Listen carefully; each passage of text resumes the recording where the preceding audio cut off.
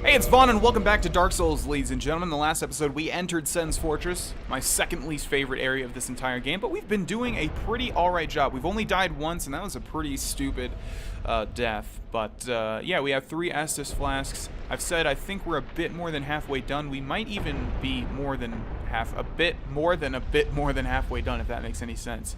Anyways, inside this room, we have a whole bunch of cages that we can open. We do have the master key, it would appear. Oh, that's going to come in great handy. I think we can step in these... Okay, but before we do that, yeah, we can open all of these, but there's not really a point to just yet. Oh, look at this guy. Who do we have here? You seem quite lucid. A rare thing in these times. I am Logan. I'm a bit cooped up, as you can see. I have a bright idea. Suppose you set me free. I'm old and empty-handed, but I could repay you with knowledge and sorcery. This place is not in my mind. The inactivity is repressive.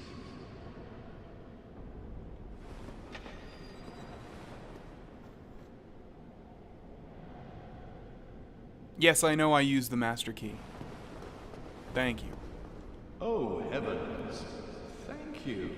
I'm saved, and I'd love to resume my travels. But I must log a few things first, and I owe you a favor. I will return to Farling Shrine. Speak with me there, so that I may impart my sorcery. Oh, hello. Don't mind me. Go on ahead. I'll be along later. Whoa, I'll be just fine, young one. Oh, hello. Okay. We've just rescued Big Hat Logan, which is a great wealth of sorcery stuff. Of course, we're not going to really be using him, because again, Vana doesn't like using magic pretty much in any game. I need to play a game where I do use magic, though. What's funny is League of Legends is like the #1 game. Like, the best role I'm good at is like a mid lane mage, which is funny. But anyways... Yeah, we've rescued Big Hat Logan, who will return to Firelink Shrine. So having the Master Key is pretty good here, because otherwise you'd have to find the key and come back and rescue him. And to be honest, I'm not really sure where that is. Can we grab this? Soul of a Hero. That's pretty good. That might be the biggest soul that we found so far. Let's get to the end of this. I don't think there's anything over here, but in the distance there you can see the castles that we've explored. Oh, and there's the entrance. Isn't that great? I guess you can see this area from the entrance too. Okay, so there's also a whole bunch of cages that we can open, and I forget if this is going to happen or not. Okay, yeah, I know for a fact there are some cages that act as elevators, and it's always very anxiety-inducing getting onto these, because as you can see, there's a gap before them. So you feel like you're going to fall off, but that's not going to happen. So I guess none of these are going to act like elevators, but I do know that there are some that do that. But I didn't think they were going to be these, because I believe the ones that do act as elevators just act as sort of a shortcut and let you go back down to the start. Okay, so back on the main path now. Yeah, we wanted to do that because Big Hat Logan will appear in multiple areas, not just this one. Okay, so is this boulder here or not? I don't really know. It should be, right, because it reset, but it's looking like it's not. So I don't really know what's happening. But we're going to keep an eye out for any boulders anyways. There's nothing in this room. I just realized this is where we got the Ring of Steel Protection. So let's head back over this way. What is in this room? This is where the traps were, or the trap, as well as the man serpent. Okay, what do we have here? Need left. Why? What is to the left? Is there a boulder here? There is, right? Yes, I remember there being a boulder here. There it is! Hello, boulder. Okay, so I think we're going to want to follow this down. I don't think we can go upwards, even if we wanted to.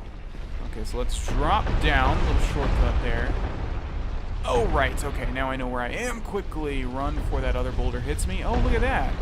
We actually have another path over there. Well, I hope you guys forgive me, because I really don't want to fully explore this area. I mean, I'll try to. There's the Covetous Gold Serpent Ring, which will increase the rate that we find items. I will try to explore the entire area, but... Oh, this might... Oh, God. I was going to say this might be a dead end, and literally it looks like it's going to be a dead end. Well... Damn it.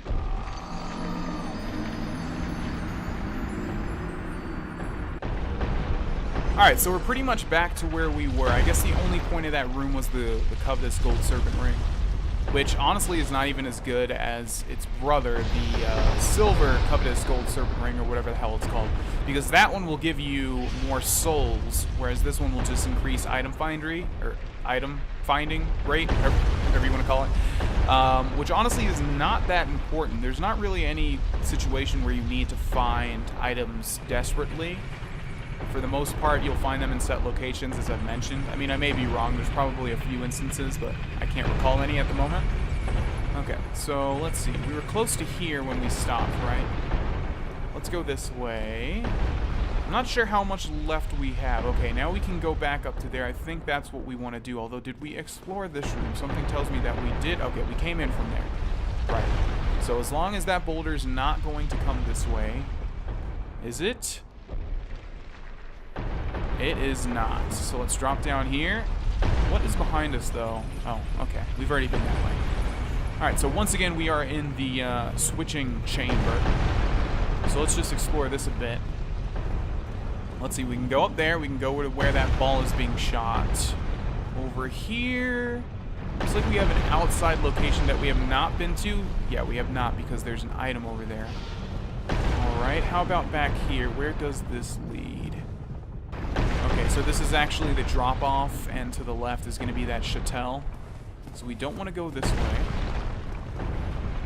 So our options are where this boulder is being shot.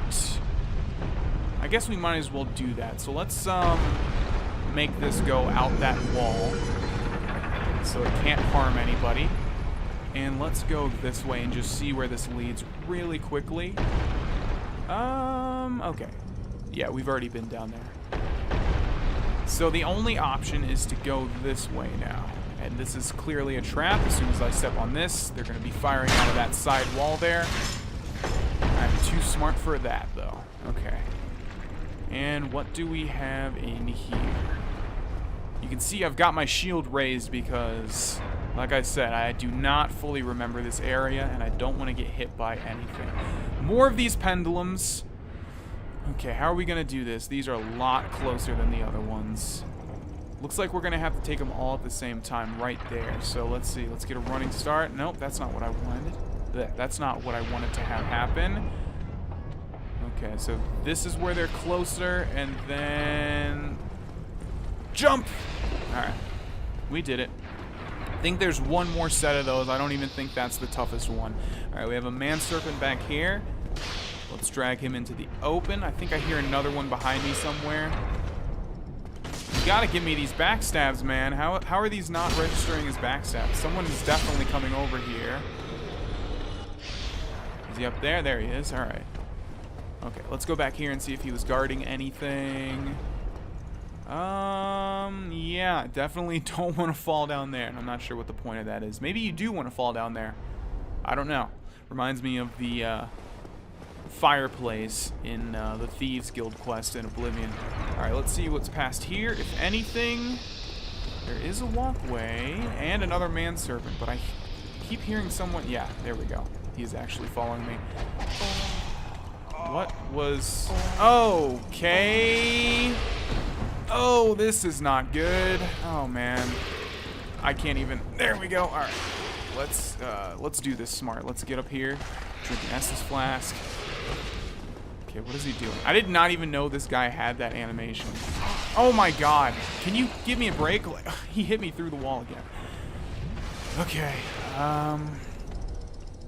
Just want to be really careful about this. They're in like the worst position possible. Let's just keep moving back. There was an item back there. We're going to get it. This is what I was talking about. This is the worst pendulum one.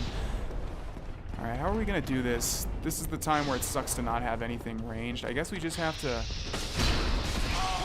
Okay. So that guy's one hit away. Let's drink an Estus flask. Jumping attack, maybe? That's not a jumping attack, that's a kick. Oh, he hit me through the wall. These bastards are hitting me through the wall like it's nobody's business. Just need to take out this guy. Die. Thank you. Okay, now let's switch back to our shield. And we're good to go. Now I get a backstab in the most awkward position ever. Okay. Okay, Dark Souls. Alright. I definitely did not want to start over again from that point. I still hear someone pattering around. Yeah, there's definitely still like one more enemy around here. I'm not sure where they're going to be though. However, we now have access to this item. Large Titanite shard too. Definitely not worth it. I believe we've got everything of note though so far. I know the lightning spear was one, which is basically just a spear that has a lightning enchantment already on it. I know the covetous gold serpent ring was another one. I can't really remember anything else of worth in this place. There was that item on that alcove we could have jumped to. Oh! Forgot about that guy. Okay, so there's actually nothing we can do. We don't have anything that's ranged. That's not true. Let's see. We should have some sort of crossbow. Let's see what we have. Heavy crossbow. I think that's going to be our best bet. Yeah. Okay, so let's lock onto this guy. Let's lock onto this guy. There we go. Of course, it takes me so long that he can get a hit off. 14 damage. That's not that great. There we go. That's what I wanted to have happen. Okay. Now, let's move forward a little bit and see if there are any more. Not seeing anyone. I honestly think this is the last thing that we have to get through.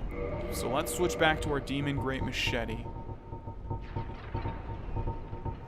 Where are you? There you are. Alright.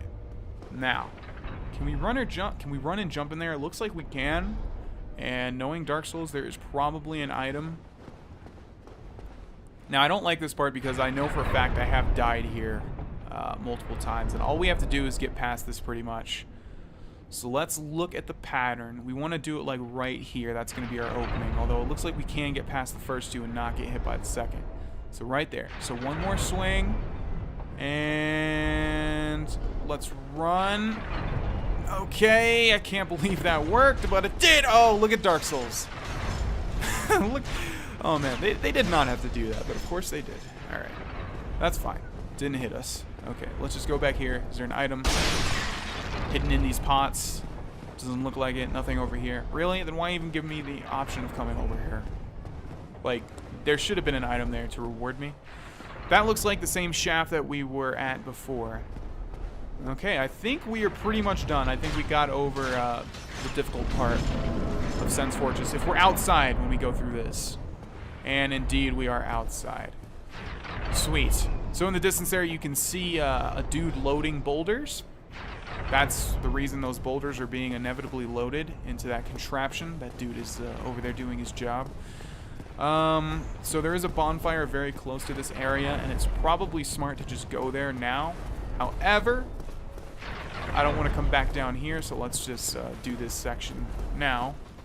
And I know for a fact there is a Baldur Knight over here, so let's drag him up here so we can get a backstab off of him.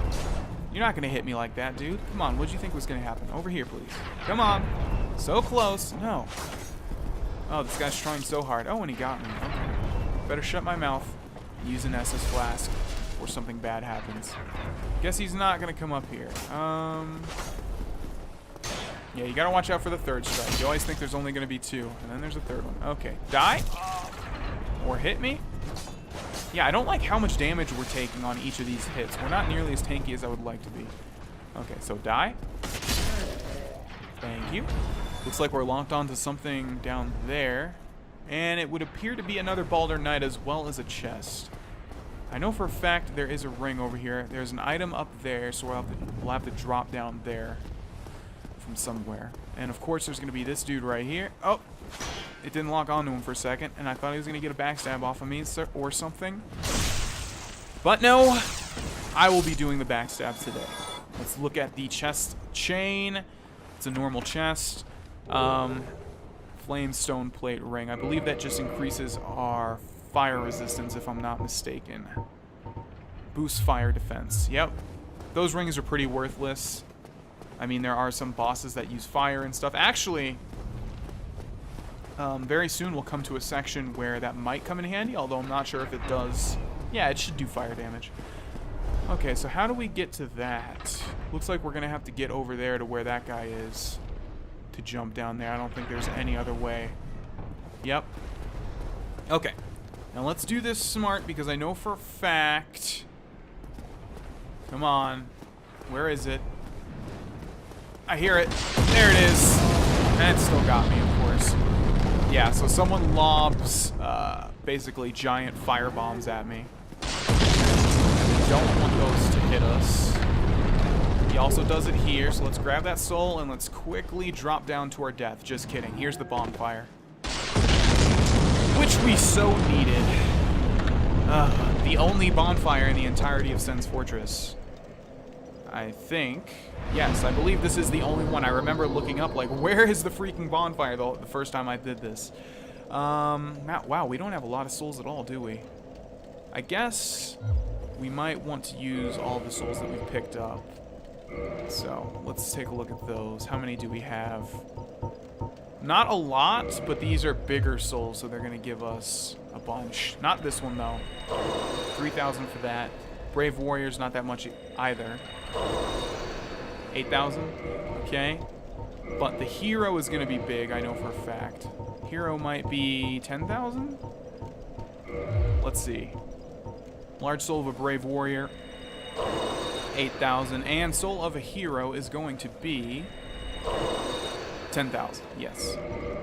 Alright, so let's use those to level up. We could also kindle the bonfire. What happened to my humanity? Oh, did we... Oh, I guess we died and never picked up our stuff. Wow, that was stupid. Let's use the Twin Humanities so that we can reverse hollowing number 1. By the way, you cannot be hollow if you want to kindle a bonfire. Just a little side tip. So now that we are not hollow, there we go. I heard once, and I don't know if this remains true, that Sen's Fortress is one of the most popular places for invasions. Oh. Wow. Speak of the devil. As soon as I said that, it launched us out of this bonfire because it would appear, I think the only reason it would do that is because we are being invaded, or at least someone is trying to invade us. Let's venture forth a little bit. I wanted to level up, though, so that puts a... what? A wrench in my gears? Is that the correct phrase? Nothing over there. I mean, this has to be someone trying to invade me. Either that or an enemy's close, but I don't think an enemy is close. And I think it's going to fail because if it wasn't, it would have worked by now. Alright, so basically we just need to drop down here again. Did we reverse hollowing? Yeah, we did. Okay, good. Elite Night Hill. There we go. Oh, and also, I've been referring to this as the fast roll this whole time. Apparently, it is the medium roll, which is weird, because I think, legitimately, I've always thought this was the fast roll. So, I don't know. Nevertheless, 2 more large Titanite shards, and I know for a fact in this direction, there's going to be one of these guys, which you probably thought was a unique enemy, but no. We saw this guy in the Undead Parish before. Pretty much knew I was going to get hit there. You know, given how challenging Dark Souls is, I'm surprised that when they hit you again, like that guy hit me twice, it doesn't actually count as hitting me twice, like, because it does give you invincibility frames to allow you to get up again. Like, I'm surprised he just doesn't double whack you and then you're dead. I'm not sure if that guy respawns or not. In fact, I think he might. Over here we have a ladder. Let's go down that. And in the distance there, we have some stairs. What does this note say? Night ahead. I'm not remembering this part, so I'm not really sure what's over here. Apparently a knight. Oh, this guy. Yeah. Alright, so we have like actually a unique enemy here. And you can see he's attacking very fast. I'm not sure what that weapon is, but I do know that you see what they do whenever there's a challenging enemy, they put you on like these narrow pathways so that you can't backstab them. But we might be able to over here, although they do have a range of aggressiveness. Yeah, you keep drawing that bow, dude. That's going to help you out a lot. Man, they always survive with like 1 hit left. There we go. I forgot about this guy, yeah. It's like a unique knight enemy. I don't think he respawns. Ricard's Rapier. Okay, there we go. So I guess that's Ricard. And I do remember that weapon. Alright, let's see what our reward is for killing Ricard. Looks like we have 2 chests in here. Okay, let's look at their chains. This one's legit. This one is legit as well. Rare Ring of Sacrifice. That basically just means if you have that on when you die, You keep your humanities and you keep your souls as opposed to just your souls. And a divine blessing. I think that's one of the worst items in the game, considering it fully heals you and removes you of any status, but it's very rare that you need to do that at the same time, number one. And number two, you can just use humanities and Estus Flask, and these things are too rare to be of any use. Alright, ladies and gentlemen, we're going to end this episode here. In the next episode, we will probably, we'll definitely complete Sen's Fortress because we are very close to the end of it. Thanks for watching, and I will see you guys there.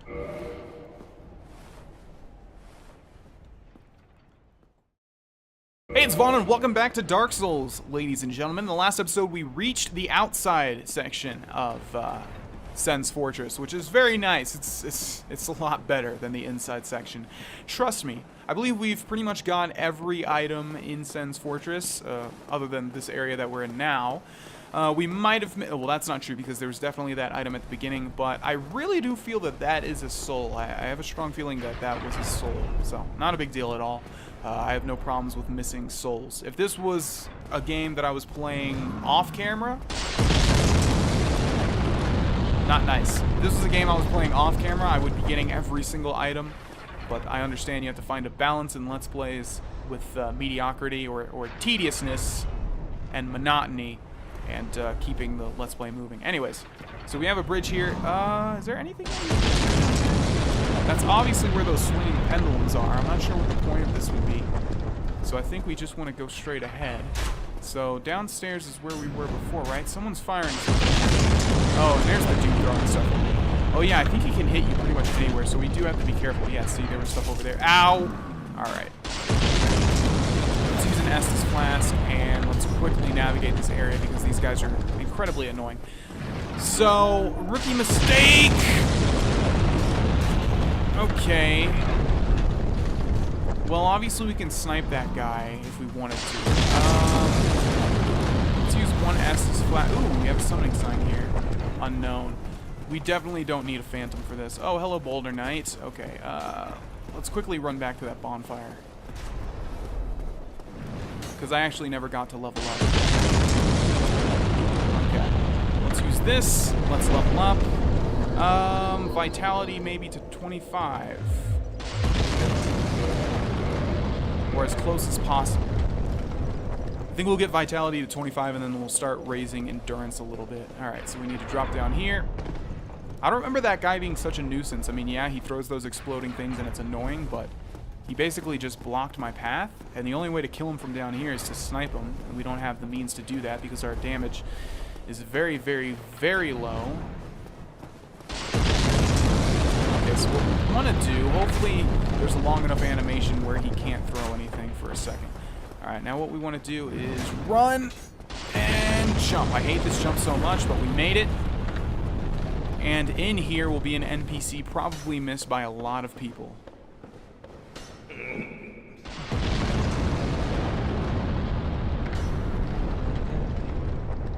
I took my Sen's Fortress alone, but I'm no different from those vile creatures. I was driven by conceit. Ah, you think we're different? That you can handle it? Yes, I remember that feeling. For I was the same. So, let me help you out.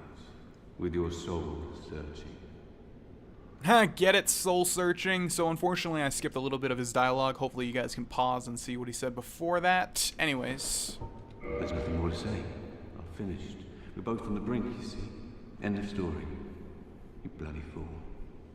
What if the only thing separating the chosen undead, i.e. me, from the rest of these undead hollows, guys, or the rest of these undead, is that I am not so easily defeated? Well, that's not true, because Sigmire, however you pronounce it, he's a very positive fellow, but he's still not the chosen undead. I think I said positive wrong, so let's go with that again. Positive. Anyways. Let me give you a nibble of advice. Don't even consider visiting Amorlondo. Not in your state. For a century they've tried and failed. The Night King Rendell, Black Iron Tarkus, and even Logan himself. You won't stand a chance, you'll be eaten alive. But go along if you wish, if only to deepen your despair. Alright, anything else you have to say, sir? Let me give you a nibble of advice. No, I guess the answer to that question is, what I just said. No. All right, let's see what this guy has for sale.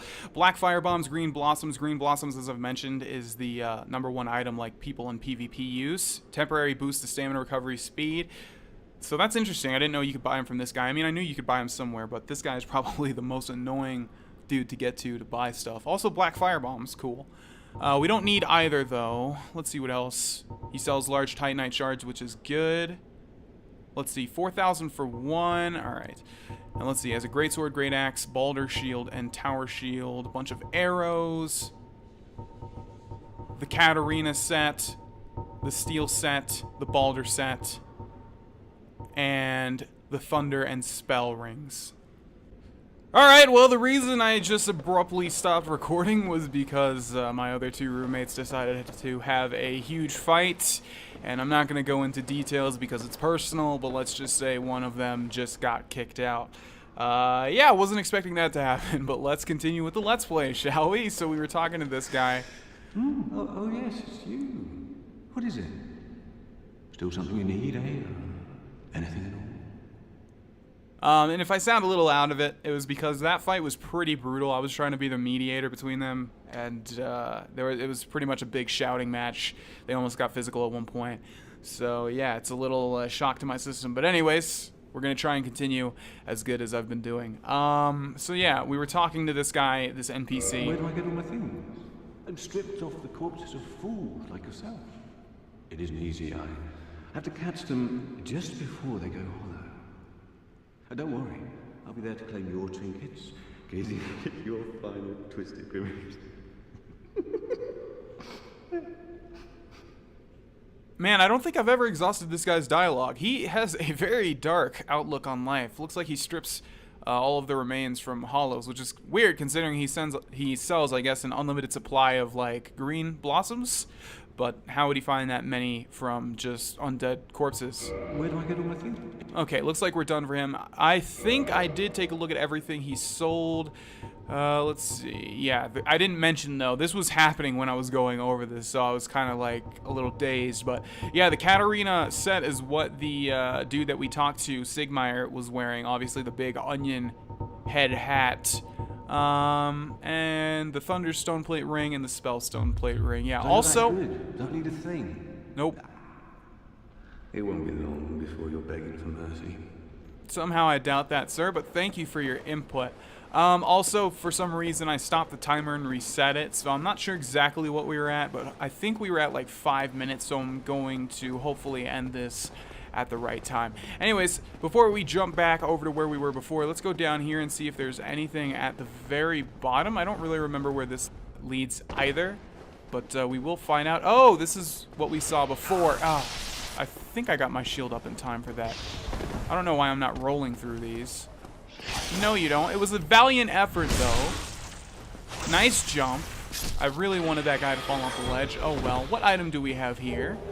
The cage key, and that would have let us release Big Hat Logan, but we had the master key, of course.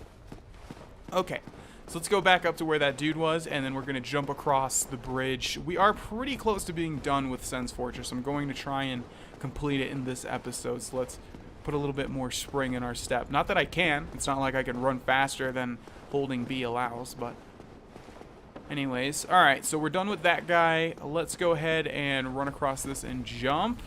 The only position that we have to go is down to our death. No, that's exactly what I wanted to do, by the way. I'm joking, but it has led us to the item. As soon as I started saying that, though, I didn't realize that we did not get this item. Looks to be the sniper crossbow and some bolts. And I think the point of that is it allows us to fire at the farthest range possible. Which can be good for certain things, like we can snipe, if we had decks, we could snipe the guy at the top there throwing boulders. Unfortunately, we do not have a lot of decks, so that probably won't happen. Am I hollow? I'm not sure. We'll find out when we get up here. Okay, let's take off our helmet. I am not hollow. That's good news. Oh, man. That was a crazy fight. And the funny thing is, I was recording the entire time. I'm going to take a look at this afterwards and see if I got any dialogue. But yeah, they were pretty angry at each other. Let's go through here. And let's see, anything to the left? There is a Waldern Knight, which will undoubtedly lead us to treasure, so let's take him out. Nice try. Hear that weird noise he made? Interesting. Okay, come on now. Oh, nice jump. Oh, you bastard. I always forget that these guys can do that. But of course they can. Okay. Thankfully our poise let us kill this guy. Is he going to drop anything? No, have we even gotten one item from Waldern Knight yet? They do drop their armor set. Oh, I remember this. Yeah, you come up to this and there's nothing. I think maybe it's... Well, we could see that guy before, so it's not to let us snipe that guy. Yeah, I don't know what the point of this is. There has to be a point, though, right? Why would it lead all the way back here? I don't really know, but there's no illusory wall there. Who knows? Let's continue. Okay, so we're going straight this time, and we have entered a room with a couple of cages, which we need the cage key for. Let's see. Looks like we need to activate this one. Oh, we can't activate this one, can we? No? Alright, well, let's see where this leads us. It closes, and it's going to drop us down. I told you that this might just be a shortcut to take us back down. Okay, there's one item we missed. Where are we? I don't think we want to be here. Yeah, that's at the start. Oh, so, okay, so it is a shortcut. Yeah, so there's a couple items. There's one on that ledge, and then there's one back there. I'm not sure what those two are. I guarantee at least one is a soul, though. So we're not missing out on much. If the other one's, like, really important, we might come back and get it or something, but I doubt we will. Alright, so let's go up here. And up here. And I remember this spot now. Okay, so is there anything on that middle cage? No, but this guy is going to be firing arrows at me, so we need to hurry, because I don't want to get hit, and even worse, knocked off of this ledge. Alright, sweet, sweet revenge. This thing is not activating backstabs. That guy actually has like a Balder helmet, which is interesting. Okay, is there anything around here? Nope. Oh wait, I did see an item in the distance there, did I? No, that's the top of that one guy we killed. His head was shiny. Okay, so here, if you can look through this little window here, we have a very big guy in the distance there, as well as a fog door. Put 2 and 2 together, what does that spell? Probably a boss fight. We also have a path leading upwards, and a path leading over there. So, let's actually do this.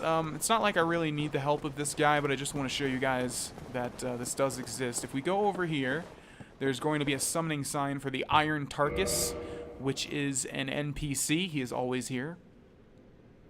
So let's go ahead and summon him.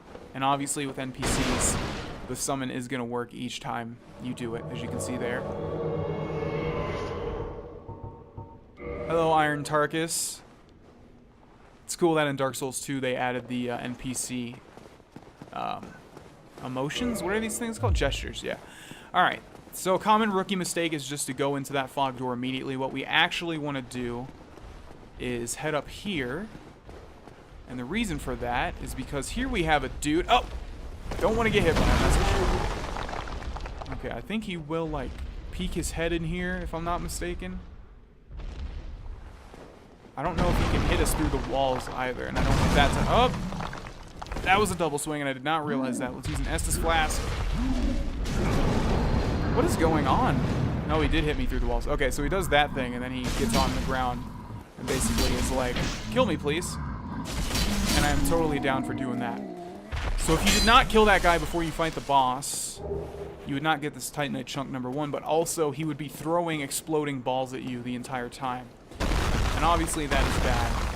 One thing I just realized we missed, one of my roommates, the one that actually got kicked out just now, he found an illusory door, a wall or something, that allowed him to take on the gatekeeper, like the guy that you saw in the cutscene that opened the gate. He's by the chain.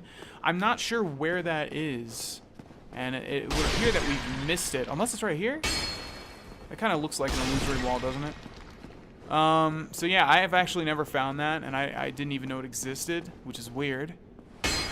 Guess it's not over here, but yeah, that does exist. You can just find that guy. You don't get anything from it, but you can kill the gatekeeper. Okay, through the white light we go. Do we want to prepare with anything?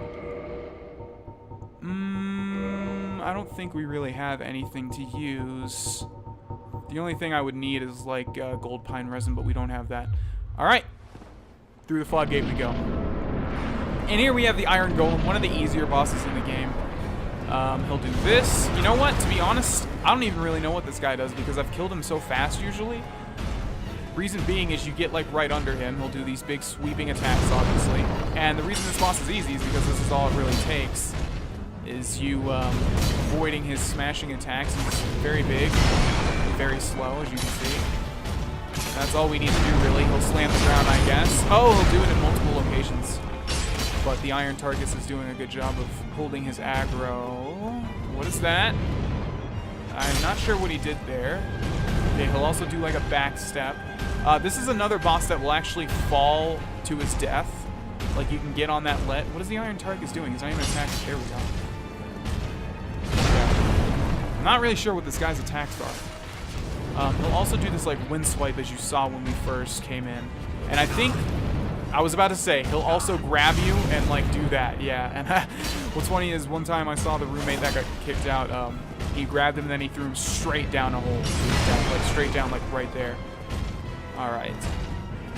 So, yeah, you keep fighting the Iron Tarkus. Oh, yeah, and he also has this animation. This is why he's easy as well. He also has this animation where he's sort of dazed, and it's like, this is your chance to hit him. But you can do this normally. It's not like you need this animation. So as far as Dark Souls go, it's kind of an easy boss, and then he'll fall on the ground like so, and then he will die in one strong attack. Goodbye, sir. Wanted to finish him with an R2. Core of an Iron Golem. Okay, so over the Ant of Humanity, and how many souls? Did he give us the souls yet? There we go, 40,000. Yeah, so in the distance there, you can see the boulder loader, which is what I'm going to call him, and you can get over there, I think. But I don't think there's anything of importance over there. And there's nothing over here either. But yeah, I think the Iron Golem can like jump off to the left and to the right. Oh, there's... I think that's the gatekeeper right over there in the distance there. Yeah, so there must be like an illusory wall close to the start. I don't know how he found that though. Because I know I've explored this area fully. I guess I just didn't know about it. But anyways, on the ground here we have a giant golden ring. Let's press A, shall we?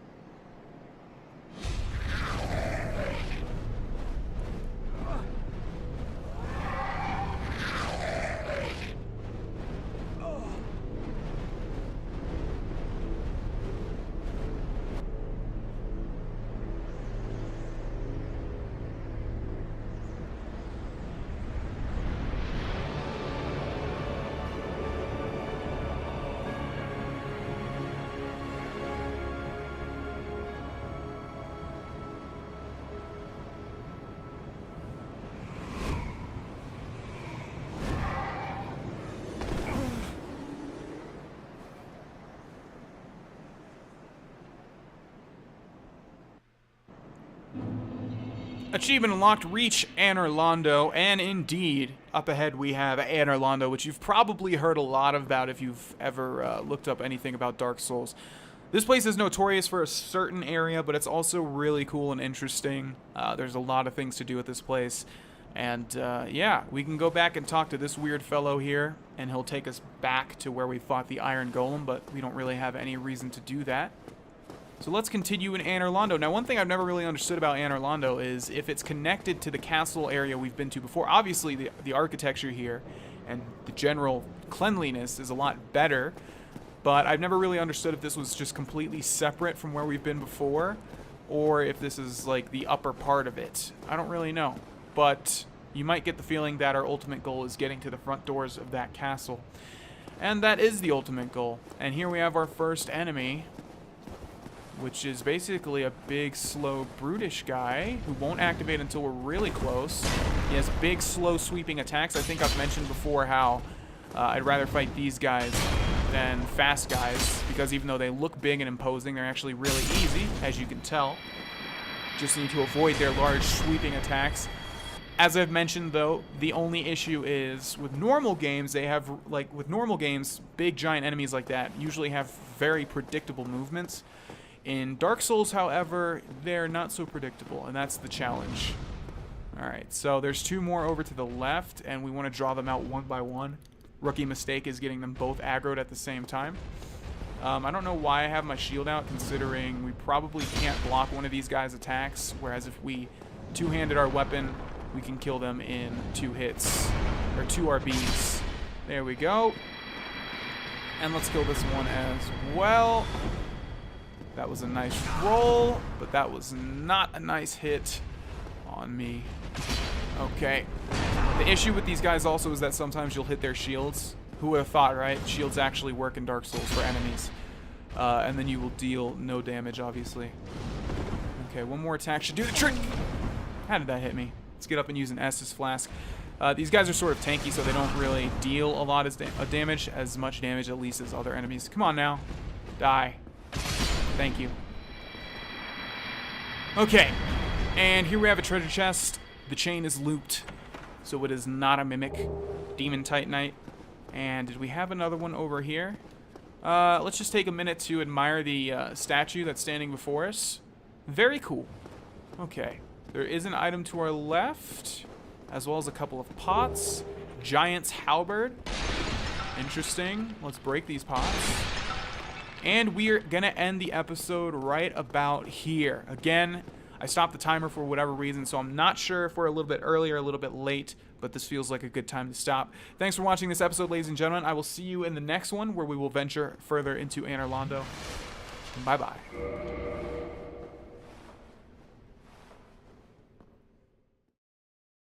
Hey, it's Vaughn, and welcome to an entire week of Dark Souls, ladies and gentlemen. This is going to be the first week where I'm going to be uploading Dark Souls every single day of the week, except for Saturday and Sunday. Yeah, so Monday, Tuesday, Wednesday, Thursday, Friday, there will be 20-minute episodes of Let's Play Dark Souls. Anyways, in the last episode, we started off in Anor Londo, way back, well, not way back, just you go back a little bit further that way.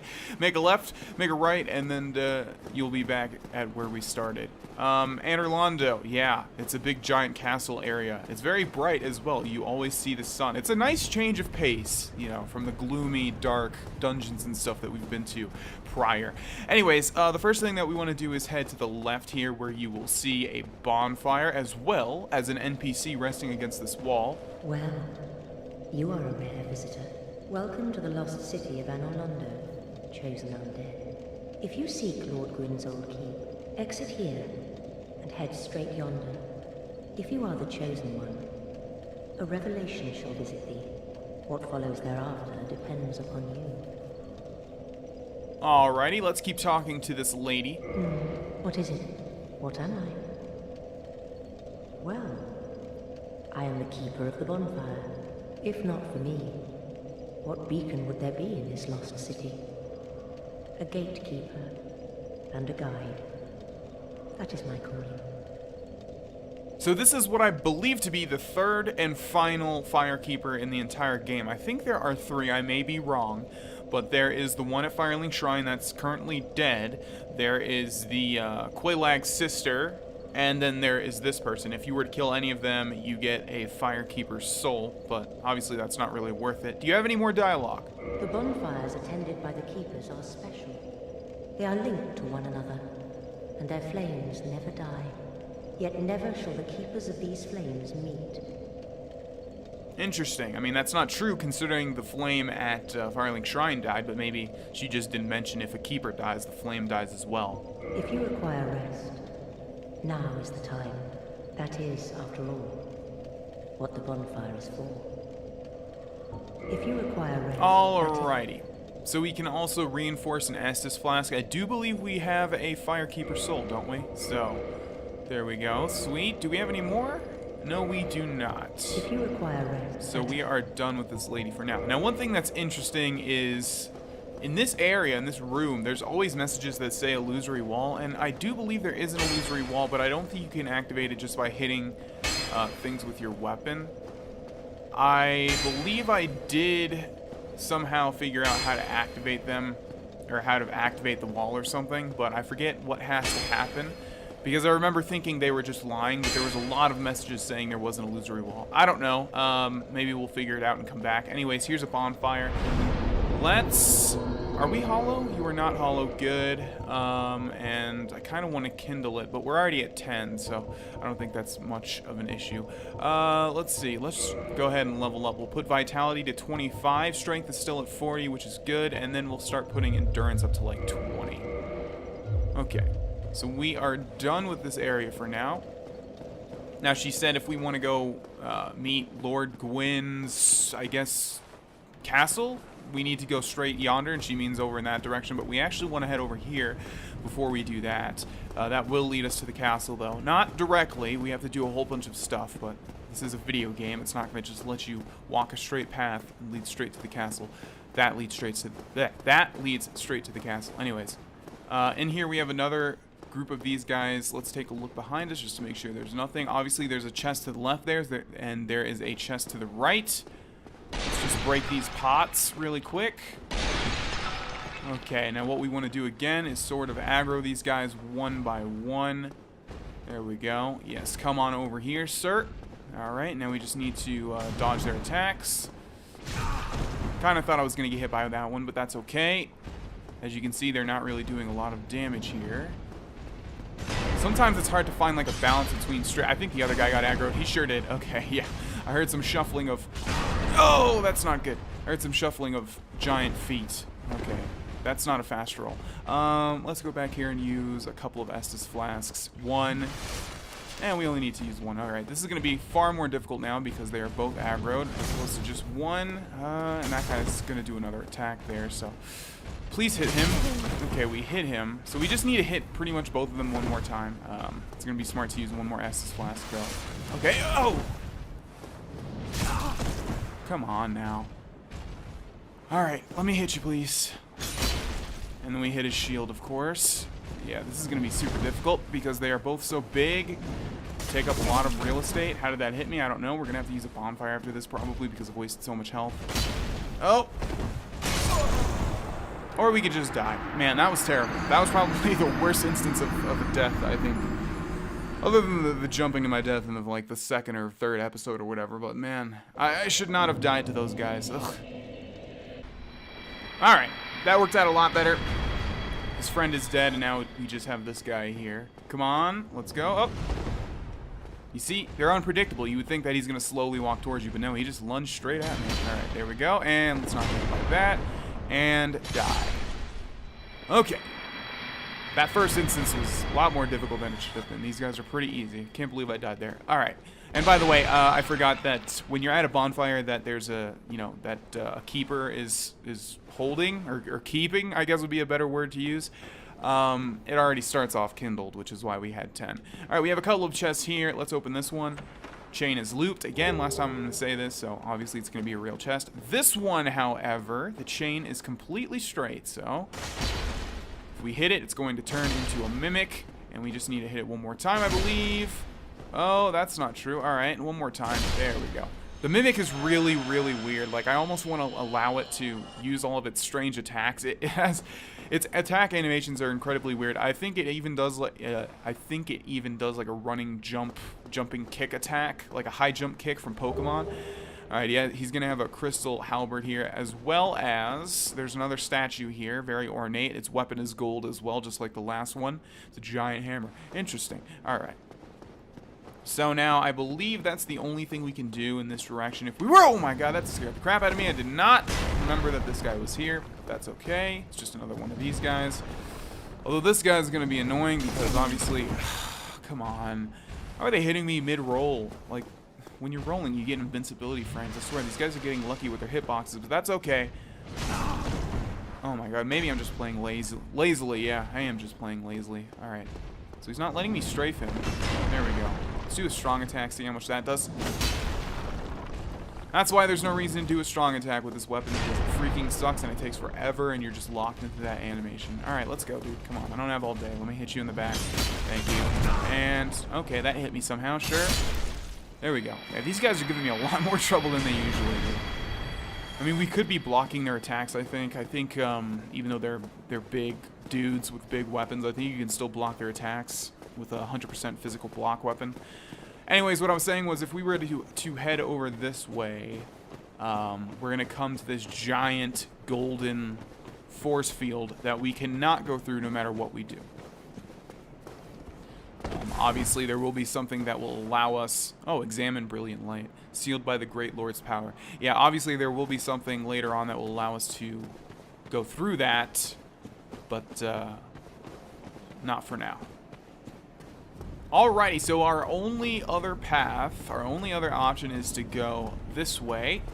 As you can see, this area is a lot higher than the entrance to that castle. Or is it? Yeah, it is. Okay, so the only thing to do is to step on this, which is going to take us down. I always liked how this, like, marble platform looked. I don't know, as opposed to everything else, it just looks very ornate. It's the best line of commentary I've ever given in any Let's Play. Alright, let's go ahead and go this way. Let's break this pot. I don't think there's anything in this room, but we'll double check just to make sure. Don't want to miss anything, obviously. Because you can go back here. You can go under the staircase or the elevator case. I don't know. Also, you can see there's like a swivel mechanic thing that like raises it up and lowers it down. All right, so in the distance there, I don't know if you can make it out, but we actually have a gargoyle. We've already fought some gargoyles. They're actually a boss. This one is another one that's a little upgraded, I think. I mean, a lot upgraded. Oh, wow, that was easy. One swipe cut off his tail, and we got a gargoyle tail axe. We already had that, though. Okay, so let's just do a good job of rolling around this guy. Come on. It's just hard to see, like, what these guys' attacks are, and I don't really remember every enemy in this game, like, what their moveset is. So there we go. Come on. Okay, good. Roll. Good, and I think we still have a couple of hits left. Okay, that's good that he missed that. Come on, let's go again. There we go. Alright, Gargoyle Helm, sweet. That might actually be an upgrade to the Elite Knight Helm. Probably not because we upgraded this already. But let's see. So this one is 19 armor, and the Gargoyle Helm is 15. But how much does it weigh? 3.5 as opposed to 4.5. Yeah, let's switch because it's actually cooler too, as you can see here. Yeah, and we also got another Gargoyle Tail Axe like I mentioned. But we already have one of those. Alright, so let's see. I think what we want to do now is head down here. I know for a fact there's a treasure chest to the back of here, so let's go ahead and grab that. As you will see right here, chain is looped, and I also know what's going to be inside of it. It's going to be some Demon Titanite. And this is a section of the game that I guarantee is very confusing for most people, especially for me. I was extremely confused by it. I think I even had to look up like a walkthrough because it's so unclear where you have to go. And I'll explain why that is in a second here. Let's climb up here. Let's just circle back here, even though I'm pretty much sure that there's not going to be any items back here. Yeah, I think that chest was the only thing. Okay. So what you're going to think is after you kill that gargoyle, you want to head straight forward, right? I mean, where else are you going to go? There's actually a summoning sign here. Cool. But as you come to the end of this walkway, you will see there's actually a dead end. Like, there's nowhere to go. There's some messages down there, but obviously we're not going to be able to get over there. So it's like, where in the hell are you supposed to go? And, I mean, take a look. Can you guys figure it out? Where are you supposed to go? I mean, you can't run and jump over there if that's what you're thinking. And there's, like, nothing over there. And there's just, like, some architecture over there. There's not really anything else you can do. So this is the point where you start looking around and trying to figure out what the hell you're supposed to do. Well, you're supposed to come over here and walk on this. And I guess it's sort of obvious. I mean, it's not obvious. But I guess some people may figure it out. It's just, I think most people, like, write these pillars or whatever you want to call them off as, like, sort of the background. But yeah, you're supposed to walk up this one and then jump down here. Oh, that was close. I was going to say, I should have taken more time to jump that, but yeah, and then you walk through here. So yeah, it's very confusing, and it took me a very long time to figure out I was supposed to do that. And now we have a new type of enemy, these guys right here. And it looks like we kill them in one hit, which is great. So these are called painting guardians or something like that. And you'll see why they're called that in a second here. But we have to be really careful with these guys because they'll throw knives. They'll do a bunch of stuff that's not friendly at all. Alright. Die. I think these guys can also hit you through shields. I may be wrong there. I think they have actually the move set of like the hollow thieves where they can jump on you and like slit your throat and stuff. May be wrong. I don't really remember, but yeah, these guys are fast and spry. Alrighty here. So we have like a walkway situation. This section of the game sucks because obviously you have to like walk on this thing, and if you fall, you're gonna die, of course. And also, as if that wasn't difficult enough, the game places all of these dudes here that are gonna be so kind as to throw knives at you and stuff, and also make you attack them, as you can see here. So we just want to like block their stuff, not kick. We still kill them in one hit, even if we do not two-hand this weapon, so that's good. All right, so yeah. If we were to fall off, that's what would happen to us, and we definitely die upon hitting the ground, and we don't want that to happen. Common mistake is to jump onto that chandelier to grab that item. What you actually want to do is break this chain, and then the chandelier falls to the ground, and then you can pick that item up when you get to the ground floor. But the reason they're called painting guardians, or whatever, is because there's a giant painting over there, which we will interact with. I just want to keep looking to the right and to the left and make sure that I'm not missing anything. I don't think you can get on any of these pathways. That one you can, because there are stairs leading down. But, oh, hello there. Oh, I almost didn't see you. But, I did nevertheless. And these guys drop throwing knives, and then they fall to their death. I said they fall to their death. Go. There we go. So satisfying. Alright. Let's see. I think we have one more guy left. This part always confuses me as to where I'm supposed to go. And they always do this jumping attack, too. Okay, let's use an Estus flask. Alright, so we can climb that or descend that ladder and go into that fog door over there. There's also a pathway leading down. But we can also, I think, jump to that chest, and that's probably what we want to do. No, I don't think we want to jump to that chest. I know there is a way to get over there, but I'm forgetting how to do that. Let's see. Can we run and jump over there? I'm not going to risk it. No, that's stupid. Alright, let's go this way. Chances are it's not even that great of an item anyways. Alright, so in the middle here we have another statue. And I know who that is, and I know who the people under her are. I sort of remember, like, falling onto that platform where that message is and finding a way to get up there that way, but I don't know. So let's just do the safer option. I don't want to waste time and backtrack when it's not going to give me anything. Yeah, so like I can jump down there, but where would that lead? Oh, I think you're supposed to... Oh, yes, I remember. Alright, so what we want to do is we want to drop down here. I hope this is right. I'm not completely sure. And then you see we can go through those little pillars. Yeah, so what we want to do... What does this message say? I guess we can't see it. What we want to do is roll in here. And there should be a walkway leading up. Indeed there is. One of my roommates completely... Hello there! There's also this guy. One of my roommates completely missed this item because they asked me how to get to it, but I totally forgot. But now I remember. I also vaguely remember, like, you can open one of these windows, but I think that's wrong. I think I may have just thought that the first time I came to one. Alright, so let's go open this chest. What are we gonna have? Divine Blessing. Yep, not worth it at all, just like I said. Alright, so we want to go back down here and do the same thing, but the opposite side. Just take a quick look to see if there are any items. Is there going to be another Painting Guardian right here? There sure is. Go ahead and hit me. Thank you. And now die. So great that we killed them in one hit. Okay, now the only place to go is through this fog door. Alright. And now we have that thing that we were looking at before that we could not jump to, as well as this little mechanism over here. But before we activate that, let's just go up here. I'm not really sure. I hate things like this because you have to figure out what you want to do with them. Oh, and down there we have another gargoyle who looks like he's stuck on something. Is he going to come over here? He's trying. He's trying his darndest. Okay. So let's see. Can we activate this thing? It looks like we can. All right, so they must do the same thing. Yeah, this and that lever back there do the same thing. It raises and lowers this whole thing.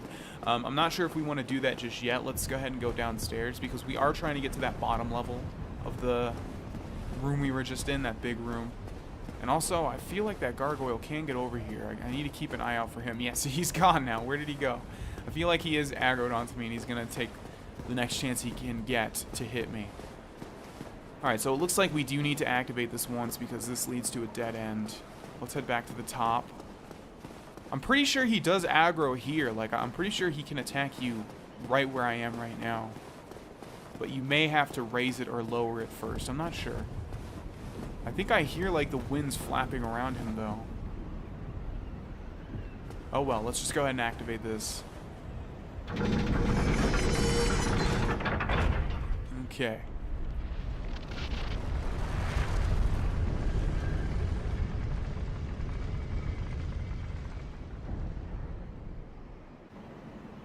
Alright, so that just created a pathway back to the bonfire this way, and it also, if we go straight down, okay, so basically all we need to do is get rid of this guy, and then we'll be free to go back to a bonfire. Now, these guys are pretty easy if I remember right. They sort of just have big sweeping attacks that you just need to roll out of, and then strafe this guy, and then hit him any chance we can get. Come on, one more attack. Oh! Okay, let's go, let's go, let's go. There we go. Gargoyle's shield, and we are free to return to the bonfire. Alright, ladies and gentlemen, I'm going to go backwards to that bonfire, heal up, and then we will go downstairs and back to the bottom level of that room in the next episode. Thanks for watching, and I will see you guys there. Bye-bye.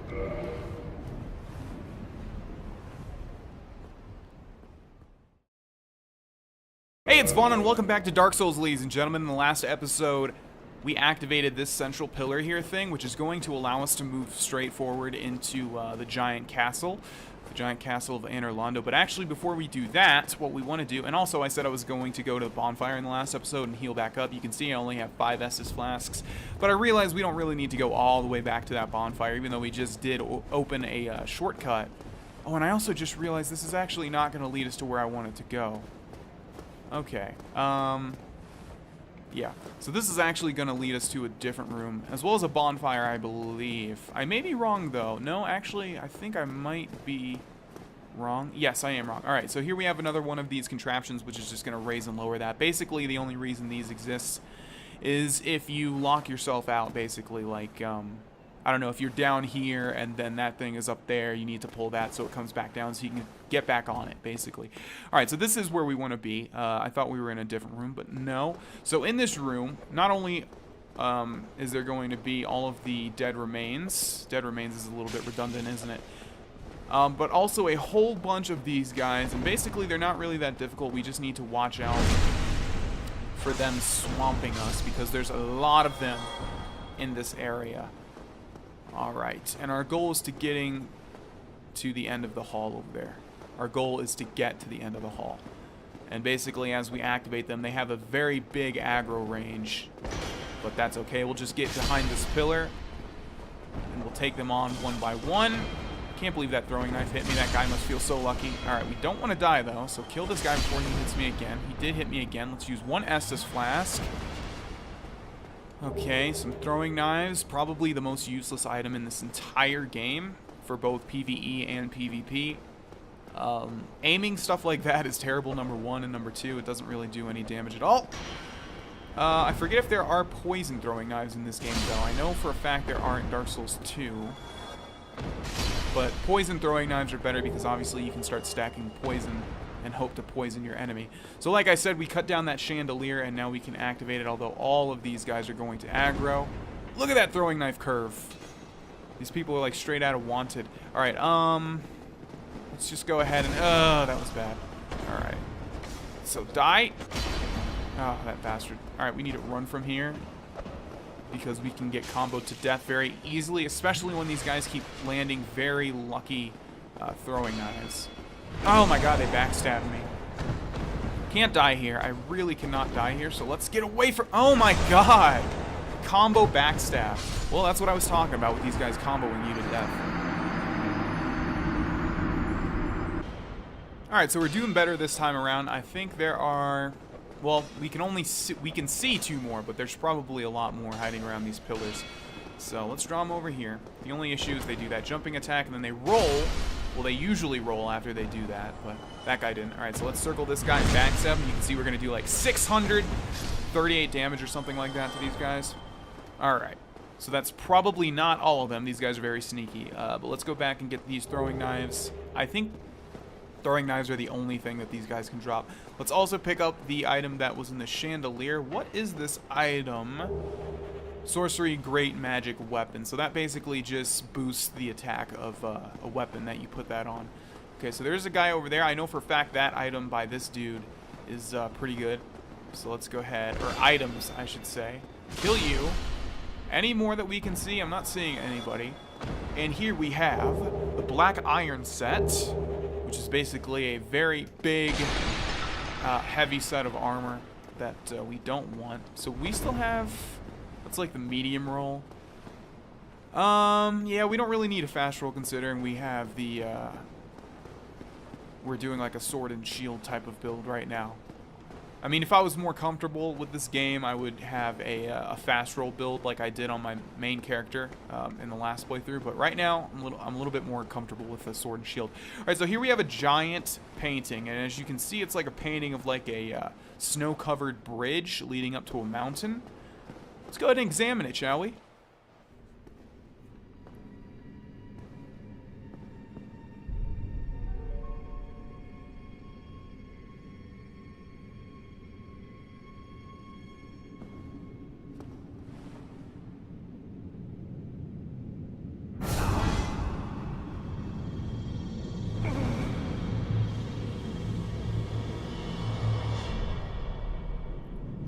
So we just got Super Mario 64'd.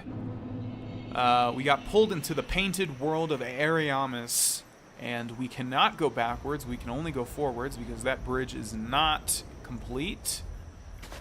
So this is a completely optional area of Dark Souls, just like going back to the Undead Asylum.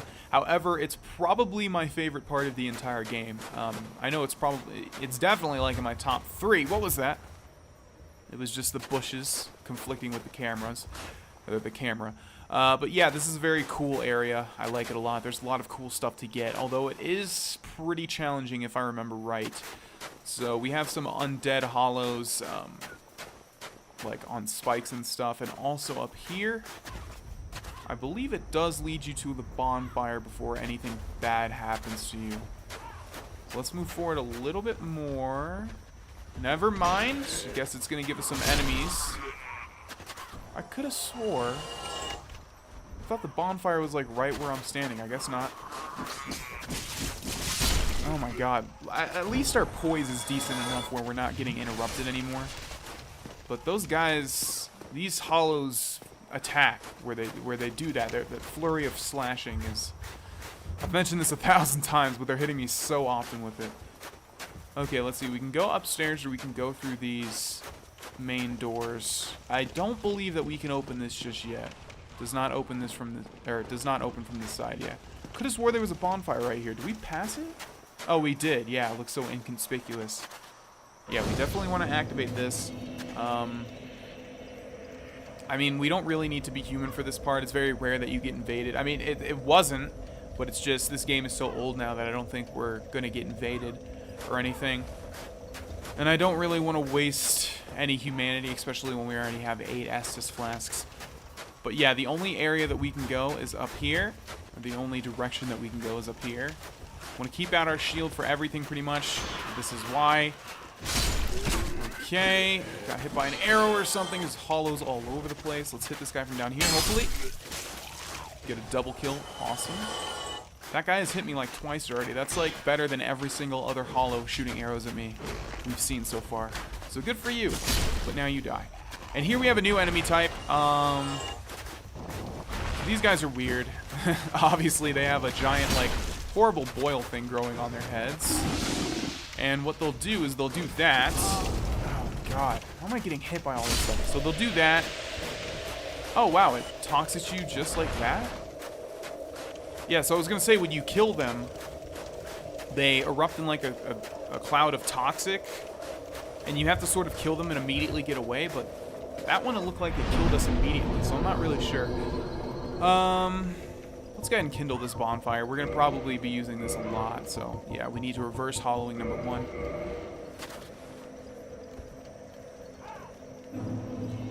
Okay, and we also need to not switch my items, but actually kindle. So I never really realized what like twin humanities were for, or you know, why humanities exist, but also twin humanities. Now I realize, because if you use a twin humanity, it allows you to basically reverse hollowing and kindle without having to use 2 regular humanities. Let's also level up and put our endurance to 18. And let's move on. So yeah, this place is kind of difficult. There's a particular spot in my mind that I remember being as very, very annoying and challenging. I'll tell you guys what that is when we get to it. Oh! These freaking hollows, they're pissing me off, man. They're getting so many hits on me. Die, both of you. Jesus Christ. Ugh. I'm just playing like crap, honestly. That's what's going on. I'm not really at my best. I really want to get that sword. We probably should have get that, we probably should have gotten that Quelaag sword before we took this on, but it's not necessary. So die. Yep, go ahead and do that attack like you guys are always doing. They don't do it this often, I swear. Oh my god, if I die to hollows. They don't do that attack this often. I don't know what's going on. Like, you rarely see that attack, at least in the playthroughs I've done before this. But these guys are just doing it like every single time we see one. Alright, no more complaining about hollows. These guys should be easy. You didn't pick up this item last time, Soul of Proud Knight. Nope. Alright, so let's see. Let's two-hand our weapon and hit this guy. And immediately get away. And he lives with, like, what? 1 HP? That's what it looks like. Alright, so die. Hey, yeah, and you just get toxic. So we need some blooming purple moss clumps. I don't know if we have any or not. There we go. Yeah, these guys are a huge pain in the ass. I could have swore there was a way. Maybe you have to kill them from the back. I don't know, but they're a lot more trouble than they're worth, obviously. Okay, so we can go to the left or we can go up here. Let's go up here first. Okay, we have another one of these guys. Oh, and they shoot fireballs. I don't remember that. Oh, yeah, I think what we want to do is backstab them. But they will shoot, like, poison mist out. Okay, yeah, you come over here. Come on. And die. Can't believe that didn't hit me, but that's okay. This guy's in the worst possible position ever to get backstabbed. Come on. Do something. There we go. And we can backstab him. And we should be invincible. That's what you need to do. Yeah, you basically just need to backstab them because you'll be invincible to the animation when they die. Frame rate just dropped there for a second. Not really sure why. Let's go into this room. There is an item over there, but someone chased me. No, you bastard. Don't hit me off. Okay. Can we run and jump into that alcove? Because there is an item. Let's see. It's going to be a hard jump. Yeah, I don't think we could. I didn't think that we could. Okay, I'm hearing some horrible noises downstairs. Probably another one of these. Oh, yeah, these albino rats. So, yeah, for some reason, this area has, like, albino rats as opposed to just regular rats. Or maybe they're just snowed on. I don't think so, no, because they're white.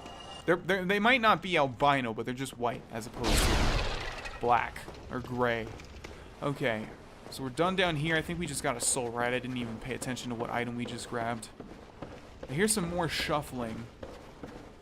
Sounds like something's outside here. Alright, let's go this way. Hopefully we can get to that item through the back. But there are definitely some enemies over here. I can hear them walking around. Yeah, there they are.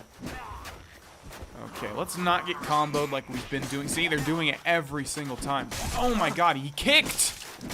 Die! Jesus. The Let's Play where the hollows are doing the most damage. I cannot believe it. Like, Vana always kicks when I don't want him to kick. Alright, no more complaining. We're complaining too much. I realize that. I'm very perceptive of that. Okay, so I think we can jump down here to that item. But is there anything else that we can do from up here? There's an item all the way down there, but we can't get to it from here, I don't think. Oh, and there's actually an item over here that I almost missed. Another soul, okay. Alright, let's go ahead and drop down to here. What do we have? Dried finger. Interesting. So I think that... Oh, one of these things already. Okay. Can we plunging attack that? No, we cannot. Get away from it! Yeah, so this is a new enemy type. What is weird is that it would appear that we can't backstab it. That's not what's weird. What's weird is that one of these things exists. I believe only one exists in, can we not backstab these things?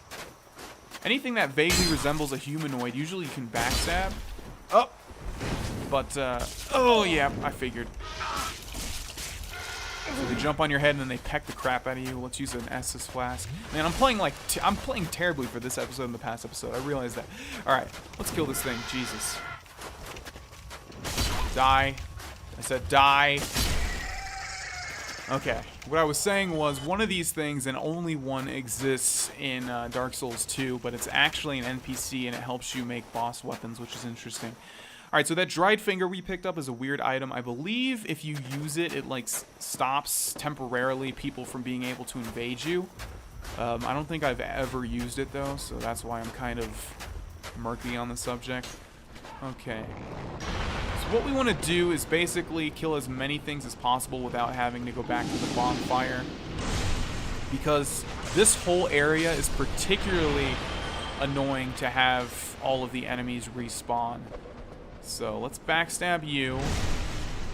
This is like an enemy from Resident Evil. Oh, we have another one, of course. All right, let's no! That's okay, he's not dead. Yeah, I guess backstabbing is the only way to kill these things without having them toxic you. Come on, backstab, give it to me. There we go. I mean, that's not true. Obviously, you can use a ranged attack as well, but we don't have any ranged attacks at our disposal just yet. Okay, let's see. We have a hollow to the right there who's firing arrows, so let's end his miserable life. Not really, though, considering they're undead and will just come back. But you know what I mean. Yeah, this is another place where people will jump up from the edges of walls and stuff. Okay, so yeah, I do remember this room having a ton of these boil guys. Anything in these barrels? Nothing. Let's see, we can go upstairs or we can go outside. Let's just take a quick peek outside. Oh, hello there. Yeah, it's really good to be able to listen to this stuff because in this game, so many things will sneak up on you, like this guy right here. Okay, large soul of a proud knight. So many souls. I don't want souls. In the distance there, if the camera will work with me, you can see some hulking monstrosity. Alright, let's see. Let's go back this way and let's go upstairs, actually. Don't want to miss any items. There's a lot of cool items in this section, which is why if you've never completed this, since it is optional, you're missing out on some cool stuff. Okay, let's see. Have we been in here?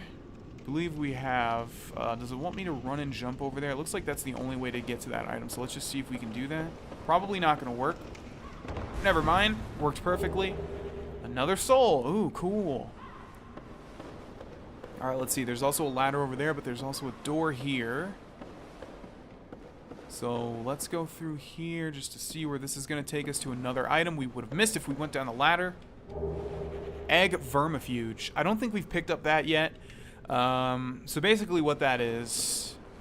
Have I mentioned this? Because we have been near Quelaag where those guys are with the eggs on their backs, and I said not to kill them because it'll ruin Covenant standings.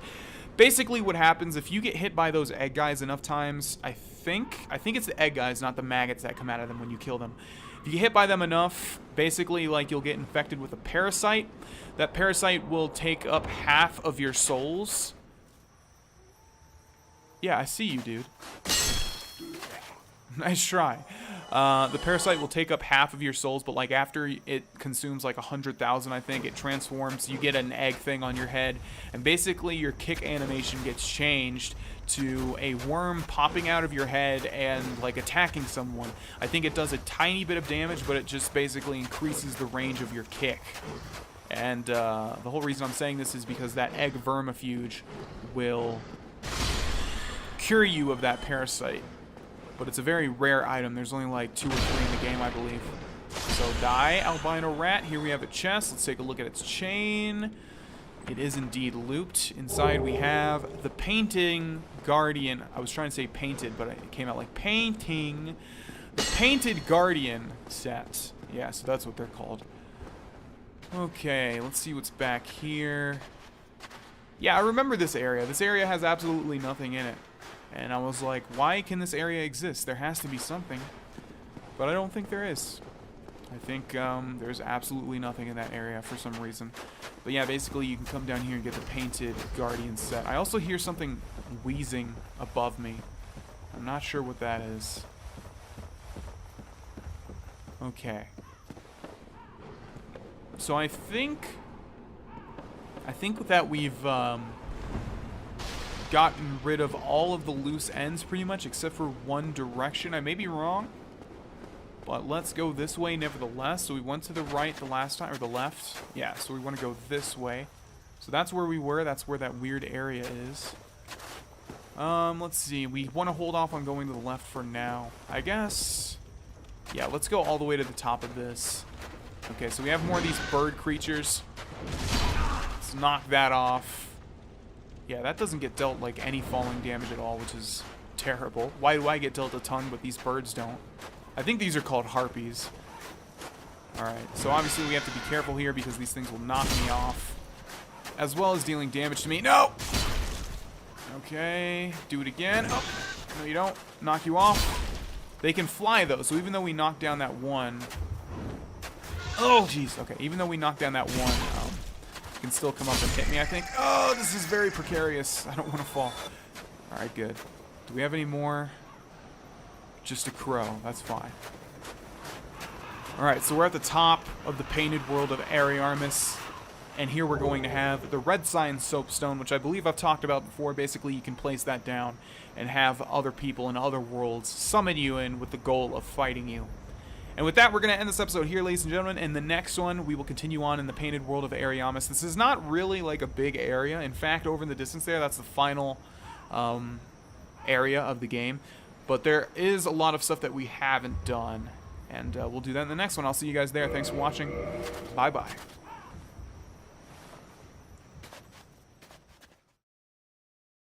Hey, it's Vaughn, and welcome back to Dark Souls, ladies and gentlemen. In the last episode, we entered the painted world of Ariamis? There's no R in that. Ariamis, yeah.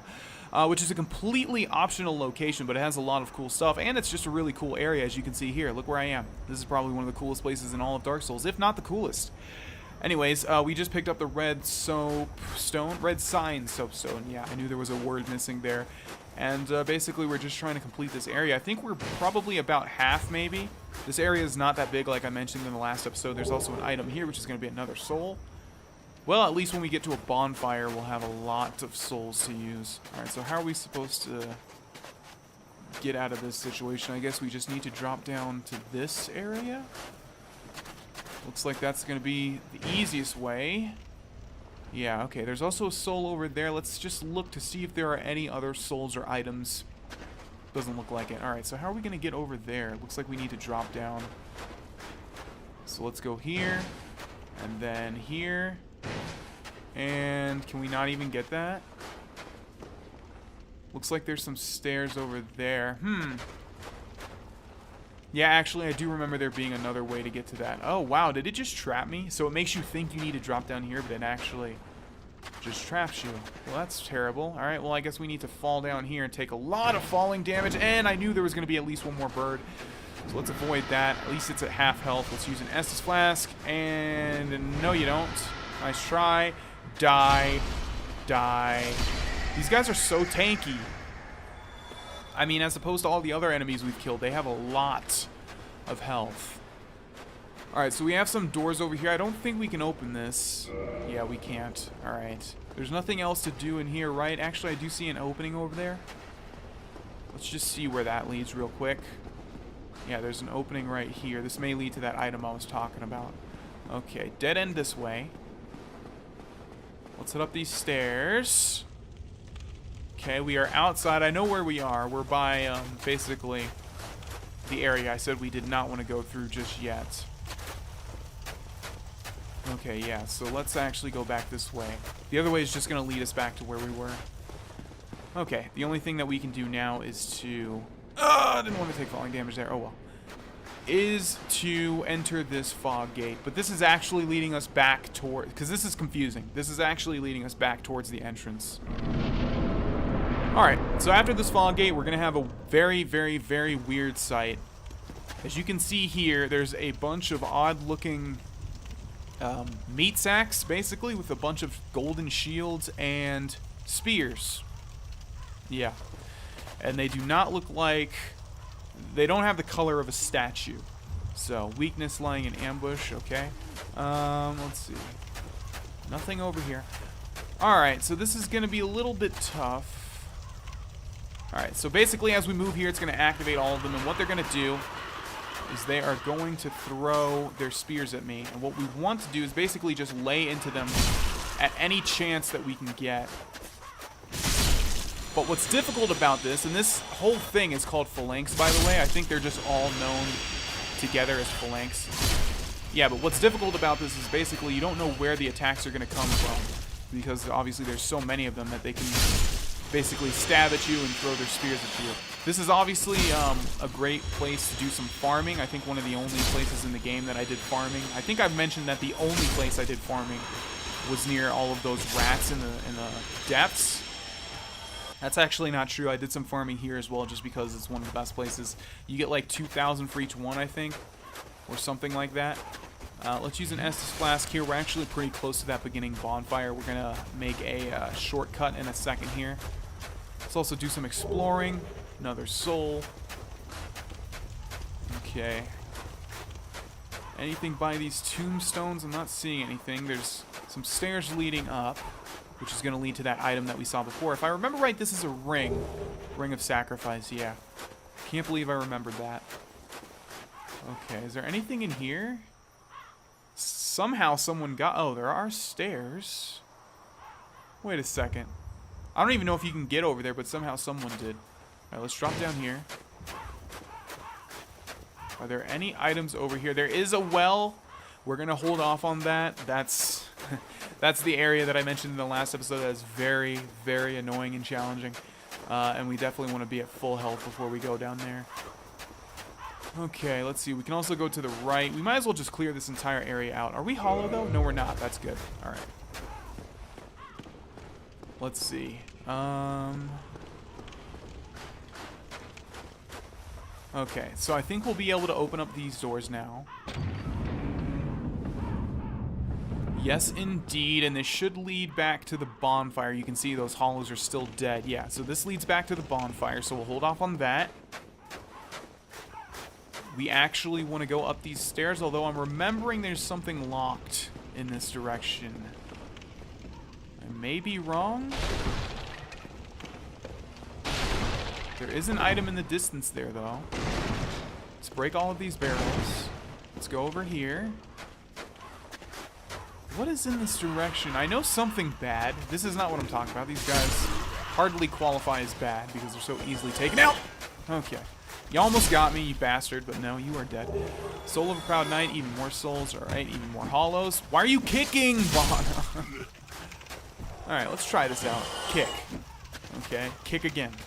Okay, kick once more. See, now it does it. Anything back here? Oh, I see. Cut that rope. That item's going to fall down there. That, I think we need to get to that by going through those large double doors. But before we do that, let's go this way. What do we have down here? I'm not remembering at all where this leads. Oh, no. Is this... What is that in the distance there? Is that what I think it is? If it is, we are turning the hell around. Yep, it sure is. Alright. So, I'll talk about this in a second, but we don't want to be down here. This is actually where the well leads as well. I think this is probably an easier way to get to that area, though, because... Well, you'll see what I mean when we get to it. Alright, so now the only thing that we have to do is go over there to the right and also go back and get that item real quick. So let's grab that item.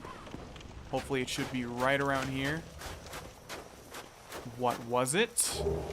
1 humanity. Okay, I think there's actually a couple of instances of cutting those ropes and having items drop down. Alright, so the reason that I want to be human for this part, well, you'll see very soon. Let's go over here. I forget exactly where it happens. Okay. There's a door here. I don't think we can open it. It's locked. Yes, we do need a key. So I think we're done with this area for now. Let's go to where all of these bodies on spikes are. And basically what we want to do is draw these people out and take them out. We do not want to activate or aggro all of them at once. I hate how these guys do a tiny bit of damage just because they have a fire stick. Like, come on. That would not do any damage to me. I'm blocking it with a shield. Okay, yeah, come on. Over here.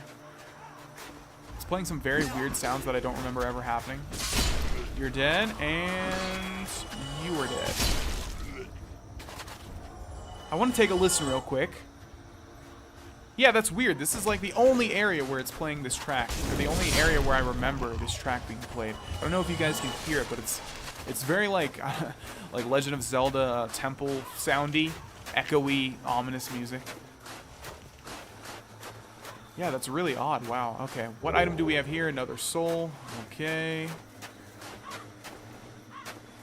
I'm sorry. I'm just like completely perplexed by this music that's playing right now. All right, let's grab that. Let's grab that. Some more souls. Okay, I thought something should have happened by now. I mean, we are human, right? There we go. King Jeremiah. NPC invasion. And, yeah. I don't know if you can tell, but he's going to have a very weird hat on. Yeah, that is not his head. That's actually like a hat. So I don't know if I've ever had this guy invade normally. I missed out on a lot of NPC invasions my first couple of playthroughs just because I didn't really realize how big NPC invasions were. But this guy was not difficult at all. Looks like he's equipped with like a spiked whip. Okay, he gives us, wow, 30,000 souls. Okay, we also have some humanity, a notched whip. Huh, weird. I thought you get the helmet from that guy. You can get that guy's helmet. And as odd as it looks, I think it's the best helmet for curse. I think it gives you like 100% resistance to curse. So I guess you get it somewhere else. Alright, let's see. I think we're done with this outside area. Let's just go over here for a second just to see if there's anything. There is indeed something. Always pays to check. Pyromancy Acid Surge. Interesting. I don't even remember what that is. I don't even think I've ever seen that. I might be wrong there. But I have no clue what that is. Oh, there's actually an item up there. Did we miss that? Yeah, see, that's a rope. We needed to cut that down. It's probably just a soul anyways. So, moving on. All right, what we want to do now is head to this bonfire and use all of those souls that we got. All right, so now we have a whopping 100,000 souls. Let's use all of those, shall we? Let's see. So we're putting endurance probably up to 25 as well. Yeah. And then we'll start putting more into strength. Probably after this episode, I'm going to look up a build just so we're not wasting any points. All right, so now we need to do the horrible task of going into the well, basically, the well area. And I have terrible memories of that area. All right, let's kill you. Okay, no, it's not happening this time, Hollows. I am very sorry. Let's make them both attack. Every single time. We actually have a Sunbro here. Nah. Like I said, I want to hold off on using Phantoms as much as possible. Alright, so like I said, I think this ladder is going to lead us back to a better spot in the well area. If you went through the well, it would lead you into a terrible spot. We'll probably just loop around and go back outside because I don't want to miss any items, so we'll see where the well takes you. But this is probably going to be a lot easier. Alright, so the reason that this place sucks is because these guys are down here. These wheel enemies, which will basically combo you to death if they run into you.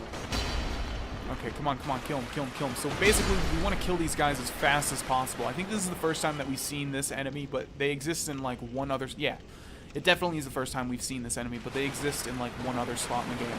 And they're basically one of the worst enemies in the entire game because they will just roll into you and combo you to death, and it's not a fun time.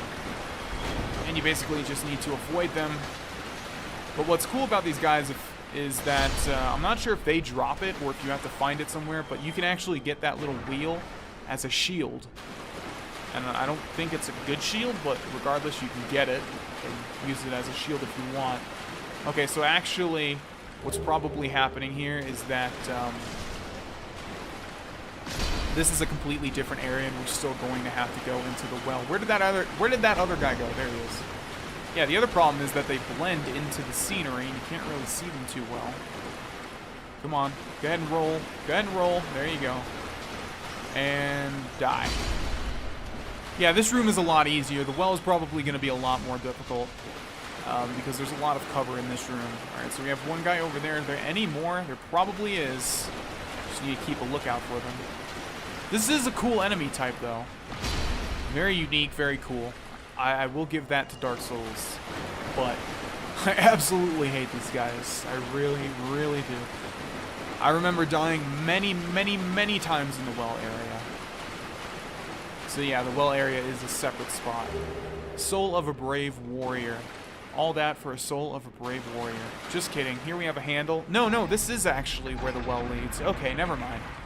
So I know what this is going to do. So this is the statue that all of the Phalanx enemies are around. I think they're just all collectively known as Phalanx. But anyways, it's going to turn that statue around. And it's going to open the doors that were in the middle of that Colosseum area.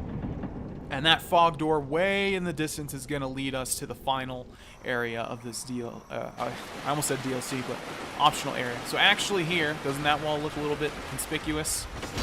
That's because it's an illusory wall. Alright, so this is where the well leads. And this is a terrible, terrible, terrible place.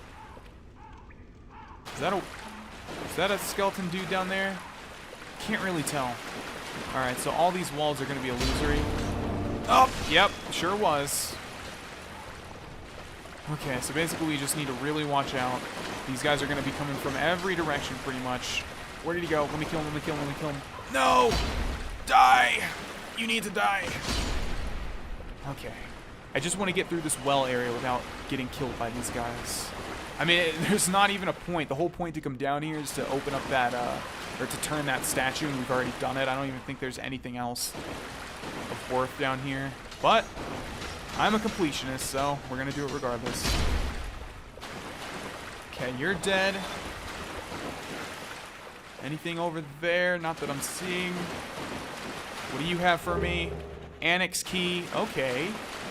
That's actually that door that was locked before, although I'm not remembering where that's going to lead to. Probably behind the Colosseum area, where basically I was saying there was an item. Okay, I know there's got to be at least like one more of these wheel guys. Dead end here. Let's just close off every branch. How about this way? You see, there's so many twists and turns. I hate things like this. Oh! Is that a drop? I can't even tell. I'm not going to even go over there. I'm completely writing that out of my mind. Even if the best item in the whole entire game is down there, I'm not risking dropping down to my death. Okay, let's go this way now. What does this message say? Quick! Illusory wall. They're all illusory walls, but what are you talking about?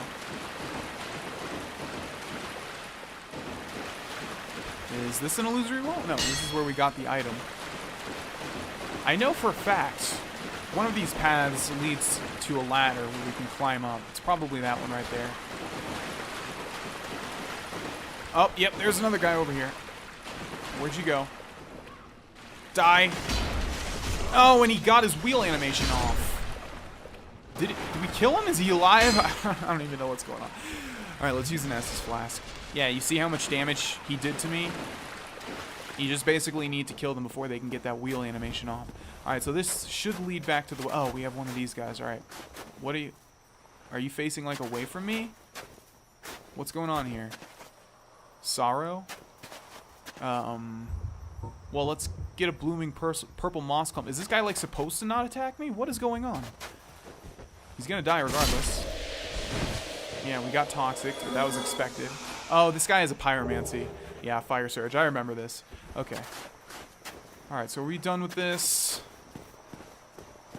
There must have been a path that we did not explore because the well does lead down to one of these spots. I'm I guess just let me figure out where that is then. Let's see if this leads somewhere. Oh, here we go. Okay, so it wasn't a drop. I don't know. It must have just been the reflection. But yeah, this is going to lead back to the opening of the well, like I was saying. And the phalanx are going to be all over there. Let's just run past them, though, because now we have the annex key, and we'll be able to open that locked door. Again, I'm not really sure where that leads. But nevertheless, we're about to find out. Okay. Let's break this. This must just lead to the back of that Coliseum, like I was saying. There was an item over there, but I'm not sure what it's going to be. Oh, actually, I remember where this leads. Yeah, I remember this area. Okay. So let's see. We can go to the right or we can go straight ahead. Let's go up here. Oh! Okay, let's get a backstab off on this guy. Or kick him. That would work. There we go. So satisfying. Alright, there's actually a lot of these dudes up here too, so we need to watch out for this. It's really unfortunate that we cannot backstab them. Because, like I said, pretty much anyone vaguely resembling a humanoid, you usually can backstab. Uh-oh! Okay, again. And I think one more is going to do the trick. Oh, we got hit. That's fine, we can use an Estus Flask. Oh my god, so many paths that we can go to. What about down there? I'm not even sure what's down there. Alright, so this is the last one that we need to worry about. I thought there were 3. It looked like there were 3, but there's actually just 2. Okay, let's block that. Two-hand this. Attack you. Fall down there. Good. Okay. Oh, jeez. Miracle Vow of Silence. There's another one. Oh, there's 2 more. You sneaky bastards. We need to get out of here now. Another Estus Flask. They're both aggro. That's super bad! Oh my... Out of all the directions you could have rolled, dude. Why that direction? Alright, ladies and gentlemen, well, we're going to end this episode here. That was an unfortunate death. We still have like 3 more paths up there. They probably are really short. They just lead to other items.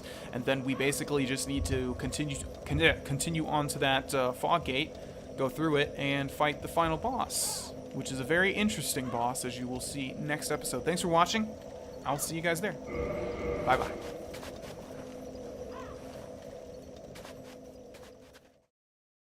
Hey, it's Vaughn, and welcome back to Dark Souls, ladies and gentlemen. In the last episode, we were tripsing. That's a word, right? We were tripsing through the painted world of Ariamis, and we're going to do that in this one as well. We're probably actually going to finish the entire area, because like I said, over in the distance there, in that Coliseum way back over there, is actually the final boss. I think I've already mentioned and spoiled that's the final boss, but it won't be one that you expect. Okay, so we have a couple more directions to head through before we go over there, though. One of them was down here. Let's see. Yeah, it was this way. Can we actually break this? I don't think we can. Oh, never mind. I stand corrected. All right. And obviously over here we have one of these boiled guys running straight towards us. I've taken the liberty of destroying all of the crow monsters up ahead, so we don't have to deal with them anymore. Let's backstab this guy so that he doesn't instant toxic us. I'm not sure if you can still get toxic even if you backstab him. Maybe if you're too close you can still get toxic. I don't know.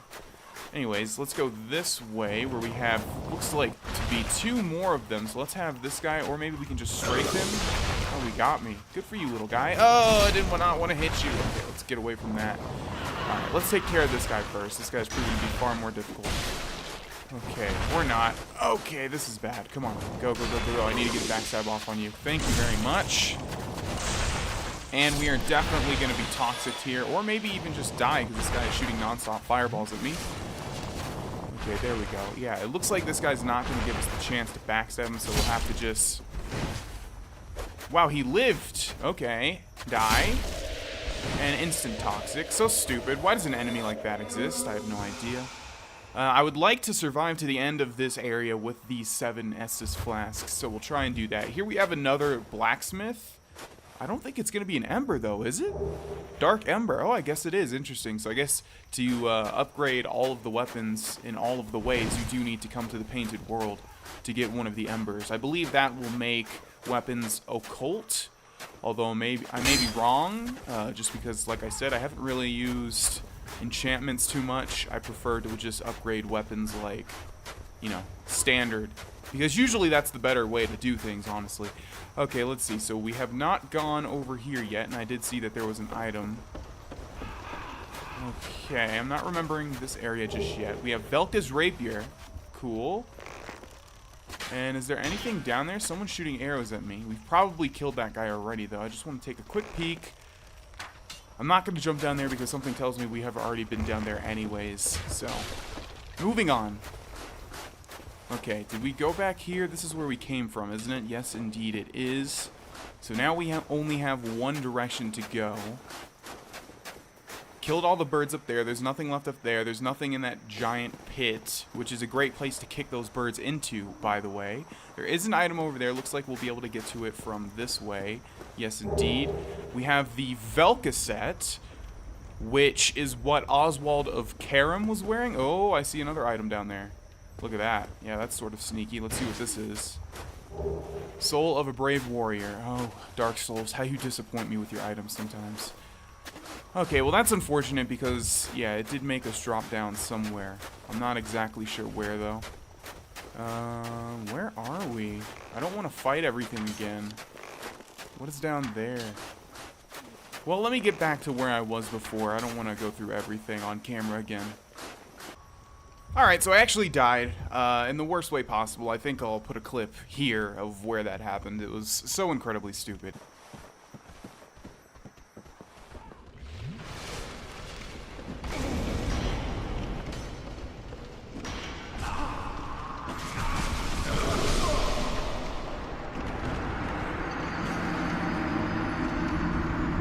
But only in this playthrough would that happen. Anyways, let's continue forward. We were coming down over here, I believe, and let's see, we went to the left and then we dropped down, which was a huge mistake because all we got was some stupid soul. That's not even going to make that much of a difference. Alright, this is where we want to be now, so before we drop down there to the section that I said we don't want to be at just yet, let's just quickly check to see if there's anything left in these general directions. I don't believe we went back here, actually.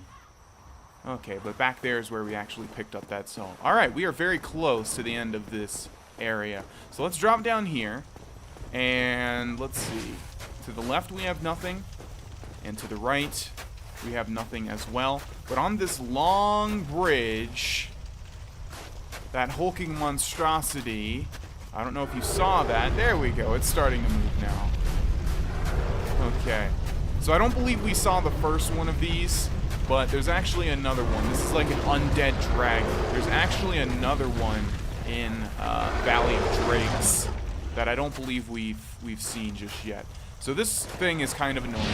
It'll spit purple goop that will poison you or something. But basically we just need to run up to its claws and deal damage. But of course it's going to do some slamming attacks. And if we miss, that's not good, obviously. Alright, so he'll look over here and do the poison purple goop thing. I'm not sure if it actually damages us, and the way it dissipates is so weird. I think you actually deal more damage if you hit his head, by the way. I may be wrong on that. I think I am wrong, actually. But we definitely do not want him to bite us. Don't want that to happen at all. And we're dealing... Oh, where did you come from? What the hell? Okay. Well, you're already at half health. I don't know where that thing came from, but that was unexpected. Looks like it just dropped something as well. Let's get hit on his claw. Probably gonna try and attack me with it, I would assume. Oh! Or spit that. What did you drop? I don't even know what these things can drop. Souvenir of Reprisal? I think that's Covenant related. Let's use an Estus Flask. We're dealing far less damage than I'd like to. So we definitely need to upgrade this Chaos, or this Demon Great Machete. Let's get a couple of hits in on here. And let's get away before he hits me. How did that happen? Really? Alright. Let's use another Estus Flask then. I mean, this guy's not really difficult. It's just... it takes a long time to kill him, obviously. Because he has so much health. And you don't... like, the poison stuff is not really a big issue at all. It's just basically him hitting you that's the problem. And then you have to keep running and rotating as he's doing that poison. Okay, he's almost dead though. Oh, I should have hit him again there. That's okay, there we go. And I don't even think I hit him. Alright, he's about 2 hits left. Come on, spit the poison again. Come on! This weapon sucks if it doesn't hit them. Like, the hit range has failed me so many times. Alright, die. Oh, and he still has 1 hit left, of course. Die. There we go. Yeah, I believe there's only 2 of those in the entire game. That one and the one in the Valley of the Drakes. But we've killed it, nevertheless. Let's see, there's nothing over here, right? We already checked. I don't know if you guys have noticed, but sometimes the drops are like golden as opposed to just white. Dragon scale. Yeah, and that usually indicates that it's a better item. And a blood shield. Oh, which actually might come in handy. We'll see in a second here. So up here we have another hulking monstrosity. Try jumping, yeah. And I remember like never understanding what in the hell this thing was. But it's actually like the legs, because if you saw that undead dragon thing was just like a torso, and this thing is like the legs, the bottom half of it. But you can't do anything with it. It's so weird. I think at one point it did stand up. But yeah, alright. So you actually can't get past that thing as far as I remember. You actually need to go below. You can see there's like a path below. We need to get over there, and I forget exactly how to do that. I think you need to jump from up here. Like there's a section maybe where you can drop down. Either way, I remember being stuck on this for a while, so let me figure it out. Oh yeah, duh, you're just supposed to go back to the Colosseum and we open those doors. I guess I was stuck because the first time I didn't realize I needed to go to the well and activate that statue that opens up these doors. But yeah, this will lead us to the boss. But it's not that easy. There's still some stuff that we have to do. In fact, I remember this walkway being a huge pain in the ass. Because as you can see here, there are some hollows, but that's not the biggest issue. To our left and to our right, there's going to be some hollows hiding that are going to try and combo. Let's go ahead and do the fast attack. I know you want to. That's not the fast attack. Okay, yeah. See, the one that I say to do it, it doesn't actually do it. Alright. I think there might be a hollow to my left here, so I'm trying to be a little bit careful. And obviously there's more shooting arrows at me. Let's go ahead and use an Estus Flask. Okay. I know for a fact there's like some more that come to the left and to the right. There they are. Alright, so let's take a couple of these guys out. Yep, running attack. Why not, right? Alright. Let's just get behind this and wait till they come close. And there we go. We got 2. No, you don't. Okay. I think this is the last guy, and in the distance there you might be able to see a one of those big, heavy armored dudes. So let's kill this guy quick, because he's already aggroed. Yeah, this guy has killed me a lot of times, and it sucks. Okay, but maybe we can just strafe him and not have that happen this time. He's got big swinging attacks that do have a giant, you know, they do have a giant hitbox. Okay, there we go. I think the last time I came to this guy, he was, I wasn't dealing nearly as much damage, so he was able to kill me quite easily. Okay, that's pretty much it, I believe. I don't think there are any more hollows in this direction. All that remains is that fog gate. And the final boss of this area. And then we are pretty much done. There's one item that we didn't get, but it's probably a soul. Alright.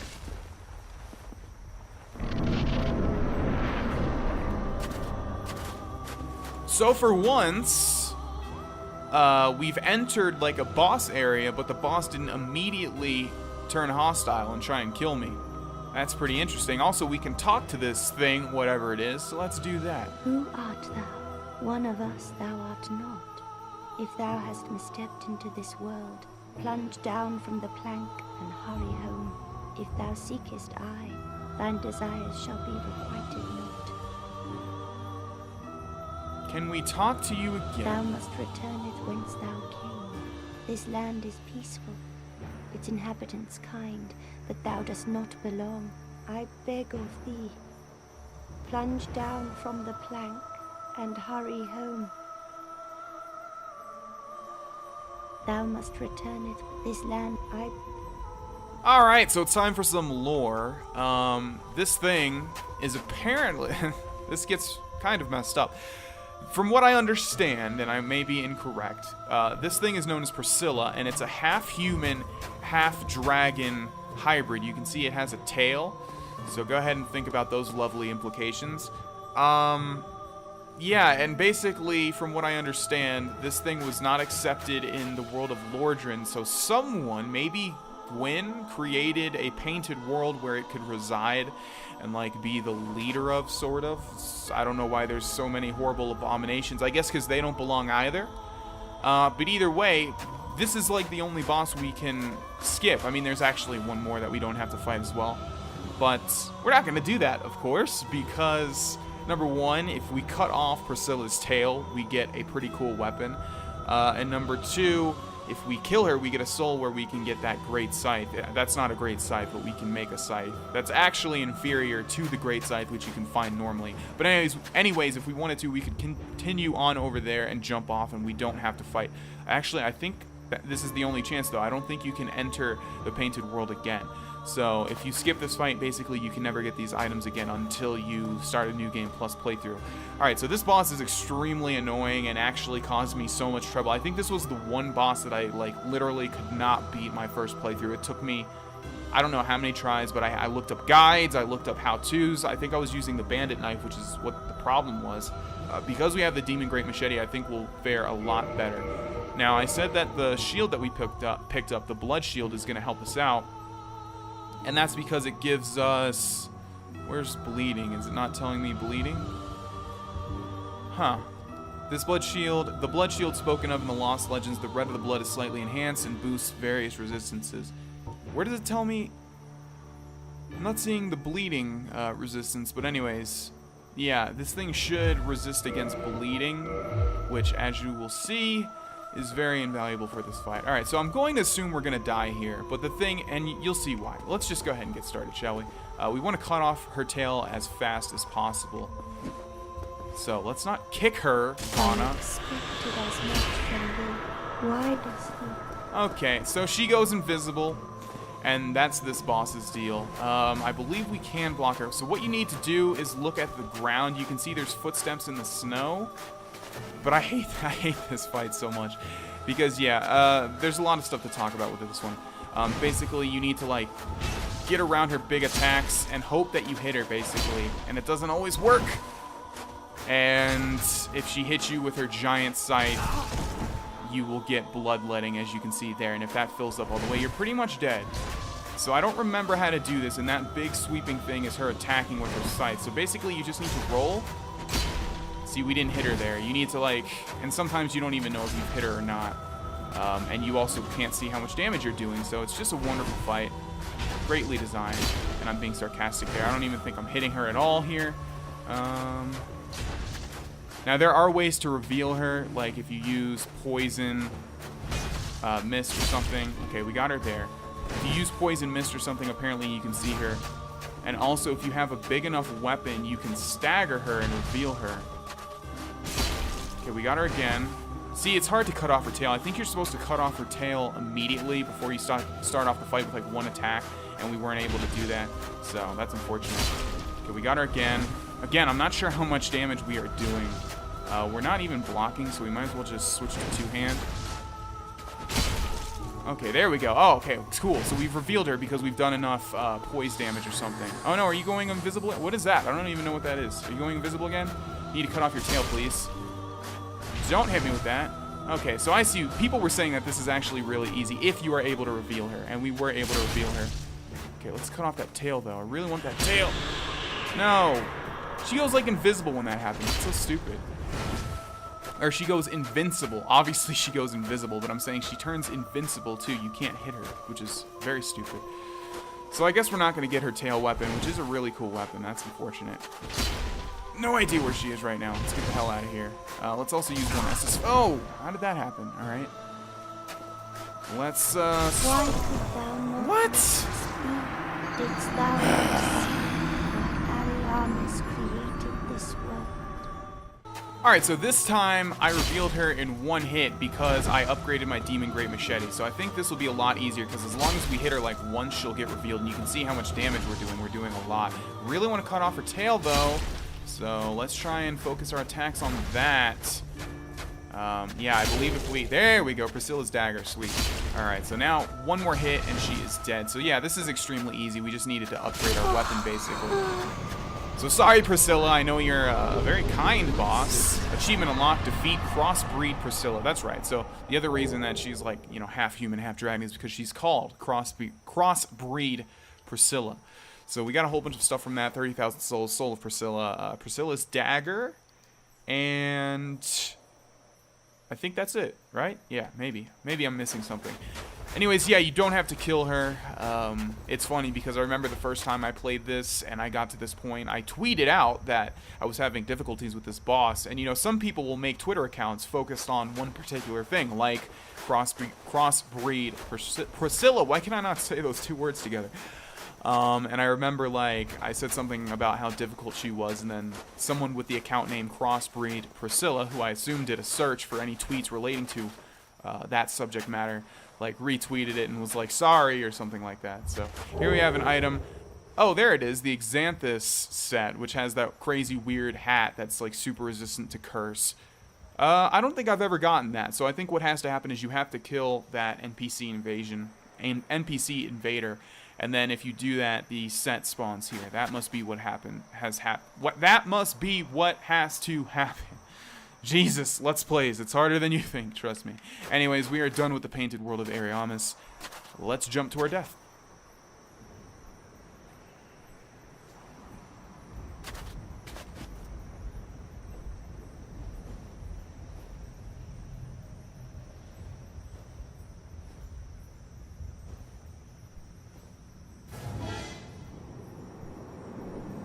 I love that crazy, cheesy sound effect it plays. Like, why would they think that's a good idea? I have no clue. One homeward bone, and we are back in Anor Londo, along with all of the painting guards who are not aggroed for some odd reason. Rather than fight through all of them, let's actually use that homeward bone. And let's also see if we can upgrade our... oh, yeah, I think we actually may be able to upgrade our...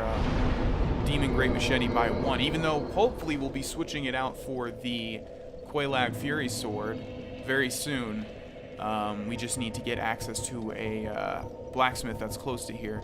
But yeah, I think I picked up one more large Titanite shard, so I think I can upgrade this one more time. Indeed, I can.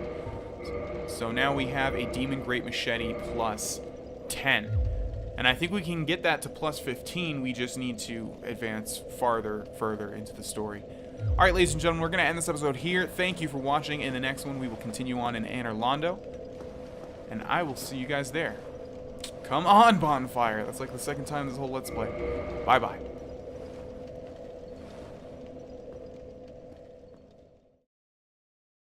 Hey, it's Vaughn, and welcome back to Dark Souls, ladies and gentlemen. In the last episode, we completed the Painted World of Ariamis, a completely optional area. We killed Priscilla. We got her Tails bounty, which was Priscilla's dagger. I've never used it, but I think it is good. I remember hearing that it's good. And anyways, yeah, we're continuing on in Anor Londo. I'm not waiting for that to come back up.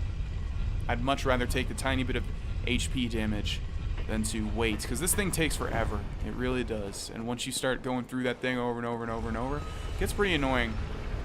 Alright, so the last time we were at Anor Londo, we activated this giant central elevator thingy-majigger, and then we took it down to the bottom level and went into the Painted World of Ariamis. This time, however, we're going to continue straight forward. Now, there is actually one area that we did not go to yet, and I'm trying to remember how to get there.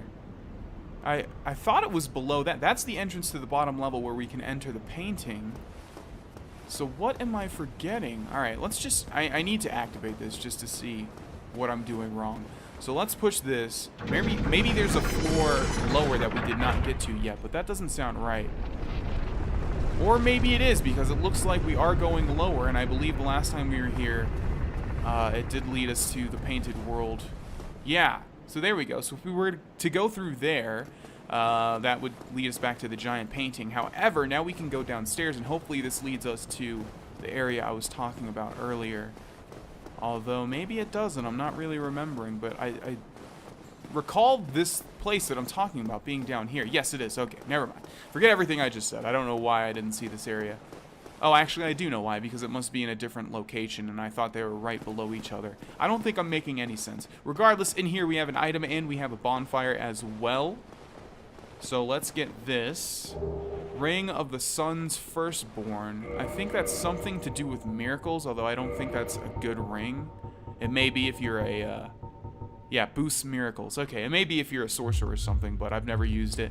And we also have a bonfire, of course. Let's go ahead and activate that. And restore the little bit of health that we have lost. Okay, and up ahead we have a giant statue of someone else with a very big greatsword.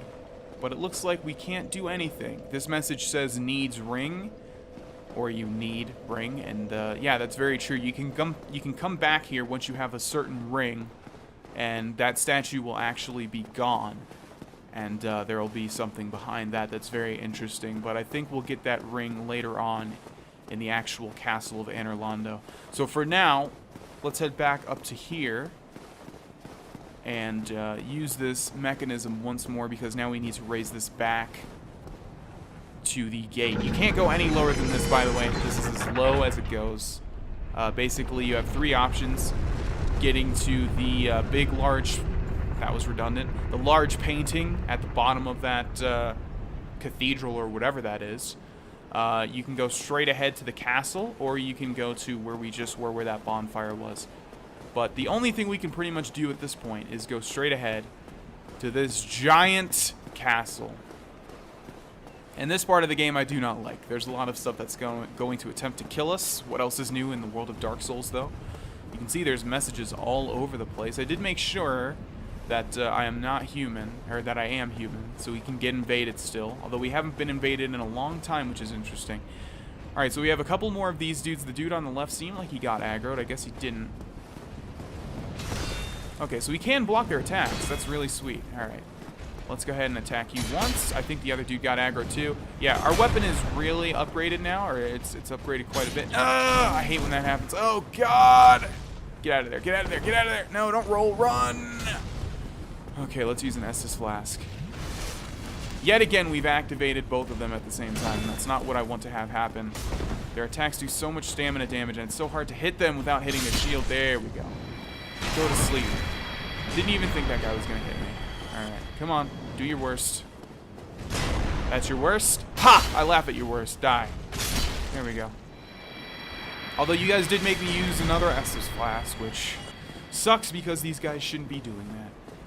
Alright, so we can go to the left, we can go to the right, and we can also head straight ahead to the giant doors. However, they are locked by some contraption. Also, this over here, I believe, is locked as well.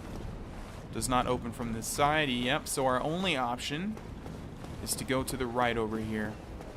Do we have the slow roll now? No, we have the medium roll. Okay, that's fine.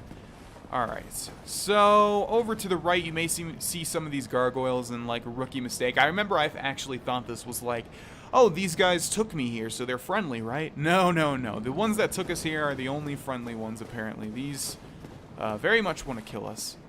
Why is there not an item down there? That would be a perfect spot. I guess it would be difficult to get back up here, but still. Okay, let's see. We have a little door on the left over here. I'm not really sure where this leads. In fact, it's probably locked. Oh, that's right. You can't even open it. It's just part of the scenery. Alright, so these guys are incredibly annoying. It'd be great if we could aggro them one at a time. I'm not sure what their aggro range is. Come on. Come on, you know you want me. Come on. Okay, there we go. Looks like we got one. These guys are so weird, too. They've got, like, bloody hands, and it looks like they're wearing their brain. Like, it looks like their brain is outside of their skull. Okay, so let's see how much damage we do to these guys. Let's see. It looks like a 2-hit kill.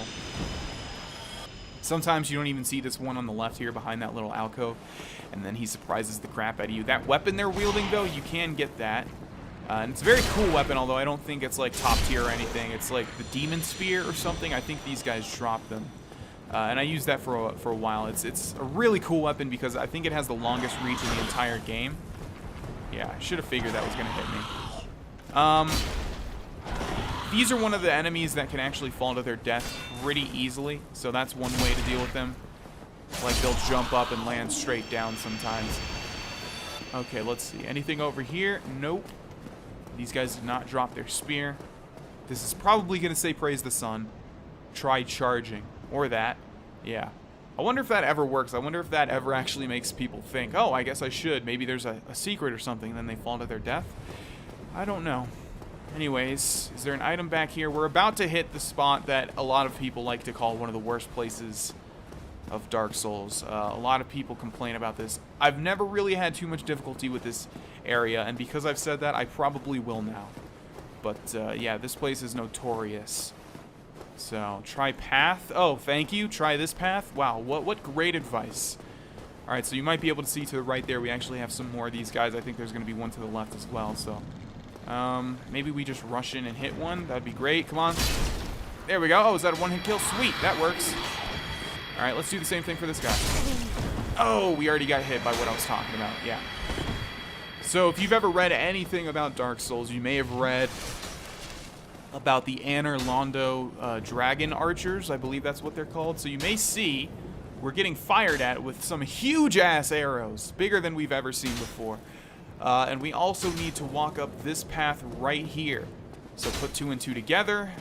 Obviously, you get hit by these. Oh, by the way, these arrows will knock you clean off. Like, these arrows are so big, they'll make you fall to the ground. And you can wield them, and you can use them on players, and the same thing will happen. So, yeah, this part is a bit difficult. It's a lot based on luck, actually. But what you need to do, if I remember right, is you need to come all the way up here. The dude on the left you can't even see. And basically, you just need to run towards this guy while blocking, and he should switch, or not. Okay. Well, this works as well. We just need to kill him. Yes, and not fall off. And we did it. See, it's that easy. Like, a lot of people complain about it. Because obviously, if you get hit on that pathway there's no rail, and you get knocked to your death. But like I said, I've never really had too much difficulty with this spot, so I don't really emphasize with that. But anyways, let's drop down here. I did it. Yeah, I did it too. But like I said, it wasn't that difficult. I'm starting to get into bragging territory. That's not my intention. Trust me. Alright, here we have another fog door. Let's go through it and fight a boss. Just kidding. No. We have the interior of Anor Londo Castle. One of my least favorite areas. It's not as bad as Blighttown or Sen's Fortress, but I don't like it regardless. So, yeah, there's a whole bunch of doors and a whole bunch of stuff to do and get inside this area. It's fairly big, and we will attempt to get all of it, or as much as possible. And yeah, a lot of the times there are summoning signs for this area, and I kind of want to summon somebody, but this area is not really that difficult, though. So let's activate this bonfire, and let's talk to Solaire. I said let's talk to Solaire. Oh, there you are. You've been quiet these days. Smooth summoning out there. Anytime you see my brilliantly shining signature, do not hesitate to call upon me. You've left me with quite an impression. I would relish a chance to assist you. Except I should hesitate to call you, because a lot of the times you suck and you just raise the boss's health bar and make things more difficult. You really are fond of chatting with me, aren't you? If I didn't know better, I'd think you had feelings for me. Totally forgot. Pretend you didn't hear that. Totally forgot that line of dialogue existed. Wow, they just went full out homosexual there. You really are fond of chatting with me, aren't you? If I didn't know better, I'd... And since I'm on YouTube, I have to make the stipulation that, of course, that's not a bad thing. I'm just saying it seems a little bit out of place in this, you know, at this time, in this type of game. Hopefully no one takes offense to what I just said there. Anyways, yeah, we have a bonfire here. Let's also use one humanity and kindle it, because I have a feeling we'll be using this a little bit more than usual, at least. So we'll kindle that. And now begins the long and tedious and laborious task of exploring to completion Anor Londo. And also, by the way, off camera, I increased my, before I started this episode, I increased my endurance 2 points. So now we have 25 endurance. I don't know why I didn't do that on camera, but yeah, I just thought you guys should know. Alright, so yeah, there's a whole bunch of dudes in this area, including these guys, which are not Black Knights. They're actually Silver Knights. The easier version, but they do respawn. They're not like unique enemies. We also have a chest here, which is going to contain 3 sunlight medals, which are used to level up in the Sun Covenant. I'm not exactly sure what it's called, but it's the covenant that the giant red dragon is guarding. So before you can really use those, you need to kill that thing. I think you can't, like I said, I think you can get to it without killing it, though. But, oh, hello there. No. Oh, okay, hold on. Let me regain my stamina. Thank you very much. Now let me circle you real quick. Yeah, go ahead, swing. Thank you for complying. Now die. Yeah, Silver Knights are pretty easy. They're just one of those types of enemies that you can just block their attacks and then backstab at your leisure. Okay, so we can go upstairs. Just want to make sure that there are no items below these stairs or anything. Nope. Alright, we can go upstairs, but why do that when there are some more doors over here to be explored? Like this one. What do we have in here? Gotta pretty much look everywhere for Silver Knights, because there are a lot in this castle. The castle is really not... I think I've mentioned that, though. The castle is really not that difficult of an area. Illusory wall ahead? I don't think that's right. Okay, it is right. Yeah, I remembered that there was an illusory wall behind a fireplace, but I thought it was on one of the upper levels. But yeah, that was one of them. I don't think we're going to gain anything from destroying all of this stuff, but I need to do it anyways, as my completionist DNA dictates. Okay, let's go through here. I'm not exactly sure where this leads. Looks like it leads downstairs. That's kind of good because I don't think the downstairs area leads to anything. So we can basically close this off. What is down here, though? It's incredibly dark, and I'm really not remembering this area at all. And it's kind of giving me the heebie-jeebies. Oh, yes. A whole bunch of chests. And as you can probably imagine, some of them are going to contain mimics. It's not just going to give you a whole bunch of free chests and go, here you go. You've done excellent at playing Dark Souls. No. So this one's real. Oh, right, the Havel set. Okay, now I remember, yes. So down here, we're going to find the entirety of the Havel set. If you remember way back when we killed Havel at the bottom of that tower, and I said that he has the best armor in the game. I mean, it's not really the best armor, it's just if you want super heavy armor that also has the best... It's the best heavy armor. You know, you'll take the least damage, and it also has, like, the most poise. The trade-off is I don't believe you can upgrade it at all, and then it loses its luster once you enter, like, New Game Plus. I think that's how it works. But we have 2 more chests over here. Havel's Great Shield. And, finally, the Dragon Tooth, Havel's weapon of choice. And this chain is, of course, straight. So that means that this is a mimic. Can we one-hit kill it? Doesn't look like it. But, oh, come on. Why do they always survive with one freaking, like, tiny little hit left? We just got invaded, too. Dark Spirit Nipple has invaded. Okay. Let's pick up this item. Occult Club. Let's use an Estus Flask.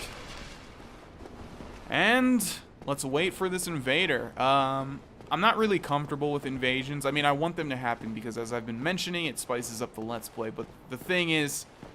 I've mentioned before, I suck at PvE, and so I always feel like whenever these... Oh, there he is. I always feel like I'm going to lose. So let's wave to him. Hello! And let's fight him. I'd much rather... Let's see if we can lead him down here. This is a far better battlefield. This is like a perfect battlefield, honestly. I mean, except for all the pillars everywhere. There we go. Alright, let's try and do this, shall we?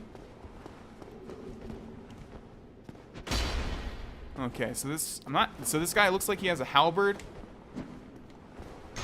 Okay, yeah, so as soon as you miss an attack like that, like I tried kicking him, as soon as you miss, you can bet your bottom dollar, I've never said that before, that they're going to counterattack, see? Every time. So he's just gonna, like, block. I guess we could try... I'd really like to get a backstab off on him. Okay. You got a hit on me there. That's good for him. Yeah, a backstab would be perfect. And like I said, if you miss an attack, it's good to, like, attack right afterwards. Okay, let's go. He's just waiting for me. So I'm going to attack again, because he's going to attack. And see, it missed! Alright. I shouldn't use Estus Flasks here, but I don't want to die here as well. I mean, we're close to a bonfire. Should I just not use an Estus Flask?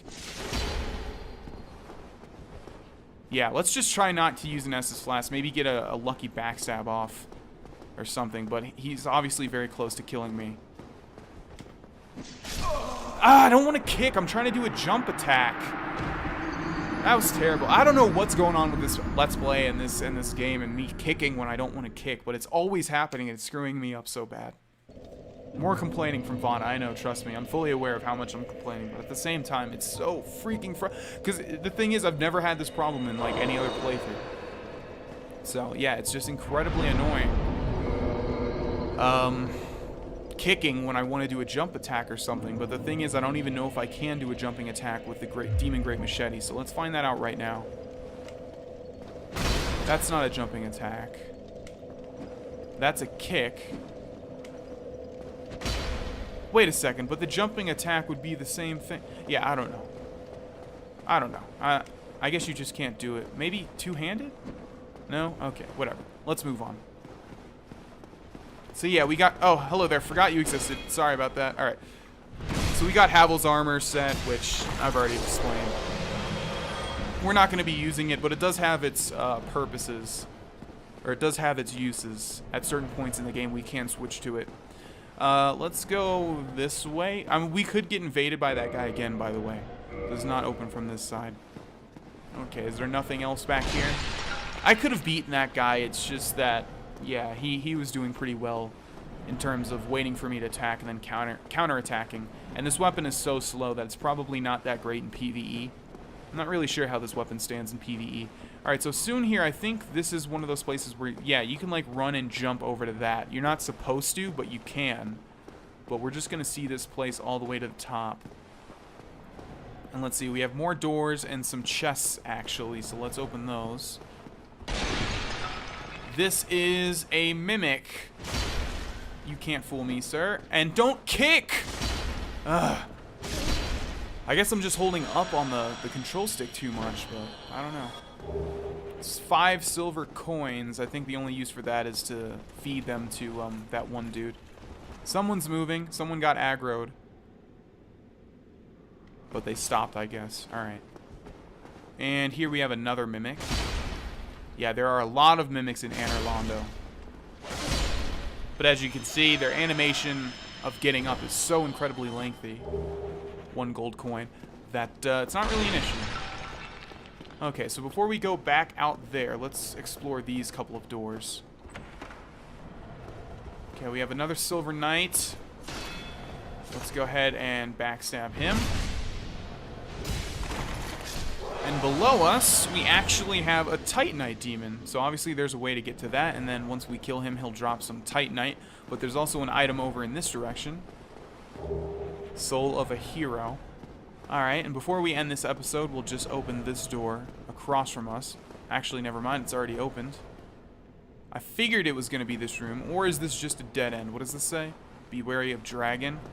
And he means that giant dragon trophy up there. Alright, ladies and gentlemen, we're going to end this episode here. Wait a second, did I just see an item on that statue? There's no way. No, that's just like the sheen. Alright, ladies and gentlemen, we're going to end this episode here. In the next episode, we will go pretty much straight ahead there and explore all of those areas. And I will see you guys there. Thanks for watching. Bye-bye.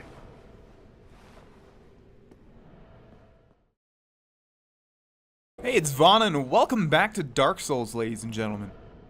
In the last episode, we were in Anor Londo. We actually entered the castle, which is where we are right now.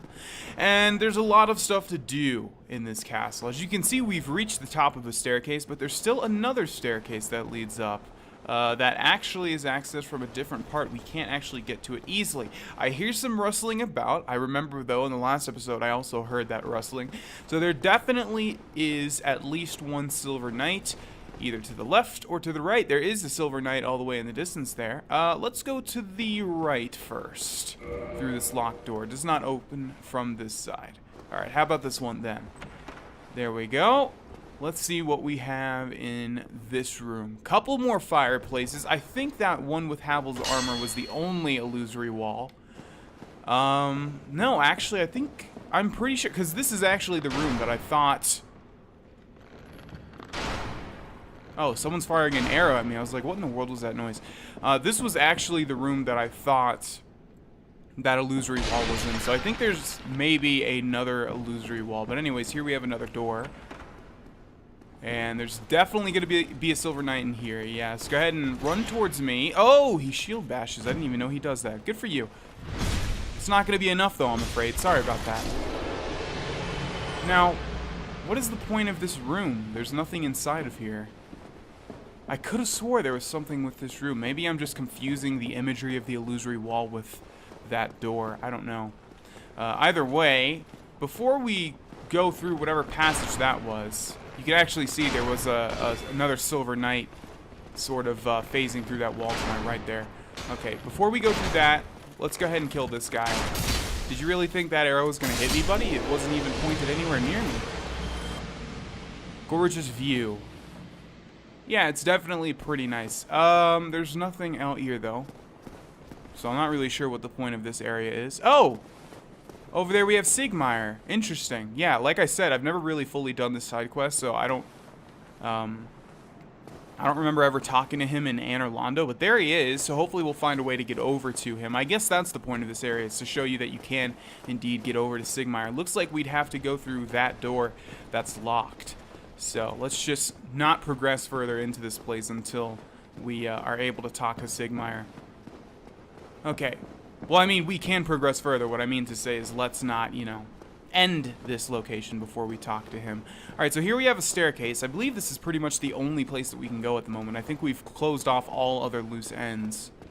And I very much remember this spot. So we have a couple of Silver Knights, one in the distance there, and one over here. Let's aggro this one first. Hopefully this one is not going to aggro and fire an arrow at me. He looks like the archer type. So satisfying taking these guys out in one fell swoop. Okay, now we can go straight ahead. Or we can go down this set of stairs here. Let's do that first, because we've definitely not been down here just yet. And there still are a lot of rooms that we have yet to explore. Okay, what do we have in here? Ah, there's Sigmire. Hello, friend. Whatever can be done. Ah, you again. Let me guess. Were you repelled by the Silver Knights? Nope. Don't be ashamed. 'Tis the fate of vanguards like you and I. I'll think of something. We can overcome this together. I wonder when it's going to be, when the point is that you, in a video game, you could, like, influence someone's decision. I mean, you can already do that, obviously, with games like Mass Effect, but, like, we should tell this guy, hey, look, you can just backstab him, it's pretty easy, you know? Like, maybe way into the future, there will be, like, unlimited options for interacting with NPCs. This is quite a fix. We'll need another 3, no, maybe 5 bodies. Quite a fix indeed. Well, you got this far. You got past Sen's Fortress. This place is a lot easier, I think. This is quite a fix. We'll need... Okay. So, that may seem like we didn't accomplish much just by talking to him, but we've actually progressed the side quest. At least, that's what I understand. Alright. Oh, I saw him just a little bit too late. Oh, I see what he meant. Okay, so this room actually has a lot of Silver Knights. That's why he was saying it was difficult. But as long as we take them out one by one, it shouldn't be too difficult. Let me just backstab you, or not. That works too. Go ahead and get another swinging on you. Thank you very much. These guys haven't dropped anything so far. They might not drop anything, because I know for a fact their armor set drops, or you get that from a chest, I believe. Alright, come on. There we go. What was that going to accomplish? Oh, it's actually like a running strike. My bad. I thought you were just going to swipe it midair. Okay, let me go ahead and circle you, or not. I think the other guy got aggroed, so let me turn around real quick. No, he did not. He's being very patient. Thank you very much. And now for your death. Okay, we do have a chest in here. Just got to double check to make sure that these guys aren't dropping anything. Let's see. What do we have in this? Ooh, look at that. You can't actually see its chain. Can you? Yeah, you can actually. It's just blending in with the ground. It is looped. 2 things of Demon Titanite, as well as a door. But before we go through that, we just got invaded. Okay, time to use an Estus Flask. Dark Spirit Kapora Gabora has invaded. Alright. Now this is gonna suck because... let's try something interesting, shall we? Let's wait, like, right here behind the door. You can actually, like... Because I know I've seen a lot of invasions on YouTube videos where people have invaded in Anor Londo, and they're able to, like, close the doors and open them again to sort of trick people. But we'll just chill right here and see if he comes through that front door. I don't know where he's going to come from, because yet again, this is kind of an awkward place to be invaded. Okay, I hear him shuffling around, and he's really slow. He stopped, but I did hear his footprints. They were, like, really, really slow, like he was taking things very cautiously. Alright, so I was going to wait for him to see if he would come through this door. Oh, I hear him again. And he stopped. Oh, there he goes. Every now and then I hear his footsteps run a little bit. I was going to wait here and see if he'd come through the door so we can get a sneak attack on him, but he's taking quite a long time. So we're actually just going to run around and see if we come into contact with him. I mean, we will. Oh, there he is. Yeah, he saw his halberd was sticking through the door. So he's waiting for me to open that door. This is what I was talking about. Alright, well, let's go ahead and do it. I don't want to wait here forever. He's pulling some sneaky shit, that's for sure. I don't know what he wants me to do, but he would have been there waiting for me.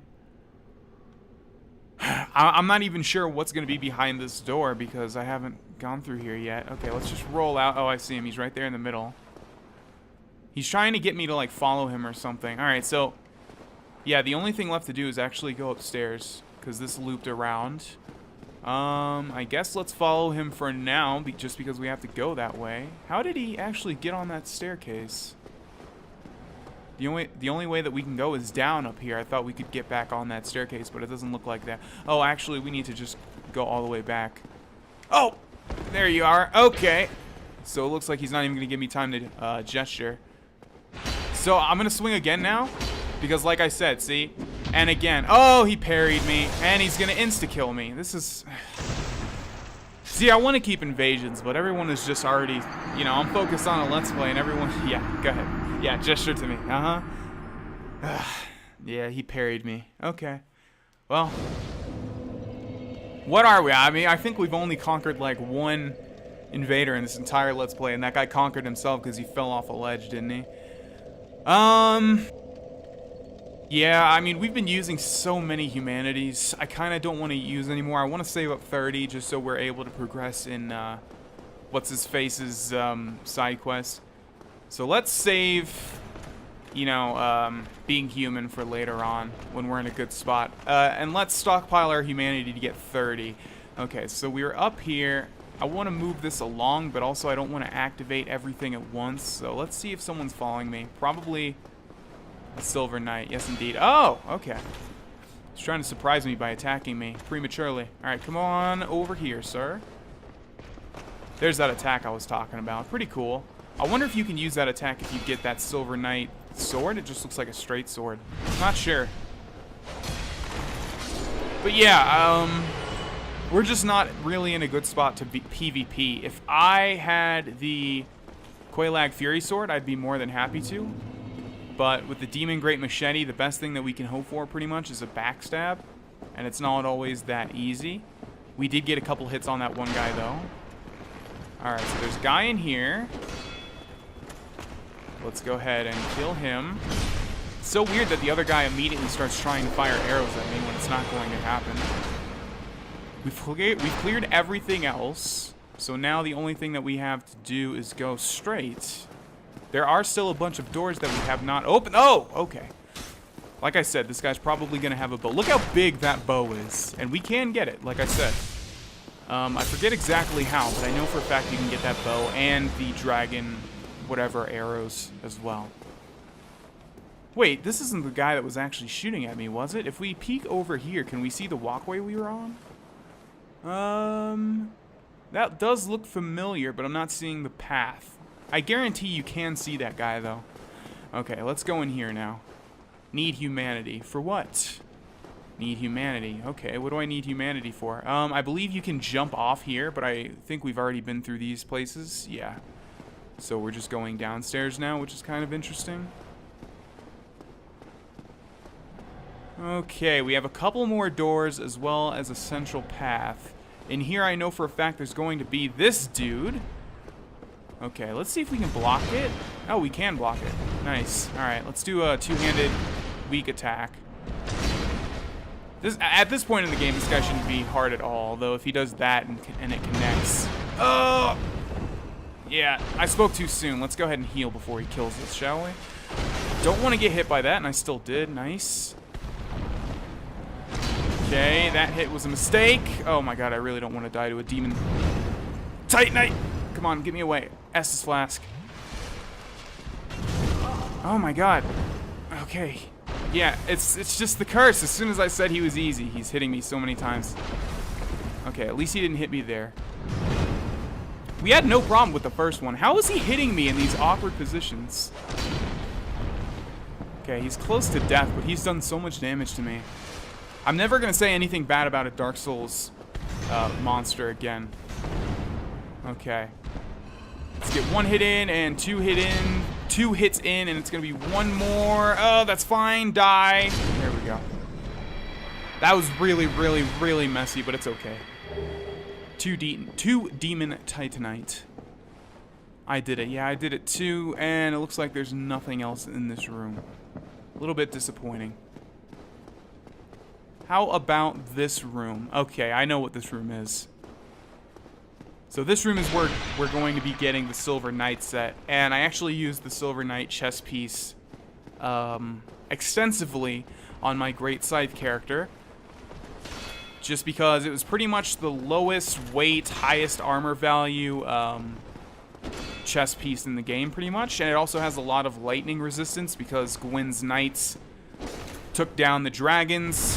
Dragons are weak to lightning, so there's some correlation there. Again, the lore is just not, you know, out there. You have to sort of figure it out for yourself. But yeah, from what I remember, the Silver Knight set does have a lot of lightning resistance, which is kind of cool. I'm trying to think about the enemies that use lightning, and I'm not remembering too many. Alright, so we have 2 chests here, both legitimate chests. Silver Knight gauntlets, Silver Knight leggings. So you can probably guess what's going to be in this one. Silver Knight helm and Silver Knight armor. Is it time for an upgrade? You know what? This stuff is probably better than what we have on so far. So let's find where it is. Silver Knight helm, 21 armor and 4.8 weight. Let's just equip everything and see what our roll is. Silver Knight, Silver Knight, Silver Knight. And finally, Silver Knight leggings. Alright, so it looks pretty cool too. That's also a bonus. I'm going to assume we're gonna have a slow roll. Yes. So we need to switch out something. This weighs 4.8, this weighs 12, this weighs 5, this weighs 6. So let's, even though this is probably my favorite piece of this armor, the chest piece, let's switch that out for the Wanderer coat again. That looks pretty cool still, right? Yeah. And now we have a medium roll again, which is pretty nice. Yeah, we'll probably switch over to a fast build after I get the Quelaag Fury Sword, but we still need to find a certain blacksmith before we're able to do that. Alright, so where are we now? We didn't open that door, right? Which means everything around here we have not explored. Or else we would have already opened those chests. Right? Yeah, that must be the case. Wait, seems like we were already in here, though. That leads to Havel's armor. So I guess we have to have opened up that door. Yeah, that's the only... What's over there in the distance? Yeah, we must have been down here already. So let's head back to that central area. Alright, so it's an odd feeling. It does feel like we've missed some stuff, but at the same time it feels like we haven't. I mean, we've pretty much explored every route, so I don't see how we could have missed anything. And I'm not remembering anything big that we've missed. So we're going to go ahead and move forward here. Now, people were saying that you need humanity, so if we come to this spot and a certain something doesn't happen, I will have to return to a bonfire because there's some interesting thing that happens here very soon. But we can still explore the area. So there's a central, like, big chamber, and you can't see it. Where is it? In that direction? Either over there or over there. There's actually a very, very big fog door. But before we go ahead and activate that, let's go ahead and move up here and just fully explore everything. Need humanity. They must be talking about what I'm referring to. There's the fog door. Need humanity. Yeah, everyone's saying it. Okay, so this spot is one of the spots in the game that I really, really dislike. Because you go through the entirety of Anor Londo. My leg is bleeding because I accidentally just scratched off like a scab. Isn't that delightful? Okay, so yeah, we've gone through the entirety of Anor Londo, and then it leads you here, and you're like, oh, what treasures are going to be down here? Well, it actually just like takes you back to the start. There is an item, I believe. Yeah, that item over there. Okay, yeah, so what we want to do is like get behind that door. If we don't, we basically have to start this all over again, and obviously we're going to take some falling damage as well. So let's see. What does this say? Imminent treasure. Yeah, this one was always really hard to get. Let's see. Can we just like drop behind this? We can, okay.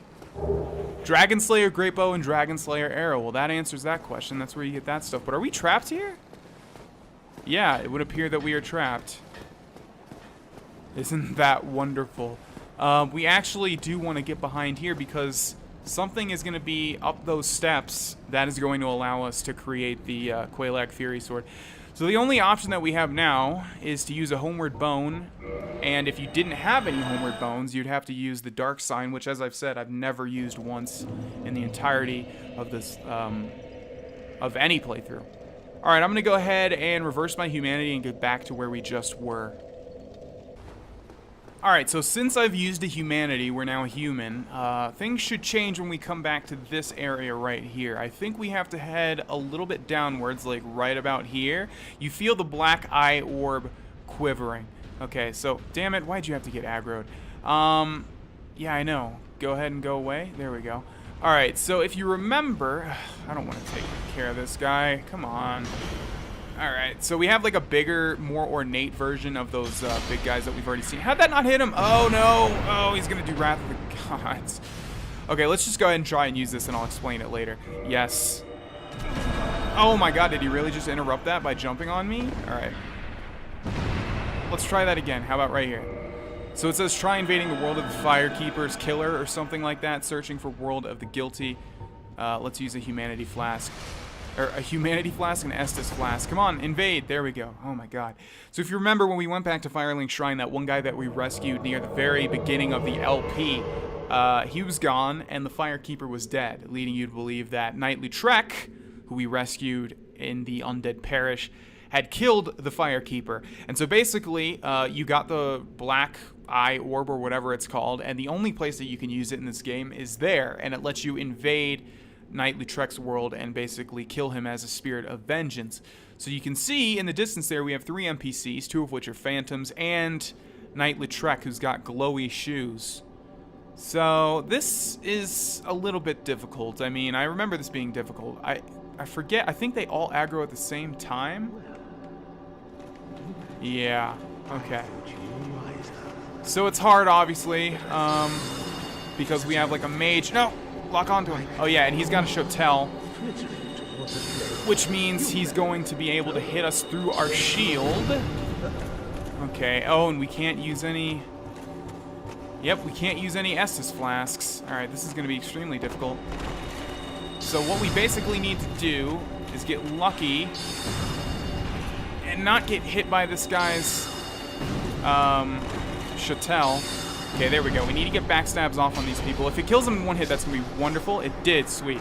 Alright, so we basically need to avoid Lautrec as much as possible because his freaking weapon can hit us through shields. But see, they run at the same time. I was never really sure why his boots glowed, by the way. Oh, this guy's boots are glowing too, the NPC, or the Phantom.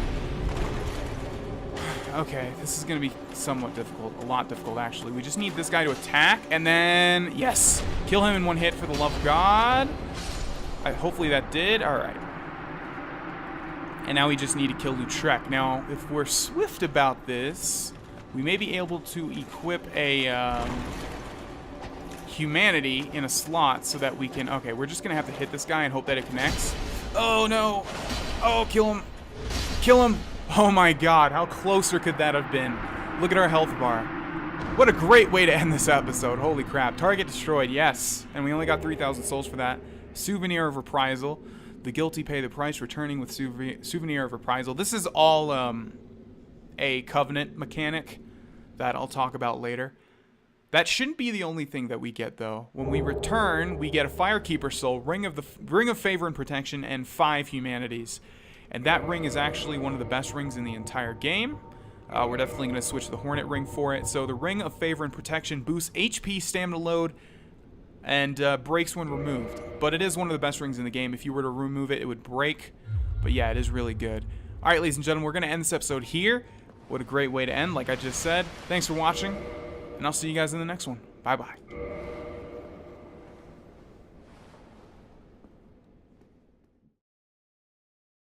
Hey, it's Vaughn, and welcome back to Dark Souls, ladies and gentlemen. In the last episode, we completed pretty much the entirety of Anor Londo. There's only a little bit left. We also invaded the world of the Knight Lautrec that killed the Firekeeper at Firelink Shrine, and we got his Ring of Favor and Protection, one of the best rings in the game.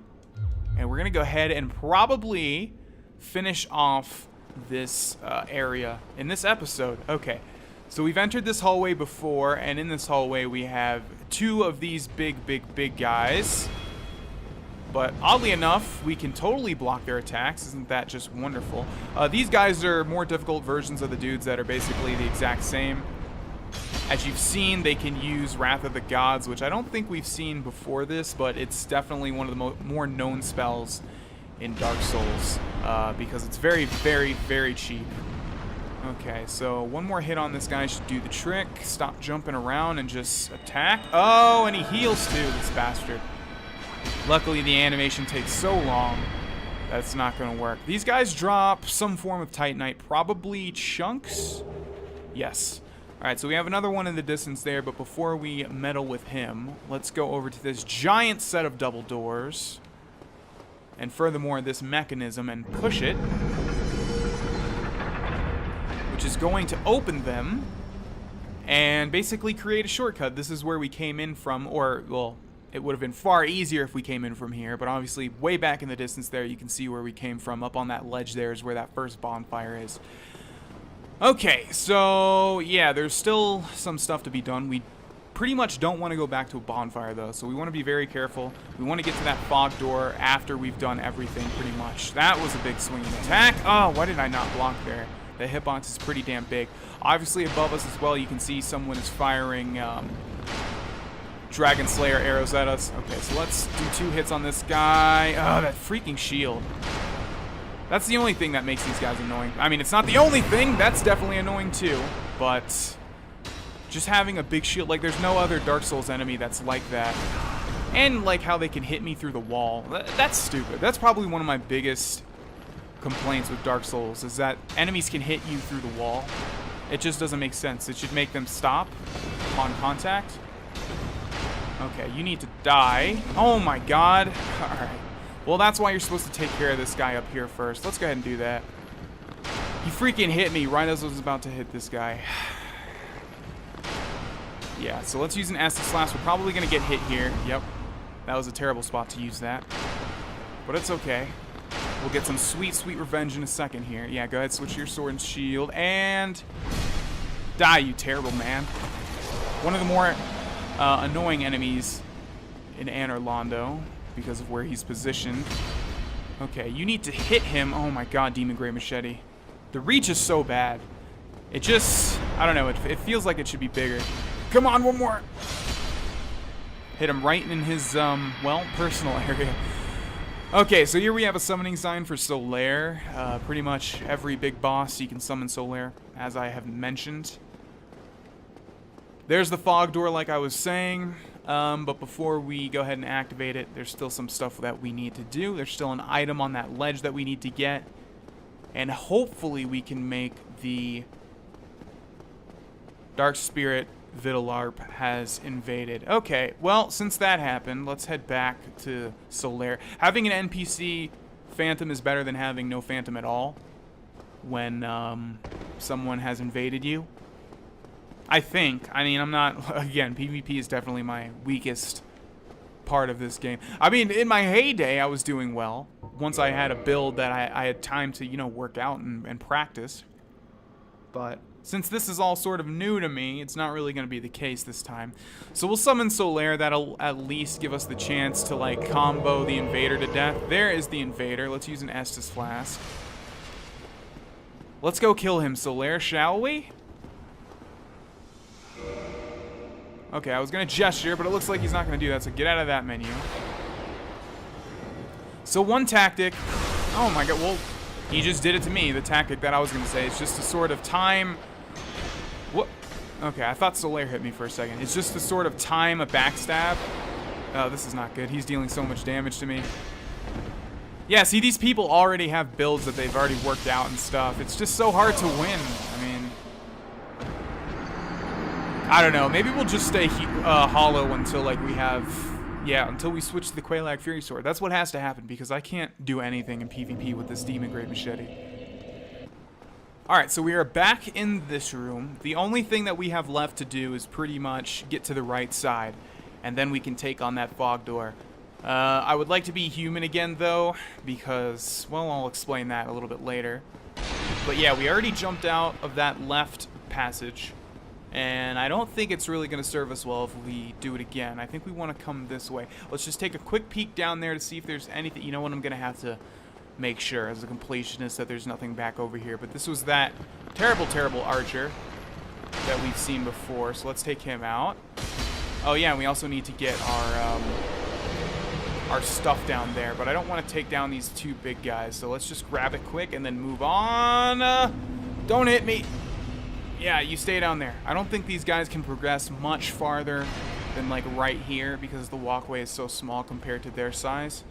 Okay, I'm gonna need to break this pod even though I know there's nothing inside of it. Alright. We're pretty much in the clear now. We can't be invaded because we're hollow, but like I said, I would really like to be human for this boss, the boss that's past that fog gate. Okay, what we want to do is come down here. Be wary of gorgeous view. Yeah, it's pretty nice. You may hear a distinct clattering in the distance, which is always a good sign. That is because down there, we have a hulking guy.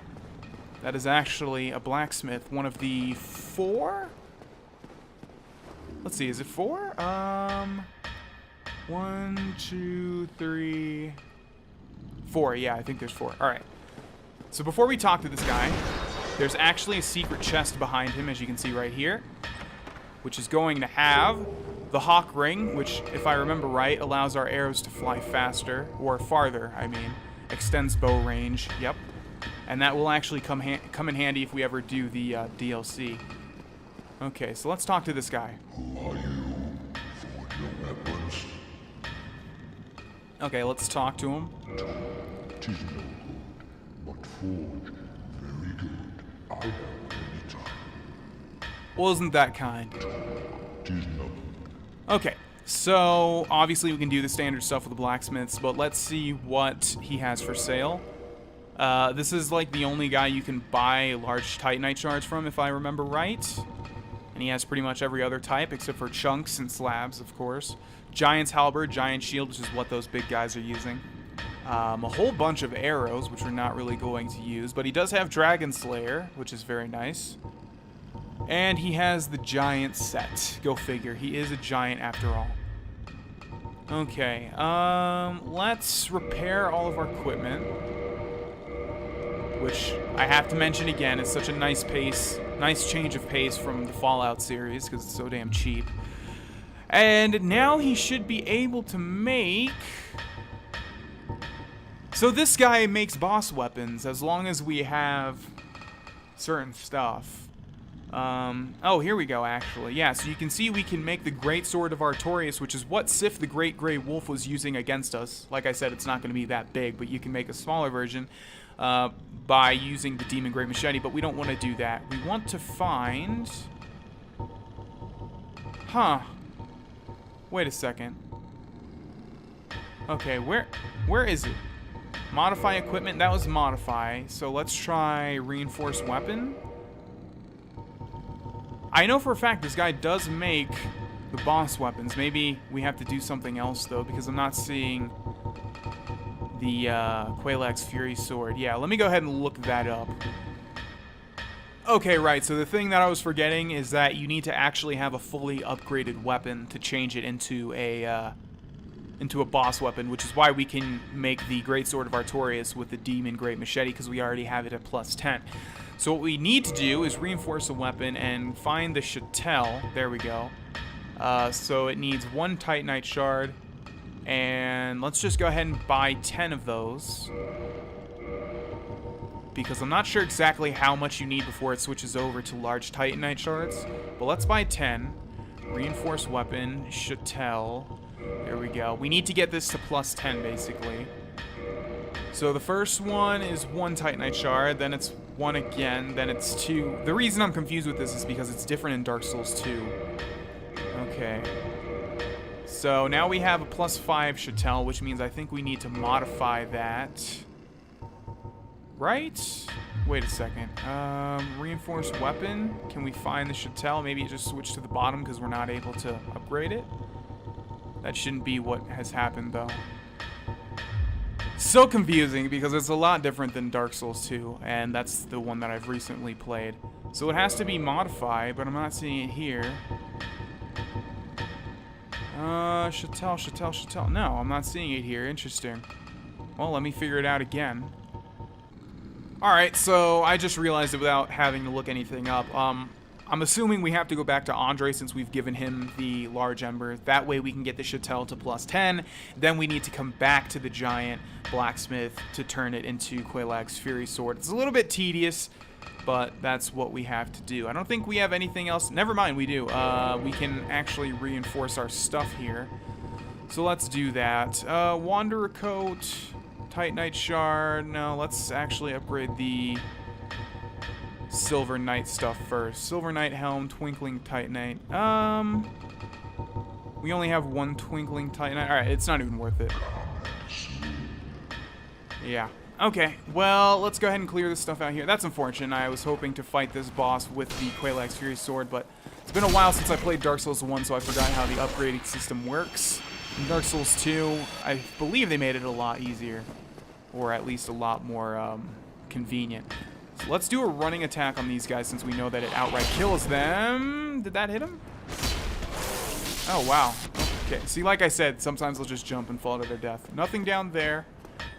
We have not actually opened this yet, so let's do that. Shortcut achieved. And I believe there's just going to be one of these guys over here. Oh, there's actually two. Sneaky, sneaky. Alright, come on and come up here. Actually, I'm going to come to you. No, I didn't want to roll. I wanted to do... Oh my god, I didn't want to roll again! Well, this works, I guess.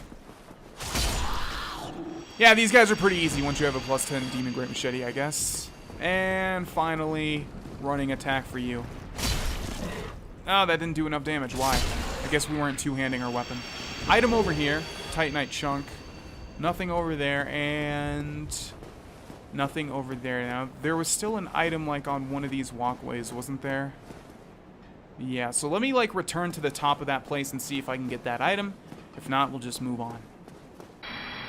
Alrighty, so it turns out that item, we already picked it up. It was just, it looked like it was on a ledge, but it was that one that we actually just picked up. I've taken the liberty of killing everything inside of here, and now the only thing that we have left is to walk through this fog door. Now, like I said, I would really like to have a phantom for this part. This is probably, I'm trying to think, I think this is the hardest boss fight in the entire game, maybe? It's definitely very notorious for being very, very, very difficult, and you will see why. I'm going to go ahead and assume that we're going to lose here on our first try, but that's not a good thing to do, right? You want to believe in yourself, but, yeah, this is very difficult, and you're about to see why, but let's go ahead and do it.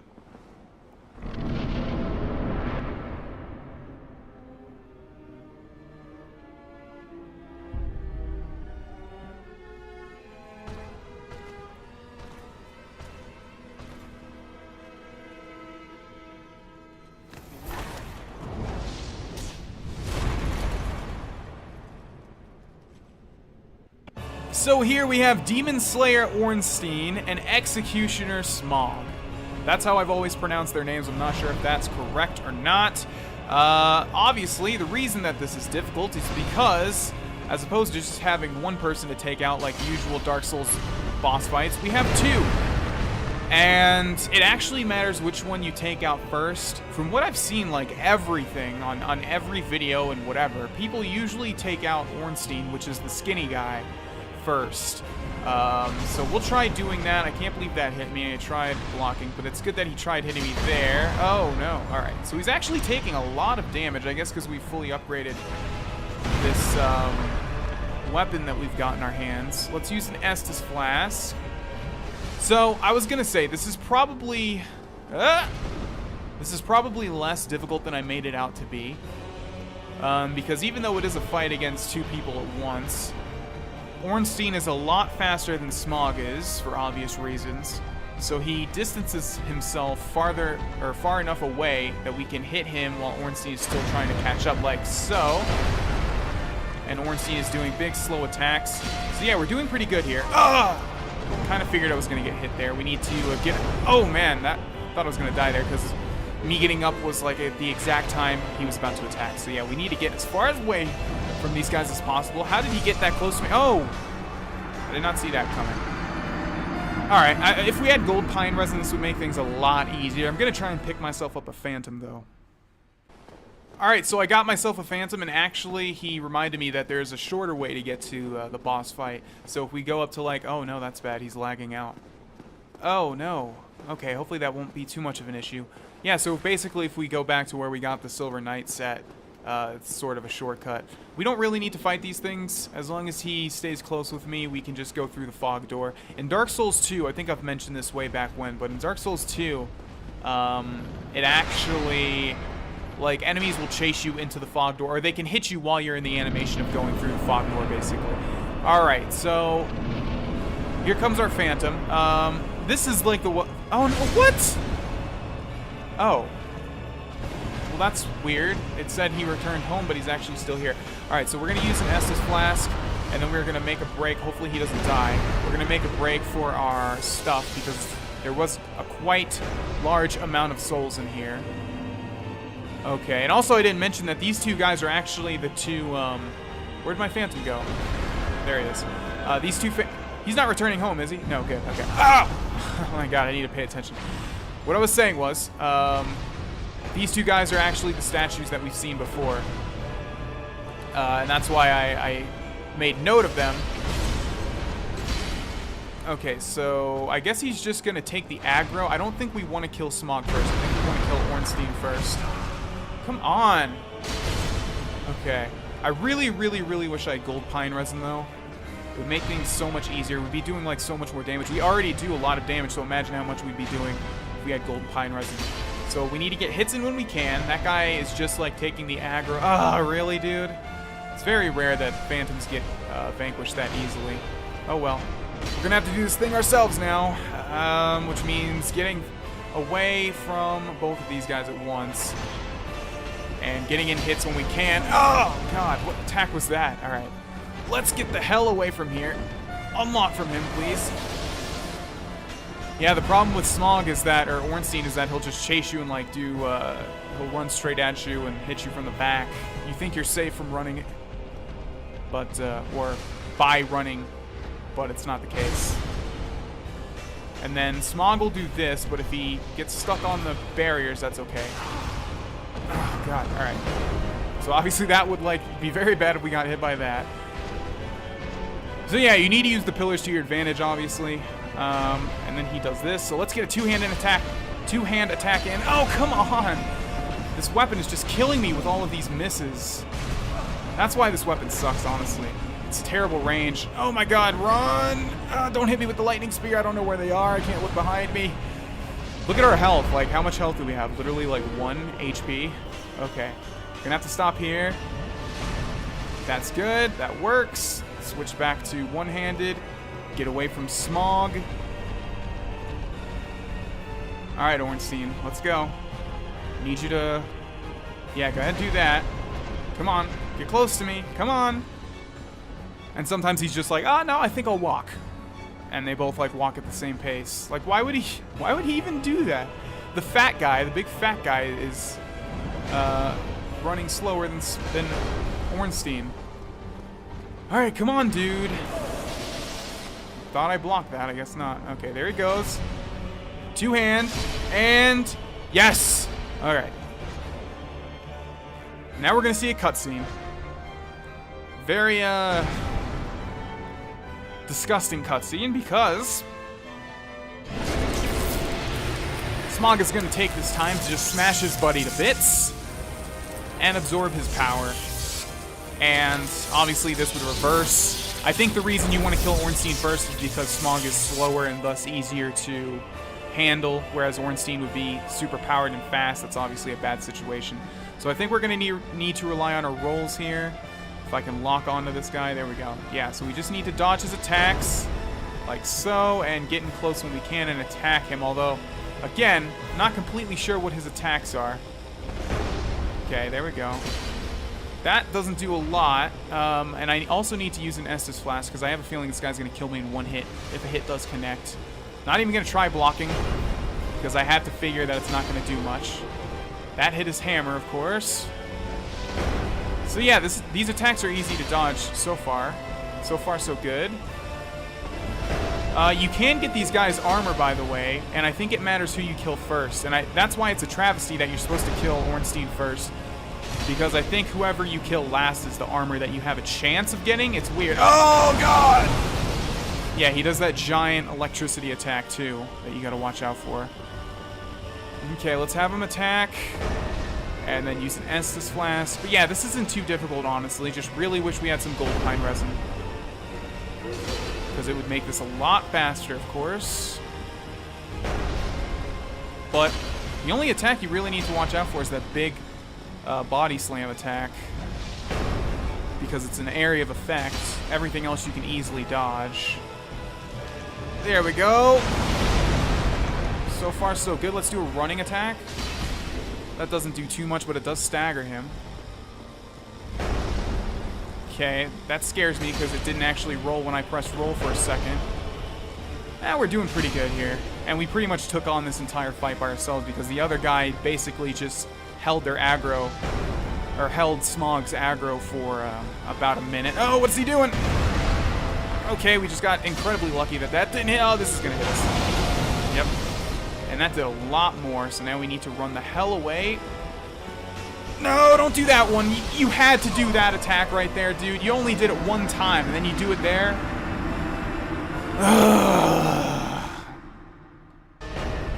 Alright, so I got a much better Phantom. We're in the same pretty much situation here, but Executioner Smog is very close to death. So, yeah, this guy's doing a lot of damage. He's also wearing Ornstein's armor, funnily enough. Maybe you can see it there, and he's also using the spear. And I never knew that his spear actually does some sort of, like, lightning blast attack. Soul of Smog. Oh, that's why, yeah, you get, I'm not sure how you get the armor, because the Soul of Smog is going to make his hammer, but I do know you can get their armor sets. Interesting. Alright, ladies and gentlemen, we're going to end this episode here. In the next episode, we will definitely close off Anor Londo, because all we need to do is go up there and talk with a very special someone. Thanks for watching, and I will see you guys later.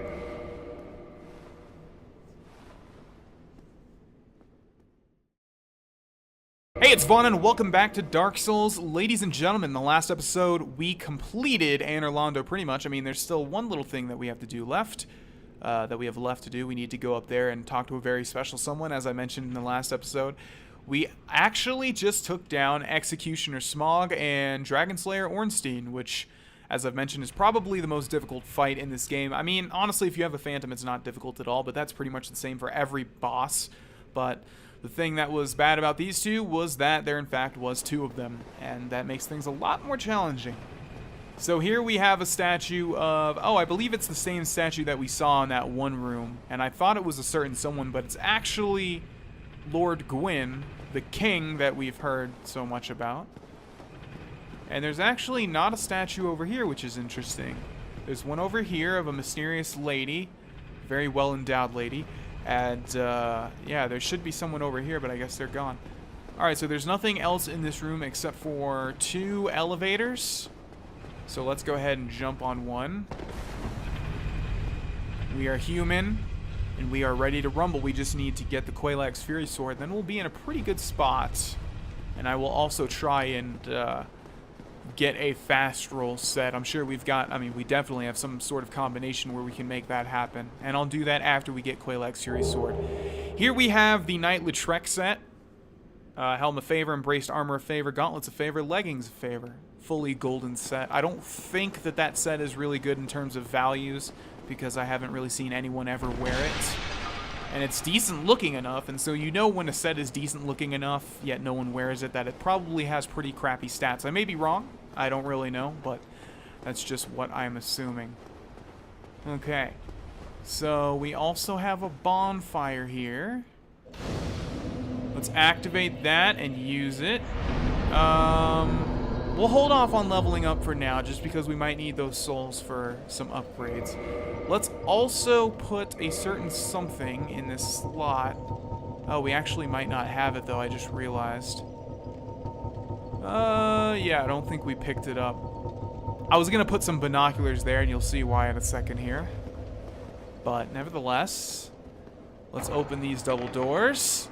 And behind them is gonna be a very, very large lady with, a very large, yeah.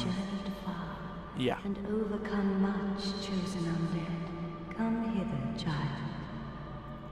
So I'm not going to say anything about this because the joke has been said a billion, cajillion, million times. In fact, this message right here is probably going to be something. Gorgeous view, yeah. A lot of the times it will say epic chest ahead or something along those lines. Anyways. Oh, chosen undead, I am Guinevere, daughter of Lord Gwyn and Queen of Sunlight. Since the day Father his wounded obscureth, I have awaited thee. I bequeath the Lord Vessel to thee. By the power of the Lord Vessel, you may now warp between bonfires. Achievement unlocked, Lord Vessel. So I mentioned earlier on that there's no way to fast travel. That was a lie. You can actually fast travel in this game between certain bonfires, not every bonfire, but once you receive the Lord Vessel at this moment, you can travel between distinct bonfires, but not, like I said, not everyone. And beseech thee, succeed, Lord Gwyn, and inheriteth the fire of our world. Thou shalt endeth this eternal twilight, and avert further undead sacrifices. You know what I just realized? I think I've mentioned already that, like, the normal people in this game are very large. They're, like, that big. But what's interesting is she is Lord Gwyn's daughter, but Lord Gwyn is our size. So I don't know what's going on there. Something interesting about... Actually, I'll hold off on telling you guys about that till after we're done with Guinevere here. O chosen undead, thou hast journeyed far.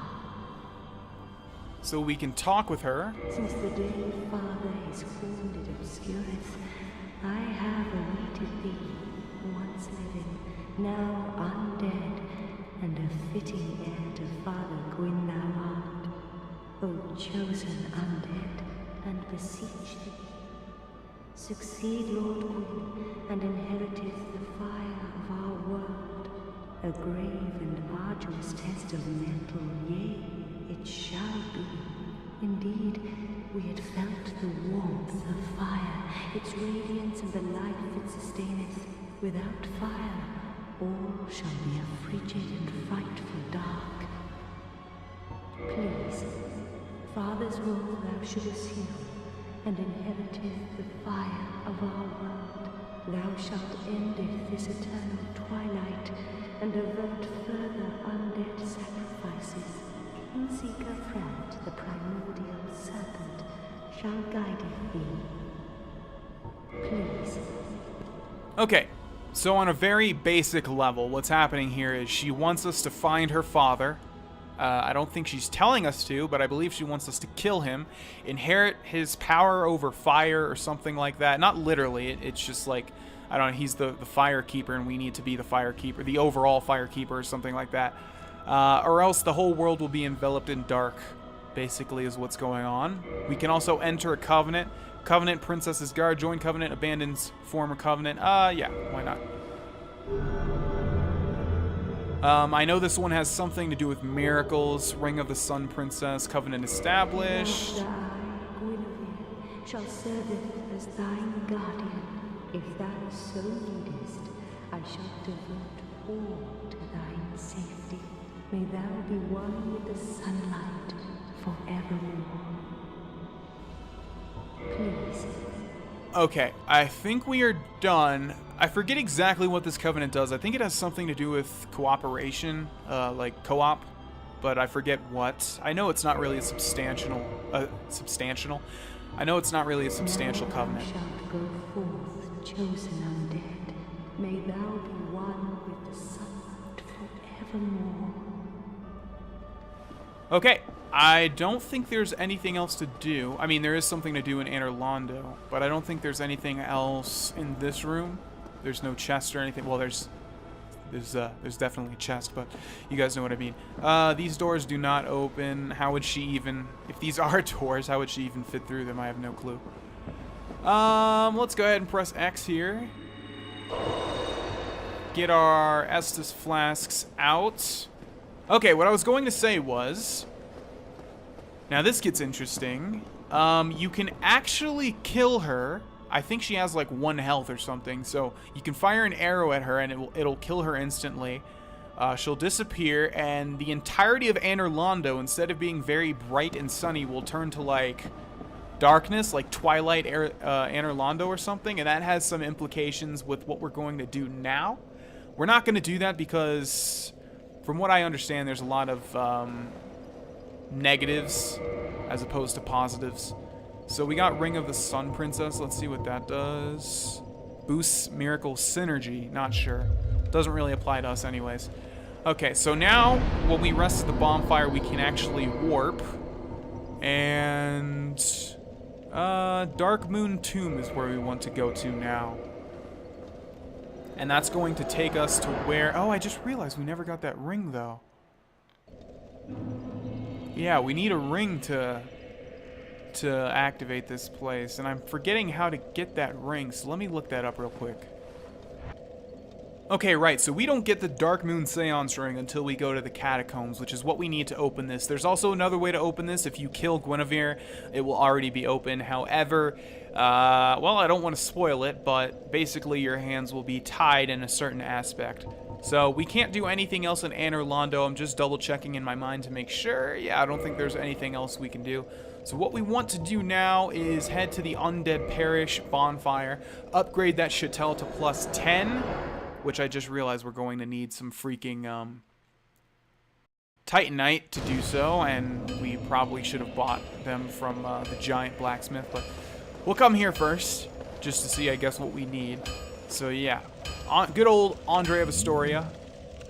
Show me that ember of yours. Well, I've never heard of a black ember. How about leaving that ember with me? I find it strangely fascinating. I think that's supposed to show like it's having a Lord of the Rings, the One Ring effect on this guy. Give Dark Ember? Yeah, we found that in the Painted World. Well, thank you. This ember really is something special. I'm already under its spell. I sense great potential indeed. Okay, let's modify. Yeah, see, we're gonna need 1 large Titanite shard to turn it into a +6. So basically, we just came here for nothing because this guy does not sell large Titanite shards. Back to the giant blacksmith. Okay, I bought 10, which was not very efficient because I'm not sure how much we need, and I feel like that's a little bit more than we need. But anyways, let's go ahead and modify equipment. Chattel +6. Okay, so it's ascended now. You should still be able to upgrade this here, though. So, yeah. Looks like we got a bit more than we needed. Maybe. Okay, yeah, we bought 1 more than we needed, so not bad. Chattel +10, and now basically all we need to do is go back to the giant blacksmith, and he should be able to turn that into a Quelaag Fury Sword. Alrighty. Let's go ahead and modify. No, we don't want to. There we go. Quelaag's Fury Sword. You can see the damage is particularly worse, although it does have 170 fire damage. Required souls, 5,000 in the Soul of Quelaag. Yes. Okay. Now, let's see if we can also upgrade that. I'm sure we have to be able to. Quelaag's Fury Sword. What do we need? Demon Titanite. That's right. We haven't really used Demon Titanite for anything else. Oh, I guess in Dark Souls 2, demon weapons must be used, or must be upgraded with Demon Titanite, whereas in Dark Souls 1, Demon Titanite upgrades boss weapons, because, yeah, that must be what it is. Maybe I'm wrong, I don't know. Either way, let's go ahead and start upgrading this thing, this bad boy. I'm not sure if there's a really good way to upgrade this, like in terms of enchantment, if we should make it a Fire Quelaag's Fury Sword or something, but we'll just do this for now, and then we'll hopefully stockpile some more Demon Titanite. But, yeah, anyways, another beneficial thing for switching this out is because this Demon Great Machete is 18 in terms of weight, whereas this one is 3.5, which is going to give us a lot of leeway for getting a fast roll. But that's what it looks like. It looks really, really, really awesome. And when we attack with it, it sets on fire. Isn't that awesome? Now, one interesting thing about this is that it scales with humanity. So I'm going to see if we can do a certain glitch. And usually I don't like using exploits and or glitches. But I didn't even know this one existed. My friend that was playing this game, the one that actually got kicked out, told me about this, and it's so weird because I looked up so many things about Dark Souls and researched it so much that I cannot believe I never came across this. But let's see if I remember how this works. Okay, what you want to do is you want to get a big weapon like the Demon Great Machete, and like you're supposed to attack with it and then press X immediately and then press start, I believe. So let's do this.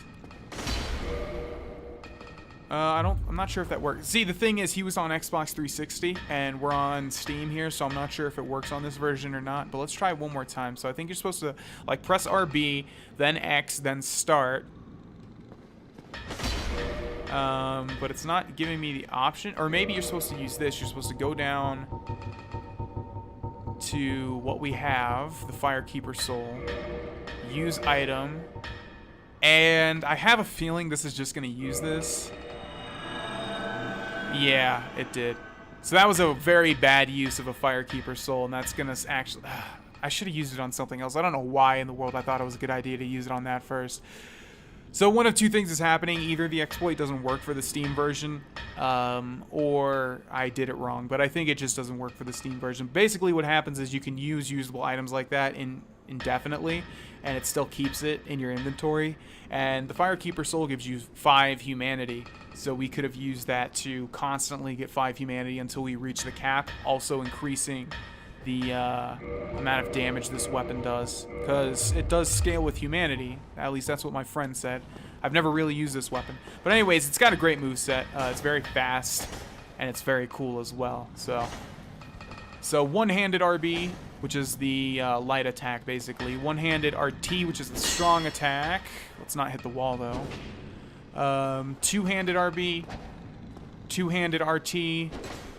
And there's a whole bunch of other stuff with running and jumping. Let's actually switch this shield to the Grass Crest shield. Where are you? Grass Crest shield. Grass Crest shield. There we are. And we should have a... well, we definitely have a medium roll. But yeah, okay. We've actually got a fast roll now. Let's try this out on this guy. So yeah, that feels awesome. I'm actually extremely happy now. This is going to make this Let's Play probably a lot easier because I'm used to being very, very fast. Even though I use the Great Scythe. But yeah, this thing is super, super quick. And it also, like, what's the word I'm looking for? Like, stuns them so they can't actually attack. Let's try the other stuff. So running RB. Okay, and I know there's one really cool one. I think it's the jumping attack. Running RT. That's the same. Okay, how about a roll RB? Oh, that's cool. We do like a spinning whirlwind. Roll RT, I don't think it matters, but let's try it anyways. Alright, so the jumping attack is definitely the cool one. Let me see if I can do it. Yeah, there we go. I don't think that's really useful, but it's definitely flashy, literally, because our sword is on fire. Alright, well, let's go ahead and use the Homeward Bone. And off camera, I'm going to see if that exploit works or not. Again, I don't like using exploits or glitches ever, pretty much. But I just want to do it for this game, just to increase our weapon to the maximum amount of damage so we stand a chance in PvE, or PvP. And also so that we can get 30 humanity to save Solaire. Because I don't want to grind for that shit when I don't have to. Okay, but for now, let's warp back to Firelink Shrine. I'm forgetting if, because we get the Lord Vessel, we can actually revive the bonfire. I don't think that's how it works. Yeah, you can see it's still out. So yeah, I guess we'll just roll around with the Grass Crest Shield and the Quelaag's Fury Sword. Look how fast it is. Can't wait to use this thing. I really want to max it out, though, so might have to look where to find large sums of Demon Titanite. Apparently, we could have dropped down in Sense Fortress to where those Demon Titanite guys are, and killed them. Still dead. Alright, I could have swore, though, there was a way to revive the bonfire. Huh. I don't know. Either way, before we end this episode, let's go ahead and head right in the middle here to the giant primordial serpent, Jeez, why am I saying Seeper? King Seeker Frampt. Heavens, you have done it. You have retrieved the Lord Vessel. After 1,000 years, it is you. It is really you. Yeah, what you said. Mm-hmm. Forgive me. I really should calm down. Yeah, Now, I think so. Let us take that vessel on a journey. I assume that you are ready. Now, be still. And unfortunately, our time in Let's Play Dark Souls comes to an end. Game over, ladies and gentlemen. Just kidding, that's just his preferred method of travel, which is kind of odd. These things are so incredibly, horrendously creepy. Like, could you imagine waking up in the middle of the night with one of those things hovering over you? My God, I think you would have PTSD for the rest of your life. This is the Firelink Chamber for the successor of Lord Gwyn. Now, place the Lord Vessel on the altar. Alright. But I want to do it stylishly, so let's back up to it like this. Yeah.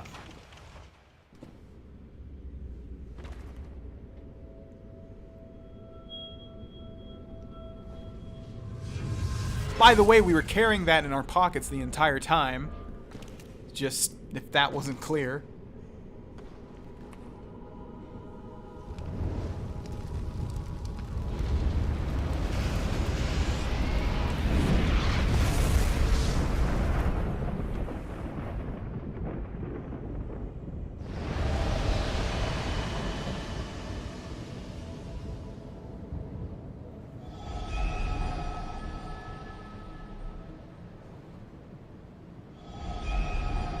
Hey, we've been there before.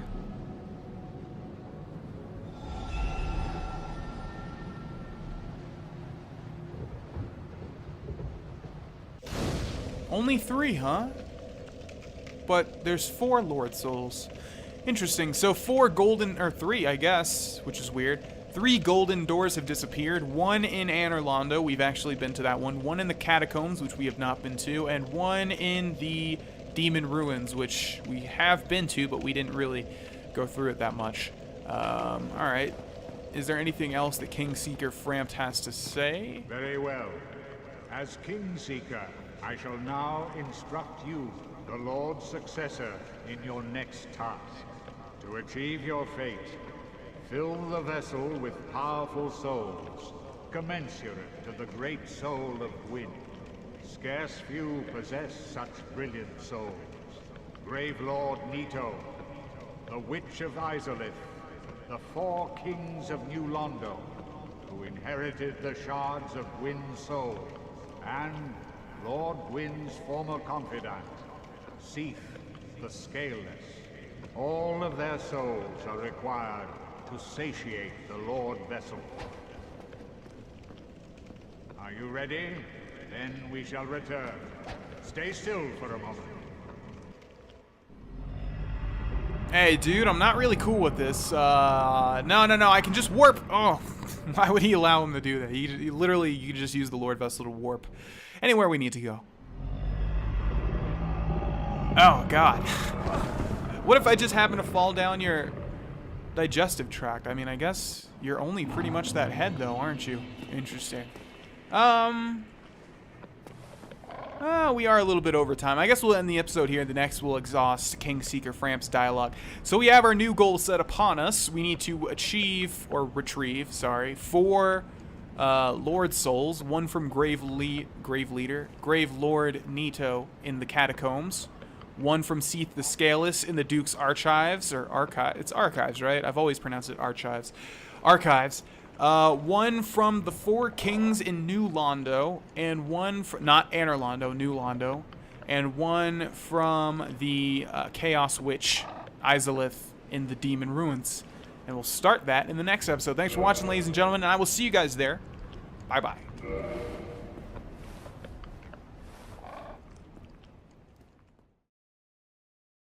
Hey, it's Vaughn, and welcome back to Dark Souls, ladies and gentlemen. You may notice that our character here, also named Vana, has been given quite a stylish upgrade here. So we've gotten the Quelaag Fury Sword in the last episode, and off camera I went through all of my equipment to see what would be the coolest, pretty much, looking setup, while also maintaining a fast roll. And as you can see here, the fast roll differs because he sort of does a front...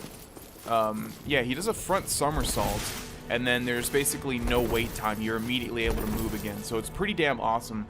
So we're wearing the Silver Knight helm, we have Eastern armor, Eastern gauntlets, Eastern leggings, and the Grass Crest shield on our back. So this is a pretty cool setup, and I'm glad I basically made it myself and didn't look up a guide or anything.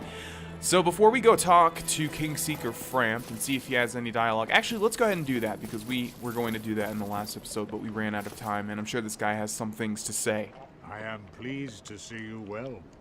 Is it something urgent? Let's talk to him. The beings who possess these souls have outlived their usefulness, or have chosen the path of the wicked. As the primordial serpent, I implore you to defeat them and claim their souls. Let there be no guilt. Let there be no vacillation. So if you remember, our current goal is to find the 4 Lord Souls and feed them to the Lord Vessel. So that's who he's referring to. The beings who possess... Okay, so I do Farewell, know where chosen we... undead.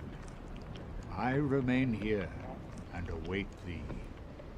Okay, I do know where we're going to be going first, but before we start on our new journey, let's talk to all of the NPCs and see if they have anything new to say. First off is this guy. Oh, hello there.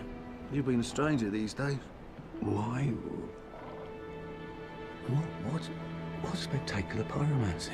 Tell me about it. I have never seen anything like it. Why, yes, of course. Thank you for sharing. I'm still an able pyromancer.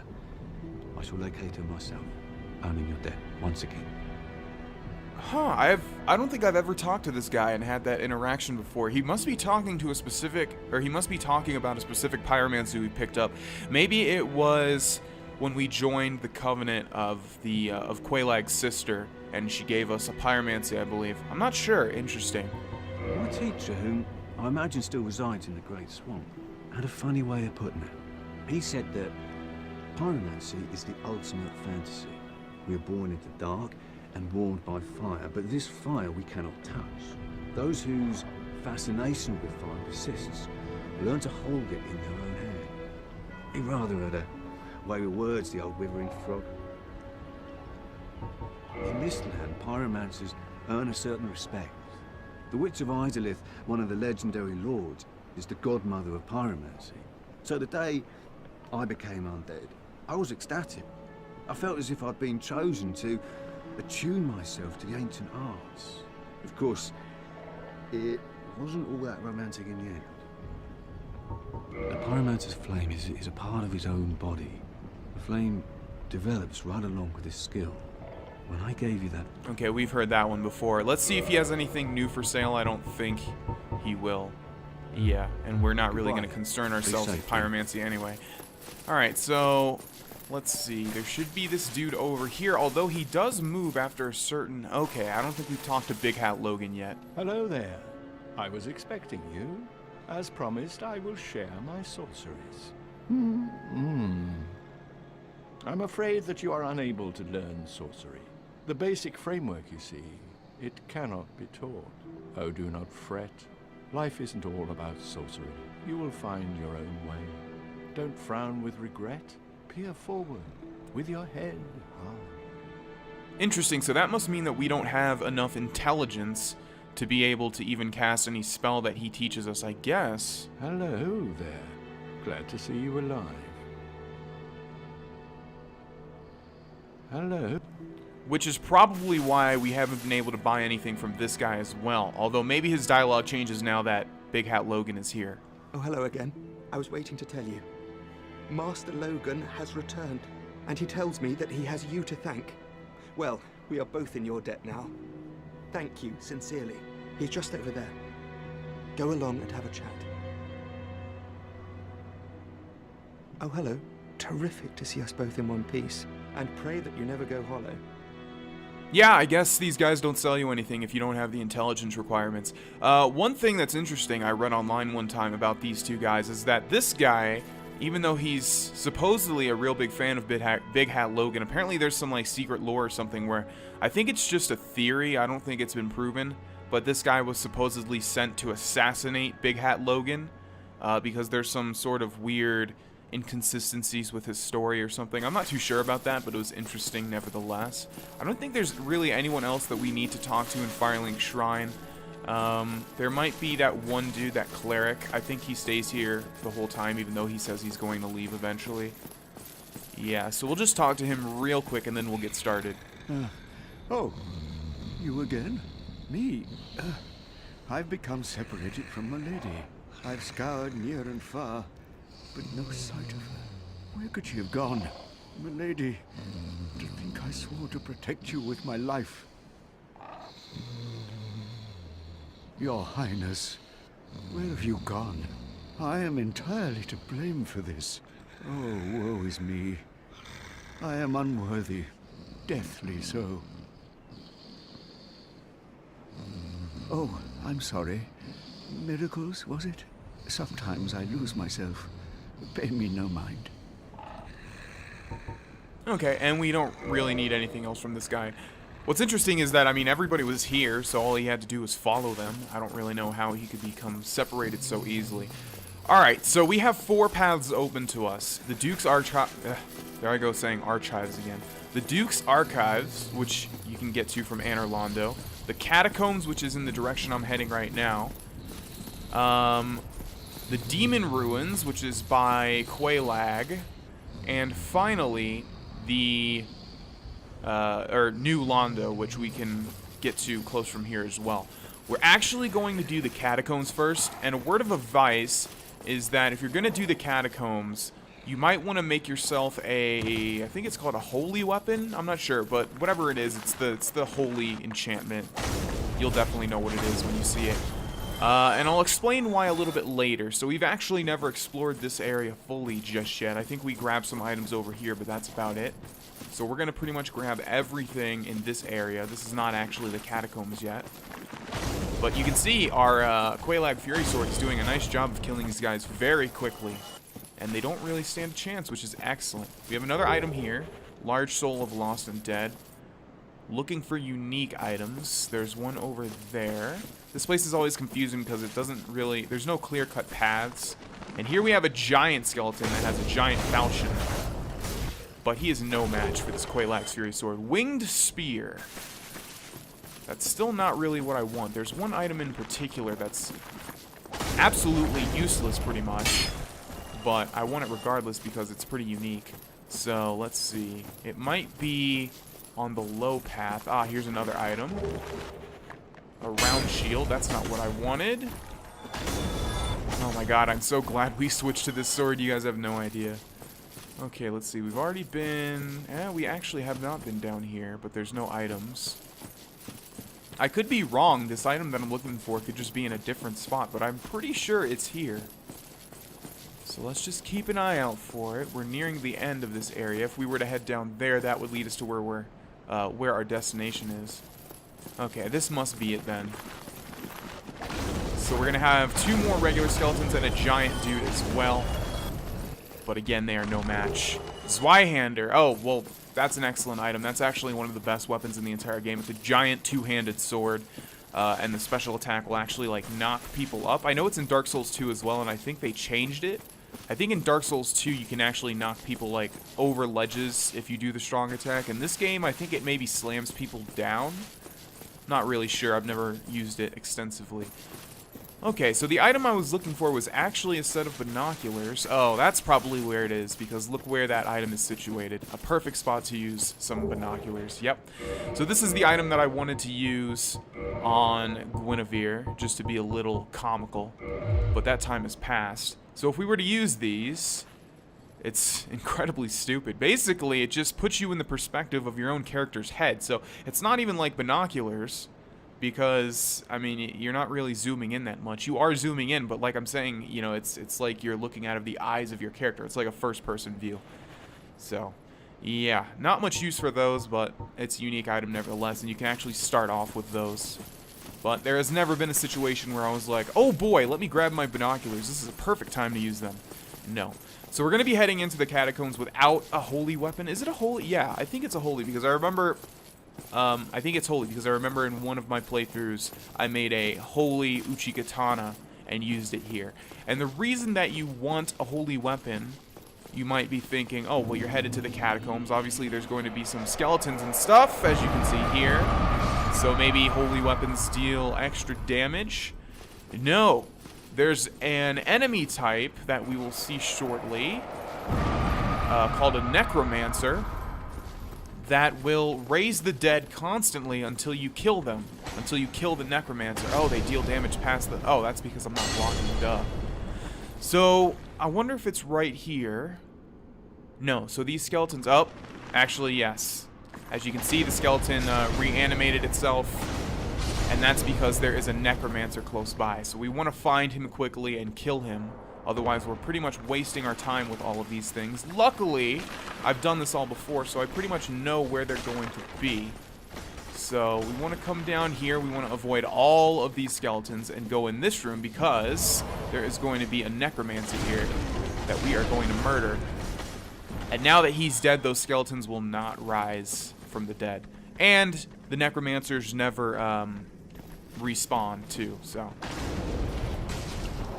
Even if we go to the bonfire, we don't have to basically find them and kill them yet again. So let's activate this bonfire. And let's also kindle it, even though I said I'm trying to keep as many humanities in my pool as possible, because we're going to need 30 if we want to save Solaire. Again, though, I don't know when it's too late to do so. I'm going to have to look it up at the end of this episode, because we're getting probably pretty close. So we're done with this. Notice the necromancer has not respawned. We also have a lever here that we're going to activate. Basically, that just opens the way behind this wall. And let's do some backtracking. I don't think we've missed any items, but we ran through all that stuff. So just to be sure that we're not missing any items. Oh, I actually did the jumping attack there when I didn't want to. That was weird. Yeah, there's nothing in this room, but we missed a whole bunch of stuff back here. So let's see. We have some more skeletons. Die. Die. They die in one hit, which is excellent. Something's up there. Okay. Whoa. Wow. He, like, rolled and stunned me and was able to get a hit off on me. That was stupid, but good for him. Alright, like I thought, there is nothing in here. So we're just going to go ahead and move on.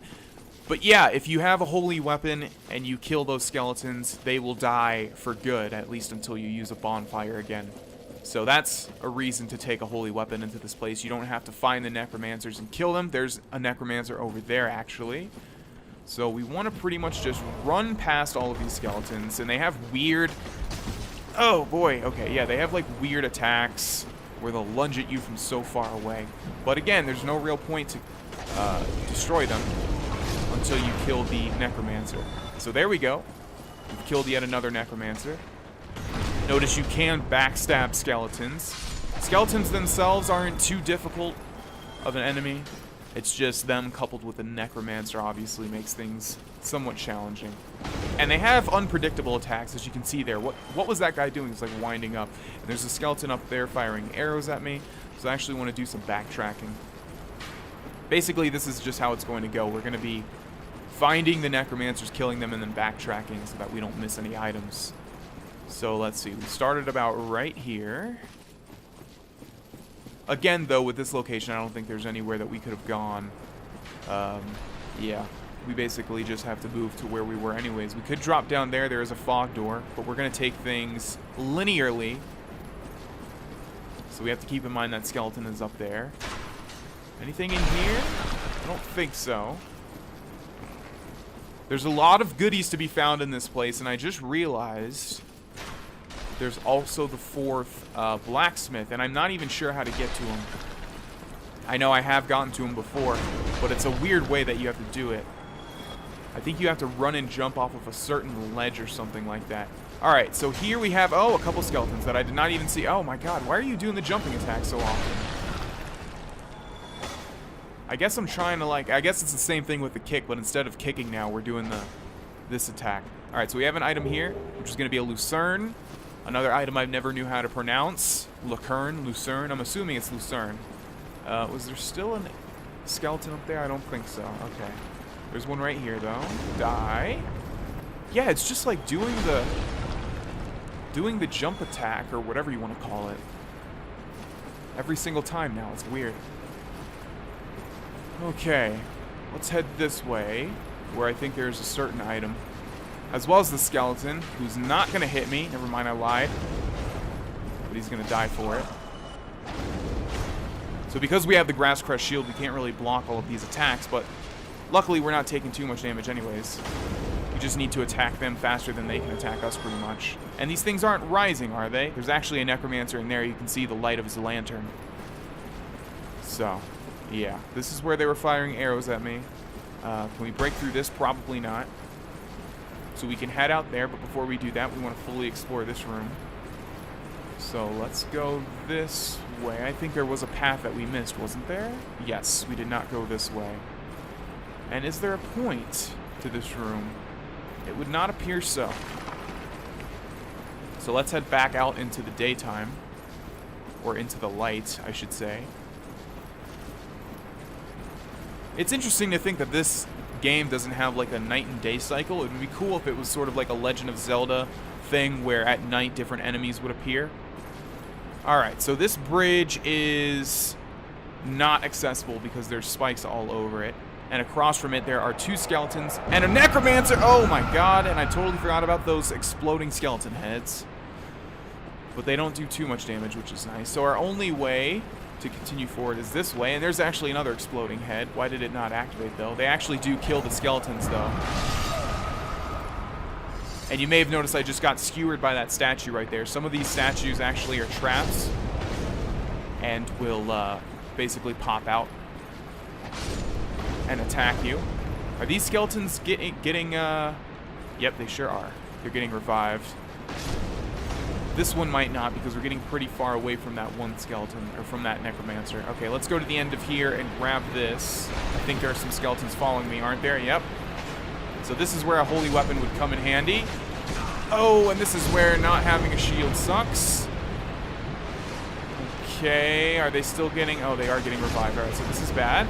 Let's grab this. And... Oh, jeez. No. Our only option is to... Yeah, I was going to say our only option is to hit them all at once and kill them, but... Well, that's why you want to have a holy weapon, basically. And or find the necromancers very fast. Alright, so we retrieved our souls and our humanity. Let's quickly activate this before these skeletons catch up to me. This is going to be difficult because there are so many and they get revived. But there we go. I don't remember this happening, actually. Actually, I remember usually you're able to get to the necromancers before you pretty much are stopped by all of the skeletons in a loop of non-stop revival. But there we go. We've overturned this bridge. That's what that pillar did, by the way. So let's kill these. That guy just totally jumped off to his death. Also, these necromancers have an attack where they fire fireballs at you, if you didn't notice that. Necromancer is dead. Oh, I was going to say, let's look behind us to see if there are any skeletons that are following us. And indeed there are, but they're not going to get revived this time around, so we just need to do some fancy footwork. And they are all dead, pretty much. Okay, let's see. We can go to the right over here. Let's do that, actually. Let's not do that. If we were to walk into one of those divots to the left or to the right, it would actually fall through, and we would drop a level. And I'm pretty sure we're going to be able to explore everything anyways without having to do that, so... Let's do things normally, shall we? I did see an item in there somewhere. But let's kill this guy. And let's see if he is going to get revived. Or necroed, I guess, would be a better word for it. He is, which means there's another necromancer somewhere close by. So let's find him. I actually can't even end the episode, Soul of a Proud Knight, until I do find him, because these things will attack me as I'm trying to shut down all of the programs. So I'm not sure where this one is, but let's just go straight to the bottom. I think this one is going to be at the bottom. Okay, there he is. Hello there. No, you don't. Your necromancy days have come to an end. Alright, ladies and gentlemen, we're gonna... Oh, he actually dropped something. Oh, I think I know what this is. Skull Lantern, yeah. Okay, so these necromancers actually have a chance to drop those, but you'll find one later on. So it's kind of... Well, it doesn't really matter that we found it early. I'm gonna chill here for like one more second just to see if any more skeletons come. Doesn't look like it, so we're gonna end this episode here, ladies and gentlemen. Thank you for watching. In the next one, we will continue on in the catacombs, and I will see you guys there.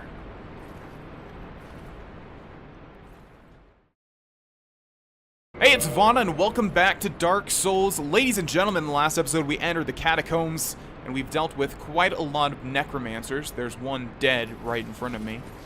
And basically, we're just trying to get to the bottom so that we can continue on. This place is actually really weird. There's multiple locations that are all tied to the catacombs. The catacombs is just a starting point. But anyways, we also have one of these levers here. Let's push that. I'm not exactly sure what that's going to do. I don't really remember this one. But I'm pretty sure every time you come up to one of these, you want to push it. Yeah, because as you can see here, it doesn't even come back out, which means we can only do it once. Okay, so should we go farther down? Probably not. That would lead straight to our... Oh, there's an item down there. What in the world? I do not remember that item, and there's definitely other stuff above that we've missed. But I am incredibly curious. Oh, I see. Okay, that's very dangerous. Okay, well, we've gotten the item nevertheless. One green Titanite shard, really? That's what it's going to be? I would hope that we're not going to die down here. Okay, I don't remember this at all, and I can't believe all that is a green Titanite shard. But looks like the only place that we can go... What in the hell?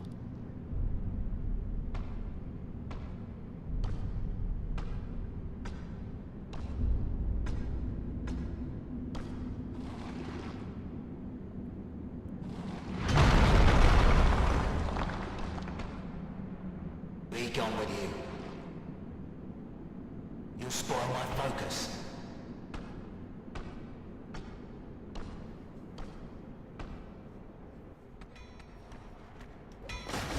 Okay, I wish you guys... This is the one episode I wish I had a face cam for, because... Holy crap, I have never done that, and I did not expect that to happen at all. So I was mentioning that there was going to be a blacksmith in this area. There he is. Okay, what must have happened was... I never went to this blacksmith in my first or second Dark Souls playthrough. I looked up online and found out that there was indeed a fourth, and I must have never gone to him. I just knew about him, but I thought I did. But I definitely haven't, because I have never seen that cutscene, nor did I know that there was a cutscene related to this character.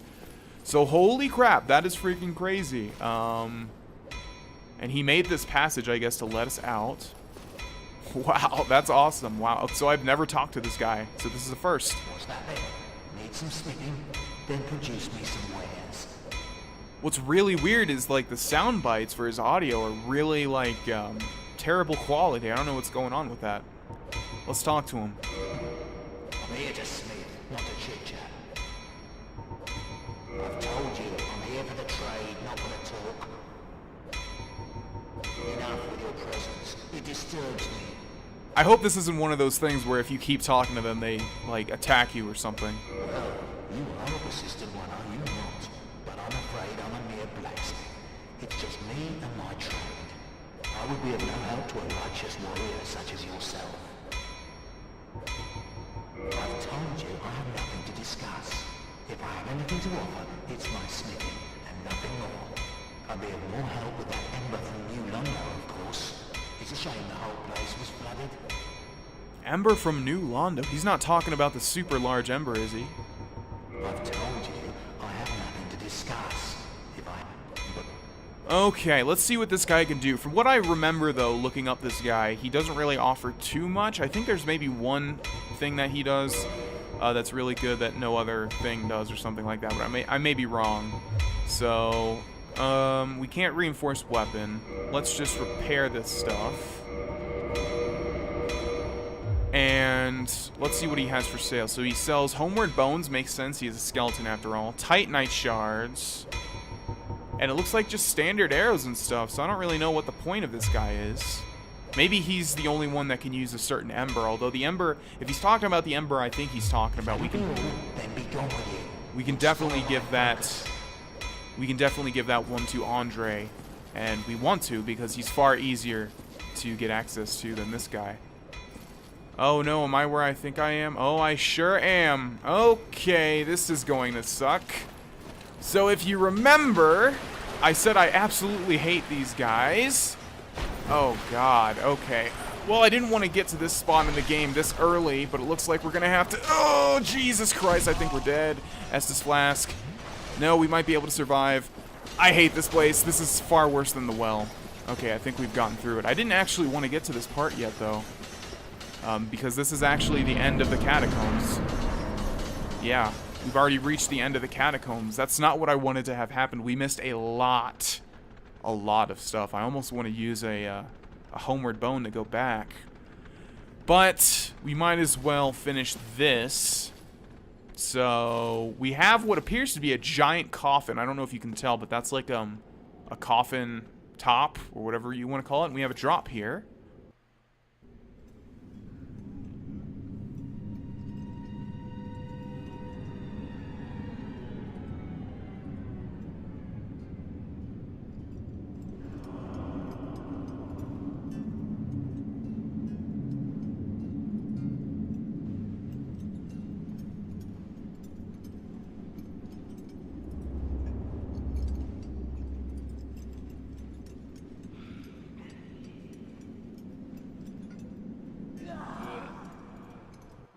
Alright, so definitely one of the creepier enemies. Here we have Pinwheel, who's also one of the easiest enemies, but I don't want to jump like that. Basically, what you need to do is just run at him and kill him, and it's that easy, pretty much. Let's use an Estus Flask. You can see his health is so incredibly low. I don't even know why this boss exists. It's just that easy, and Pinwheel is dead. Achievement unlocked, Rite of Kindling. By the Rite of Kindling, you may now kindle beyond the normal limit, which means we'll be able to get a total of 15 Estus Flasks from bonfires if we kindle them twice. We've been given the Rite of Kindling, Humanity, and a Homeward Bone, as well as 15,000 souls, and one random mask. I think this is how it works. I think when you kill Pinwheel, you have a chance to get one of the random 3 masks that he has. So we got Mask of the Father. I think the only one that's significant is the Mask of the Child, because it gives you stamina recovery. I'm not even sure what this one does. One of the 3 masks of the Pinwheel, the necromancer who stole the power of the Grave Lord and reigns over the catacombs. This mask, belonging to the Valiant Father, slightly raises equipment load. Yeah, definitely does not matter since we already have Ring of Favor and Protection and Havel's Ring. So now we have a choice. We can continue on into an entirely new location, or we can use a Homeward Bone to go back and explore and get all of the items that we missed in the catacombs because we went straight to the bottom as opposed to going slowly down. There's also an NPC that we did not talk to. Yeah, let's just go ahead and do that because there is a bonfire in this new location that we can warp to, so I was thinking if we should go to that first. That way, when we're done with the catacombs, we can warp to it. But it's kind of far. Yeah, and I think we want to talk with that NPC before we go in here anyways for a certain reason. So let's go back. Alright, so we've pretty much returned to where we started. Or where we were before we dropped down to that bottom section. There's already an item that I remember that we've missed, and it's like right over here. No, we've already been in here. So it's in there. But let's kill these skeletons first. Hopefully they do not revive. I think there may still be 1 or 2 necromancers that we have not killed. So we've already been down there and exhausted that area. There's a path over there, and there's a path over here. Let's go through here first. There is also a section, like I said, where we can walk onto and have us drop down. So glad these things are dying in one hit, and this weapon isn't even fully upgraded. Soul of a Proud Knight, wonderful. I think this thing caps out maybe at like 10 humanity, as far as humanity and damage relating to this thing. Let's see. Okay, let's go this way, which looks like it may be a dead end. Yes, and in front of us is another bridge with the spikes on it, which means we need to activate it so that we can walk over it without... Well, we can't walk over it regardless. Okay. So, this is where I want to be. Yes, it looks like there's a fog door straight ahead. But there's actually something even more interesting right about here. An illusory wall with a trapped statue in front of it. And up the stairs is going to be a bonfire. A secret bonfire. You can actually look out over there. Very cool. Let's use the bonfire. And let's not, I mean, there's no point to rust at it just to restore that tiny bit of health. It'd actually be far more damaging to our cause because all of the enemies would get revived. So we have a staircase here, or a ladder, I should say. Now this is interesting. So there should have been an NPC there. We've already activated that thing. All right, I never really understood how this works. First of all, let's go ahead and activate this, which is going to turn that bridge. Now, I never really understood how this worked because I think the first time I did this, he wasn't here either. But on that lever over there that we've already pulled to activate the bridge right there, and then we just pulled the one that activates the bridge that's under it, there should be an NPC called Patches, who, when we talk to him, he seems very odd, I think. But then when we go over the bridge... Oh, I see. So it must be after we've already turned the bridge. So now that we've turned that first bridge, if we were to go back over there, I think Patches is going to be behind there. And, yeah, I want to do that. But also... I mean, I guess we could just use a homeward bone. Yeah, let's go ahead and do that. Because Patches has to be there by now. So, yeah, let's try and get to Patches. Okay, yeah, I don't know how this works. I mean, we're not human, so maybe that has to deal with it, but maybe that has to do with it. But it shouldn't, because NPCs usually don't disappear if we're not human. But anyways, there should be an NPC here called Patches that's standing right by this lever, and if we talk to him, he seems very odd. And then when we try to cross that bridge over there, he turns it to kill us, basically, and then we fall to our death because the bridge turns, and that's that. So I don't really know why he's not there, and like I said, I think the first time I came here, the same thing happened. He wasn't there.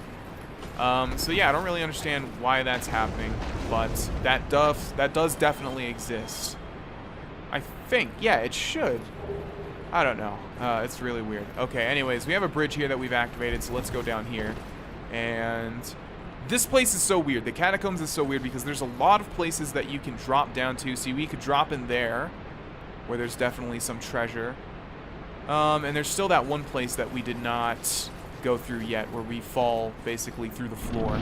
So there's a lot of stuff, a lot of loose ends in the catacombs. Alright, so, but we have definitely not been down here. If I had to guess, I would say that these guys are going to get reanimated. So, let's see. Did we kill this one? Let's see if he gets back up. Yeah, they're getting back up, which means there is a necromancer in here. So let's break open this. Oh, God. Okay, thought I fell to my death there for a second. Oh, I might have, though. Okay, quickly use an Estus Flask. God, these skeletons. All right, let's get out of here. Where am I going? Where am I going? Hello there. Totally forgot about you. Oh, my God. And they're still going to get revived, right? There's an item in here, so let's grab that. Dark Moon Seance Ring. Okay, that's what we needed. Yeah, they're all going to get revived. Even the big one, probably, if I had to guess. Maybe not? Did the big one get revived? I don't think so. Okay. So we're done with this, right? Nothing else here? Okay, the Dark Moon Seance Ring is going to allow access to a certain covenant that we've already seen, basically. So I'm trying to find that necromancer. I have no clue where he is. Did we come down here yet? Or have we been here is what I'm asking? I don't really know. Let's just keep moving forward, I guess. Oh, there you are, you son of a bitch. Die! Killing them is so satisfying, knowing you'll never have to kill them again. If I had to guess, I'd say that's probably the last one. What is down here? That looks like where we came in from. Oh, sneaky bastards. Someone dropped something. Red and white round shield. Interesting. Okay, we have some stairs here. Oh my God, why do I do that? We have a ladder here. Let's go ahead and climb that. This might be one of those areas where I just you know, I'll say I'll come back if I ever need to get something. I do know the Great Scythe is around here somewhere, but we're never going to use it. I would like to get it nevertheless, because it's what I used in my last playthrough. These things I don't really worry about because they don't deal any damage anyways. Miracle Tranquil Walk of Peace. So these... Yes, I was going to say, this is where we can fall through. And where the hell are we now? Are we back in that first area? I have no clue. No, I don't think we are. I don't think we've been up here yet. So like I said, there is the, why are these skeletons not raising? Have we been indeed here before? Have we indeed been here before? Yes, okay, this is the start. Yeah, so you can see how confusing this is. Very, very, very confusing. I think we'll do one last thing before we just go ahead and move on from the catacombs, because I don't think there's really anything of significance more that we want. So let's see, we can drop all the way down there, which definitely leads to something. Or we can drop onto that and then go inside there. So let's do that. Yes, I think this is actually where the Great Scythe is. Yes, it is. Okay. It seemed familiar. We can fall through there, but what is in here? Yeah, we've already pulled that lever. Alright, let's fall through one of these areas then. Okay, where the hell are we now? Story of this area. Get away from me. Have we been in here? I'm pretty sure there's a Titanite demon in one of these places that we have not seen yet. And it's probably in this one. Yes, there he is. Okay. So this is probably the last area that we'll explore, and then we'll move on. Because I don't like places like this that have just a billion different paths and stuff. I've complained about that in the past, but it just sucks for a completionist, basically. Okay, so we have a Titanite demon here. Let's see how much damage we do to him. Don't jump back, you bastard. What are you doing? We have the fast roll, so let's make use of it. Let's see how much damage we do to this guy, too. That's not a lot, but makes sense. Because we can do it very quickly. Oh, I thought he was doing that one. Alright, that's fine. Let's back up a little bit and use an Estus Flask. Alright, buddy. Running attack for you. No, just kidding. I'm going to roll. Oh, that was a slow roll. That was a late roll, I mean. Oh my god, get away from him. Get away! I've always said these guys are so easy, yet they've been doing so much damage to me because I've been doing a terrible job of dodging their attacks. Oh my god, alright. Get away, get away. Yet again, let's use an Estus Flask for this easy enemy. He's got to be close to death. Oh my god, don't die here, please. No, don't do another attack. Oh, thank god he missed. Oh, that was so lucky. Jesus, I really suck at killing these guys. I didn't in my first playthrough, just for some reason this Let's Play. Believe me, I know. What I'm saying is I know I've sucked at killing these guys. Eye of Death, that's a terrible, terrible reward. Eye of Death is a Covenant item. So, yeah, a Covenant item that we'll probably never end up using just because it's one of the hardest Covenants to progress through, I believe, just because, I don't know, I'll talk about it more when we get to it, but there's something weird about it. Where in the hell are we now? Another item. Just a soul. Looks like we can descend all the way to the bottom there through use of a ladder. Let's see if these guys respawn, though. Because if they do, that definitely means we haven't been close to this area yet. They do not... Oh! They do. Okay, so that means there is a necromancer down here. Night ahead. Oh, God. Hello there. Alright, looks like we're going to fall through that one as well. Is there anything in this middle thing? I'm not remembering, like, anything about this. Alright, let's fall through here. Looks like that's the only place that we can go to. Oh! Black Knight. Okay, where the hell are we? It's like just when you think you know everything about a location. Oh my god, let me roll. No! Get away! Estus. Roll! I don't want to lock onto the skeleton. Alright, so kill the Black Knight. Okay, that works. Black Knight, Great Axe, White Titanite Chunk, and another soul.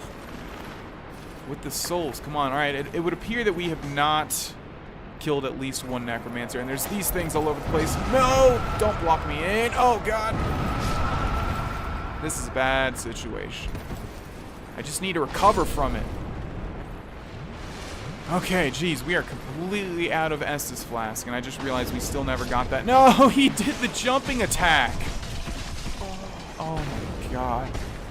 Well, this might be a death here, I would assume. Unless we can get out of here.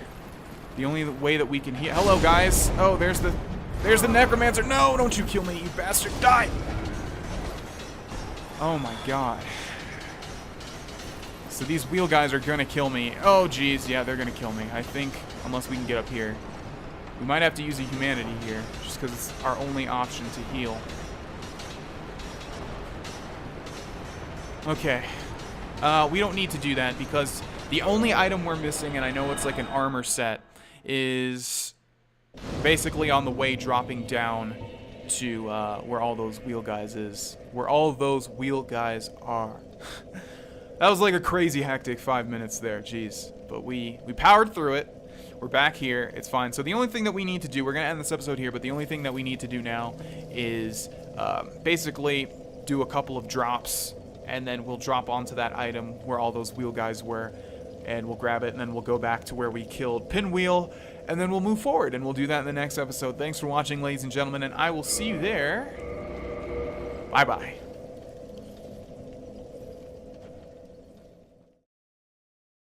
Hey, it's Vaughn, and welcome back to Dark Souls, ladies and gentlemen. In the last episode, we made our way to the catacombs. Why do I always do that? Of course we made our way to the catacombs far before the last episode, but what I meant to say was, in the last episode we were perusing through the catacombs, and I said that we were going to get to this spot right here, which is where I have gotten. There's actually 2 items left. I said there was one, but there's actually 2. This one right here is probably going to be the set I was talking about, the armor set.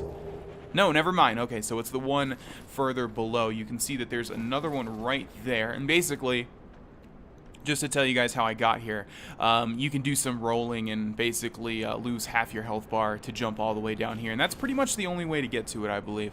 Alright, so we're going to drop down a little bit further to get to this item. And this is the armor set. I believe it's a cleric set or something like that. Priest. I was close. So priest hat, holy robe, traveling gloves, holy trousers, and a mace. And the only place left for us to go is where we have already been, where we defeated Pinwheel. We don't want to go back that way. You can see these wheel guys are going crazy already, so we want to get as far away. And of course, by that, I mean we want to jump directly on their heads and get their spikes lodged in a place that we don't want those spikes lodged. Alright, so we're pretty much done with the catacombs for now. We may have missed a couple of items, but that's the story of pretty much every single place we've been to so far anyways. And it's not that big of a deal, like I said. If it's anything that we need, we'll just go back and pick it up. It's not imperative that we get every single item in every single location. Alright, so this is where we defeated Pinwheel. His body is not here. He gave us the right of kindling. Let's go ahead and use 1 Estus Flask. And yet again, I've said this so many different times, but we're about to enter one of my least favorite parts of this entire game. And that is the Tomb of Giants. And you'll see why very quickly. Alright, but before we exit here, let's just double check to make sure we're not missing anything. What does it say? Shortcut ahead? Shortcut ahead, you say? What do you mean by that? There's nowhere to go from up here. Oh, is there? Wait a second. Where are we? And what is that? Oh, okay. Hold on a second. Alright, well, we did pick up something from one of the necromancers, and that is... Where are you? I know you're somewhere. I'm not sure what it's classified as. There we go. The Skull Lantern. So the Skull Lantern is going to allow us to switch to it, and if we, I guess we have to activate it? Or is it just already activated? It doesn't seem like it's emitting much light, no. So there's definitely, oh, it must have to be in our left hand then, or our right hand, I mean. So let's remove that, and then put that Skull Lantern in our right hand. That doesn't make sense. Usually Dark Souls allows you to use anything in any hand. But it shouldn't be like that. So let's put that on our back again. And how the hell do you use this? Am I missing something here? You're supposed to be able to use this as a lantern, obviously. But it's only using it as an attack. There's a way you hold it up, though. Oh, okay. Right, so you have to block with it. That's the thing. It acts like a shield. Okay, so let's actually remove that. I can't believe... My mind just totally blanked there. Yeah, so then we can do this and do that. And now if we block... Wait a second. Now it's not doing it again. Oh my god. The episode where I don't know how to use the Skull Lantern. Okay, well, let's try that again, just doing it this way then. I guess you have to dual wield it or something, and then we can block with it, and now now it lights the area around us. I'm still not exactly sure how this dumb thing works, but yeah, it basically lights the area around you. It's terrible, though. There's another item that you can wear as a helmet that will automatically light your path, and then you don't have to block with it, and you don't have to switch out your weapons for it. So obviously it's much better. However, this is pretty much our only option at this point, so we're gonna go ahead and hold this and move forward. I'm not sure where this is leading though. It said shortcut ahead, but I don't remember where this path leads. And the issue is that we don't have our weapons out. Okay, what do we have here? Soul of a Proud Knight. I really don't want to drop down there.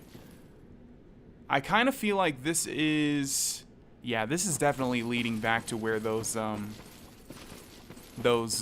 bone wheel guys are. So yeah, we don't want to go that way. That just leads us back towards the catacombs. What we do want to go, where we do want to go, however, is forward this way. And you can see there's a sparkle on the ground. So let's hold this. Okay, that's where we came up from. Yeah, there's an item up there, obviously. So I don't think I've mentioned this. Yeah, I have mentioned this before. There's an item called a prism stone that when you drop it, it sort of just randomly glows a certain color, and that's what these are here, but we can't pick them back up. So, the only way that we can go for now is just on the path of these sparkles pretty much. We've entered the Tomb of the Giants, though, which, as I've mentioned, I do not like. You can see right here off the bat. So, that guy's not aggroed, is he? Alright, so we're not even going to use this Skull Lantern. It sucks. We're going to put this on our back, and we're just going to hopefully... I mean, we kind of have to use a Skull Lantern. But it severely limits your offensive capabilities. And it's just terrible, and I hate this spot so much. It's just bad. Alright, so we'll try holding off using... There's got to be a way to use it in, like, your left hand, though, that I'm just not... Let me figure that out. There's got to be a way. Okay, so the reason I'm getting confused is because if you two-hand the Skull Lantern and you hold the left trigger, it will work. It will light up the area around you. However, if you one-hand the Skull Lantern and hit the left trigger, you do an attack with it, which, by the way, deals, like, no damage, but it does have a small chance to light enemies on fire, I believe. But if we do a light attack and hold it, so if we hold LB, it does light the way, and then we can still use our weapon as well. So I don't know why that is so confusing, but nevertheless, this is definitely one of those areas where I do not care if I do not fully explore it and miss certain items. I really do not care at all. In fact, I know there's a lot of different areas that have items in this specific area. Okay, so here we have another guy. So basically our ultimate goal here, because we don't have the shield, is to kill them faster than they can deal damage to us, pretty much. And here we have another soul. Wonderful. Alright, so someone is shooting an arrow at me, obviously. You can see them there. Let's go down here. Okay, this is the part that I really do not like. Alright, so let's two-hand this, and hopefully... Oh, he still gets that kick attack off. Oh, and we have another one as well. And he's going to get that strong attack off. We might die here, because my only option is to pretty much... There we go. Quickly use 2 Estus flasks. So yeah, you can hopefully see why I hate this spot, and I'm actually not going to do any exploring at all. I'm pretty much going to get through it as quickly as possible. I do know there is a bonfire near us, however. I don't even remember if there are any items worth grabbing in this area. Okay, so here we have an NPC. Before we go talk to him, though, this is a very, very easily missed bonfire. You can see it down there. We're going to go ahead and just drop down. And, yeah, you definitely want to activate this one because you'll be using it quite a lot. So, let's go ahead and kindle that. We're almost definitely going to need that extra bursts of... We're going to need those extra instances of Estus Flask. That's not the best way I could say that, but it's the best way I can right now. Alright, getting a little bit flustered if you can't tell from this location already. So yes, bonfire down here, obviously it just reanimated all of the enemies that we've killed, but that's okay because we actually dropped down to a separate location. And now begins a very interesting part of the Tomb of the Giants. So here we have an NPC, like I said. Good day. You look reasonably sane. What are you doing in the catacombs? Are you a cleric or something? No. No? Really? Then I'd have no qualms telling you. There's a fine stash of treasure right down that hole. I found it first, but, well, we're friends now. So I'll split it with you. In any case, have a look. It'll shimmer you blind. Wow, what a nice guy. I mean, he did that ominous laugh that all the NPCs do, but again, all the NPCs do it, so how bad can he be? There, that hole. Take a closer look. Where's the issue? What's your problem? Take a peep in the hole and check out that treasure.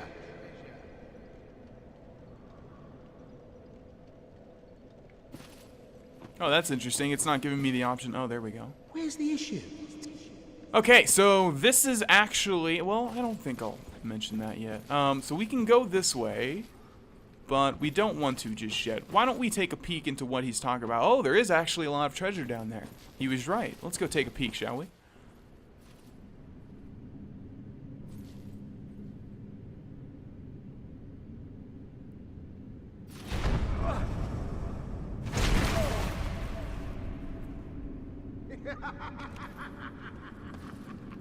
This is what I do, my friend. The trinkets I'll be stripping off your corpse, that's the real treasure. Oh man, if he only knew how right he was. Who could have saw that coming, though? So that's actually Patches, the NPC that I was talking about in the catacombs that will trick you into falling off the bridge. So you can see he's a very mischievous character, obviously. So here we're going to have another skull lantern. This is where you're supposed to get the item. And then you're supposed to equip it like so. And we're in a deep, dark, mysterious pit, which is never a good situation to be in. And there's a bunch of weird lights all around us that are just embedded into the walls. Looks like we have another NPC here, though. And a vague, terrible sounding noise in the distance. You're no hollow, are you? Thank goodness. Please be careful. There are two fierce hollows not far from here. They were once brave knights, my former escorts. Who would let such strong spirits be hollowed so? Heavens, is there nothing at all to be done? Oh, I'm sure there's something that we can do. You're no hollow, are you? Thank goodness. Please be careful. They were... Okay, I believe that was the same line of dialogue she just... Okay, so obviously you can see a silhouette in there. A silhouette. Oh, that's one of those words that's hard to pronounce no matter how you say it. Silhouette. There's a silhouette in the distance there. And there's another one to the right here. So obviously these are going to be the two hollows she was referring to. Now what's hard is obviously you have to choose whether you want to hold the skull lantern and be able to see things, or be able to attack. So I really don't like this mechanic at all. And we're getting close to the edge here. Okay, switch to the thing. There we go. So I guess our best bet is just going to be to die here. Roll. God damn it. Oh my god, I hate this part so much. Okay, so let's get behind this pillar and use a couple of Estus flasks. Can't believe that worked. So obviously, like, what the hell are you supposed to do here? If we take our skull lantern, if we put our skull lantern down, we can't see them at all. The best bet is to sort of, yeah, let them do that and then backstab them. Which isn't even going to kill them. These guys are very burly, so now we have to hope to do it by two-handing our weapon. Okay, there we go. So that worked out. Now let's try and do the same thing pretty much. We're not fast enough to strafe, and this guy does too much damage. Okay, so we need to get away from him now. And use a couple more Estus flasks, or just one will do the trick. Oh, God. I hate this part. I hate this part so much. Okay, let's just try and go for it. There we go. I mean, there's not much more you can do than that. There's not much more you can do than that. Yeah, you can block and hope that you can backstab them as you're blocking normally, but it's very hard to see, as you can tell. I mean, this is with the brightness at a decent enough level too. But nevertheless, they're dead. If you're not getting this, those are the two guys that were protecting this woman at Firelink Shrine, and obviously they went hollow, which is not good. But we've saved her. You banished those two hollows, did you? It pains me to think of the trouble my failings have caused. I am certain that both Vince and Nico are grateful to you. Thank you so very much. Here, these belonged to them. You deserve them more than Replenishment. I am certain that both Vince... Thank you. Okay, now I know that I'm certain. this chick has something to do with the Wrath of the God spell. You may have to kill her to get it. We're not going to be doing that just because we wouldn't even have the amount of faith to be able to use it anyways. But I know there is something with her. It can't be as easy as just killing her, though, to get Wrath of the Gods, because that is one of the best spells in the entire game. It's what those two giant guys in the main hall of Anor Londo were using. But people mainly use it in PvP because not only does it do damage, but it also stuns enemies. And it's very hard to get out of. But yeah, this pit is actually just an enclosed location. We want to head back up to where Patches, that bastard, was. And here we have a new enemy type. A very terrible enemy type. Oh! So basically they'll just do this thing. And they're not really too difficult, but they will also slam their entirety upon you. But it's better when they do the little whirlwind attack. Oh my god, or is it? Jesus Christ, that damage. Well, I did not expect that.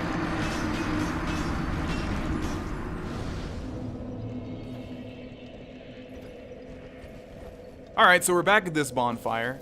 This is another area where I have no problem being hollow for the entirety, because it's just really annoying.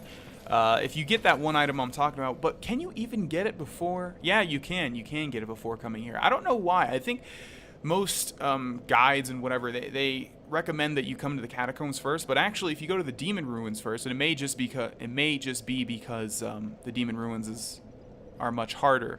But if you go to the demon ruins first, you can get that item that lets you basically have a helmet that lights your way the entire time, and you don't have to do it this way. But nevertheless, here we have Patches again. Oh, you! Well, let's just calm down. Talk about things. I did you wrong, but I didn't mean it. These temptations, they can, well, overcome me. You know what I mean, don't you? Please, forgive me. You and me, we're jolly undead outcasts, aren't we? Well, should we forgive Patches or not? I think he does give you something if you forgive him. Let's just say yes. We always have the option of killing him afterwards. Oh, brilliant. A second chance. Wonderful. I had a feeling you'd understand. I did. But, if I were in your shoes... Ooh, who knows what I'd have done. But now we're friends again. Eh? There's that laugh once again. Does he... he might become a merchant, actually. I'm not too sure. I did you wrong, but I didn't mean it. These... you know... Okay, maybe he just does nothing. I did you... I don't know, like, this is one of those cases where I really want to kill this guy, but would Vanna kill this guy? I don't know, it's just like... I like my characters to be above revenge, you know, and although this guy really did want to kill me, I mean, his intention was to push me into that pit, have me die, and then loot my corpse. I don't know, you know. I think you do get his shield. I think that spear is not unique to this guy. Could kick him off. That would be interesting. Yeah, let's just kill him. Alright. Oh! If that's the way... Hold on. Didn't want to roll. Stop rolling, dude. Oh, and I have this stupid shield. Okay, if we die to Patches, that's going to be terrible, so let's not do that. Okay, let's use an Estus Flask. Didn't let me use it for a second there. Can't see anybody in this stupid freaking place. I hate the Tomb of the Giants so much. Nevertheless, goodbye, Patches. What did you ever do? Yeah, you did a lot of stuff, my friend. For humanity and a crescent axe. Okay, you don't get a shield, you get the axe. But we already have a crescent axe, don't we? I don't know. Nevertheless, let's go this way now. I think this will lead us back down. It should, yeah, lead us back down. Or maybe it doesn't. Well, nevertheless, we have a new enemy type here. See, like, what are you supposed to do? You use the shield to block these giant attacks from these guys, but then you can't see. Or you use the skull lantern, and then you take the full brunt of all of their attacks. But up ahead, you can see this new enemy type, which is one of the worst enemies in the entirety of Dark Souls. They do so much damage. And obviously, they're creepy as hell as well. I do want to go back and get my... Yeah, let's go back and get my humanity, though. Alright, I dropped back into the pit. We also missed this item up here, which is probably just going to be a soul. White Titanite chunk, never mind. What in the world? Oh, that's right, yeah, when you activate that, these things appear. And there's that attack I was talking about. God, I hate the Tomb of the Giants. I'm gonna say that about 100,000 times. Okay, is he gonna fall again? No, that was some attack. Die. I mean, we don't have to kill all these things, so let's just not. Let's just go ahead and move on. Although we are leaving that chick in danger, that priestess. But oh well. Let's go this way, though, which is where our humanity and souls should be. Indeed. Okay, let's see how much damage like a strong attack does. Oh my god, these things do so much damage. Alright, let's pick this up. Let's use 2 Estus flasks. Let's wait for this guy to be finished. I guess you just have to wait, that's the thing. You just have to wait for them to do that attack. But it's like half of our HP if we even come into contact slightly with these things. I don't remember these things being so tough. Okay, die. Now, where in the world are we? Here's a ladder. This should lead us back up to where Patches was before we killed him. I could have swore Patches sells you something, though. Maybe that's just a mistaken memory. I'm not sure. All right, ladies and gentlemen, we're going to end this episode here. In the next one, we will continue further into the Tomb of the Giants and hopefully get through it as fast as possible. Thank you for watching, and I'll see you guys there. Bye-bye.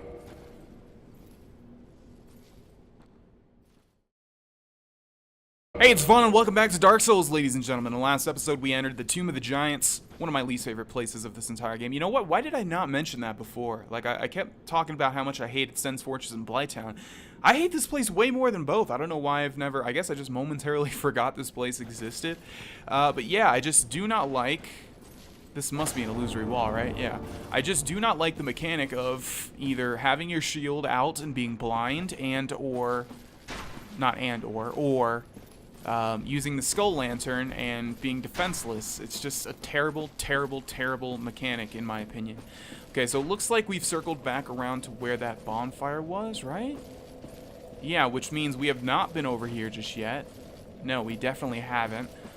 So against my better interests, I'm going to go ahead and explore this area. We should be able to roll through this, right? Oh, I remember this spot. This is one of the worst spots in the entire game. There's probably so many items, though. Actually, this does block something.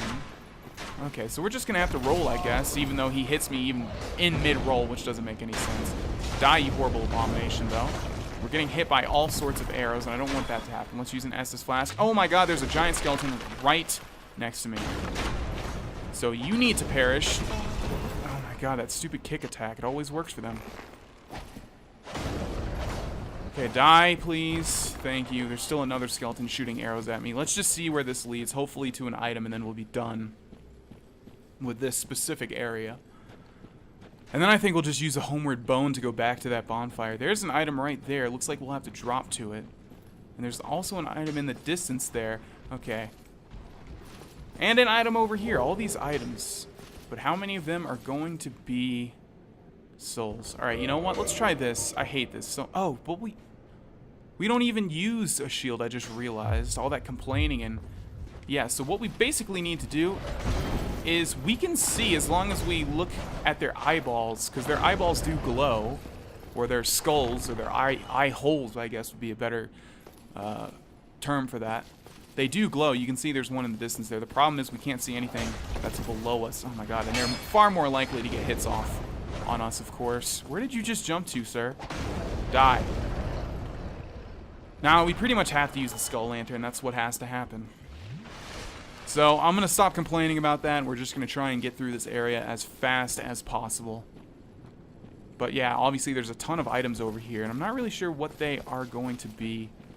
But if they're all souls, I will be severely disappointed. See, where are we now? I don't even want to... no. No, this is definitely going to be a case of, if we want it, we'll come back for it. See, Eye of Death, totally useless. There was a drop in here, wasn't there? No, but we can drop down to an item, like, right about here. Was there an enemy down there? What did I just see moving in the darkness? I'm not sure, but let's grab this. Oh, great, a soul. Wonderful. Oh, is that a fatal drop? No, it's not. All right. So screw this place. I'm not exploring it. Hopefully you guys understand. Let's just go ahead and go back to the bonfire. Because like I said, you know, in previous playthroughs, I have explored every nook and cranny and gotten pretty much every item. We haven't leveled up in a very long time. Let's go ahead and do that. let's increase our strength to like 45 or 50 now. We are level 65. Okay. Now let's continue on and get out of the Tomb of the Giants as fast as possible. I'm not exploring any of these locations. Screw this. It's a terrible, terrible place. Unless we come back with the Sunlight Maggot. That would be an option. Sunlight Maggot is the helmet I've been talking about that lets you basically see through the dark and stuff without having to have this dumbass skull lantern. Okay, so now begins the next part of the Tomb of the Giants with these guys, these zombie dog things. And we basically just have to, like, roll out of their attacks, but, God, see, everything's on, like, a delay because their attacks are so fast. Oh my god, they do so much damage, and even if we attack them, we don't deal that much damage anyways. Yeah, so that's basically how each one of these encounters is going to go. I'm trying to roll, but this hasn't really been much of a roll playthrough, so every time I do it, I feel a little bit disoriented. Excuses, excuses. Let's go through this fog door. This is pretty... The upside is this is pretty much the last area that I absolutely hated the game, I believe, unless I'm forgetting an area. But, yeah, after we get through this... Oh, and here we have not only two of these skull dog things, but a skeleton firing arrows at me. And if that wasn't enough, we have a Black Knight as well. So we'll want to take out the Black Knight first, since he can be backstabbed. Let's switch to two-hand and just lay into... Oh my god, and he's doing... And Vana does the jumping attack, obviously. Oh, Jesus. Die. I don't even know what his health is, but hopefully he's close to dying. Die! Okay, there we go. Let's get back here. Black Knight, Halberd, and a White Tight Knight Chunk. It's so hard to commentate during places like this because you're so focused on not dying. Okay, so there is a way to sort of... Well, not this way. See, like, our only option is taking all of its damage and hitting it. Oh, I can't see. Okay, let's use an Estus Flask. We do want to get down in this pit, though, so let's go ahead and do that. Okay, and let's go this way, because back here, if I'm going the right way, yeah, it should be this way. Or maybe not. No, we have an item, which is going to be what? Effigy Shield? Interesting. I think we'll be able to see it from up here, shouldn't we? What I'm looking for is a bonfire. There's actually a bonfire very close to our location. Oh, there it is. You can see it in the distance there. Yeah, so there's another bonfire down here, which is great. And once we grab that, we're pretty much going to attempt to run through this area and not even deal with any of these horrible, horrible things. Okay, there should be another skull thing down here. But how do I get to that bonfire? I'm hearing all sorts of terrible sounds around me. There should be like a ladder leading down or something, but I'm not exactly sure how to get to it. We may just choose to skip it. Oh no, this is how you get to it. Okay. Yeah, and there should be another one of these guys down here. Oh god, it sees me. Let's get away from it. Yeah, there is a way to, like, run through all of these enemies without having to deal with each and every one of them. That's pretty much what I'm going to try and do. Just because, as I mentioned 100,000 times, cannot kindle while hollowed. Okay, let's reverse that then. As I've mentioned 100,000 times, you know, there's no clear way to not get hit by these things unless you are rolling very adeptly. And that's not really going to happen for me at the moment. So let's kindle this. And this is actually one of the ones that we want to kindle twice. Those things are making such weird noises. You guys are probably not going to be able to hear because of the YouTube volume. But it is very, very unnerving. It's pretty much as unnerving as a video game can make me, I think. Make me feel. Alright, let's go back this way. The thing about this area is it's not actually that big. We can get through it fairly quickly. It's just confusing if you couldn't tell already. There's a lot of different paths to go. Obviously, items at some of them. Oh, let's just go down here. So yeah, I'm not exactly sure where I'm going now, and I don't think we want to be down here. Maybe we do. Maybe we want to go down here. So let's do that. But yeah, I'm going to skip all these items. I do not care. For the 100th time, if it's something that I absolutely need, I will go back and get it. Yeah, so it's that easy. We're already done. We're done with the Tomb of the Giants, pretty much. I mean, not really. There's still one more section to go through, but... Oh, and I just realized it's a really good thing that we are human at this point. Okay, so we're done with the Skull Lantern. That's the main point I'm trying to make here. We're done with being in constant darkness. But yeah, Dark Spirit Paladin Leroy has invaded. This is what I was talking about. Okay. So, this is hard, obviously, because there's not a lot of room to fight, and we don't want to go too far in there. So, basically what we want to do is roll and backstab. So glad that worked out. Okay. I'm not sure how much health he has, but we should be able to kill him as long as he does that, yeah. Dark Spirit Paladin Leroy was vanquished, 21,000 souls, as well as 2 humanity, Grant and Sanctus. This is actually one of the only NPCs I never killed in my original playthrough. My friend was going through his items. He showed me that he had that weapon called Grant. And I was like, where the hell did you get that? Because I had never seen it before. But there we go. A legendary weapon of the Way of White, granted to an undead paladin long ago. This massive iron can only be lifted by those with inhuman strength, but it's blessed and very effective. But it is blessed and very effective against agents of dark.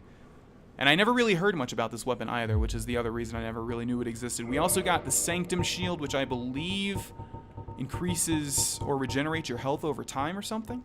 A legendary weapon of the Way of White, granted by an undead paladin long ago, once blessed with the protection of a white flame, but its power is all but faded so that it provides only slight HP recovery. And even though that sounds really nice to have in Dark Souls, believe me, it's not that great.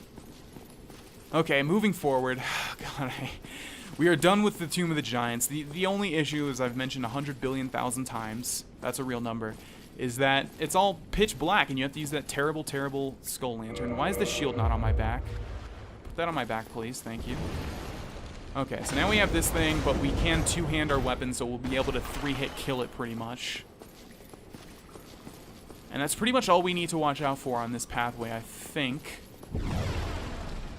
Yeah. So we just need to watch out for these. We need to kill them in 2 hits. Another one appeared behind me. Oh yeah, there's also a skeleton that fires arrows at me if that wasn't enough. So let's kill this thing quickly. Oh, it's gonna leave? Okay. So this part's tricky. We don't want to get hit by these arrows, and this thing's actually gonna chase me, so let's kill that. Okay, now here you're gonna think, oh, let me just run up and kill that skeleton. No, there's actually someone waiting on the wing here. It's obviously a very, very dirty trick for Dark Souls to employ. And I've seen people actually... Oh yeah, this is the source of a... Oh, where did you come from? Oh my god, okay. That skeleton there is actually a source of a very funny GIF. Oh, there's another... There's an item back here. Let's grab that. White Titanite chunk. Okay. Yeah, so the funny GIF I'm talking about is that I've seen someone walk up here, they kill that skeleton, and then this dude kicks him over the edge, and it just says Dark Souls. And it was pretty funny. Alright, moving forward. We are so close to the end here. This is pretty much the last cavern before the main Lord Soul boss. As you can see, there's a whole bunch of pinwheels in the distance there. They're not as hard as their actual boss counterpart, but there's still nothing to sneeze at. And also, if you look on the bottom here, there's a whole bunch of tiny little skeleton babies running towards me. So basically what we want to do is employ the same strategy we use for Pinwheel, and run at these guys and murder them before they can do any real damage, because they also die in 3 hits. Okay, there's an item we missed down there. Each one of these also has a chance to drop one of those masks, so we want to keep a lookout for that. We just want to kill all of them pretty much before we go ahead and take a look around. But yeah, they're not difficult at all. There's just a lot of them. That's the only issue. And you also have to watch out for all of those little skeleton babies. Okay, here we have a Soul of a Hero. My music is getting incredibly loud, so let me turn that down a little bit. Let's do some backtracking. My friend actually grinded here for a very long time because there's so many of these little skeleton guys, but they only give you like 100 souls each, and I don't know if it's an effective... We got another Mask of the Father. I don't know if it's an effective grinding method, but it really didn't feel like it. And I kept telling him, I'm pretty sure you're wasting your time here, buddy, but he would not listen to me. But that's his prerogative. But yeah, I don't really know if this is a good place to grind or not, but there is a lot of enemies. Mask of the Child, that's pretty much the best one. I don't think there's going to be anything else we want in here. I'm not sure if there are any actual drops, or if there are any actual items, I mean to say. Oh yeah, there is this one, Soul of a Hero, but it's all souls. Okay, we'll just explore this little cave back here, and then we'll move forward. And probably die. I mean, that's pretty much probably what's going to happen. Okay, let's go back here. I'm not seeing anything. Alright, let's go back. Okay, we are done with the catacombs and with the Tomb of the Giants. I mean, not 100%. But now we basically just need to run back to here every time if we do fail. This is a boss that I usually die at least once to. Let's roll through this crap. Let's go through this fog door. Okay. And as you can see, there's a fairly big drop down there, so we don't want to use an Estus Flask now. We want to drop and wait for this cutscene to go and then use the Estus Flask.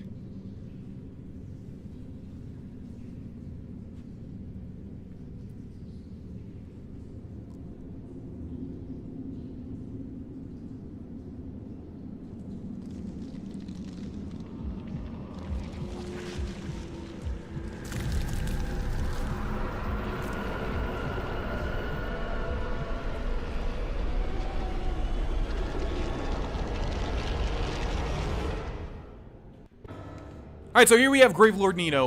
One of the hardest bosses in my opinion. It depends on what your setup is. He can be really hard or really easy. And there's a lot of reasons he's difficult. Mainly, he spawns with a ton of skeletons. But basically what we want to do is get behind him and just lay into him as quickly as possible. Oh my god, there are so many skeletons around me. Alright, and then get away when they swamp you. That attack he's doing right there is actually going to kill them all, but as you can probably guess, they're all going to get risen from the dead anyways. Okay, what's he doing? Oh, he's doing that attack. So when you hear a high-pitched scream in the distance there, that sword is going to come from the ground and attack you.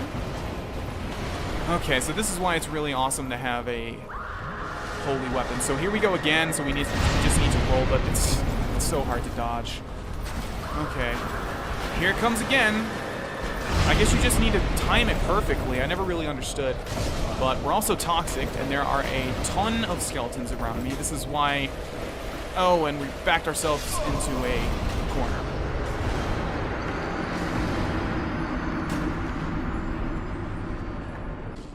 Alright, so just to recap what Gravelord Nito does, since that was a very hectic fight, and I died fairly quickly.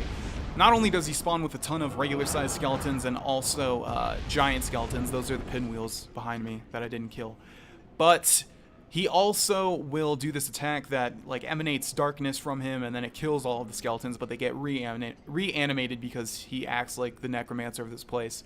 And he'll also do that thing where you hear a very high-pitched squeal, and I guess the only way to get around it is to know exactly when it's going to come out of the ground and dodge at that exact moment. So I guess it's like 2 seconds and then roll or something like that. And then that will also give you Toxic, and then you have Toxic, which is not good. So there's like 2 main strategies. Number 1 is to have a holy weapon and to hang back, let all the skeletons come to you, kill them all, and then you don't have to deal with the skeletons. And then Gravelord Nito is actually fairly easy. He doesn't really deal that much damage.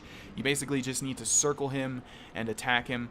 The other strategy is just to do pretty much the same thing, wait for the blackness to kill all the skeletons, and then like heal while you're, attacking Nito. But the problem is, I think we're too frail to be able to do that. So I think there was another strategy where you could equip Havel's armor and sort of tank all the damage and just keep attacking him, letting him kill all of his skeleton friends. So I guess we'll try doing that. I'm not really sure if that's going to work or not. In fact, I go ahead and guess that it's not. But I said Havel's armor has its uses. This is one of them. So we'll go ahead and equip that, but we're not really going to be able to roll at all. Oh, we still have a decent roll, though.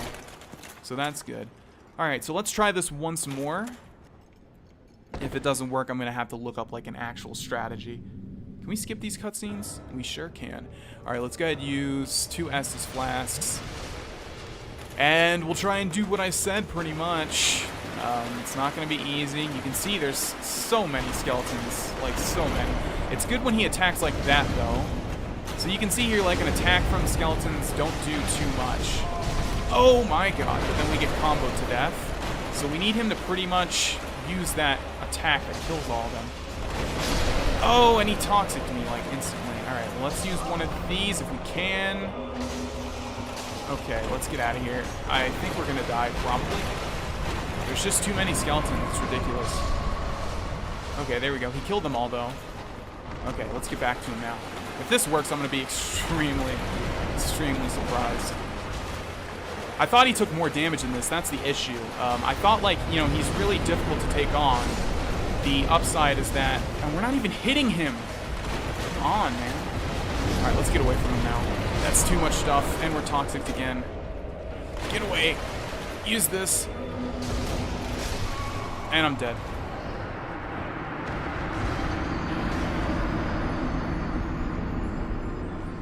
Alright, so we're doing pretty well here. You know, it's just a lot easier if you're not commentating in a boss fight. But basically, all I'm doing here is just sort of strafing him, trying to avoid these skeletons. He kills them with, like, his normal attacks as well. Oh, I needed to get away from that. Okay. And then he does that miasma attack. But we've got him pretty low here, so all we need to do is pretty much is avoid his attacks. Because his attacks, I think, are what is maining... I can't even talk.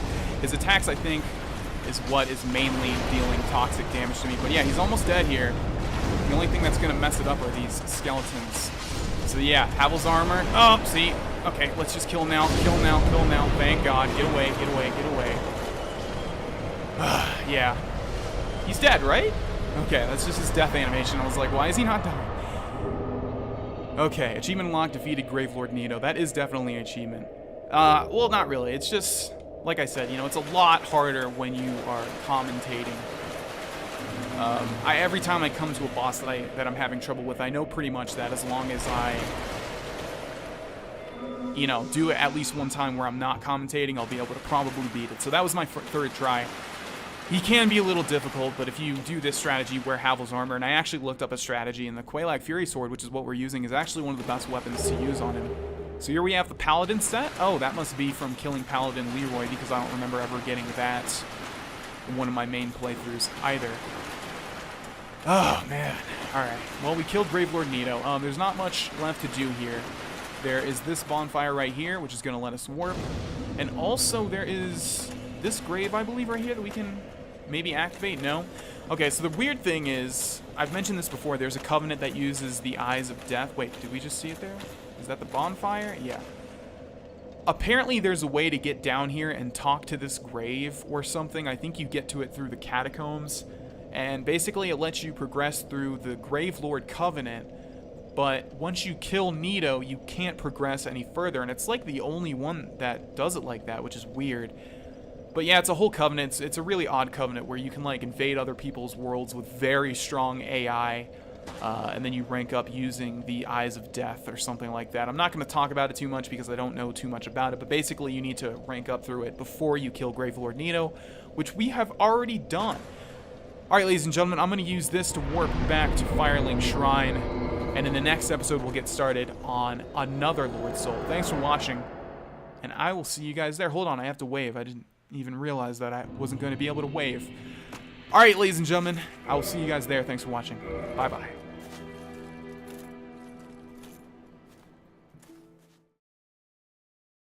Hey, it's Vana, and welcome back to Dark Souls, ladies and gentlemen. In the last episode, we killed Gravelord Nito. And he gave us one of the 4 Lord Souls that we are going to need. We only have 2 left. No, we have 3 left. I thought we got one already. I guess not. Oh, right. We started off with the Catacombs. We have 3 Lord Souls left. We can go to the Duke's Archives. We can go to New Londo. And we can go to the Demon Ruins. Where we actually want to go is the Duke's Archives. So let's go ahead and use the Lord Vessel here to warp to, I think Anor Londo is going to be where we want to go to. That's going to take us right next to the Firekeeper, and then it's just a short walk over to that giant golden force field that is no longer there, and that will take us to the Duke's Archives. So yeah, the Catacombs. I don't know why everyone tells you to start off there. I think that's the case. I'm trying to remember. It might actually be the Duke's Archives, because now that I'm thinking about it, the Duke's Archives is probably overall a lot easier. I mean, the boss is way easier. The boss, I remember being one of the easiest bosses, even easier than some of the non-Lord Souls bosses. Okay. Just excuse me if I can go ahead. Yeah, thank you very much. Don't even need to fight you. You just stand there or chase me. It's your prerogative. You're not going to be fast enough, but...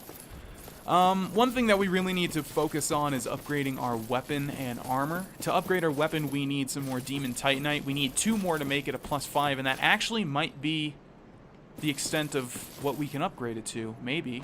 I'm not sure. I always forget how upgrading this game works.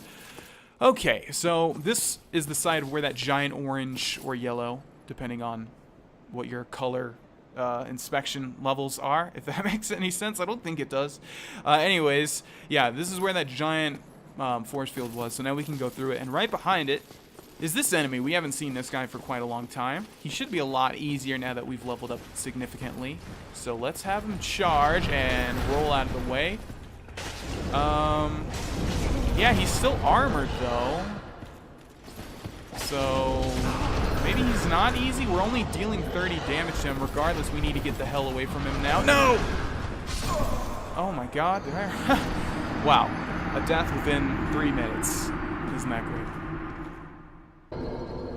Actually, it is fortunate and completely 100% planned that we died there, because I forgot there's something that we want to do. What we actually want to do is warp to the Dark Moon tomb. Since we now have the Dark Moon Seance ring, we can do the thing that I've been referencing over and over again. And it's pretty damn interesting. So I just realized we probably needed to have that equipped before we came here. But let's go ahead and put that on. The Dark Moon Seance ring grants additional attunement slots. So now that we have this ring, okay, it does work. Awesome. Alright, so I don't think we need to have this on now. And we definitely don't want to have it on now, because we need to be able to do a fast roll. So let's equip Havel's ring again. There we go. So nice. And if we come down here... Halt! This is the tomb of the great Lord Gwyn. Tarnished it shall not be by the feet of men. If thou art a true disciple of the Dark Sun, cast aside thine ire. Hear the voice of mine self, Gwyndolin, and kneel before me. So this is kind of confusing.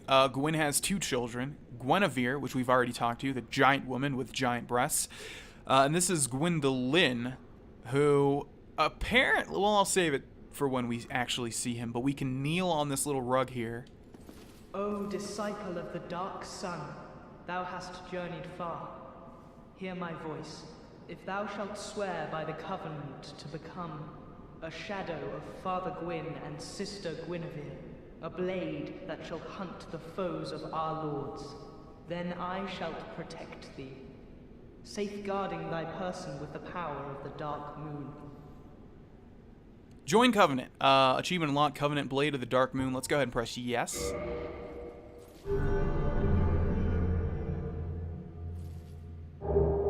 We've been given the Blue Eye Orb and the Dark Moon Blade Covenant Ring.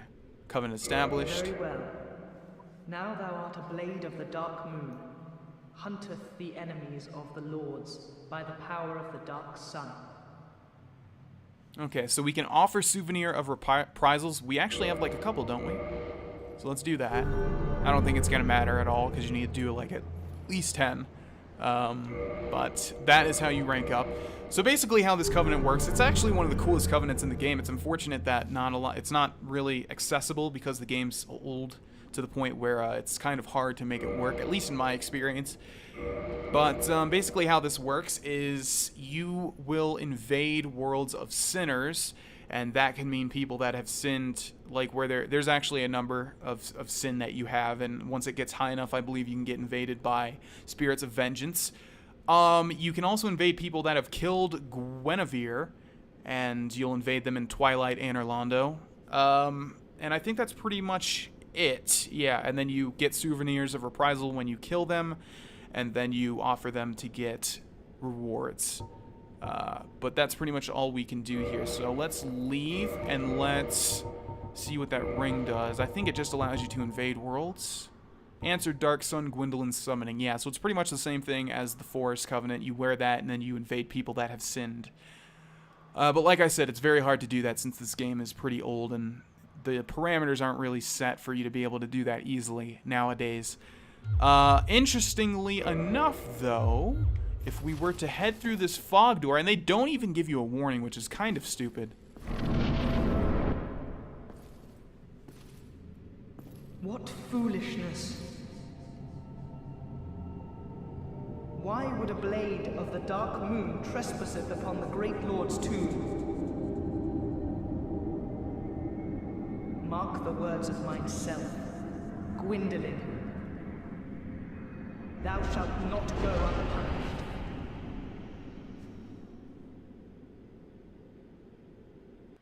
And now we have another optional boss fight known as Dark Sun Gwendolyn. And basically how this one works is this guy, it's been debated. I'm pretty sure it's just a guy that dresses like a woman. I'm pretty sure that's what's going on. Okay, so we can't jump into that. We will get hit. How this boss fight works is you're basically in a very long corridor, and this guy is firing stuff at you. And you basically need to get close to him to get hits on him. He does not have that much HP, so basically the only issue is dodging all of the stuff that he throws at you. The main thing that you have to worry about is when he gets up on those tentacles like so, and he fires those very swift, or that very swift volley of arrows, darts, whatever they are. The blue stuff isn't really that much of an issue. Never mind, it sure is. Just kidding. Alright, so this thing is not that much of an issue. The only issue is, like, it's pretty much with every boss fight. It's been a long time since I've played this game, so I don't really have their attacks, like, memorized. So that's why a lot of the time I'm being hit. And also, if I wasn't commentating, I'm just being honest, I would be able to dodge a lot of this stuff because I'm more focused on actually dodging the stuff. But yeah, you basically just need to dodge all of the stuff that he throws at you while closing the gap so that you're able to hit him. But then if you get too close, he's obviously going to be able to hit you a lot easier. But one more round of that, we should be able to kill him. I think eventually you are able to get to the end of this hallway. If you chase him long enough, he will eventually stop, and then you can just sort of hit him as much as you want. Okay, luckily for us, that did not hit us. We'll try and kill him here, I guess. We just need to avoid that, and then now kill him. Yeah. So obviously he does not have a lot of health and or resistance. Swathed in dark, an eternal curse upon thee.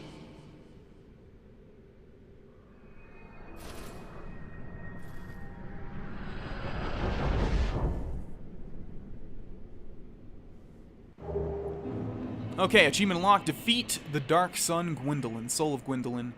And yeah, that was some genjutsu. He basically made the entire hallway look much longer than it was. What a great genjutsu to use on something else, eh? Alright, we got 40,000 souls, and we do want to head to the end of this path here. So this is optional. You don't have to kill Dark Sun Gwendolyn. You can rank up through the Covenant if you would like to do that. And like I said, it's very difficult to do so in this day and age, at least in my experience. But if you're able to get to like the max rank, I think you get something really, really good. But let's open this. And there's nothing inside of it. Interesting. Okay, let's open this. The reason I paused there is because my phone's ringing and it caught me off guard for a second. So here we have the Sunlight Blade Miracle, which is actually also a really good reward as well. What is here? The brass set. Interesting. I don't remember that set. That must be what... No, that's not what he was wearing, was it? Anyways, so Sunlight Blade is going to be a really good buff to weapons, but I think if you advance through the Covenant, you get a better miracle. It's called Dark Sunlight Blade, I think. Yeah, and it's not only is it cooler, but I think it also does more damage. So unfortunately, we're not going to be able to use that miracle, but if we were able to use it, it would give us a significant buff on our weapon. I'm not even sure if we could use it on this Quelaag Fury Sword, since it's like a special boss weapon. But yeah, it's really good, and I have used it before on a different character. I forget for what. It may have been my Great Scythe. No, I don't think it was the Great Scythe. Nevertheless, we are done with this, and we can no longer rank up in that Covenant, even if we wanted to. So now let's warp back to Anor Londo and head back to the Duke's Archives.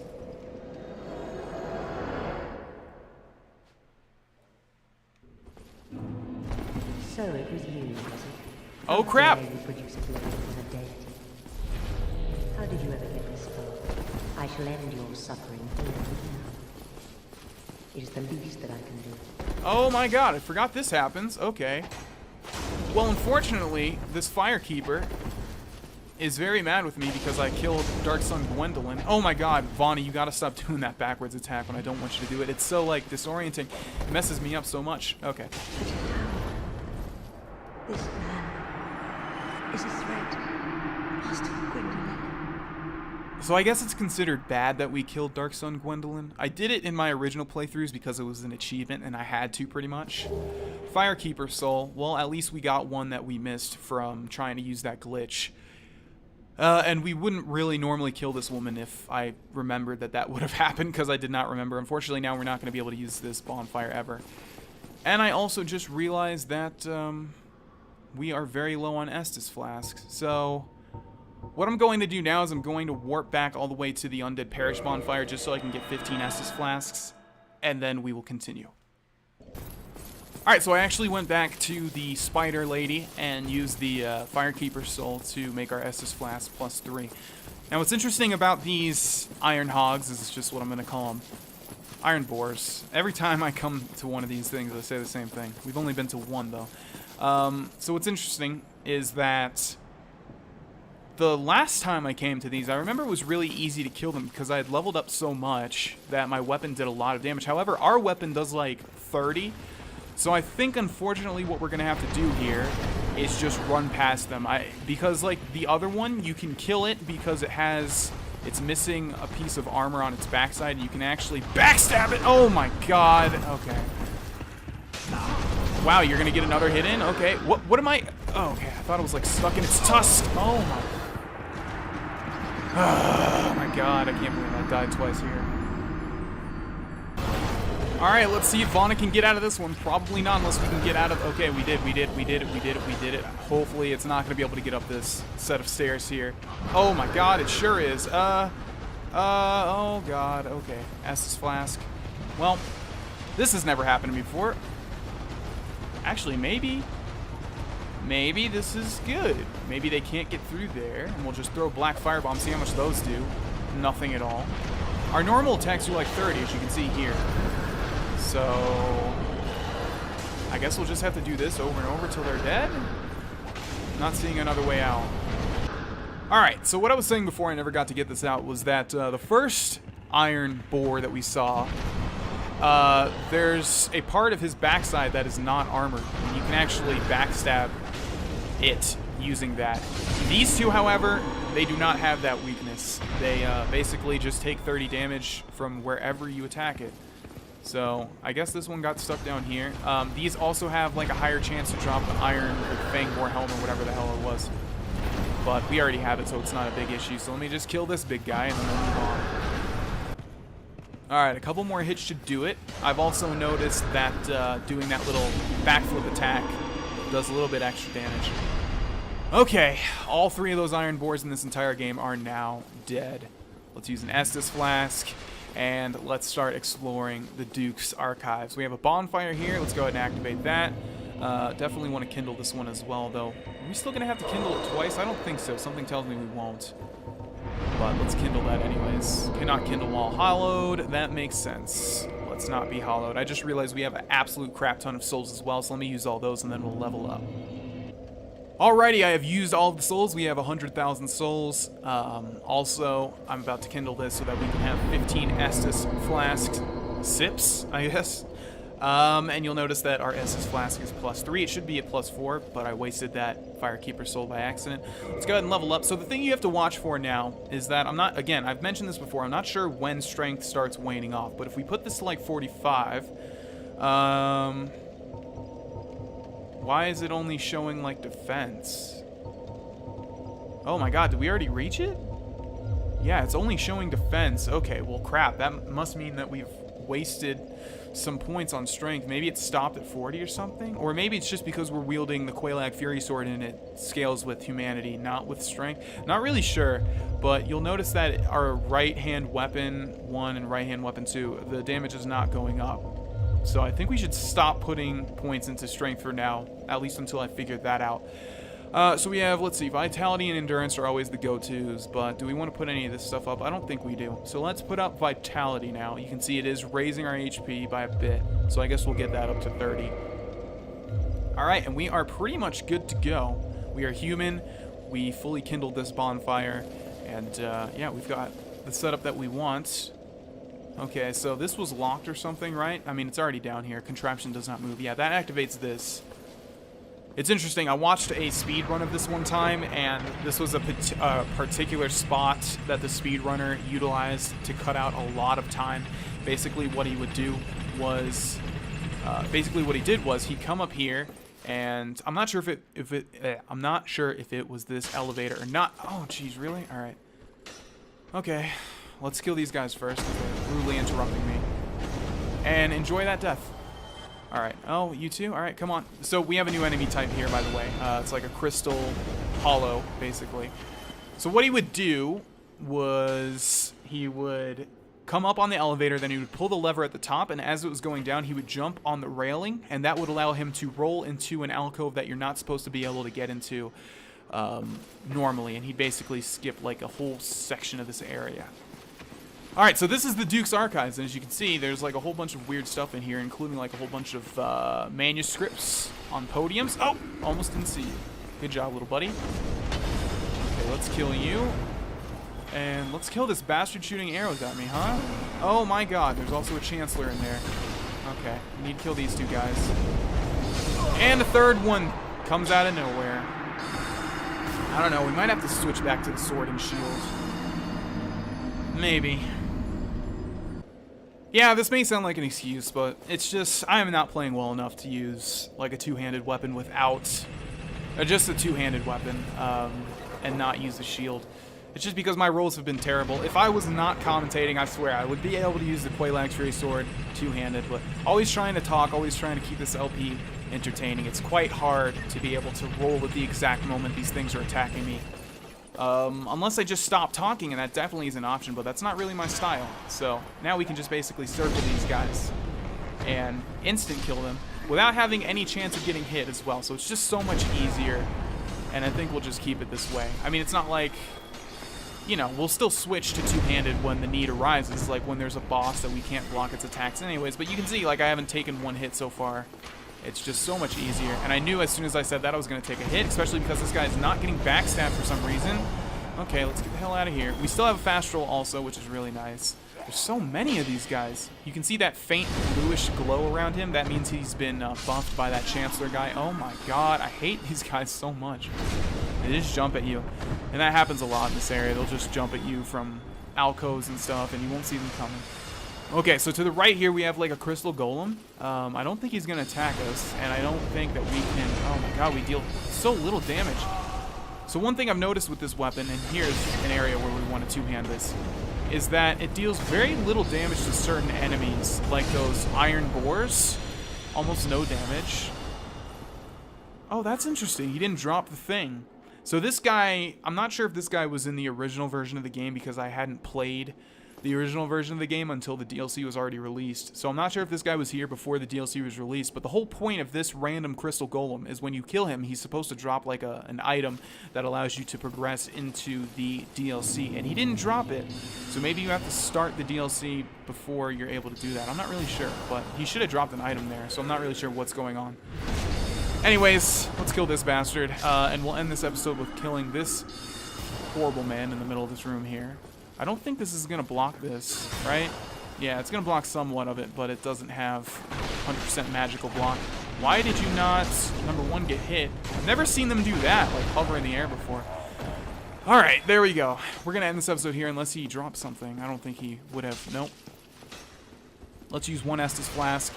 And, yeah, we're going to end this episode here. Thanks for watching, ladies and gentlemen. In the next one, we will progress pretty much into the Duke's Archives. We've only walked through the front door. And I'll see you guys there. Thanks for watching.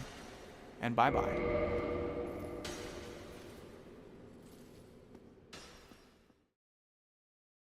Hey, it's Vaughn, and welcome back to Dark Souls, ladies and gentlemen. In the last episode, we entered the Duke's Archives. As I've mentioned, pretty much only the front door. We took an elevator up here. And that's pretty much the extent of, what we've explored so far. So, the Duke's Archives, it's like a library area with a bunch of crystal-type enemies, and it opens up into some interesting things. So let's go ahead and get started. There we go, the Duke's Archives. We've already taken out quite a lot of people in this general area, but as you can tell, there are two more on that staircase there. So, let's go ahead and take them out. I do like this area, though, because it's a nice change of pace from all the dark dungeons and stuff like that. It's a nice, bright library with a bunch of cool looking enemies, such as these crystal hollows. That's what I'm going to call them. I'm not exactly sure if they're hollows. Actually, I'm kind of sure because they are like the same exact model, just with a bunch of blue crystals all over them. Okay, so we have another one over here. There's every single time you see one of them, there's going to be at least like 5. These guys are absolutely all over the place. And the trade-off, see, what did I just say? And the trade-off is that they're fairly easy. They're just all over the place. Like I said, and they come at you from like behind pillars and stuff, and you just think you're done, and then they just attack you. Alright, so let's explore this area a bit. I don't think anything is going to be on this floor. Let's actually press X one time. It's weird, though. One gripe that I have with this location is they use the same assets over and over and over. You can see, like, this thing, whatever in the world this is, like some sort of sphere. There's, like, a ton of them in this room, and then the same thing with, like, that book on the pedestal that I've shown before. And then, yeah, so, I don't know, this particular area uses a lot of the same stuff over and over, and I don't like that, but Soul of a Brave Warrior under here, I don't think we can do anything else except for traverse this giant staircase, and I'm hearing pittering and pattering, and looks like it belongs to this guy right here. There's also another one behind me. I think I heard them drawing an arrow. Yep, there it is. So how many of these crystal guys have we killed in this room already? It must have been like, I don't know, we're verging on 10. No, it's probably even more than that. Nice shot, buddy. Not sure what you're trying to hit with that one, but... Okay, let's see here. We have another one of these levers here, which we can use to go up in that elevator, obviously. But before we do that, we want to do some exploring. There was an opening to the left over there, as well as another enemy in that hallway. But let's just go to the end here, where we will find a treasure chest, which is going to have a twinkling titanite. Probably the most valuable form of titanite we can find. Actually, I mentioned that I'm not sure when this Quelaag Fury Sword stops being able to be upgraded. It is at 5, so we are 2 things of Demon Titanite away from fully upgrading this weapon. So keep an eye out on that, but Twinkling Titanite is going to be used to upgrade our armor, so we want to look for that as well. So yeah, Twinkling Titanite and then 2 things of Demon Titanite will make us a pretty happy Vana. Alright, so let's go ahead and kill these 2, but we need one of them to sort of turn around. Alright, I guess we'll just do it this way then. Yeah, these guys really don't do a lot of damage either. We don't really do too much to them, but they don't do too much to us. You can see 1 hit, and look at our health bar. That's nothing. Alright, so this is actually a mimic. So let's kill that son of a bitch. Oh, it's going to take quite a lot of hits, so let's dodge that. We don't want to get grabbed by that ghoulie, that's for sure. Let's see what he is going to drop. Have we gotten the Symbol of Avarice yet? I don't think we have. And if you haven't noticed, every single mimic drops something. Crystal Knight Shield, yeah, that one always... And they always drop the same thing at the specific locations, although, like I said, they have a chance to drop their head as a helmet. Okay, let's see. Oh, what did I say? This dude's waiting over here and trying to sneak up on me. That's not going to happen, though. Goodbye, sir. We have an item here, which is going to be another Twinkling Titanite. Excellent. So our only path now is to go back to that elevator and pull that lever. So let us do that. I think this is actually the one I was talking about in the previous episode, where the speedrunner basically took this to the top. I'll show you exactly what happened. Yeah, you see how there's multiple levels? Basically, yeah, what he did was he got to the top of this, and then he pulled this one, and as it was going back down, he jumped onto the railing and then jumped off earlier, and he got to skip this whole part. And yeah, this thing right here is another one of those objects that you'll see all over the place. So, if you haven't noticed, there's like some sort of crystal surface forming on these walls. Oh, and who do we have here? I think this might be the only version of this enemy. I think this guy might be unique. You can see there's crystals growing out of him. Sort of like a disease, I guess. Alright, let's go ahead and backstab him. Or not. This guy's pretty fast, even though he's got the slow roll. Yeah, I'm pretty sure this is the only version of this enemy. I think this guy's unique, like I said. So I need you to stop blocking. Let me go ahead and backstab you. Make your death a lot easier and quicker. Come on. Okay, I guess that's not going to happen. I have a shield too, buddy. Oh, he parried me. Oh my god, we survived with a sliver of health. Oh boy, alright. Well, we can go on the offensive. Oh, that's a jumping attack, though. Or a wind-up attack, at least. There we go, we've recovered. Die, for the love of God. Does he drop something? If he drops something, that's a clear indication that he's unique. He hasn't dropped anything. Interesting. Okay. It was not an NPC invader, though. Wouldn't have mattered because we're not human. We can't be invaded by NPCs at the moment. So we'll try and change that at the next bonfire we get to. Crystal lizard. Let's kill that. No, don't you run away from me. Die. Need that twinkling titanite you're going to give me. Oh my god, Fauna. Please. With the jumping attack. There we go. Yeah. Oh, he's not dead yet. Okay, there we go. Jeez. 2 twinkling titanite. Excellent. So fortunate that we were able to kill him. Moving forward. Okay. The crystals are getting far more numerous here. Let's go through this fog door and already face the boss. Who saw that coming? Here we have Seath the Scaleless. And you may notice, oh my god, he's gonna do that. There's not really any way to get to Seath the Scaleless, right? He's up there, we can't traverse this. So that makes you think the only way to kill him would be to use arrows and magic and ranged things. But we'll sort of just chill here and get hit. It's all a part of a strategy, don't worry. We'll be able to beat him. Yeah, we totally beat him. Just kidding, we died. Man, Fauna sucks, doesn't he? Wow.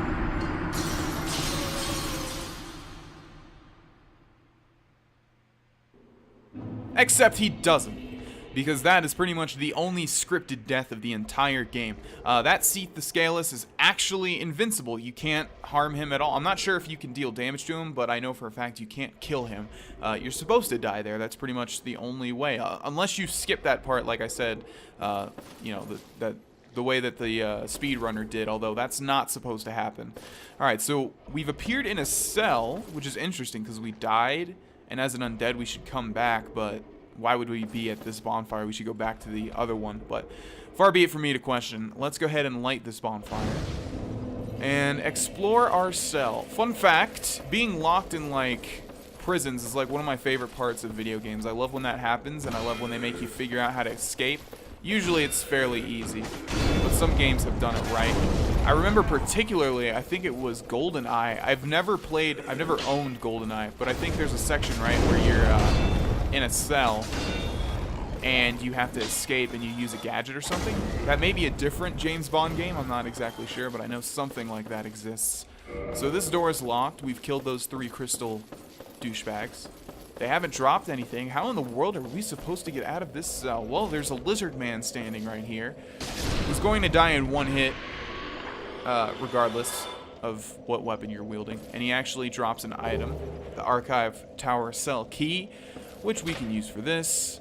And that's basically how you get out. So even though I like being imprisoned, you know, sections of gameplay like that, this one's pretty straightforward and easy, although it took my roommate when I was watching him quite a long time to figure that out.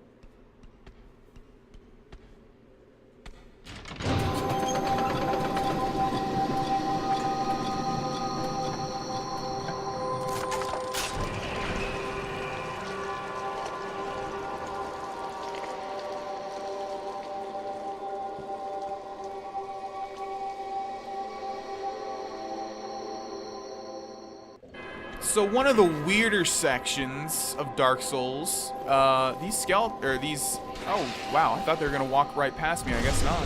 They're gonna try attacking me. Thought usually they run past me. Yeah, that guy is. So yeah, one of the weirder sections of Dark Souls, something has been activated in all of these strange abominations that look like they're related to Fizz from League of Legends, are chasing us basically. They're coming up the stairs and these lizard guys are trying to get away, or these man serpents I should say. They're not lizards, they are reptiles. But let's go ahead and climb this ladder, get to the top and kill that other guy. Obviously they don't want to be anywhere near those weird things. Okay, so now he's going to attack me, but that's quite alright. Goodbye, sir. Okay, so we have a big black door here, but it's locked. We can go on this walkway, and I know this does lead to treasure somehow. Are we supposed to drop down, though? I guess, yeah, we have to. So let's drop down. Take a bit of damage there. Let's use an Estus Flask. We do have an item in here, which is going to be the Maiden Set, as well as the White Seance Ring. Not sure what that does, so let's take a look real quick. I don't think those things can get to me from here. Grants additional attunement slots. The Dark Moon Seance Ring does that as well. Wonder if one's better than the other one. Don't really know. Don't use magic. Can we get to anything else from here? Nope, that's where we were before. You can see these things are starting to get pretty damn close. So yeah, I never really understood this part. It's very weird. Oh, boy, I didn't really... Oh, God, that means they're going to be right outside my door, aren't they? Well, if we use the bonfire, they should get reset, I think. Let's actually use 1 humanity and reverse our hollow. What did I just do? Nothing, apparently. Alright, we are human once more. And I'm not sure if these things got reset to the bottom or not, but these man serpents definitely got reset. So let's take them out. I don't know why this one attacks me. I thought they're guaranteed to just run past you while this horn is going on. Oh, and then he's going to run away again. That's fine. He can run away. We want to go down this way, though, now. Okay, can we open this? Yes, we can, and there is a very unfortunate soul back here. Not only is he a crystal abomination, but he's also been imprisoned. Even though he's in service to the Duke, which doesn't make any sense. Alright, let's go ahead and go down further. This room is always confusing. There's a lot of doors, obviously. There's some that you can open with a certain key, but some are locked, like here. Alright, so here we have a new type of enemy. I forget exactly what these things are called, but nevertheless, we don't want to get hit by them, that's for sure. So let's roll through that. They're pretty easy, though. So what I was saying was I don't really understand this part because it builds these things up. It's like you want to get away from them as fast as possible. You want to follow in the footsteps of the man serpents. But once you actually fight them, you know, they die in like 2 or 3 hits. They're not hard at all. So if I could backstab you. And I think there's still more. There's far more, I think. Because there's a whole room of them. And we've only killed... Wow, how are you alive, dude? Die. Jeez. Any more? Not seeing any more. Alright. Let's go this way. And we have an item down there, but I would not be surprised, yes, if there was an enemy, like, right below me who needs to die. Okay, so there's some more of them. Let's go ahead and open that door. I don't know why I did that, but let's kill this thing quickly before it does that grabbing animation. I'm not sure exactly what happens if they grab you. I'm assuming it's some sort of animation similar to the harpies in the Painted World where they just, like, chomp on your head or something. Archive Prison Extra Key. Okay, that means we can probably open those doors that we missed above us, but we don't really need to mess with that just now. We'll go back up to get to that black door anyways. So let's keep going down. You can see that we have like 4 more of these blue things in the distance here. So let's take them out. They do have a chance to drop some sort of pyromancy or spell. I know that for a fact, and none of them have dropped them so far. And they can also drop humanity. Actually, early on in the Let's Play when I said that rats... okay, that's fine. They're all gonna die. Early on when I said that rats were like the only thing that drops humanity, that was wrong. There's a bunch of stuff that does that. Okay, so you guys need to die. Man, these ones are like more burly. They're taking a lot more hits. Oh, did we just get hit or something? Oh, I backstabbed one. I didn't even know these things could get backstabbed. Wow, interesting. I think that might be the spell I was talking about. Okay, all of these things are dead. I forget exactly what they're called, but it's an interesting... Wait a second. What the hell? Oh, I guess we knocked him down, but he got back up. Miracle Soothing Sunlight, that's what I was talking about. And Bountiful Sunlight, 2 different spells. Interesting. And also here we have Big Hat Logan. Hello again. What a chance meeting this is. Alas, I'm imprisoned once again. I don't suppose you could stage me a getaway. The archives. Such a storehouse of knowledge. So close, but just out of reach. The thought offends me so. I could simply die. As a student of the arts, you understand me, don't you? Hello again. What a chance meeting this is. Alas, as a... Alright, so Big Hat Logan is in prison once more. I forget exactly where this key is, but we obviously want to get it because we can rescue Big Hat Logan, and also there's an item over there. And there's an item above this, isn't there? No. Okay. Alrighty, so we are done with all of those blue dudes. Is there anything left on the bottom? This is where that horn is, isn't there? Isn't it? There's also a ladder here. Yeah, let's go ahead and shut that thing off because I'm sure it's taking up the majority of the volume of this video so far. Alright. Let's go ahead. Oh, there's a couple. Oh, there's actually a lot. Alright, there's even a Cobra dude in the back there. So I don't want to get comboed here to death. So let's quickly kill them. Okay, that dude's at like 1 hit left, which happens far too often in this LP. And backstab for you, sir. Okay, hold on. Be patient. There we go. I want to shut that thing off so bad. Die. Okay, so here we have like a weird sight. It's like a gramophone. I was gonna say that's like honeycomb on it, but I just realized it's like shedded skin from those manservants. Alright, you need to be quiet. So yeah, I never really understood the significance of this. It's like when this is playing, those things below get aggressive and they start going up the stairs, but when it's off, because they can spawn again, but if that thing's off, they'll just stay down there and they won't move, but if you get too close to them, they will go aggressive anyways. So I don't know, it just like gives them movement. It's weird. Here we have a chest, however. And inside is going to be the archive tower giant door key, which is for that big black door at the top there. Alright, so I'm going to make my way there, and I'm also going to see if there are any doors that we missed. We did get that extra key, so there definitely is, but let me go find them. Alrighty, so we have one here. Use the archive prison extra key. Let's see what we have in this one. I could have swore there was a secret, just a soul. Why create a key just for a soul, man? I don't understand Dark Souls sometimes. I really honestly wish that those souls were just not even an item. And I mean, I do like how it just sort of gives you a bonus in souls. If you die, if you constantly die, you can still have a way of leveling up, but still, it's just I just don't like it. Alright, so there was an item somewhere over here, I think I just saw, right? Or was that just the light? No, I could have swore there was an item somewhere in the distance there. Yeah, it's right there on the side of that pillar. Something just died because we just got souls. Must have been that dude. Maybe that dude just fell off from the top there? That's interesting. Alright, so I remember there is a way to get to that, obviously. It's an item. You're going to be able to get to it. But I forget exactly how to do that. We might have missed a door somewhere that we can use the key on. Oh, I think that's what has to happen. Maybe not. I don't know. I don't want to really waste too much time trying to figure out how to get that item, though. How do you get that item? Yeah, something leads to the back of that, if I remember right. Oh, that must be it. We must have to drop into... Maybe there's like a secret in that door that we've already been into. Is there any other doors that we can see that are locked? I'm not seeing any. So let me climb this and try and get over there. If I can't, we'll just go ahead and move on. Yeah, I'm not really sure how to get to that item. I'm pretty sure I've gotten it before. There's some weird thing, some weird way to get to it. We'll just go ahead and move on. Again, if it's important, we'll backtrack. Anyways, let's go through this giant door with the archive tower giant door key. Oh, it's actually called a giant door.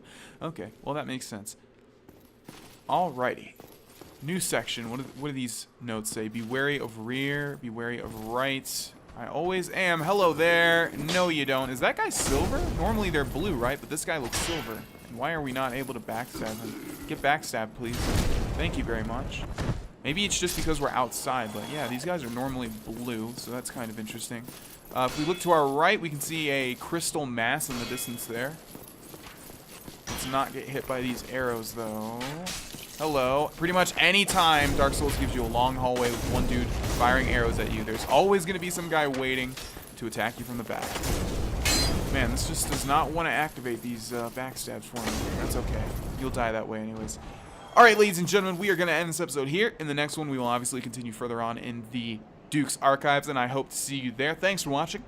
Bye-bye.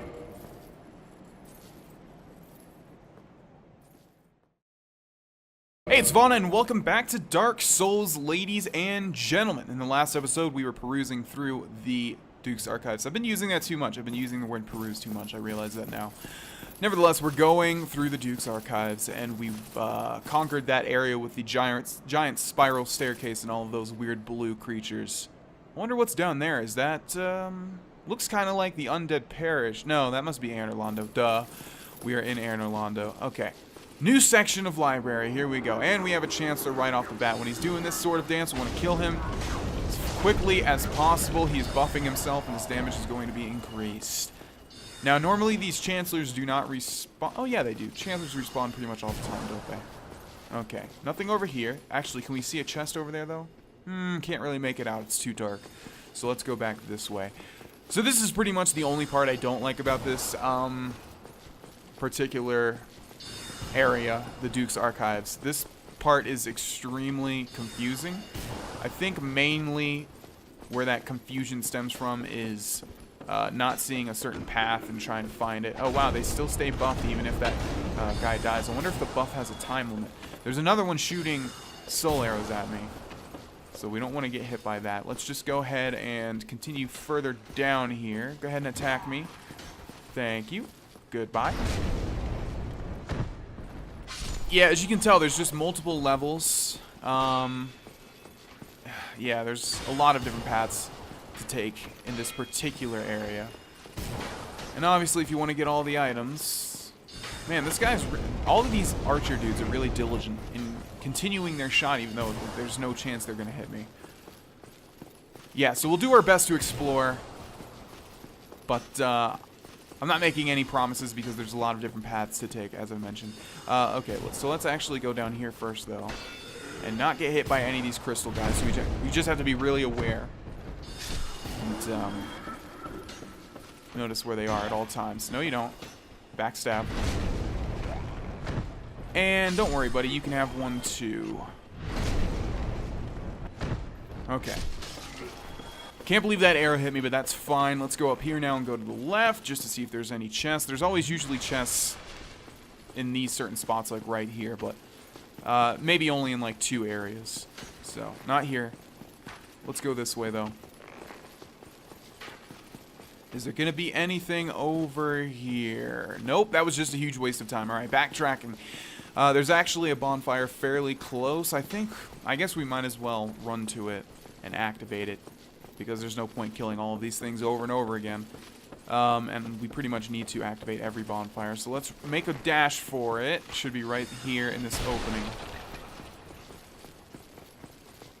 Here we are. We could just activate it, honestly, and not use it. Yeah, there's no point to use it. Let's just keep all of those enemies that we've killed. Let's keep them dead. Alright, so this part's really weird. I don't like this part at all, because there's so much stuff that we missed already. Actually, we can just... I wonder if we can just continue on. Yeah, because once you get to this level... See, where's this guy firing that arrow at? Well, he's like shooting the table, literally. It's not going to do anything, buddy. Come on, use your brain. Okay, so there's definitely something over here. But we might need to activate it from another source. Yeah, that's what needs to have happen.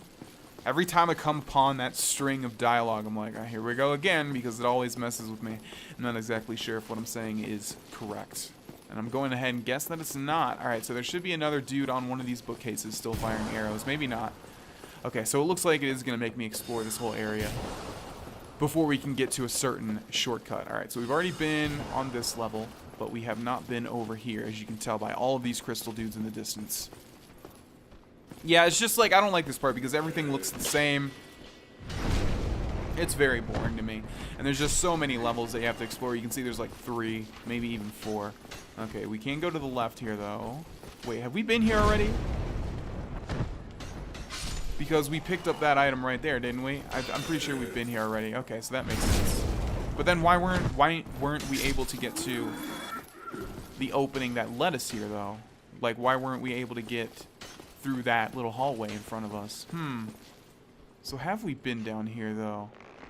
Yeah, that must be where the first bonfire is. Past that Chancellor, because remember, we killed that Chancellor there. Huh, yeah, so I'm not even going to bother with this area. I don't know why we weren't able to go through this, though. That doesn't make sense, because we should have been able to go through it and come to this part. I don't know. Nevertheless, let's move on. So let's go up a level. We have definitely not been through this hallway, though. So let's go through here. Watch, the arrows curve. Oh, hello there. Hold on. There you go. You wanted it so bad, and you got it. The arrows curve, which is dumb. Like, why does that make any sense? See, if we stand here and then we move a little to the right, it'll, like, curve towards me. I don't know how that makes sense at all. It's not even like that happens in PvP when you fire an arrow at somebody. It definitely does not curve towards them, so make up your mind, Dark Souls. Alright, we can go up there. But let's fully explore, shall we? I know for a fact there are some chests near here. Not there, though. Alright, so let's go up this. Keep a lookout for any chancelers. We can also use this mechanic here to turn it and basically go to the opposite side. But before we do that, let's clear out all of these enemies. Okay, we have another one with a bow over there. We'll hold off on that. Let's just make sure there's no chest over here. Nope. See, watch. You can see it now, how the arrows curve perfectly. Doesn't really matter, though. It's not going to help them at all. They're too slow. It's just, I don't know why they programmed that in. Alright, you're dead. Okay, nothing over here either. Looks like our only option now is to use that little wheel and go to the opposite side. But yeah, my biggest complaint with the Duke's Archives is just that everything looks the same. You can't really determine where you are. I mean, nothing's memorable. Like, it's all the same area. I mean, there are parts like the Grand Staircase room. That's an awesome part. Obviously, it's going to be memorable. But, like, this whole area, what makes up the majority of the Duke's Archives is just... It's like the same thing, the same template used over and over and over again. And Dark Souls usually doesn't do that at all, so that's why I don't like it. Like, everything else is purely unique. Oh, we've just been invaded. Okay, Spirit of Vengeance, Lonely IS has invaded. Interesting. Let's go ahead and use an Estus Flask. It is respectable, or it's fine to use an Estus Flask before the fight, as long as you don't use it, like, during. Okay, so I don't know what this guy is doing, but he pretty much opened himself up for a backstab there. Let's just go fully aggressive here. Okay. I just hope he doesn't use any healing items. He's running away and he's running towards the enemies. That's not cool. I think we got him there. Yeah, we did. Okay, so let's just go balls to the walls with our Quelaag's Fury Sword. Okay, there we go. Oh, we beat him. Vana finally beat an invader without having to use any healing at all. Nice. So that was the Spirit of Vengeance, and that was actually what I was talking about with the Dark Moon Covenant. So apparently we have enough sin where we can be invaded. I guess probably because we've killed Dark Sun Gwendolyn. But yeah, the blue guys can only invade people that have a high enough sin level and people that have killed Guinevere. The more you know. Alright, interesting. Moving on. Yet another level of this bullshit. Okay. Yeah, let's not get hit by that. Yeah, so obviously, yeah, like I said, the Quelaag Fury Sword, once we get that, we're going to be doing much better in PvP. It's just a much better PvP weapon. Would really like to have the humanity scaling, though. And I think that glitch I was talking about does work. I just did it wrong. I messed it up. So I'm probably going to get... I know where another Firekeeper Soul is, and I'm going to get that, and then I'm going to get the humanity up to whatever the maximum scaling is for the Quelaag's Fury Sword. Alright, I think our only option is to drop down here. Although that means we have not been... Yeah, okay, hold on. I need to kill this guy before he kills me. Let's get behind this pillar. Use an Estus Flask. Okay, buddy. Our shield does block quite a bit of magic damage, though. Can these guys be backstabbed? I guess not. I guess they're too tall. No. Oh, and they teleport too, and he's going to teleport like over there. Yep. And we have no ranged options. Okay, looks like there is going to be a chest here. Let's look at its chain. It's legit. What do we have? Sorcery Strong Magic Shield. I think that honestly just increases the damage your shields do, which obviously is terrible, because you can deal damage with shields. And I forget if it's Dark Souls 1. I think this game does have it. There's like a shield with a pike on it, and it does extra damage or something like that. But I know for a fact no shields deal like an extreme amount of damage. Alright, so we'll let that guy live. He'll just respawn anyways. There's a fog door down here, and that means we have not been on this level. So let's just do some quick looking around. Alright, for the sake of completionism, we'll go to the end here. Although, are these guys all dead? Oh, they are. Wait, no, these guys aren't. I see a guy moving, right? Is he... Oh, no, that is his dead body. Yeah, you can see why this is totally confusing to me. But then why haven't we gone through that fog door? That means we've been on this level, but I guess we just didn't see the fog door? I don't know. I hate this part. Oh, it's not a fog door, right? This always does this to me. Yeah. I always think... Every time I get to this point, I always think this is a fog door here. Okay, so I think we want to get... in that opening. Yeah, so let's actually do this. And that means we haven't been to the top of here either, so let's kill this guy first. But hopefully you guys can see why I'm freaking confused every time I come to this part. So, die. Wow, it makes him invincible. That's dumb. That is dumb. And there's a dead crystal guy up here, so we have been down here. Oh boy, don't make me cut and figure out what the hell I'm doing, please. Alright, let's just hope that this opening here is where we want to go. In fact, I'm like 90% sure it is. Okay, nothing over here, right? I don't think we've been on this level yet. And let's just double check over here just to make sure. I'd really like that guy to be dead, but it's far more trouble than it's worth. Yeah, we have not been here yet. Okay, this is where we want to be. Good. And looks like we can't get to that guy, so let's just jump on this ladder and press B to slide all the way down. Okay, new area. What do we have here? Anywhere? Sure. Alright. And we have a lever here. Let's go ahead and pull that. This is going to be a shortcut to lead back to that bonfire I was talking about, right? Wait. What is that opening? Yes, okay. So it just revealed a bookshelf and the bonfire is literally right over there. And we have a couple of rooms here. And I know for a fact there are going to be some chests. Alright, what do we have in this one? Blue Titanite chunk, not what I need. And is there anything else in this room? I think that chest is actually it. I would like Twinkling Titanite, and I would like 2 forms of Demon Titanite, although I guess we'll have to kill some Titanite demons to get those. Another chest, which is going to have the Chancellor set. Oh, it's a Channeler. That's why I always call them Chancellors, because it's very close. It's actually a Channeler. Yeah, makes more sense. So there's the Channeler set. Let's see. Okay, another chest here, which is going to contain the Archive Tower Giant Cell Key. So that's where Big Hat Logan is. So I'll probably do some backtracking in a second. This lever is going to reveal this weird thing to my right, I believe. Oh, it's like a staircase, I guess. Yeah. Alright. We actually don't want to go down there just yet. We have another chest here, which is going to be a mimic. So let's strong attack this. Okay, I would like for this to do more damage. It feels like the enemies are scaling past the damage this is doing. Die! Because this thing has so much more health than I feel like it should. Alright, here we have the Symbol of Avarice. So that means one of two things. That means either we got lucky and we got this early, or we've opened every single chest with a mimic. But that's what I was talking about. You can wear that as a helmet. It slowly drains your HP, but it increases the item finding rate to the maximum. And it also is very weird and interesting. We also got an enchanted falchion, which makes me think that we just got lucky getting that Symbol of Avarice. Yeah, because there's like, I believe I read there is a chance to get it before you open up every chest. But if you open up every chest that's a mimic, I guess if you kill every mimic, I should say, you do get it at the end. Crystal Ember. So we can enchant weapons with crystal enchantments. Alright, so this is going to lead to a new section. I'm actually going to backtrack all the way back to Big Hat Logan so we can rescue him. Hopefully that is the key that opens that. Makes sense, because that was a big cell. So I'll see you guys there. Alright, so I've never liked this form of backtracking.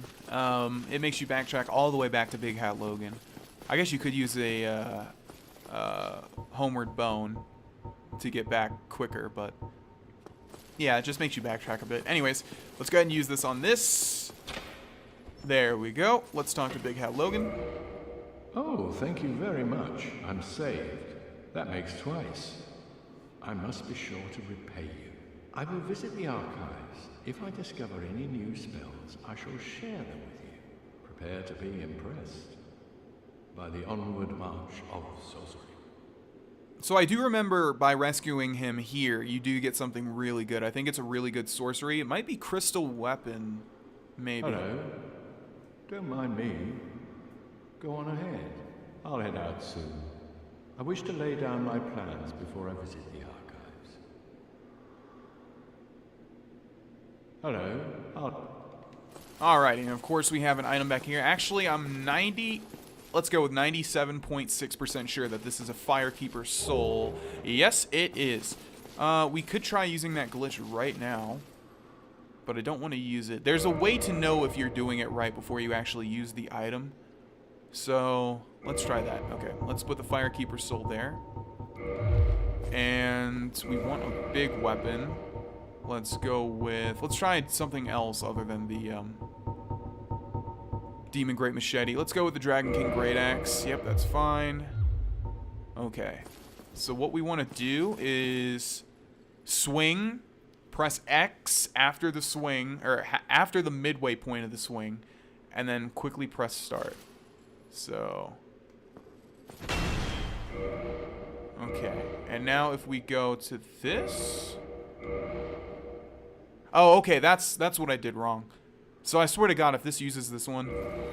don't use it, please. Yeah, and we still have it. Okay, that's what I did wrong. The last time I went into the inventory and hovered over the Firekeeper Soul and used it, you're supposed to use the Estus Flask. So let's do it again. And we can press use item, and it'll say use Firekeeper Soul, even though we are on the Estus Flask. So this is the glitch, yeah, and you can see the Firekeeper Soul is not disappearing. So this is the only time I'm going to use this, is just to get my humanity up so that we have the maximum scaling on the Fury Sword. So let me go ahead and get this up to like 30. Alright, so I actually ran out of Estus Flasks, so we'll have to stop it at 26. And I will use that to save Solaire as well. Those are the only two uses. One, to get the maximum scaling for the humanity for the Quelaag Fury Sword, and two, to donate 30 humanity to save Solaire as per his side quest. Alright, now I will begin the long trek back to where we were prior. Alright, so I used the 2 souls in our inventory. We now have 70,000 souls. I also used the Firekeeper Soul glitch. You can use it on anything, so it's not a Firekeeper Soul glitch, but I used that to get it to 34. I believe this is the maximum. I think 30 is the maximum for the Quelaag Fury Sword. That may be wrong. I don't know what the exact number is, but I put it up to 30 just to be safe. That will also give us the highest amount of item findery bonus from humanity. I think once you have it at 10, that's like you're finding items at the maximum rate. Anyways, let's go ahead and rest at this bonfire, and oh, it's gonna kick me out, which means either something is very close or we've just been invaded because the bonfire's gone. I think this one particularly suffers from enemies getting too close, although I'm not seeing any. Spirit of Vengeance, Lonely IS. Oh, it's the same guy, actually. Okay, well, luckily we just used the bonfire, so... Yeah, we're fully stocked. Although... Alright, let's find a good place for this guy to, or to fight this guy. Let's go through here. So this guy was pretty easy the first time. Hopefully we'll be able to beat him this time as well. I don't think there are any enemies. So yeah, we'll fight him in this room. We'll just chill and wait for him to come up. Okay, here we have him. Oh, wow, he's just going to start off. All right. Fireball? It's like Great Fireball or something. Okay, that's not going to hit me. Or it is for some reason. What? Okay, that's fine. Let's just try and do the same thing we did to him last time. We'll try and get a good backstab off. Okay, that's not going to happen. All right, let's do the back attack because that's kind of cool, although it doesn't really accomplish anything.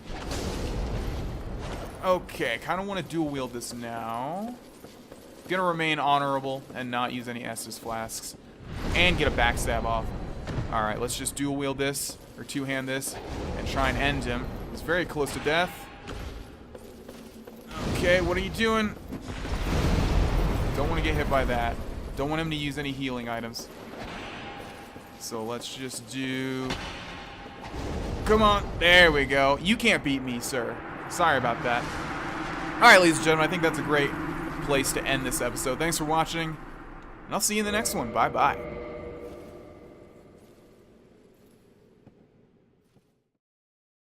Hey, it's Vaughn, and welcome back to Dark Souls, ladies and gentlemen. In the last episode, there's not much to say. I hate opening with that because every time it's like, well, we progressed through the Duke's archives. Yeah, we've been doing that for the past, like, 2.5 episodes.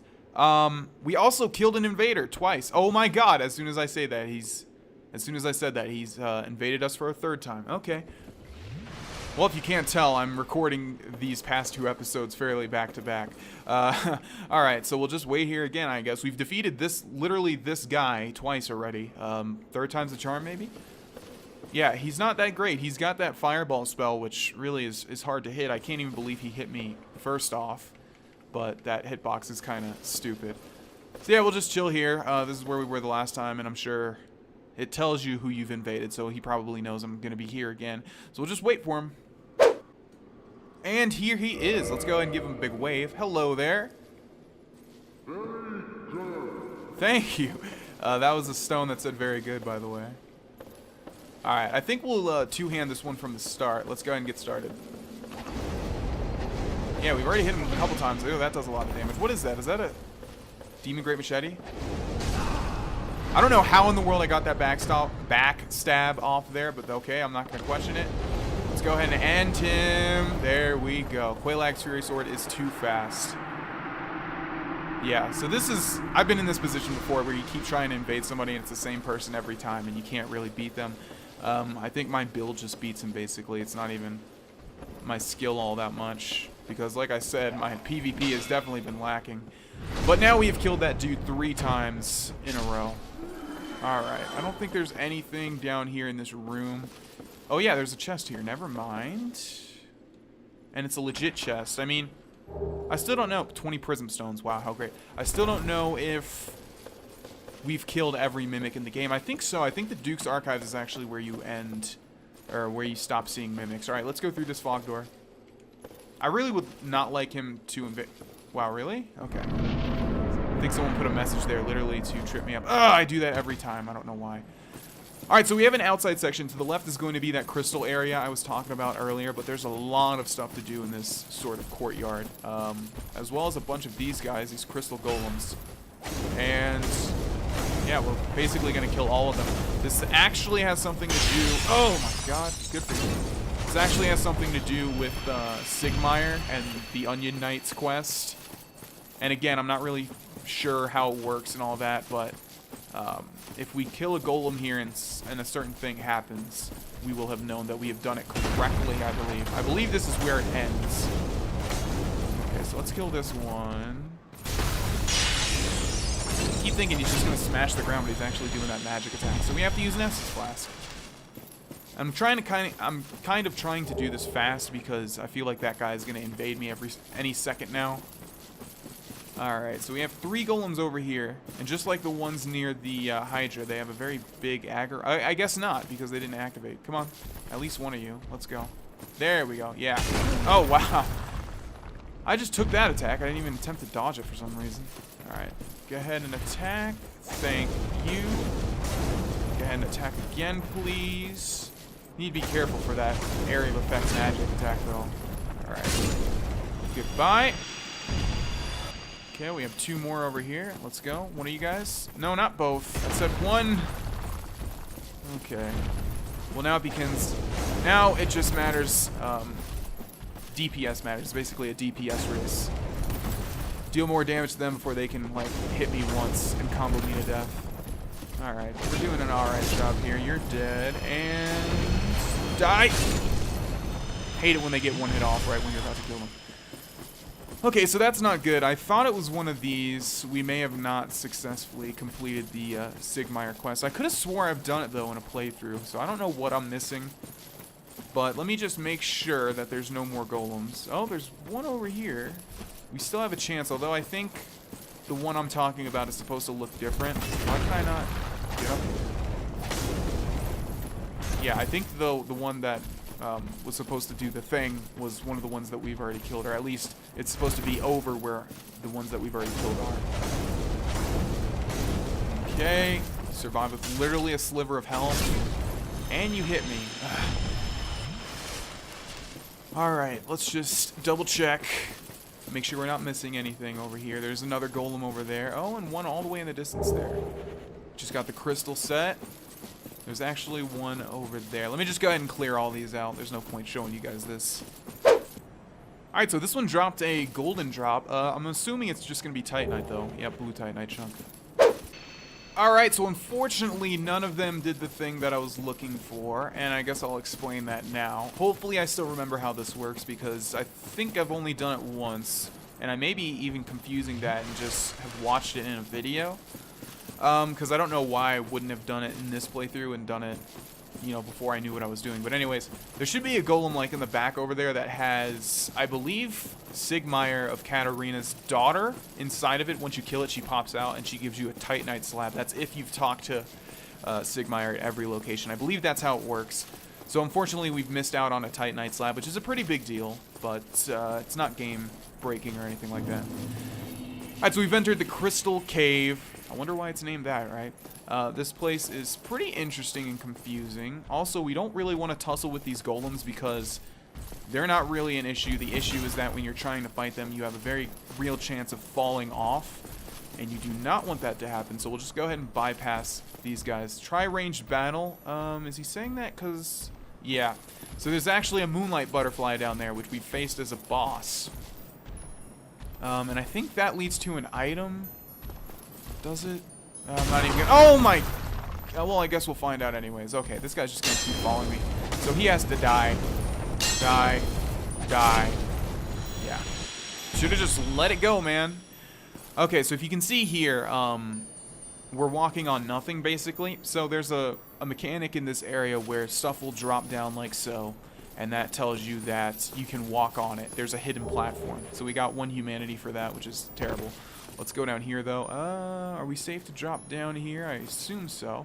So we can actually fight this moonlight butterfly. You see, we can target it. Although we're not going to, because I'm pretty sure you need to have some form of range to be able to kill it, because as soon as we hit it, it's going to fly. And it's not going to attack me anyway, so there's no point. And it doesn't drop anything, I believe. Alright, so here we go. Some nice people have left the messages pretty much the entire way, so that's great. What do these even say? Here? Yeah, perfect. Normally, every time I've gone through this, messages have not been here, so that's pretty nice. Let's go this way. Oh boy. Alright, well, as long as there's messages, pretty much we can walk anywhere near there's messages, so yeah.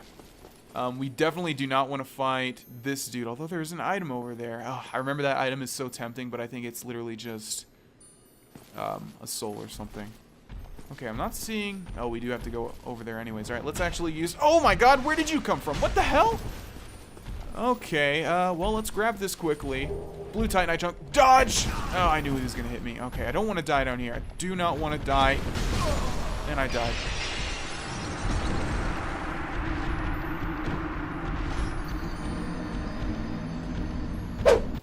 Alright, we made it back pretty close. Maybe we should just kill this guy this time.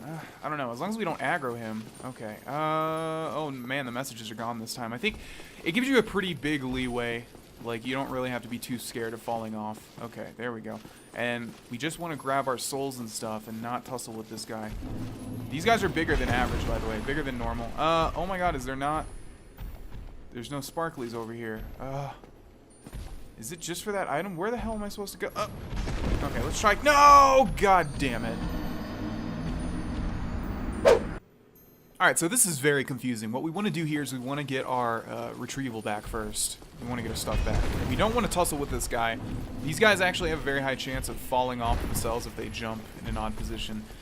So the only point of this area is just to get that item, basically, and to trick you into coming down here. What you need to actually do is come all the way back up here. I think that one guy killed himself. Yes, okay, good. And then you want to go all the way down here. Wait a second, where does that lead? Oh, and these guys chase you for forever, too. So we need to keep a move on. Yeah, but you want to come over here. There's another moonlight butterfly, and... Okay. I hate this part, yeah. And then we basically just want to run in a straight line across this entire chasm. I want to say leap of faith. We're not leaping, but yeah, it's pretty close. All right, and I think we're done. I think we're done with the crystal caves pretty much. I mean, we're not. I always say that preemptively, but we are done with the hard part of the crystal caves. And now we have a new enemy type. I don't believe we've seen these things before. It's a very cool enemy type. It's like a walking clam monster. Terrible thing, of course. But you can't really see it just yet. But if it opens its mouth, you may be able to tell that there's actually just skulls in there instead of pearls. I always thought that was pretty cool. We don't want to get eaten because their eat attack... Oh! We don't want to get charged too. Yeah, the thing where they basically chomp on your head does a ton of damage, and we don't want that to happen. And these things also have a very big aggro range, and they have a chance to drop, I think, curse or purge stones. But yeah, you can see there's skulls instead of pearls, and that was always very cool to me. Twinkling Titanite. Oh yeah, that's right. They have a chance to drop that as well. Okay, so we have a couple more here. These guys aren't too tough. Just can't get eaten. Because like I said, that will deal a ton of damage. Oh my god, there's more than I thought. Okay. That scared the crap out of me. Oh! You got me. Alright, good for you. Let's back away from this. And use an Estus Flask. Don't hit me. Don't you hit me. That's the chomp attack, yeah. So I'm misinterpreting the charge attack for the chomp attack. Alright, die. Ugh, you bastards. Okay. Well, it's bad when they all swamp you like this, and it's also bad when they're able to hit you at the exact moment that you're able to get hit. Let's use another Estus Flask. Get away from me. Oh my god, there's too many, and they're all right next to each other. Okay. One's close to death, though. I just don't know which one. There we go. Oh, jeez. I can't believe I'm getting hit by these things. Shouldn't have aggroed them all at the same time. Okay, that one's still alive. Die for the love of God. Oh my god, how did I miss you? Die! Oh, it's not even close to death! Get away! Get away! Get away! Get away! Use an Estus Flask. Oh, it's gonna hit me. Can't believe these things are dealing this much damage to me. You need to die. Die. Stop living with one tiny little HP sliver. Okay. Well, it's not too much of an issue, but at the same time, that's incredibly annoying. Another tip about these guys is that when they actually drop items, which is frequent, as you can tell, you can't really tell because they're so big that it takes up the little item icon thing, whatever you want to call it. But we got a nice chunk of Titanite chunk there. All right, let's use one more Estus Flask. And up ahead, we have an interesting sight. It's like a frozen field with a bunch of hollows that have been frozen over, I guess. Although that's like the oh no, they're cursed. Yeah.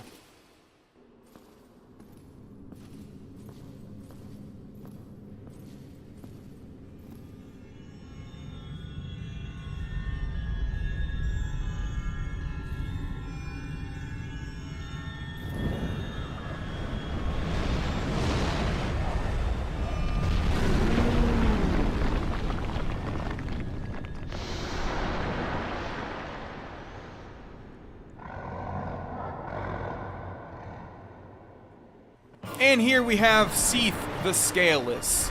First thing you have to do is come over to this weird thing and break it. If that thing is not broken, Seath will be invincible. Okay, so this is one of the easier bosses if I remember right, and I know as soon as I say that I'm going to start taking a ton of damage or something.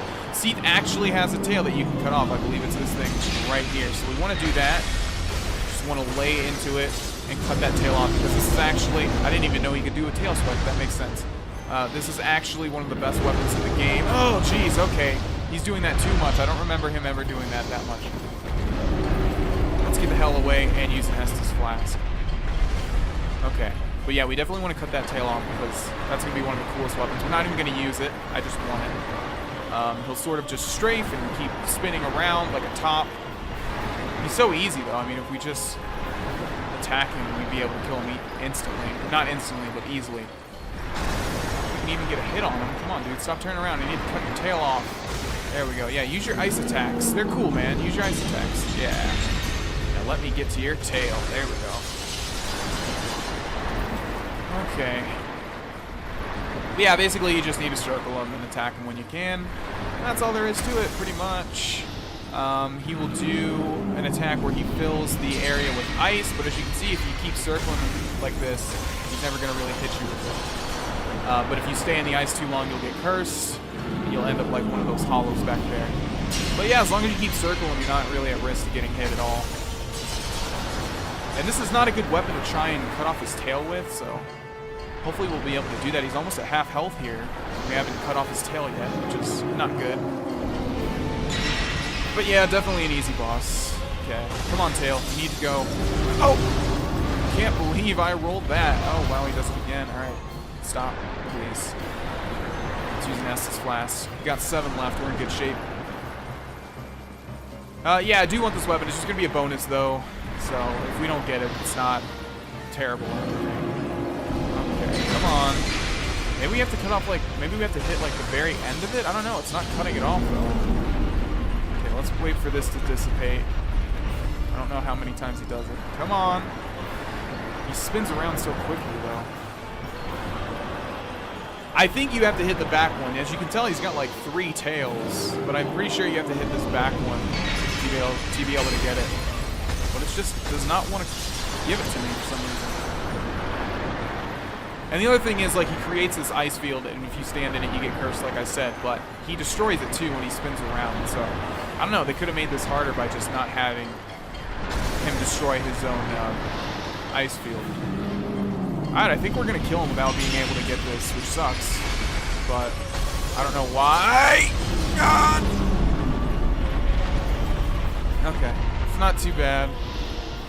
Yeah, let's just go for it, I guess. Oh, jeez. No, no, no, no, no. Oh, my God. Don't die here, please. Oh, my God.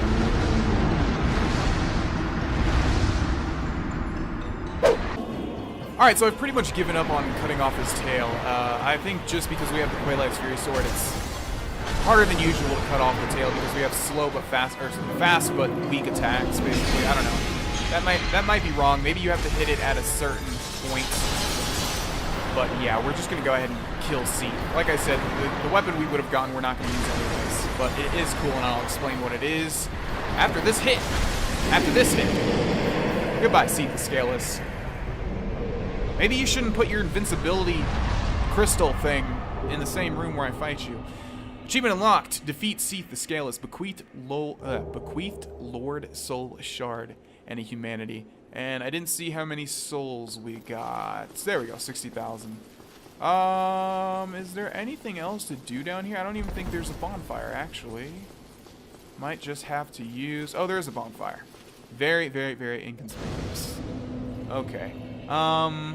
Let's see. Let's go ahead and reverse our hollowing first and foremost. Because of that glitch, we can pretty much kindle every single bonfire to 15 flasks.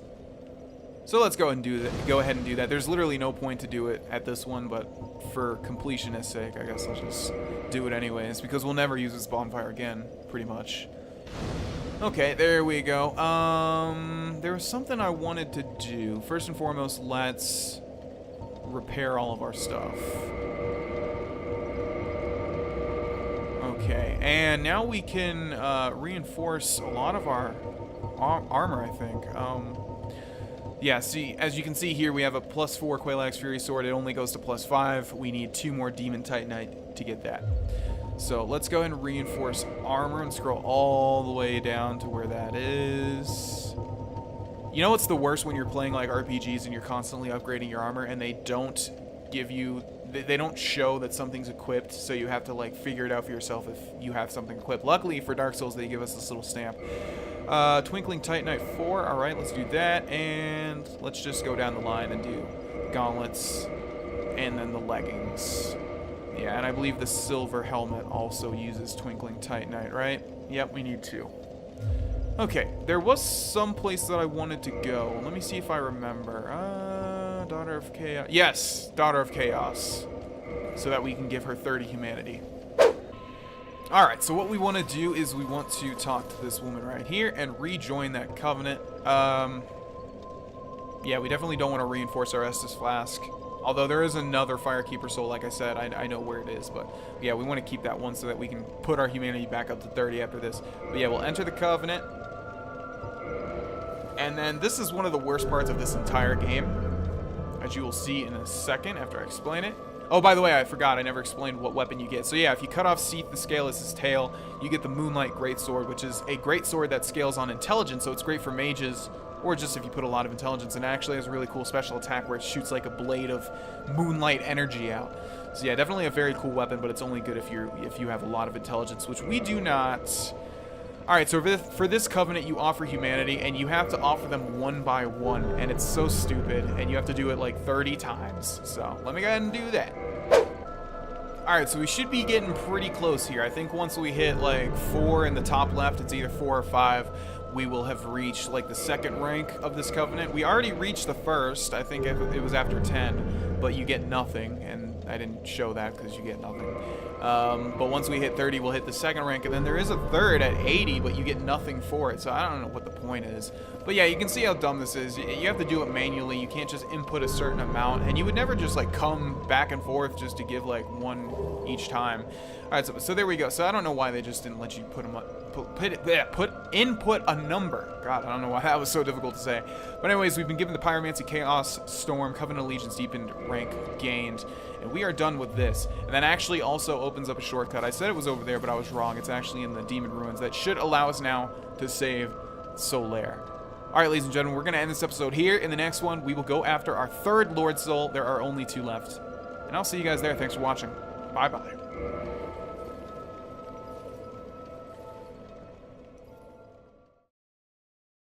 Hey, it's Vaughn, and welcome back to Dark Souls, ladies and gentlemen. In the last episode, we completed the Duke's Archives. We actually completed that pretty quick, didn't we?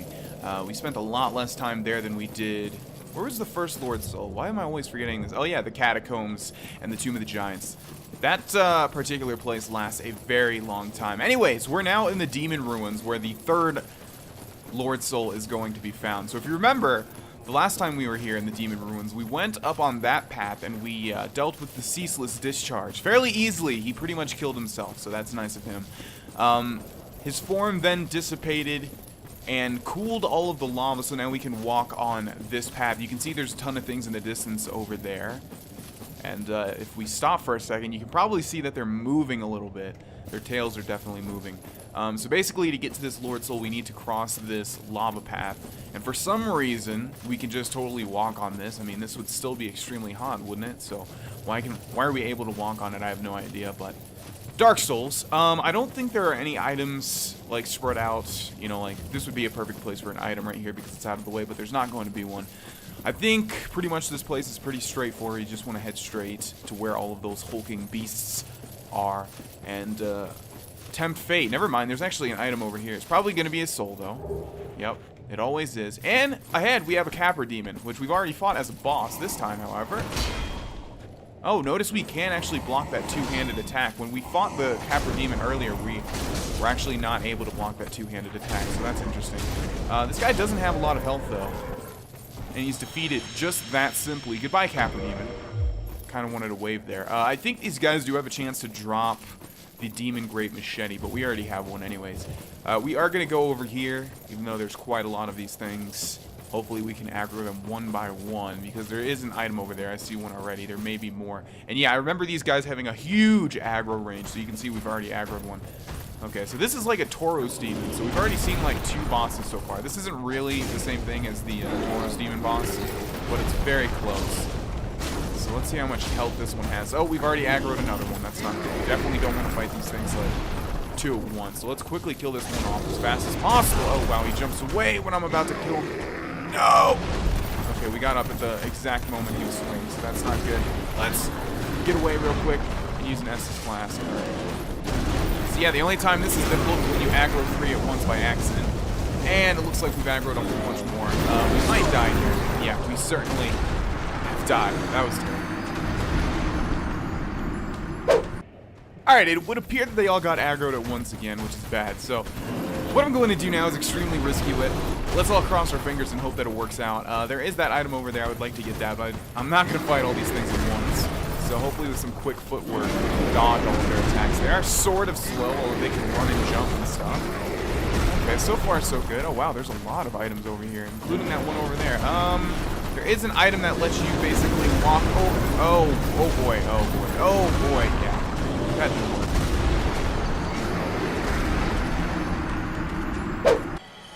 Okay, so I found out through many deaths that these things do not respawn. And also I died twice without being able to pick up my stuff. So I lost all of the humanity, and then I tried to get the humanity back up to 30 using the glitch, and I ended up accidentally using the Firekeeper's soul. So this was very negative towards our goal, but oh well, we only have 2 left here. The problem is, it's very easy to aggro 2 at the same time, and that just sort of really messes you up, because it's almost impossible to get a hit in when they're all trying to hit you. And I keep rolling and they keep hitting me anyways, like, I don't know, the hitboxes is so big. There we go. Okay, so let's get a couple hits on this guy, and not get hit by that. See, the whole time I'm fighting this guy, the other guy probably... No, he didn't get aggroed, but that's what was happening. They kept getting aggroed as I was fighting another one. Alright, so it looks like we have 1 left. These items are probably not going to be worth it at all, but God, I died so many times trying to clear all these guys out. They're very annoying, but only, again, when you aggro, like, more than 1 at a time. So you got to be really careful, and they're all placed so close to each other that it's very hard to aggro just 1. Alright, so there was that item over there that I tried to get to earlier. That one right there. And as I said, there is an item that lets you cross this lava without taking too much damage, but we don't have it now, so let's just quickly try and get over here. Okay. And it's just a soul. Oh, wow, who could have saw that coming? Let's not take too much damage from the lava. You can see if you're in there for more than like a couple seconds, you're going to die. And let's cross this lava stream and get the rest of these items. I see 2 so far. One in the middle of that lake. Oh no, that actually might be the only item. Yeah, I'm not seeing another one. So let's just take a quick look to the left and to the right and see if we can see another one. It has to be good, right? I mean, if they were all guarding it, because that's the only thing that's back here. This doesn't even lead to anything else. It's just these 2 items. One's a soul, and we don't know we don't know what that one is. We can die for it though, because there's nothing over here, but I'd rather not die, so let's quickly grab it. Yeah, we're gonna die. Chaos Flame Ember. Chaos Flame Ember. Oh, that must be... Okay, so this has always been a point of confusion for me. It's like... There's fire. There's a fire enchantment where you can make your weapons fire, but there's also chaos. So I guess that's how you make your weapons chaos. So it looks like we're not gonna be able to, have our weapon scale with humanity because we're not gonna be able to retrieve, our souls in humanity where we just died, because we'll just die again. So the only thing we can really do is become human, and we're pretty much back to basics here until I get another Firekeeper soul, and I do know where one is. In fact, wait a second, can we warp down here? Yeah, we can warp to the Daughter of Chaos. Yeah, you know what? Let me try and grab that Firekeeper soul, and I'll show you guys where it is when I get to it. And then we'll return back here. It's just going to be so much better to have like 30 humanity and the maximum Quelaag humanity scaling. So let me grab that real quick. Oh, and also I just realized we rescued Big Hat Logan, so he should be back here, I think. He said he was going to give us some extra sorcery. Oh, he's not here. Oh, there you are. Just so you know, Master Logan has left on his own again. It seems that he is still determined to find the famed regal archives in Anor Londo, and I have decided that I must search for him. Yeah, but I rescued him. He should be back here, shouldn't he? Oh, hello. Terrific to see us both in one piece, and pray that you never go hollow. Okay, that's very odd. I don't know why he's not back here. We're done with the Duke's archives. Anyways, I might as well just record this because it's not too far. We're heading back down to New Londo, not Anor Londo, which is the source of the final Lord Soul. After we take care of the Demon Ruins, we'll come back here. But there's a very easily accessed Firekeeper Soul.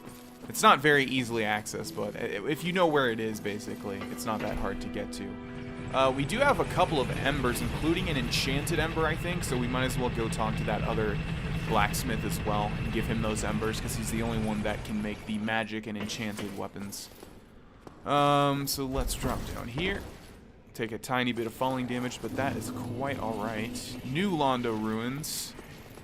Man, you guys are not even ready for what we're gonna have to do here. This place is terrible. Oh, I said I thought we were done with all the places I didn't like. New Londo I don't really like much either.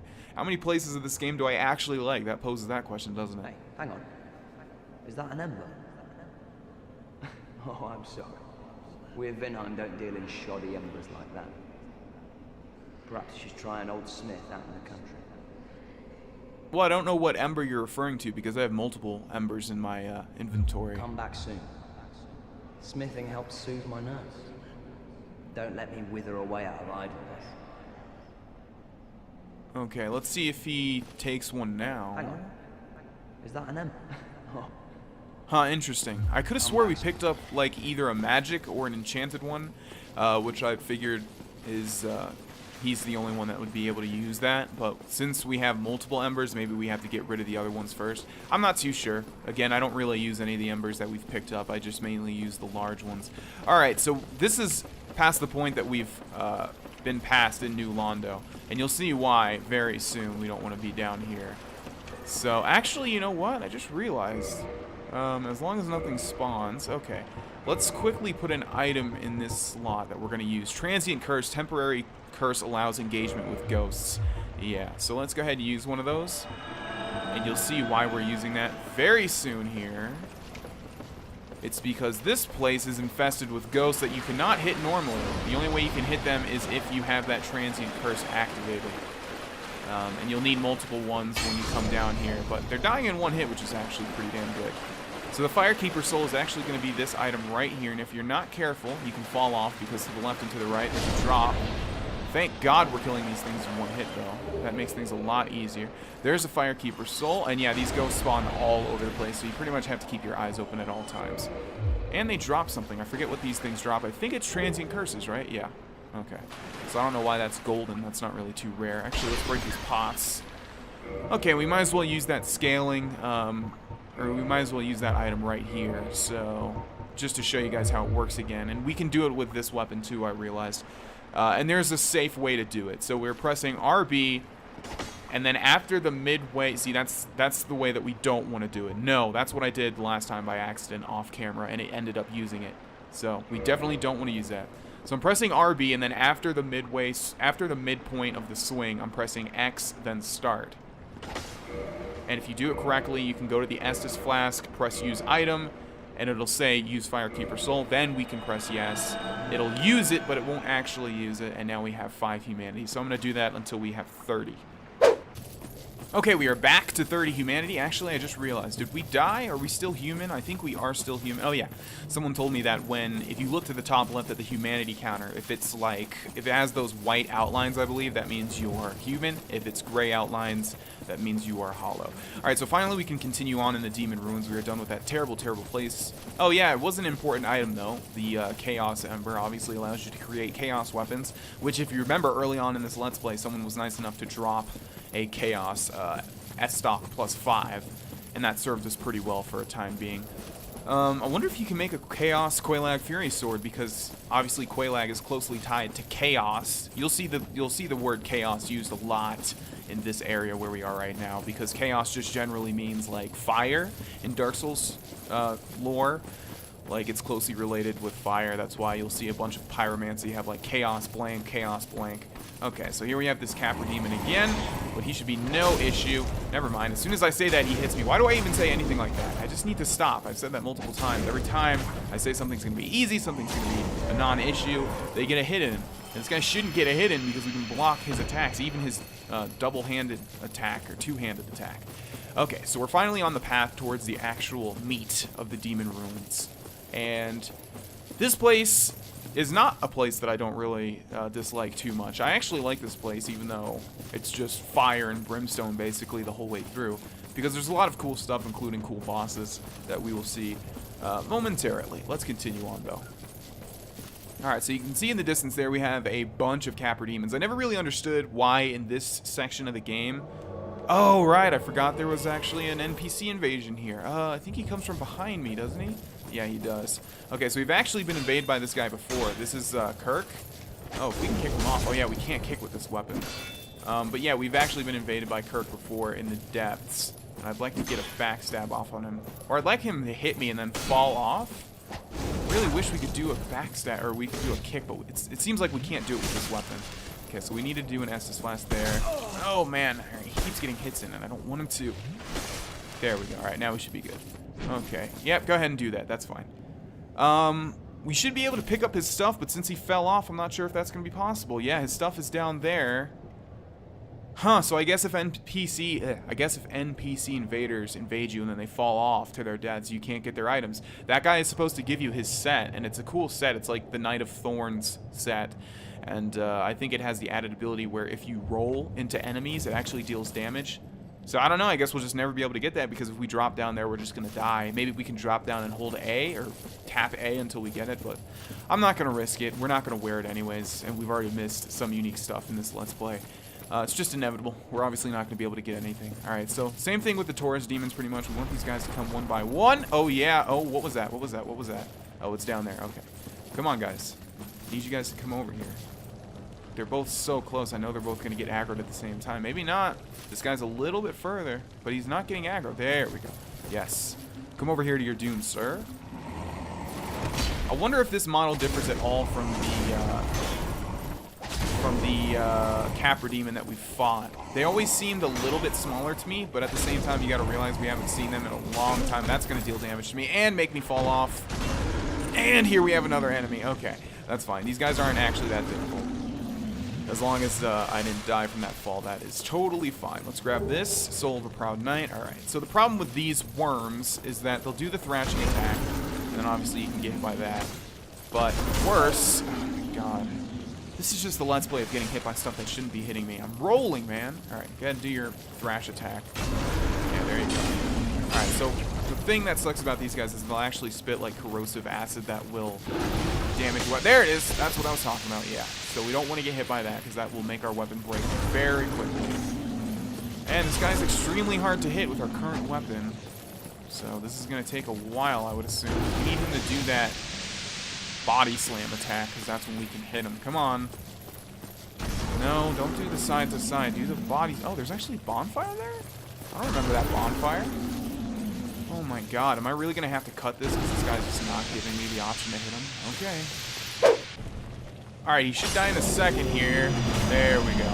Yeah, our weapon doesn't do any damage to him. That's probably going to be the case with a lot of these enemies because, like I said, we're in the chaos, or we're in the demon ruins, and a lot of these things use fire. I do not remember this bonfire at all. So that's very, very odd to me.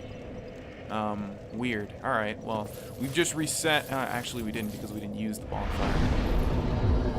Should we kindle this one? Yeah, probably. In fact, I am remembering this bonfire now. Okay, so let's use 2 of these. I don't want to get below 30 humanity. And let's kindle this bonfire twice. Although this isn't really a prime bonfire to kindle, but still, we're probably going to use this at least 2 times. So, might as well. Let's kindle that again. So yeah, we have Capra demons, we have Taurus demons, maybe miniature versions of both, I'm not really sure, I don't remember. We have these wall worms, and yeah, so we're basically, oh yeah, we have to keep a lookout for these wall worms. There's multiple iterations of them, and not exactly sure where they pop out from. And I'm also hearing a pitter-patter somewhere, so something is very clearly alerted here. Okay, we have another enemy type here too. I was wondering when one was going to get activated. Yeah, it does feel like we're dealing reduced damage to these things. Probably because they're all resistant to fire. So these are like dragon statues, and we haven't really given them a chance yet, but they will breathe fire at you. Luckily, our weapon is staggering them, so they're not able to do that. We are going to go back up, though, because there's definitely some stuff that we missed, including all of those Capra demons that we want to kill and eradicate from this plane of existence. Okay. So yeah, the mistake we made the last time was that... Oh, okay, we already aggroed 2 at once. Didn't we? No? Okay, yeah, we don't want to get hit by that when we have less than a full bar of stamina because it will deal a lot of damage to me because we don't have enough stamina to block it. This guy is very close to death, so let him swing once more and then dodge that and die. These guys do respawn, however, I believe, because they're not nearly as difficult as the other guys that we dealt with. So yeah, there's a ton of them down here though. So yeah, we can just two-hand our weapon. Oh, do we aggro? I keep thinking I'm aggroing the other ones, but I'm not. They're just like turning their heads. Okay, die, die. There we go. Now you step on up. There we go. Don't want to get hit by that, but yeah, they have the same moveset as the Capra demon that we fought as a boss. So I don't know if this is the same exact thing, but I've mentioned that I kind of like it when games use bosses as normal enemies. It just shows that, hey, look how strong you are now. You're taking on a normal enemy that was a boss previously. Okay. This time, did we aggro both? No, we did not. All right, I can't believe we didn't get hit by that. So 2 hits staggers them, so we can just kill them in 1 combo. I just realized, as long as we dodge the first attack. But they do 2 attacks. Yeah, they do. Oh, 3. All right, this one does 3 for some reason. They're all dead, nevertheless. Let's use an Estus Flask. Okay, we came from down there, and yeah, we got knocked down to the bonfire from up here. Doesn't look like we actually missed anything, though. So maybe this was just a huge waste of time. Yeah, looks like that's the case. Getting close to the end of the episode here, but let's continue forward a little bit. There's a fog door in the distance there, as well as another Capra demon. Oh, and an item that we missed. How did I not see this? And what is that? Oh, I know what that is. Soul of a Proud Knight. Yeah, you can see there's some weird thing on the wall there, but it doesn't appear to be alive. Alright, we've already been over there. That's where the bonfire is. We already checked back there. There's no items. So our only option is not to drop down there like I almost did. Holy crap. There's another... I'm just going to call them Taurus demons. I don't think they are actually the same thing as the first boss that we fought. The first legit boss. But they look very close, so that's what I'm gonna call them. So let's kill this. And then we will actually... Oh, God, never mind. I was going to say we're actually going to end the episode, but we have another one of these things that I hate so much. Oh, man. One missed... No, I'm going to get hit there. Yep, that's the whole story with these guys, is I just keep getting hit when I think I'm going to roll past it. So basically, our options are to use an Estus Flask or to kill this thing before it kills me. Die. Die! Yes! Oh, my God, that worked out. Let's use an Estus Flask. We can get invaded at any time, so let me end this episode here. Thank you for watching, ladies and gentlemen, and I will see you guys in the next one. Bye-bye.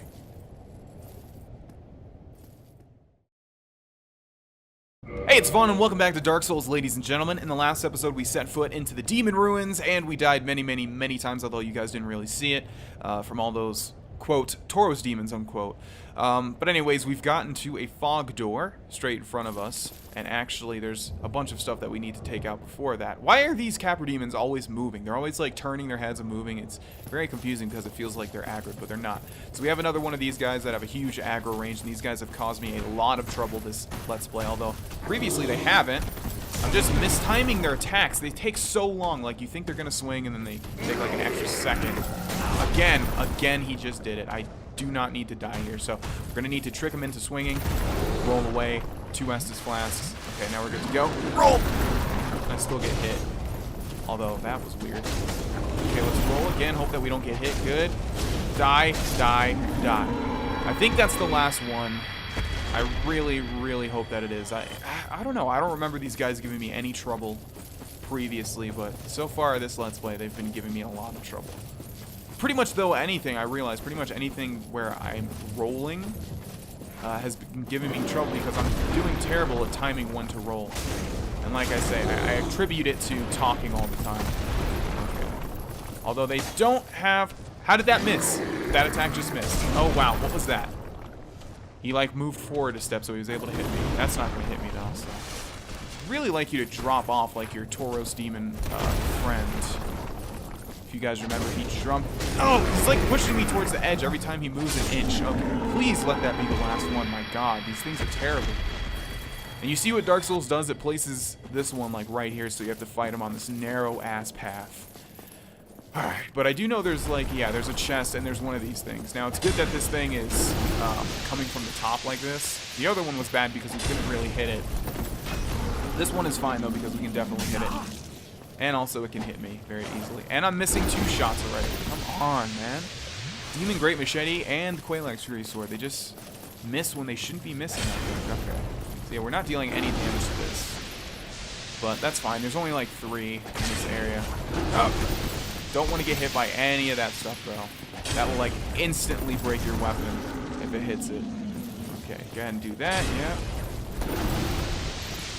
You can see how tedious this is. I wonder if it would be different if we had a non-fire damage dealing weapon. Probably it would. I think these things do take a lot of damage. I remember Green Titanite Shard. Yeah, I remember dealing normal damage to them with my Great Scythe. So I think it's just because we have a fire weapon.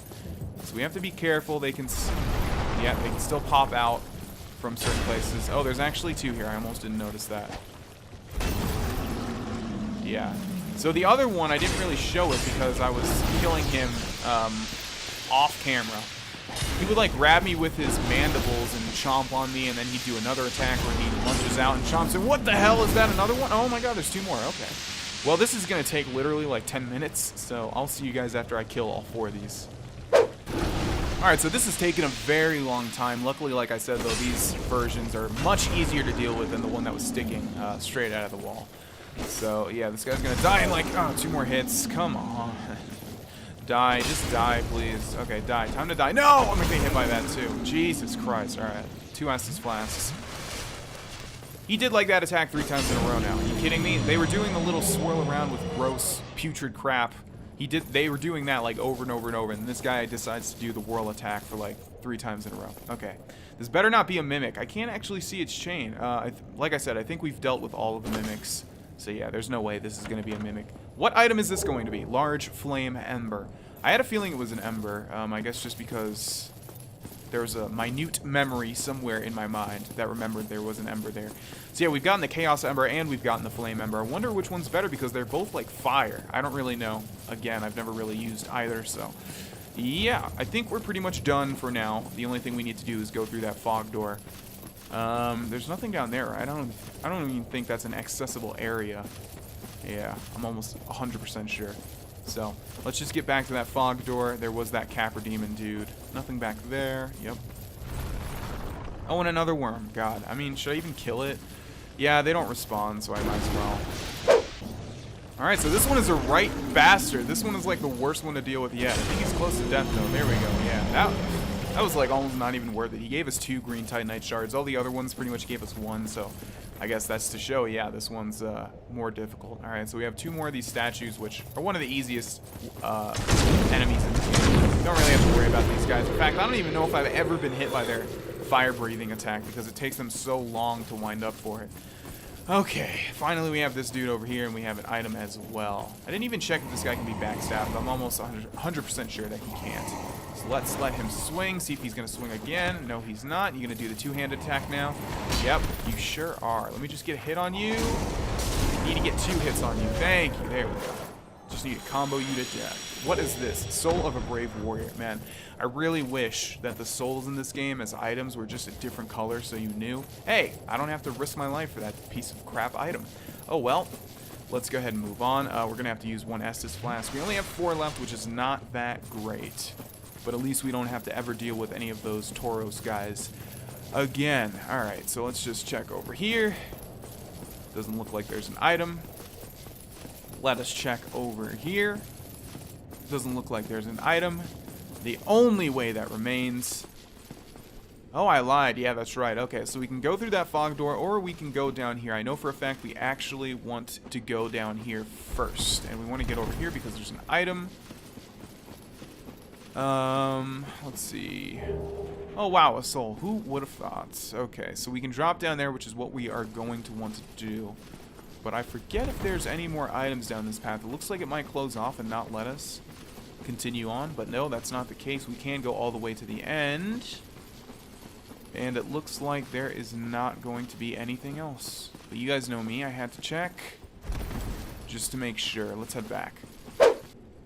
Alright, so unfortunately, it would appear that we're stuck. There's nowhere that takes me back up to there. And it doesn't look like there's anything that crosses over to the other side. So the only thing I'm thinking is we're going to have to drop on this branch. Hopefully if we have to drop all the way to the bottom, it's not going to kill us. But yeah, it looks like we're going to have to drop onto this branch. Yeah, that's going to be fine. It's going to deal a little bit of damage, but no big issue. Okay, so this is where the Solaire side quest comes into play and donating that 30 humanity. So I'm not sure if it's this way or if it's the other way. But because we donated 30 humanity to the Daughter of Chaos Covenant, we can now get to a certain spot. Looks like this is a dead end, though. Let's just hit these branches, see if we can go this way. I guess not. I guess the only way that we can go is this way. Alright, so if you donate 30 humanity to the Daughter of Chaos, not only do you get the Chaos Firestorm Pyromancy, but also she opens up a shortcut, and it should be this right here, I think. Yes, okay, so here you can see all of these little things which are called sunlight maggots, and I don't think they actually deal any damage to you. Actually, I think only one is called a sunlight maggot. The other are just called maggots or something. So the significance of the shortcut is that she opens that up and lets you kill these things prematurely before you come from the other way around. And that lets you save Solaire because normally he would get killed by these sunlight maggots. So let's touch the door. And it should open now that we've donated that 30 humanity. Yes. And so basically we just need to kill all of these sunlight maggots before we were to come from the other way around. And the only way to do that is if you donate that 30 humanity. Sunlight maggot, there's the helmet that I've been talking about. I'll just show you guys what it does because it's pretty damn cool and unique. So when we wear it, it emanates light, and we could have used that in the Tomb of the Giants to not have to deal with the Skull Lantern. Okay, so let's put that back on. Now we could continue forward, and I'm going to do so just to see if there are any more maggots. I think... Oh, there is a maggot. Okay, I'm not sure if you have to kill all of them, but we're definitely going to do it just in case. So yeah, we can come from that way. Oh, there's more. All right, and there's also a crystal lizard. And straight ahead, I know for a fact that there's also a demon, or a Titanite demon. No! I really needed that. What's it called? What's it called? Twinkling Titanite. Yeah, I really needed that. All right, so there's 2 more of these maggots. We cannot let them live. There's 2 more, right? Where'd the other one go? Is that it in the distance there? Yes, it is. All right, so I'm not sure if you have to kill all of them or if you just have to get the sunlight maggot helmet. But nevertheless, if we were to come from the other side where that Titanite demon is on that bridge, we would get here. Solaire would have that sunlight maggot on his head. He'd basically be controlled by it, and then he'd attack you. You'd have to kill him. You'd get his armor set. But now we have saved him pretty much, so hopefully we'll meet him on our journey and see what's what with that. Now I'm going to return all the way back to that fog door because that's the actual linear path to get to where we want to go. This is a shortcut that we don't want to access just yet. Alrighty, so here we go. I'm not sure exactly what's behind this fog door, but I think I know. And yes, okay, the Demon Fire Sage. So here we have another one of these guys. I knew I was going to get hit there. Thank God. Alright, let's not get hit by this one though, or we're dead. Oh, we're dead anyways. Cool beans.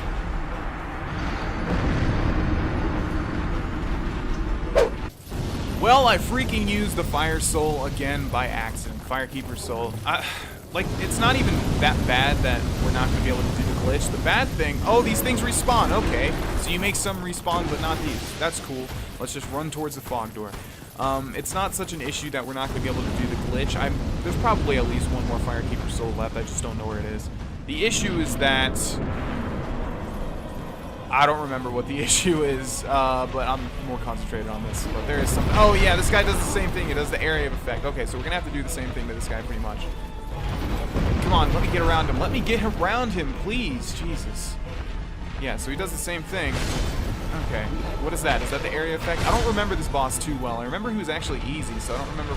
Okay, let's not get hit. Alright, we need to get behind him. I need to stop talking. I need to get behind him. Oh my god. Come on. Problem is I'm locked onto him. That was the mistake. Let me get behind you, please. I can't even get behind him before he does that stupid area of effect attack.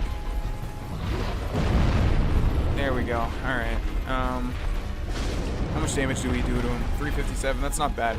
The only reason I'm worried is because he seems to be made of fire, and so I would assume this weapon is going to deal less damage to him.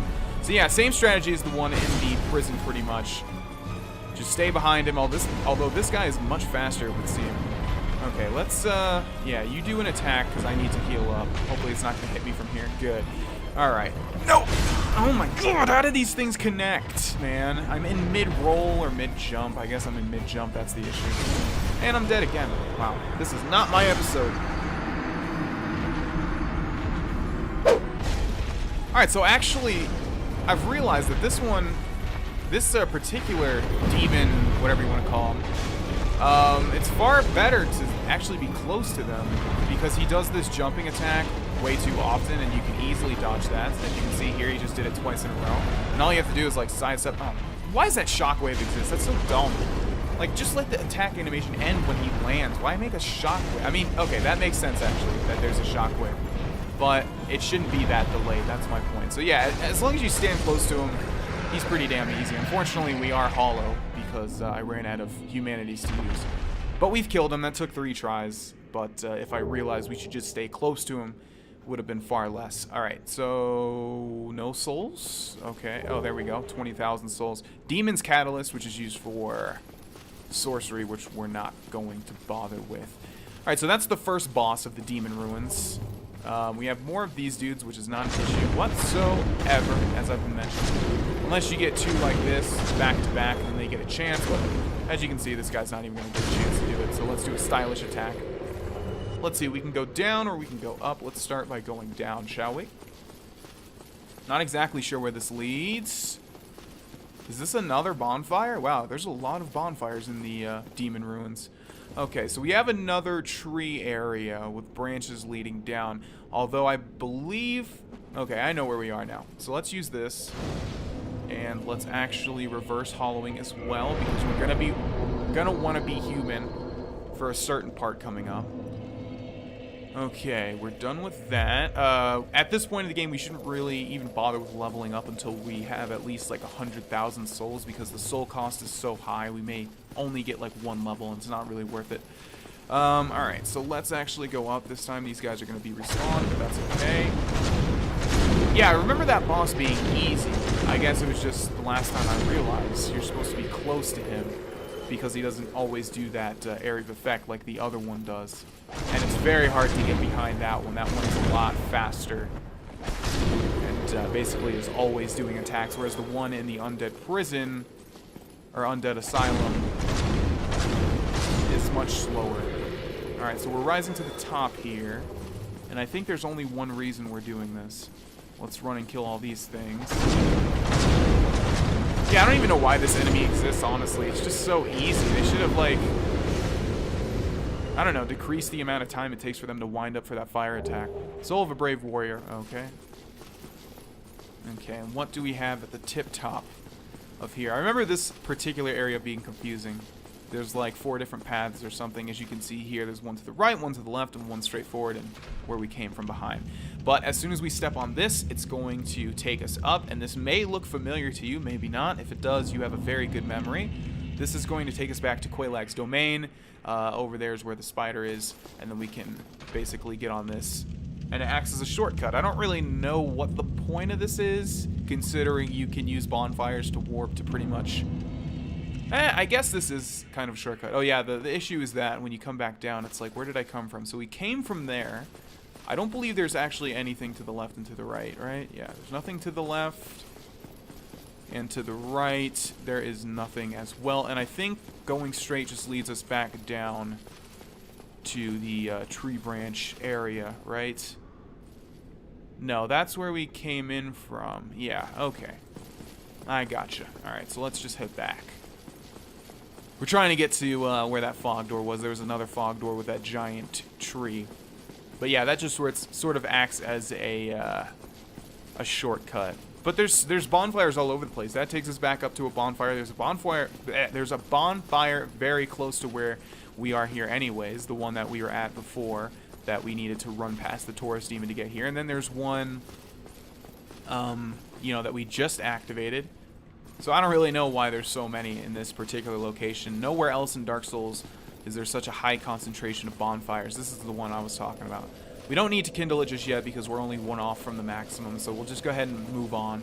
That will be the one that we go back to, though, if we die. I just want to take a quick look to see if there are any items here. It doesn't look like it. This should be a different location, though, isn't it? Yeah, this is not the place where we killed the sunlight maggots, even though it looks the exact same. Okay, so we actually have a summoning sign here for who? Knight Solaire. Solaire?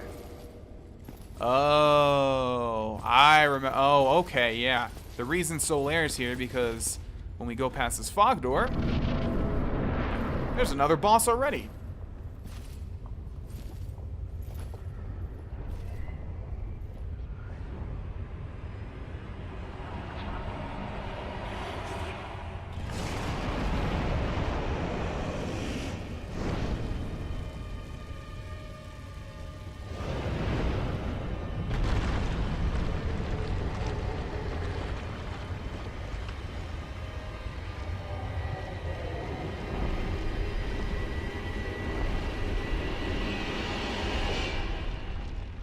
So here we have the centipede demon. What a terrible, terrible thing. Oh my god, imagine waking up and seeing a smaller version of that in your room on the floor or something. Actually, true story, one time I was at my dad's house and there was like a house centipede on the floor and it freaked me the hell out. Okay, so this thing I don't believe is too difficult. Oh no, that's not good. We're not dealing any damage to it. Hopefully that's just like a... Okay, where am I? Oh god, I can't even see anything. Alright, let's use an Estus Flask. Hope that we can get that animation off. There we go. I can't even see anything though. Okay, so we just need to like roll around, I guess. You can cut this thing's tail off, but I forget if it gives you a weapon. Yeah, this is not dealing any damage. We might actually have to switch to a different weapon here. I don't even know what's going on with this fight. This thing is just crazy. It's just all up in my face. Alright. Yeah, we're not dealing any damage with this, which is not good. We're gonna have to like get away from it and just switch to the Demon Great Machete as fast as we can. I don't know where it's gonna be. There it is. Okay. Yeah. And hopefully this is going to deal more damage. Oh my god, it pushed me into the fire, you bastard. So this is a very weird fight. It doesn't give you a lot of room to maneuver. But from what I understand, you actually want to be on this starting area. Luckily, this thing doesn't seem like it has... Oh, wow, look at that, yeah. Okay, the thing with the centipede demon is when you cut off its tail, it actually moves around. We got the orange charred ring. Where did it go? Oh, yeah, it's jumping into the air and jumping back down. I keep forgetting that. Yeah, this demon great machete is dealing a ton of damage to this. It's going to stop and deal damage to me again. So we need to get up and use an Estus Flask. Two, in fact. There we go. Okay, let's just not get hit by this again. I'm not sure what its attacks are. This is very hectic, as you can tell. We're going to get hit, though. It's fine. It's close to death here. It's just... Oh, my God. The thing is, like, instant. Okay, another Estus Flask. But as you can see, you can sort of just tank it. And I don't know how that did not hit it, but okay. Oh, and it grabbed me. See, can you guys even tell what's going on in this fight? It's just like... And that didn't do any damage to me. What the hell? Yeah, this fight is just weird. Okay, let's kill it as fast as possible, though. One more attack. Come on. There we go. Can't believe we were able to switch to a different weapon and kill the centipede demon on the first try. This boss is not hard at all, though. We were able to tank most of it, and then its animations are so long that we can use an Estus Flask in between getting hit. 1 humanity, a homeward bone. Any souls? 40,000 souls. So Demon Great Machete making a comeback. Alright, let's switch back to the Quelaag, though. And, yeah, I don't know. Like I said, you know, we're dealing fire damage, so maybe we should just stick with the Demon Great Machete until we get out of this place, but we'll use it for a little bit more. Thanks for watching this episode, ladies and gentlemen, and I will see you in the next one.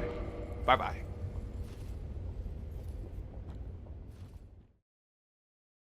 Hey, it's Vaughn, and welcome back to Dark Souls, ladies and gentlemen. In the last episode, we killed the Centipede Demon. By the way, I didn't mention, when I was walking above, and I noticed that thing on the side of the wall or whatever, I mentioned that it looked dead. Yeah, that was the Centipede Demon. It sort of comes alive and then attacks you. Alright, so killing its tail, by the way, you didn't really see, but the tail chopped off and it was still alive. Like, it acts as a separate entity, and you have to kill it, which is incredibly gross, but cool at the same time.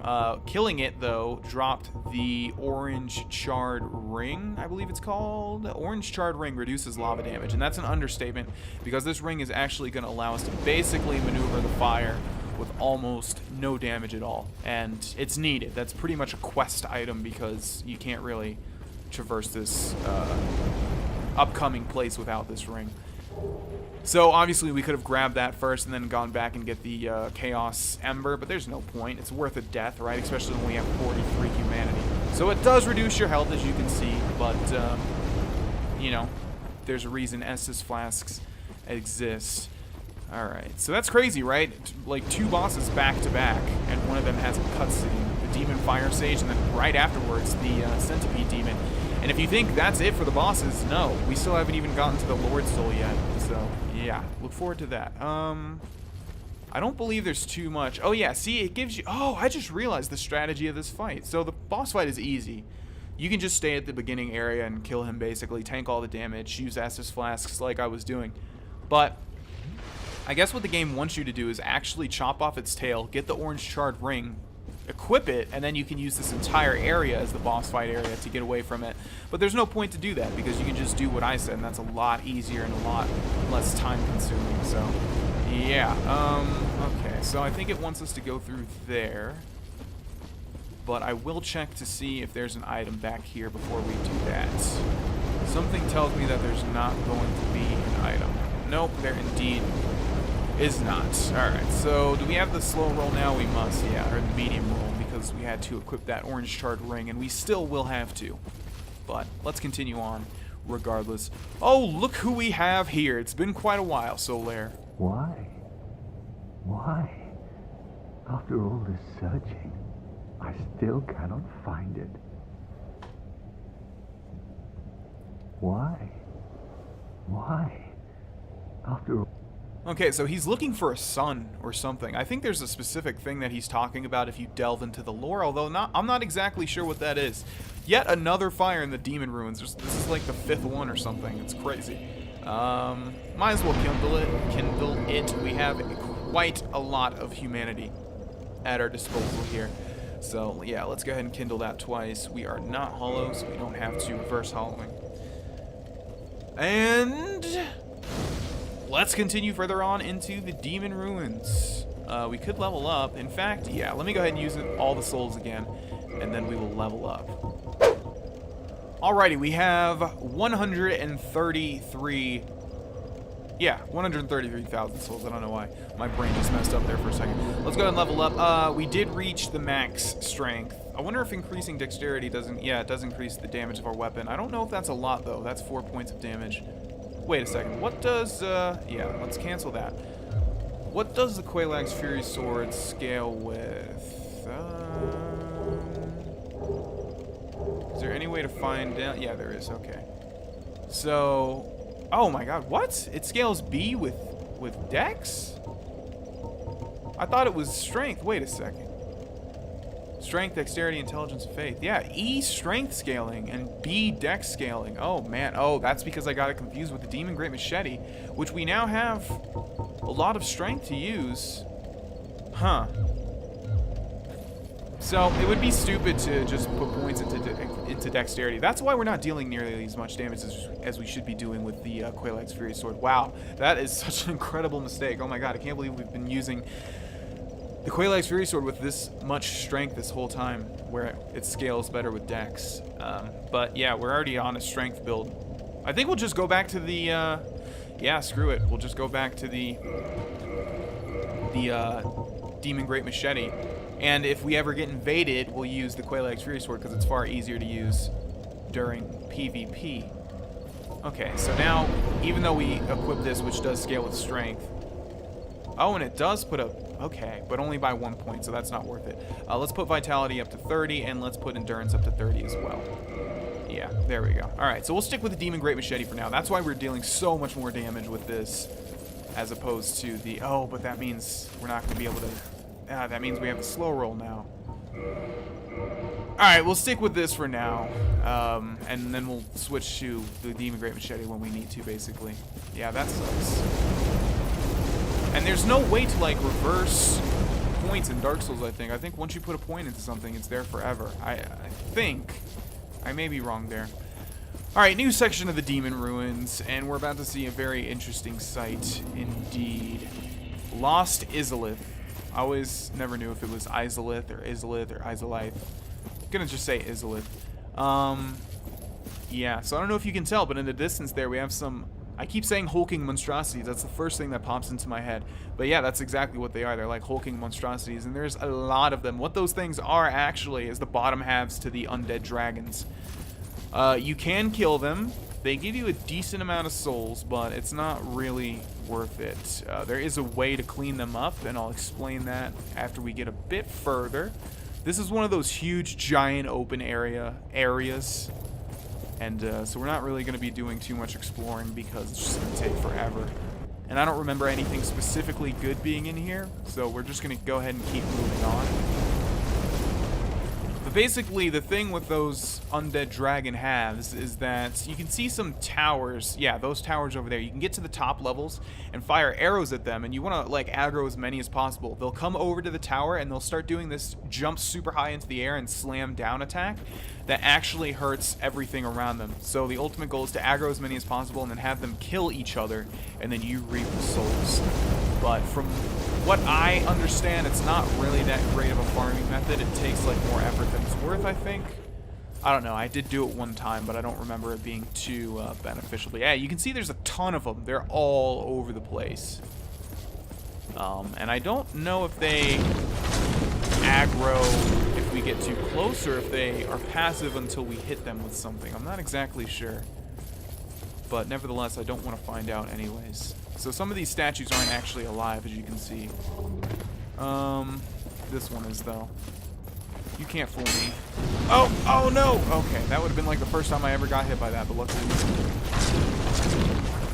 Okay, let's kill you. Yeah, I don't know. I really want the fast roll. What is that? Oh, these things do get aggroed. Okay, let's quickly get inside of here, where there is going to be a chest, which is going to contain the soul of a great hero. Now, I believe there's one of these walls that is an illusory wall. I don't think it's in this one, so let's just hit them just in case. Nope.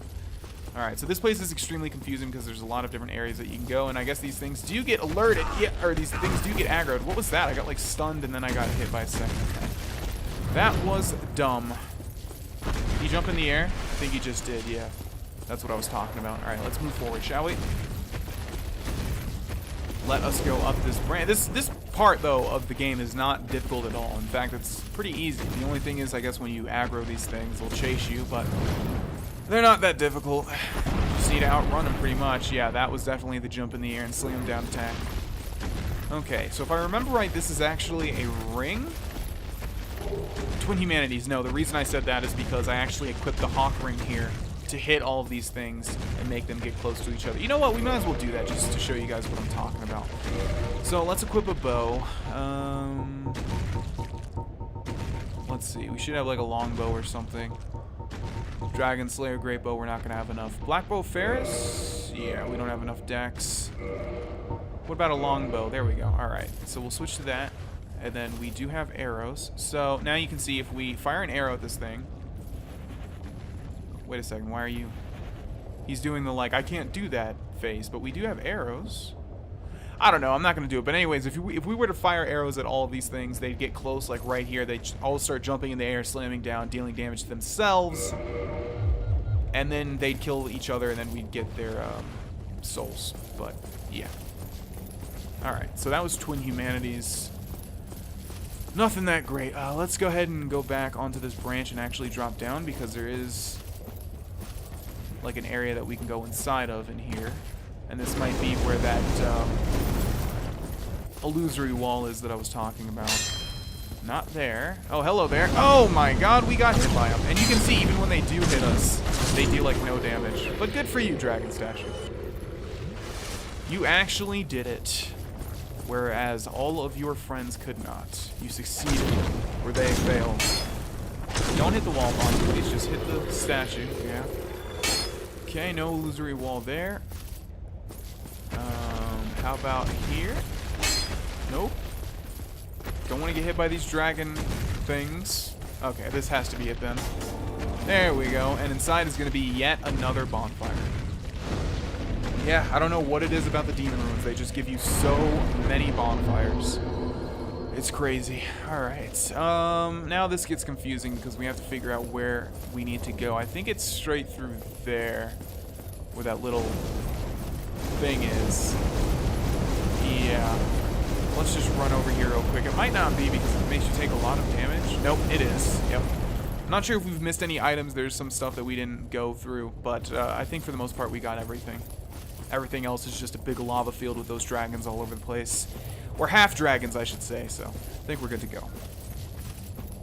But yeah, this is confusing if you've never been here because you sort of, like, how would you know that that's where you need to go? It looks like a piece of the scenery, you know what I'm saying?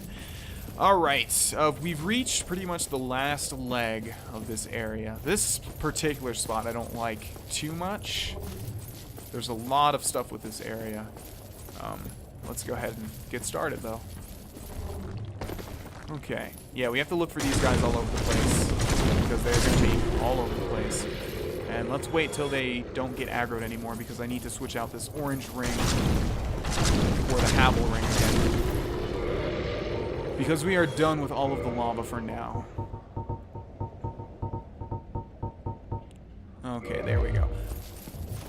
Alrighty, let's see. We have a door over here. This is not going to be anything, though, but I want to hit it just in case. I think we're done with illusory walls for this area.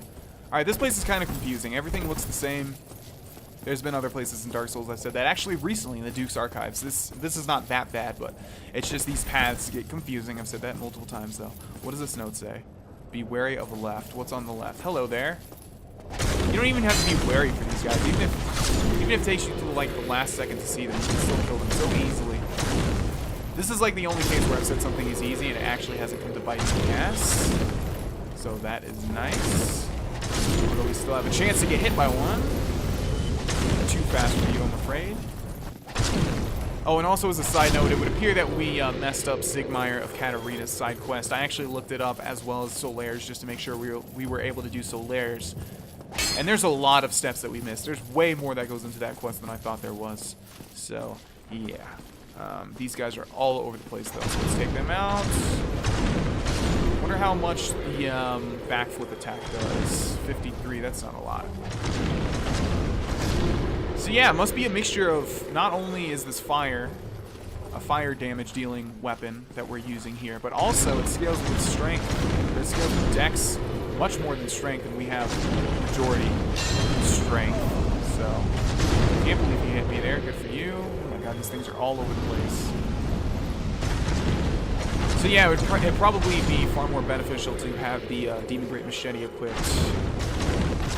But the problem is we don't have a fast roll, although we haven't really been rolling too much. It's just when we get to those big bosses that we can't block their stuff. So yeah, let's just go ahead and equip that. There's no point to use this right now. Oh my god, you bastard. How many of these things are there? And he gets a second hit on the fire and a third hit. Wow. Okay, kill him in one hit though. Let's use an Estus Flask. Alrighty, okay, so we should have the slow roll. That's a medium roll, right? So let's see if we unequip Havel's Ring. We probably have the slow roll now. Yep. Okay, well, I can stick with the medium roll for now, I guess. And yeah, alright, let's move forward. Although we are slower too. I think like the more stuff you have equipped, or the heavier stuff, you do get slower in this game. Yeah, that's true, because if you have everything unequipped, you move the fastest. So we are moving definitely slower without this Chaos Fury Sword. I don't know, that sucks. It sucks that we didn't put Dex up, because I'd really want to use that for this entire game. I really like the feel of that weapon. But we're going to be dealing so much more damage with this, so it just makes sense. Here we have a new enemy type. There's only like 4 of these in the entire game. They are creepy as all hell. But they're also really easy, I believe. They're like a like from Zelda. Okay. Yeah, 2 hits with the Demon Great Machete. Imagine how many hits it would have taken with the Quelaag Fury Sword.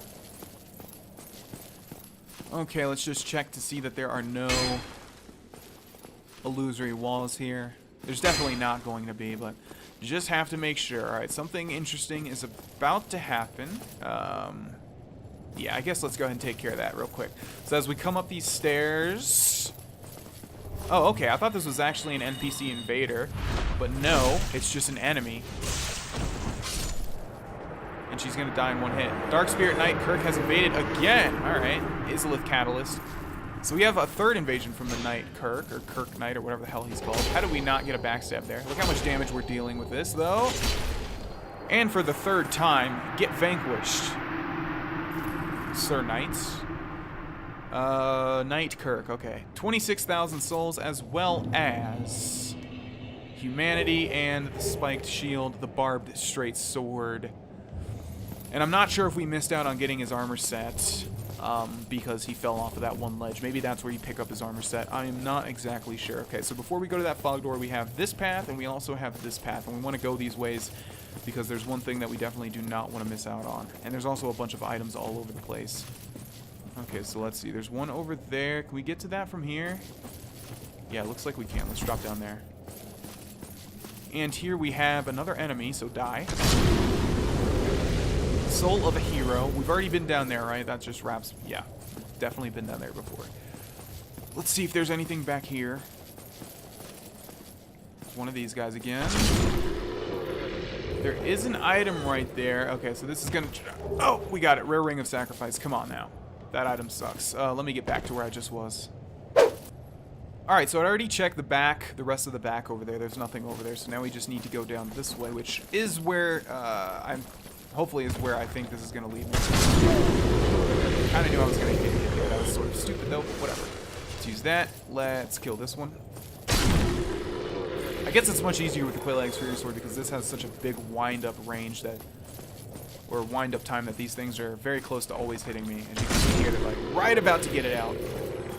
They just can't. Did these things drop anything? I guess not. Because we've killed so many, one would have dropped their drop by now. Okay, and oh!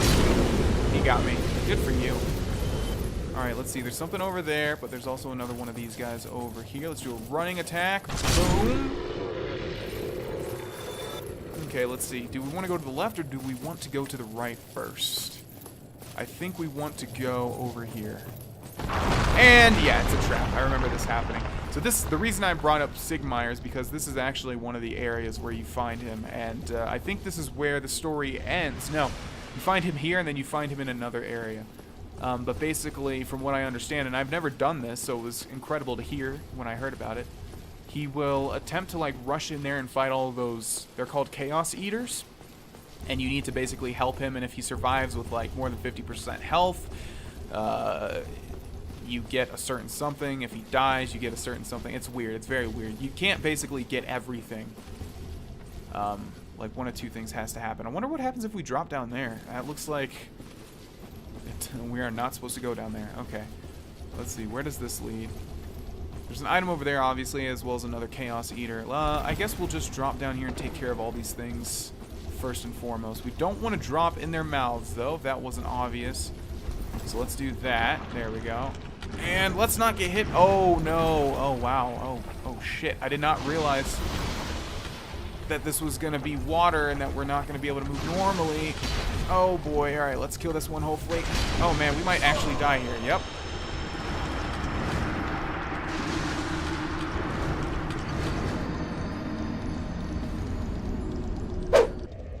Well, that sucks. I totally forgot that there's actually water down there and we want to equip the... Oh, no. Are we all the way back here? Wow, there's no way this is the closest bonfire. There's not, because we opened the shortcut. Alright, well, in the next episode, well, before the next episode, I'll make my way back to where we died. And I'll see you guys there in the next one. Thanks for watching. Bye-bye.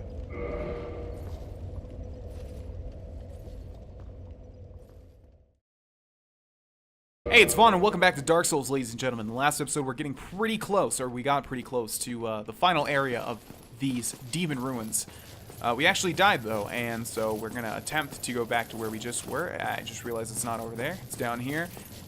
And, yeah, we're going to equip the Rusted Iron Ring this time so that we can move around normally in that horrible poisoned water. Die! Don't you hit me! You bastard. Right. You die, though. You're stuck on the wall. That's great. You die. Yeah, the swing time is so low that these guys are actually getting this terrible attack off on me. That's quite alright, though. Alright, yeah, we're going over here to the left, and it looks like we're going to have to drop down immediately this time. So let's just kill all these things so we have some time to look around. Die. And... die! Okay. So can we drop down before hitting the water? Might not be safe anyway, so let's just go ahead and put that ring on.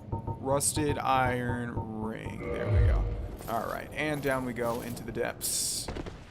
So yeah. As I mentioned in the last episode, this is the place where you talk to Sigmire of Katarina.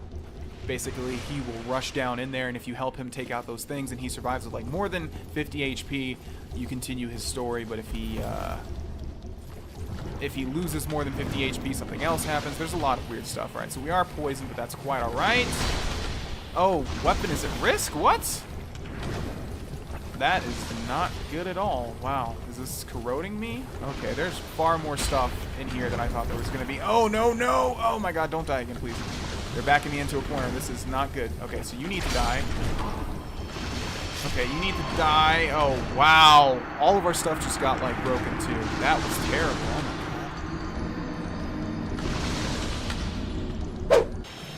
Alright, so I thought it was the water that was corroding my stuff, but it wasn't. It must be some attack that these guys are doing. I guess that little air spout that they just shot? I don't know. Nevertheless, we've killed them all. But yeah, that was far more difficult than it should have been. I don't know what was going on there. I needed to come down here, though, because I needed to retrieve my humanity, because we have quite a lot of them. Alright, so let's go ahead and grab all of these items. Red Titanite chunk. So yeah, that's actually much more difficult than I thought it was going to be. If Sigmire was here, it'd be very difficult to like keep him above 50% health, I think. I don't know. There's like three options. One, he dies. One, he survives with less than 50% health. And then one, he survives with more than 50% health. Depending on what happens, he'll either move on or the story will end here. But you do get an item depending on which one happens. Alright, so what's down there? That looks definitely like it would lead to our death. I don't want to be down here any more than I need to be, but I also... God, there's so much room. Let me just go ahead and explore this, see if there's anything down here. Wouldn't you know it, there's actually a chest over here, which I don't remember there being a chest here. Can't really see the chain, so just to make sure. What do we have? Red Titanite slab. Interesting. Moving on. Alright, so this is going to lead to where that other Chaos Eater was, as well as that item. God, those things are creepy, aren't they? I know there's some sort of phobia where it involves lots of holes, and you see how he's got lots of eyes spaced out like that? That would probably be a person with that type of phobia's worst nightmare, like I could just imagine. Red Titanite chunk, definitely not worth it. Let me continue to explore, see if there's anything else. Alright, doesn't appear that there's anything else. This should actually lead us back to the top. We are very close to the final boss, but we only have 5 Estus flasks, so I'm not sure if that's going to work out. Let's just double check, make sure there's nothing down here on this level. Not looking like it, so that must mean that there's just some roots that we can climb on top of and get the hell out of here, right? Do we just need to drop back onto this? I'm assuming so.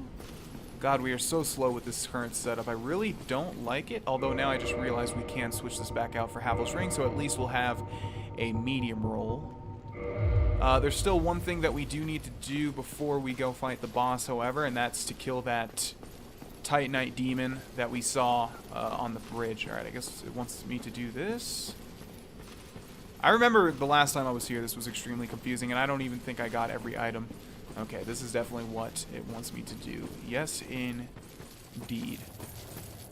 Alrighty, so yeah, the last thing that we want to do is head up through there, and I'm really not confident in my ability to fight Titanite demons, so we're gonna, and this one is harder. I remember this one being extremely difficult, so we're gonna have to be very careful here, and I would not at all be surprised if I died. I remember actually the last time I was here, not even recording, I died many times to this Titanite demon. I don't know what makes him more difficult. I think he's just, well, number one, you're on this sort of narrow pathway. And I think this one just either does more damage or is much faster. He's going to do this, though, to start off. Okay, good thing we missed that.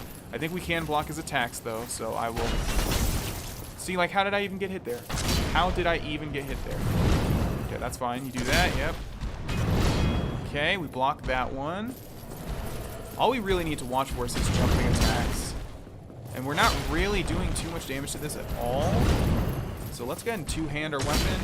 It's dealing a little bit more, but yeah, he's got a lot of health. That hit me like it didn't kill me, and then it did another hit, and I died.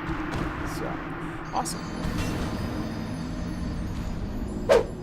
Alright, so I actually ran past the Titanite demon. The reason being is because I'm going to go activate that shortcut so that I can just come back to and from the Titanite demon, because it's probably going to take me at least 2 or 3 tries. I hate this one. He has a lot of health. That's probably why. But actually, Solaire's here. So like I mentioned, if we didn't kill those maggots before, he would actually be hostile right now, and he'd have the sunlight maggot on his head.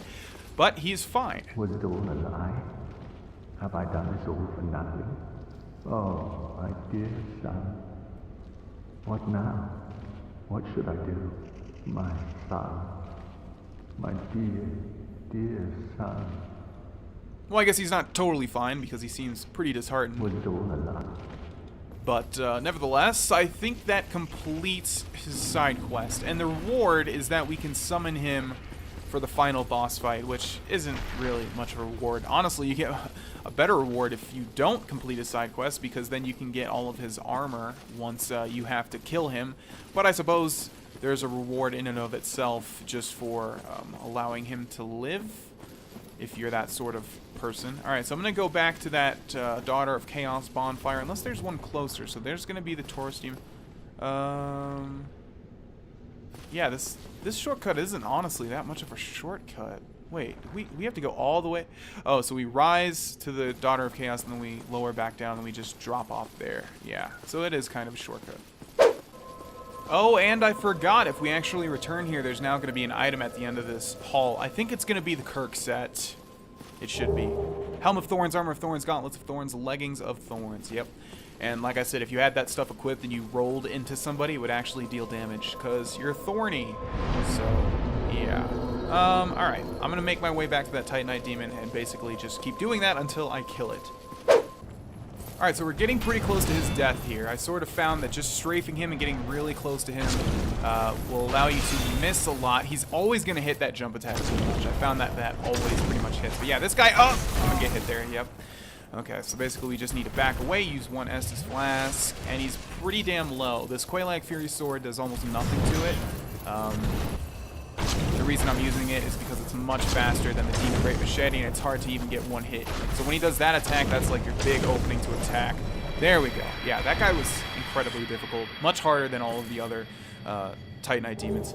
2 Demon Titanite. Awesome. That's actually what we need to fully upgrade the Quelaag's Fury Sword. And we might want to just go back to that bonfire. I mean, we might as well just try at the boss. But like I said, pretty much all of the big bosses, I probably am going to die at least once. This boss is a little different, though, as you will see. So we are pretty much completely done with the Demon Ruins. I always say that, but then there's always the caveat that there's one more thing to do, and that's the case for this one. What weapon are we going to want to use for this? I'm not sure. We'll have to figure that out before we go through the fog door. There's actually like a special way to do this, though. So let's make sure nothing's following us. And let's get close to the fog door. Alright, so let's see. There was some reason why I wasn't able to fire arrows, but let's try that again. Let's go with the longbow and Dragon Slayer. Oh, that's why. Dragon Slayer arrows. We only have 8 feather arrows. This might not work out. Let's see. Can we still do a fast roll? Yeah, that's a fast roll, right? Alright, we'll just try this. Okay, let's go through the white light and into the 3rd Lord Soul boss. But first, there's a slide. Isn't this fun? Yeah, I always thought this was weird. It's the only instance of like this ever in the whole game. But, nevertheless, here we have the Bed of Chaos. No cutscene for this one. Alright, so this boss fight is a little, and when I say a little, it's a lot different than normal boss fights. But there's like an exploit or an easy way to do this. Alright, so basically it's a giant tree. There's a certain spot where it cannot hit me. I think I'm in that spot right now. There's 2 orbs, one to its left and one to its right. I guess that's to its right, though. Basically, what we want to do is we want to equip our longbow and shoot arrows at it. Okay, so what we're trying to do is hit, like, a certain thing inside of there. And you have to sort of hit all of the branches out of the way first. And I'm not sure exactly where it is. I think I'm firing at the right location. You can see that the branches are being broken off. We only have 4 arrows left, though, so I don't think this is going to happen. I think we're going to have to do this the legit way, because I'm not even sure if I'm firing at the right spot. But we'll fire one more arrow just to see. Yep, that did not work. Alright, so let's unequip that. And two-hand this. There's no point. Actually, there's no point to have this shield. We're not going to be blocking anything, so we might as well switch that out for the Grass Crest shield. And now basically what we need to do is get to that little orb and break a certain something. It's not attacking, though, so I guess we can just run for it? Nope, there we go. Alright, that's fine. We can take that one hit. Is this blocked or something? No, there we go. Alright. So we're trying to destroy this. There's like a golden tree branch in there. And it looks like that's going to remove a chain. And as you can probably guess, we need to do the same thing for the other side. There's no other way to damage this thing. And what's just emitted from it is like a fire spirit or something. So now basically it's a harder version. Yeah, there's like, yeah, this was always really weird to me. There's like some sort of humanoid figure made of fire. And now it's going to have like a scythe attack as well and a bunch of more attacks. So let's use an Estus Flask. And now we basically need to get to the other side and do the same thing. But also, oh, he's already hit me. All right. I don't think he can hit me if I get back to where I was. Oh, wow, it looks like we're not going to be able to get back to where I was. So we need to use an Estus Flask right now. And we basically just need to avoid all of the attacks. I can't believe we've avoided it so far. He has a big sweeping attack that hits most of this area. There it is, and oh, it did not knock us in. Okay, he's gonna do it again though. So we're good right here, actually. Okay, this is so awkward. We're definitely gonna get hit here. Yep, and wow, we didn't get knocked in again. All right, well, this is our luck. Nope, there we go.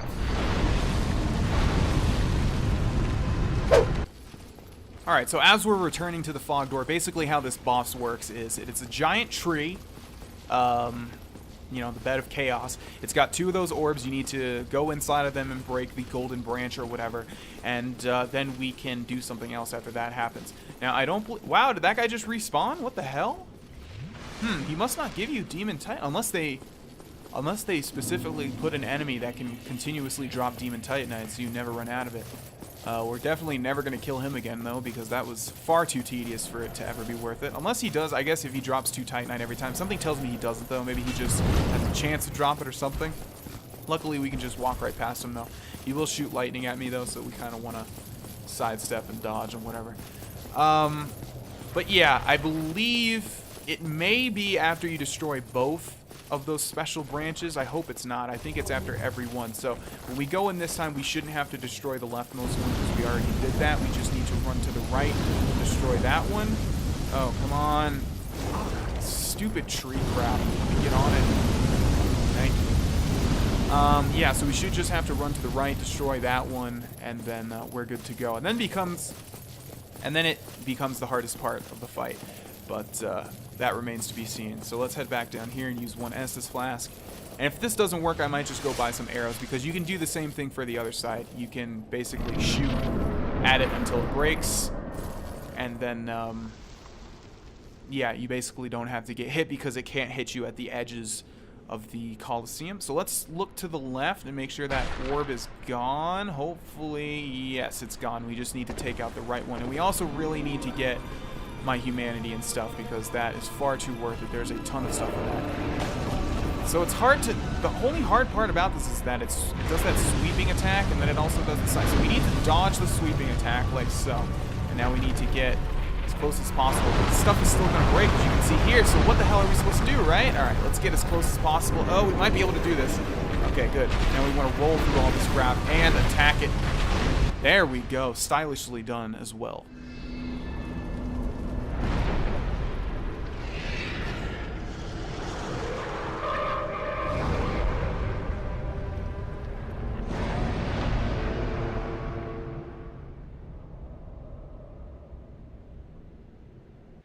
So now it has 2 sweeping tree hands as well as 2 fire scythe hands, as if that wasn't tough enough. So basically what we need to do now is wait for it to slam the ground with its hands and get past it. I feel like we're going to get hit. No, we might. Oh, there we go. Right down the hole.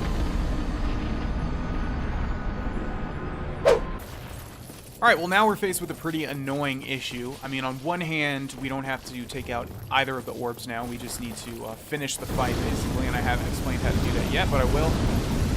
But on the other hand, we have quite a multitude of humanity that we have dropped, and I would really like to retrieve that. The souls aren't as big as a deal as the humanities are. So now things are going to change a little bit when we go through this fog door.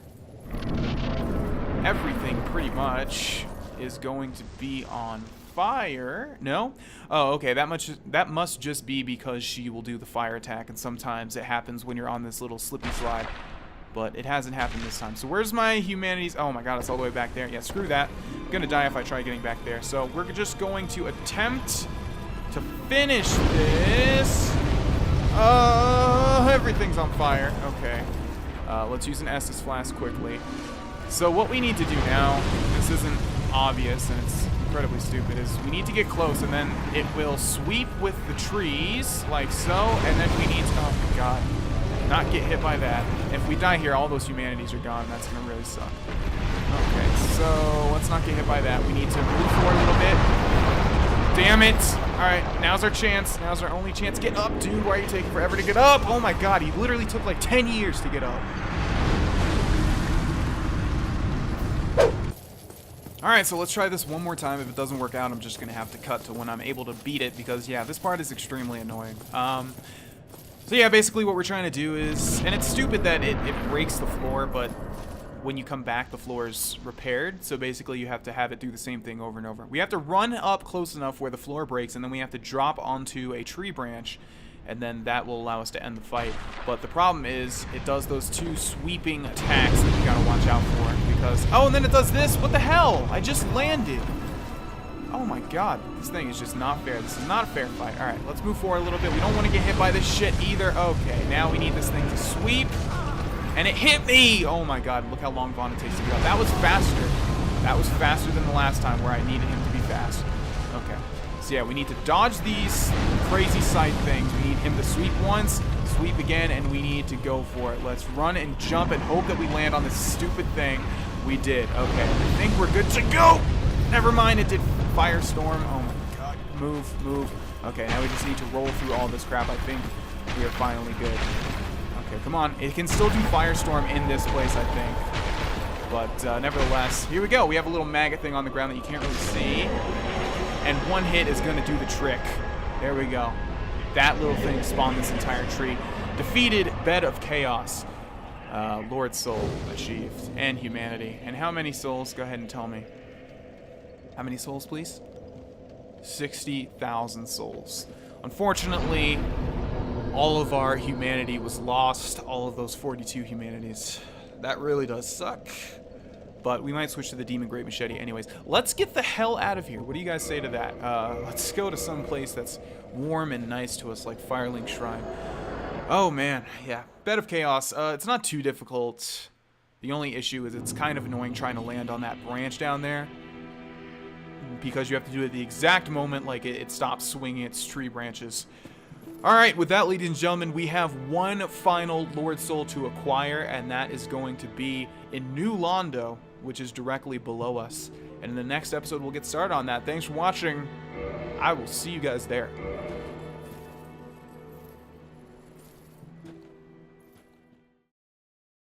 Hey, it's Vaughn, and welcome back to Dark Souls, ladies and gentlemen. I have to be honest, I pre-recorded a lot of the past episodes because I took that trip to Arizona. But this is not pre-recorded. I mean, technically they're all pre-recorded, but you know what I mean. It's not pre-recorded like a week in advance. Anyways, in the last episode, I do remember that I said we were going to go to Anor Londo and get the final, right? We defeated Seath, that's 1. We defeated Gravelord Nito, that's 2. And we defeated the Chaos Witch, Izalith, so that's 3. Yeah. The final Lord Soul awaits in well, I'm not going to spoil the boss, but it awaits in Anor Londo, and I said we were going to go there, but actually I completely forgot that we have not explored the secret area that I was talking about at the bottom of Blighttown, and we're going to do that in this episode. So as you can see, I've equipped the Rusted Iron Ring, and we're going to go ahead and do that. Now, if we were to walk in the poison, we would still get, or if we were to walk in the water, we would still get poisoned, as you can see here. And even though at this point in the game, it's not really that much of an issue to get poisoned, I mean, it's going to do so little damage, and we do have 15 Estus flasks. A lot of people, by the way, have been saying that you can kindle to 20 Estus flasks. And during this entire Let's Play, I kind of remembered that, but I wasn't exactly sure if I was making that up in my mind or not. What's interesting is I don't remember if how to do that, number one, or if we can just do it right off the bat, considering we have the right of kindling. We might be able to do that. I don't think we've seen these enemies yet, or maybe we have these leeches. But we're just gonna go ahead and pass all of these guys. There is one item at the bottom of Blighttown, because we didn't really explore any of this area. It looks like they're gonna chase me. There is one item I know that we missed out that's kind of cool, and it's a weapon called Server, and basically when you attack things, it restores your health, which sounds really good, but honestly, it's not that great.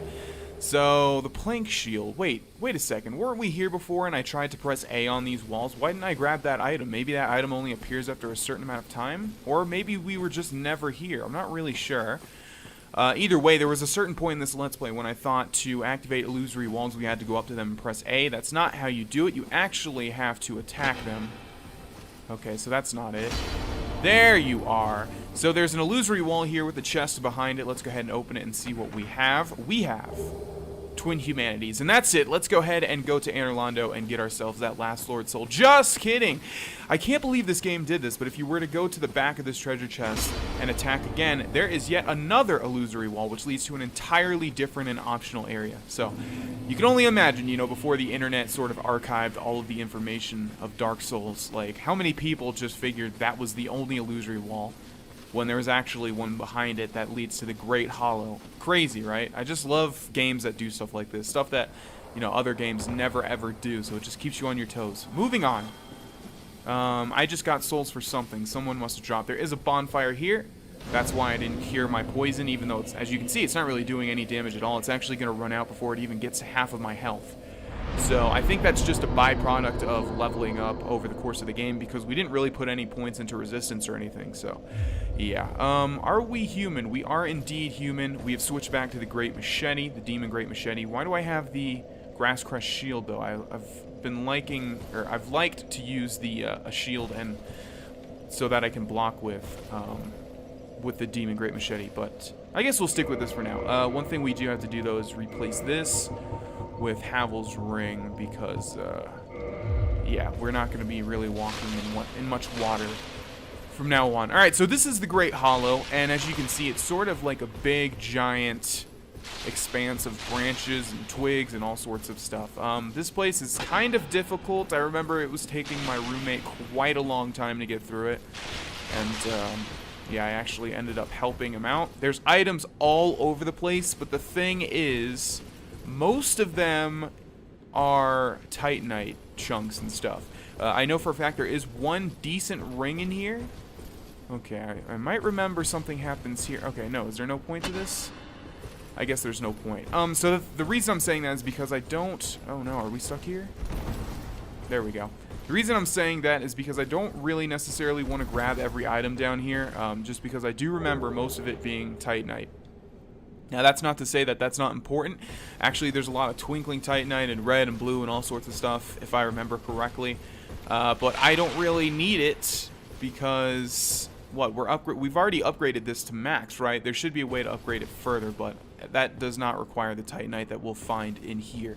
So basically what you have to do in this location is just look down and drop onto branches that you can drop down to without hopefully falling to your death. And like I said, there are items all over the place, and there is a ring, and I'll just go ahead and say what it is because we're probably not going to get it. It's the Chloranthy ring, which is a big ring in Dark Souls 2 if I remember, but in this game I don't think it's as important. It might be. I might have used it for a while, I'm not really sure. But the Chloranthy ring basically increases stamina regen, and I think it also stacks with the Grasscrest shield and everything. So yeah, pretty good ring. And see, another Titanite chunk. And it's like in that main tree area. I think we already saw it like on a little ledge. But yeah, we'll probably not get it. I just want to get through this area as quickly as possible. I don't really... Sometimes if you fall too close to the edge, you'll actually slip off, and that's what I wanted to avoid there. Don't tell me that this is a dead end, please. I'm not seeing anything that we can land on. I don't think that one to the left there is big enough. We might just have to land on that sort of small one. Yeah, that's what's going to have to happen. So I'm going to go ahead and use an Estus Flask because this is going to deal a lot of damage to me. I think if we were to fall all the way to the bottom, I thought I was going to say we might survive. Nope, that's not the case. Okay, interesting. So I don't know if we've been here before or not, but there's actually a ladder here. So we'll go ahead and drop down that. Yeah, like I said, you can see there's items all over the place. This is the last time I'm going to mention this, but it's just not worth it for me in this Let's Play right now to try and attempt to grab them all. We're not even going to use the majority of them because we don't use the weapons that they upgrade. So, yeah, hope you guys forgive me, but just trust that if there was something significant down here, I would grab it. Alright, so we have a new enemy type here. Oh my god, he just jumped on me and stunned me. Alright.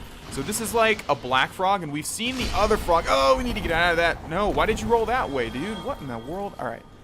Yeah, so those are black frogs. I'm not exactly sure what their actual enemy name is. You can see this is an unfortunate soul that was turned, or that was cursed. But yeah, these guys are different because they will actually curse you like at a much faster rate. In fact, I think if you stand in the... Let's kick his body down there because that's so satisfying. Come on. No!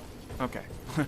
It's better to not fall down there to our death than to see his body fall. Alright, but yeah, if you were to stay in their little poison cloud or whatever, their curse cloud, for an extended period of time, like this, but as you can see, it's not really doing much to us.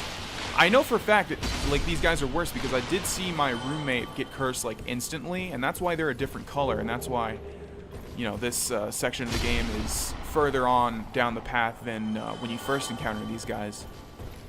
Because obviously they would be an upgraded enemy. They're not just going to be the same old frog. Because honestly, those frogs back in the depths are not difficult at all. So I don't know. Maybe we just have some extra resistance I'm not accounting for or something. But yeah, those guys did not really do too much to me. All right. Looks like we've actually reached the end. Once you see all of these mushrooms, that's pretty much the bottom, which is nice. This area can cause a lot of difficulty for a lot of people. I don't think I ever had too much difficulty with it. It's just one of those places that didn't really mess me up too much. But yeah, we're also going to have a bunch of these guys down here, which we should have seen in the forest, right? So now they're all down here again, these little mushroom dudes. Now, what's weird is I thought these guys don't attack me, but I remember, like, I was watching my roommate play, and he stood next to one, and they just ran up and attacked him. So I'm just going to kill all of them. Whereas If they were actually passive, I wouldn't. Oh yeah, they run into you. They like dive into you, and it deals a tiny bit of damage, but also stuns you. Okay, so we're reaching the bottom here. You can see there's some mamas and papas over there. So we got to be more careful with those guys, obviously. But what we want to do is we want to clear out the tiny ones first, if we can get to them, because they will like actually stun us and allow their parents to actually deal a ton of damage to us. We could also just leave, and that's honestly what I want to do. I don't like this spot because you can get comboed to death so easily, you just don't expect it. And there's nothing gained from killing them anyways. So we're just going to go ahead and move on. Other than, you know, a tiny bit of souls. But we're at the point where killing them would literally have, like, no impact on leveling up because it costs so much to level up. So the only reason I'm talking about this so much is I hope you guys realize I'm not trying to speed things along or rush through this. It's just because literally, you know, it's far better in my efforts. As you know, relating to the chances of me dying. Okay, so we've actually entered a new area called the Ash Lake, and once you see the area when we open it up, you're going to be like, holy crap, is this really an optional area? And the answer is yes, it's completely optional. Now look at this. Isn't that amazing? This is how you truly know something's a good game, right? I mean, this is completely optional, and it's hidden behind 2 illusory walls. So the developers knew it would take people a while to figure this out, and they put so much work into this. You can see there's a Hydra in the distance, obviously.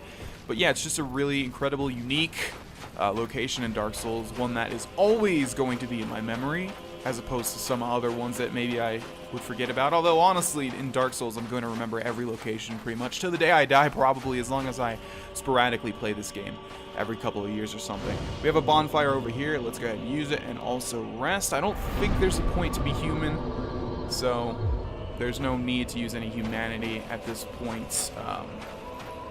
I mean, I don't even know if you can get invaded down here. Actually, I don't think you can. I've definitely never been invaded down here. So, well, we can go ahead and take on that Hydra, which is the second of the game. And let's do that. So let's switch back to the... What shield were we using? It was the Crest Shield, right? So where's that Crest Shield? There we go.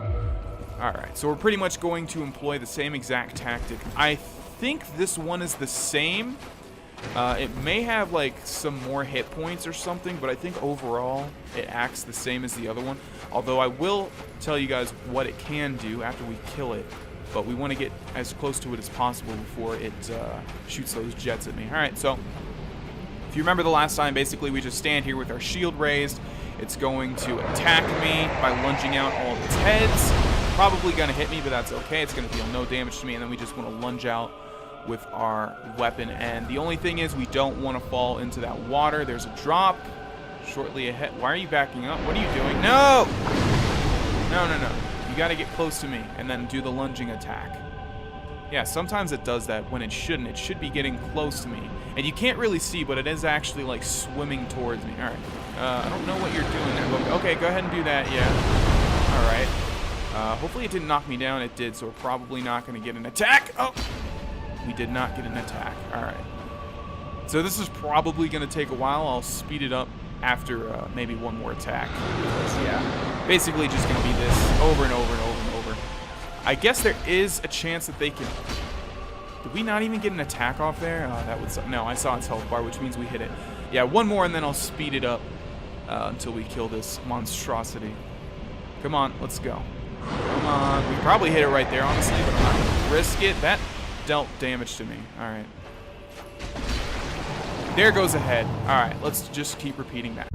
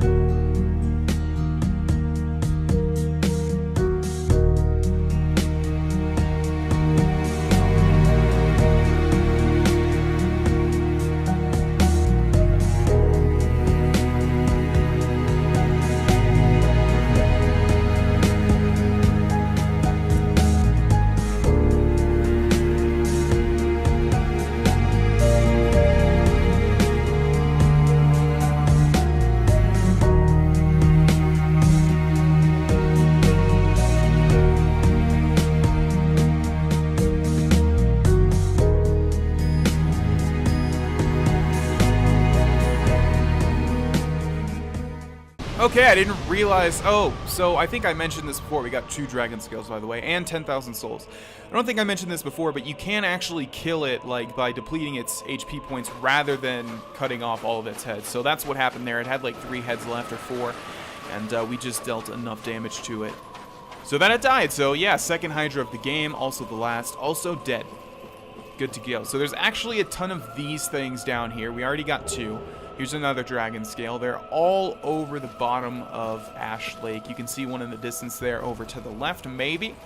And this place is pretty empty, honestly. I'm just hoping that I'm not missing anything. I feel like I was missing an entrance into that place that we just exited, that giant hollow right there. The Great Hollow, I should say. But I might be confusing that with the tree over in the distance, so we'll just assume that's what's happening. Don't think we need to return to the bonfire. If we were to go over that little overlap, we would die. We would slide straight into the water and die.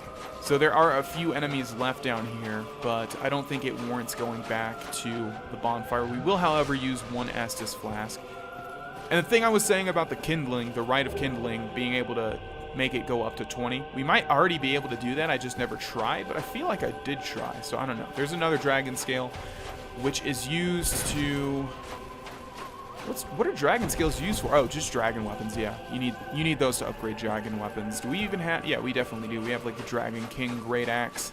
There's a bunch of them. We probably honestly won't even use any of them, just because it's probably going to be either this or the Quelaag's Fury Sword.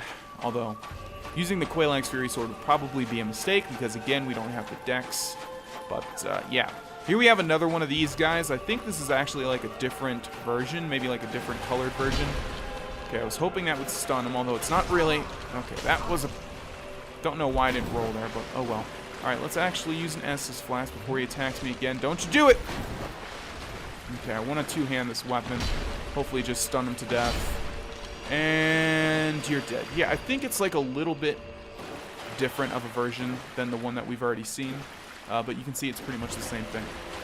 We have another one in the distance over there. I think that actually might be the only one left. I remember this area having very few enemies other than the Hydra. Okay, so let's just take a quick peek to see if there's anything over here. Doesn't look like it. I remember there being a dragon scale pretty much at every little structure. So there's a giant skull here, but no dragon scale. So I guess I was wrong. Let's do a running attack on this. Hopefully it'll stun him. And he still gets an attack off at the exact moment that I hit him. Die for your treachery. These things drop something too, I believe. Maybe Twinkling Titanite, but like I said, I think they also have a chance to drop Purge Stones, which we don't really need at all. Okay, so don't worry. I did not forget about that dragon scale over here. It's just hard to pinpoint exactly where it is because everything looks the same down here. There we go. Go ahead and grab this one. I'm pretty sure every single item down here is a dragon scale. And this one is placed in a way that would lead you to your death very easily if you were not careful. Alrighty then. So we have another giant tree ahead. The last one was the Great Hollow, an actual area. I guess this one's not so great because it's not specifically named. But I'm sure it does its best, nevertheless. Okay, so I think what we want to do is come down here and go in through this way. And yes, I knew that there were more of these frogs. Did not remember that there's another mushroom. Get out of the cursed stuff. Okay, so I hate these guys because it's so hard to get the timing down. You see? And you think you're going to strafe and they're not going to be able to hit you, and then they do anyways. Alright, he's backing up as if to say, go ahead and use an Estus Flask, buddy. And I will. And it's also hard because you don't know if they're going to do 2 swings or just 1... Because it looks like they're kind of winding up for another swing, but in reality, they're just doing 1. And I think they do have a double swing. But yeah, this is what Dark Souls does to you. It makes you like sort of second guess. Oh my god. Alright. See, we've already got hit by this guy twice. And he's like the biggest, slowest enemy. There's the double swing. I knew you had it, you bastard. Don't want to do the strong attack. And why are we doing so little damage to this guy? Yeah, he does one attack where he sort of lunges forward, and that's the one you gotta watch out for. Because the hitbox is very gratuitous. Oh, God, no! Okay, that's the lunging one. This weapon would be so much better if the reach just looked a little bit longer. It's just like it feels that it's... No, die! Okay, good. Yeah, this is why I didn't want to even deal with the ones in the other area. It's just, I don't know. For me right now, it just feels like they have such a higher chance of hitting me. Okay, where are we now? We definitely want to watch our footing. If we were to drop, we would die. Fortunately, this is somebody that was playing in another universe, basically, that was hit by that guy. So we can drop into that. I think we want to do that, yeah. All right, because I know that there is an item down here or something. So let's drop carefully into this. And where is this going to lead? This is the thing I was talking about, by the way, when I was saying there was going to be a different path. Great magic barrier. Yep. All right. So I believe all that does is increases your resistance to overall damage. I know it's in Dark Souls 2 as well, and I believe it's far more easily accessed because I remember using it a lot. Just because it's like a quick, easy buff to use, and it doesn't require that much faith, if I remember right. All right. So we will attempt to complete all of Ash Lake in this episode. We have 1 more minute, but that's fine. I'm not opposed to going over. There's no reason to push this into another episode. So basically what we need to do is just traverse this giant path of sand. I see you, clam thing. And you're gonna die. Don't you ever get an attack off on me again. You already got it once. Not you specifically, but your friend. Like the exact moment that I hit you. Twinkling Titanite, so I guess they drop the same thing their friends do over at the Crystal Caves. Alright, so I'm going to follow this path, and then we'll reach the final destination. Alrighty, we're entering an enclosed area. Let's use an Estus Flask here. Now, it wouldn't be an optional area without an optional boss, right? And maybe you can see something in the distance there. My god, doesn't that look intimidating? Looks like a giant bat, right? I hope we're ready for this. I don't know if we are. Wait a second, why is there no boss health bar? That's because this is not a boss. I'm just tricking you guys. Isn't that funny? Alright. Yeah, this is actually not a boss. We'll talk to him in a second. Pray to the everlasting dragons. What we want to do, and this is another big secret, not a big secret, but I mean, one of those things where if you're playing for the first time, how in the world could you possibly know this? If we go to the back to his tail here, we can cut it off and get the dragon greatsword, and guess what? He doesn't even care. It doesn't even matter, literally, that you did that. He still allows you to join this covenant. So let's go ahead and enter that. Join covenant, abandons former covenant, achievement unlocked, covenant, path of the dragon, yes. This is another one of those covenants that unfortunately is pretty impossible to use in this day and age. Dragon Headstone and Dragon Eye, covenant established, cool beans. Oh, that's what dragon skills are for, yeah. Okay, in Dark Souls 2, I thought you could use them to upgrade. I may be wrong, or I may be right. Yeah, no, you can use them to upgrade, but you also can offer them here. So basically, you offer dragon scales to rank up in this covenant, and basically what it does is it allows you to become a dragon. You get the headstone, you get a dragon head. I'm not going to do it because I don't think we can, or maybe we can. Let's just try it. It's a usable item, I believe. Yeah, it's a usable item, so we should be able to find the dragon headstone. There we go.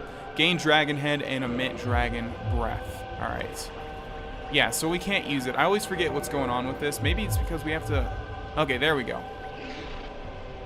So we use it, and now we have a dragon head.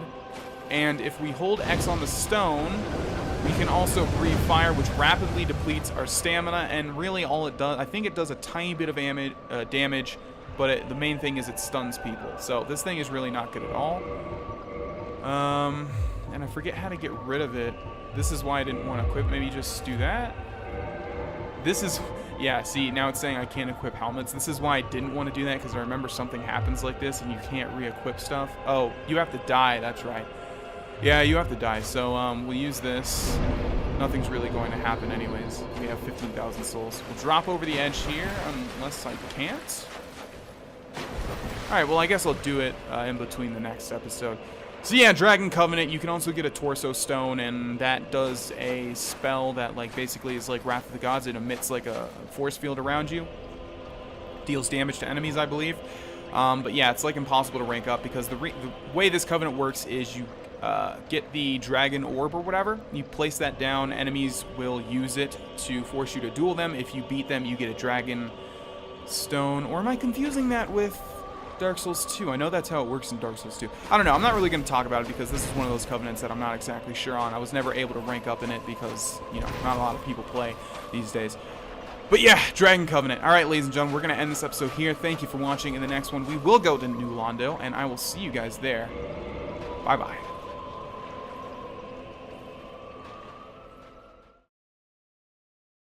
Hey, it's Vaughn, and welcome back to Dark Souls, ladies and gentlemen. In the last episode, we completed the Great Hollow and the Ash Lake area. We killed the other Hydra.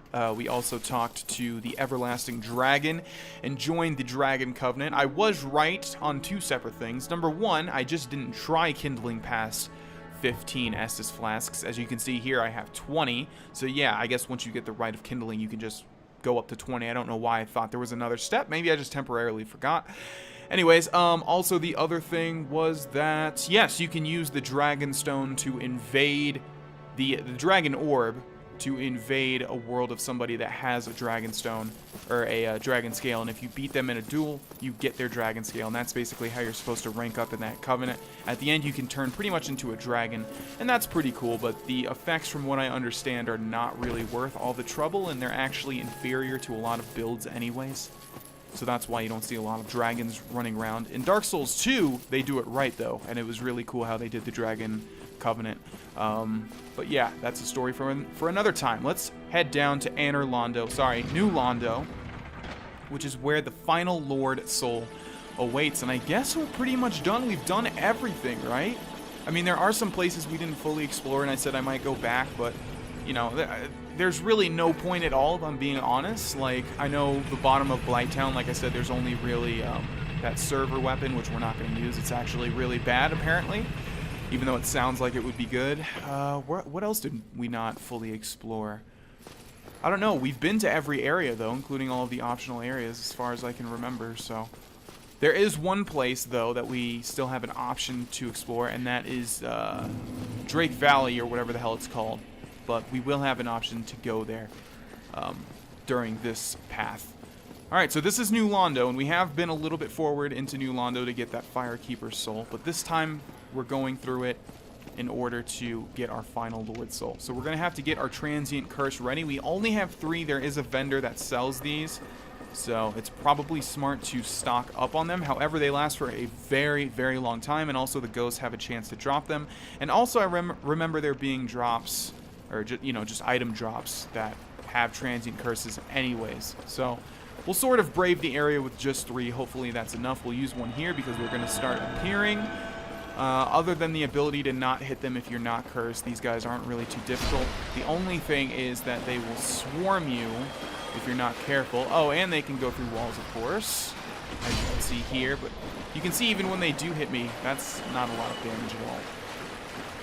So even though I don't really necessarily like this area, I will attempt to fully explore it, I guess. We've already been to the right where that Firekeeper Soul was. I don't think there's any more items. We just basically have to keep looking around us because these guys will appear from anywhere pretty much. And also, you don't want to drop down into areas like that. We can't go over there, can we? No. There's actually a pot here. Oh, and this is an item too, because there's a guy inside. So let's see what this is going to be. 2 more transient curses. See? Told you. Also, you may be able to see like a faint glow. It's hard to tell because we have the... Oh, no. I was saying we have the Grasscrest shield, so that's the normal glow. But no, actually that glow that's on us right there is the transient curse effect. So, yes, we are good for a while. And I think it lasts like 5 minutes. So, in video game time, that's quite a lot. Alright, so anytime we enter a new area, yep, we want to look around for these guys because they're just going to pop up all over the place. Looks like they're dropping items, but they're not. Oh, wow, how did that not hit me? Alright. I don't even know if we can block their attacks, honestly. I'm just doing it just in case, but if I find out that we can't, I guess I'll switch to the Grasscrest shield. Okay, so we have a fog door over there. We also have a walkway here. Now, this place is one of the more confusing areas in Dark Souls. Maybe not. Maybe I'm just thinking that it is. But the reason I'm saying this is because it's going to be another hard place to sort of figure out where I've been and where to go and where the items are that I've picked up. So you can imagine if coming here for the first time and you don't even know what a transient curse is, all these things popping up around you and you can't hit them, the amount of panic one would experience. Okay, looks like we have even more. As I said, they're just going to keep popping up all over the place. I think there's only one type of these guys. but I may be wrong. So as you can see, there's already a bunch of areas we did not go. Or maybe just one. Let's go ahead and pull this lever. Contraption does not move. Okay, never mind. That closes off that. We cannot go down there. So there is only one path clear to us, and that is down this spiral staircase. So far so good. This place really isn't that difficult. Specifically the place with these ghosts. And yeah, the only way to figure out when you're done with the transient curse, I guess, is to see when that little, when the shiny stuff is gone. Okay, that chest ahead I think is very important. I may be wrong. Oh wow, you can actually kick that ghost. That's funny. Didn't think you could kick a ghost, but then again, I didn't think we could actually attack ghosts in the first place. Oh, what did you do there? Okay, so this one is different, yeah. I think, yeah. So some of them have babies in their hands, which obviously is a lot more macabre than the average ghost. And that was one of them right there, and I like to call those banshees because they do like a banshee scream. Wait, did I see a treasure chest? Yeah, there's a treasure chest over there. We definitely want to go over there. Was I not able to get over there? Yeah, definitely am not risking trying to get over there. I don't think that's the one that we want, but what I'm saying is there is a very important treasure chest down here that we do want to open. But I don't think it's till later on, so I think we're good. Oh, you bastard! Okay, the parrying dagger is actually a very famous Dark Souls weapon. I was never really completely sure how it worked, though. Okay, these guys are doing no damage to me, which is 100% fine with me. The parrying dagger, from what I understand, you wear it in the left hand and like you parry with it, obviously, and then that makes the person fall on the ground and then you can stab them.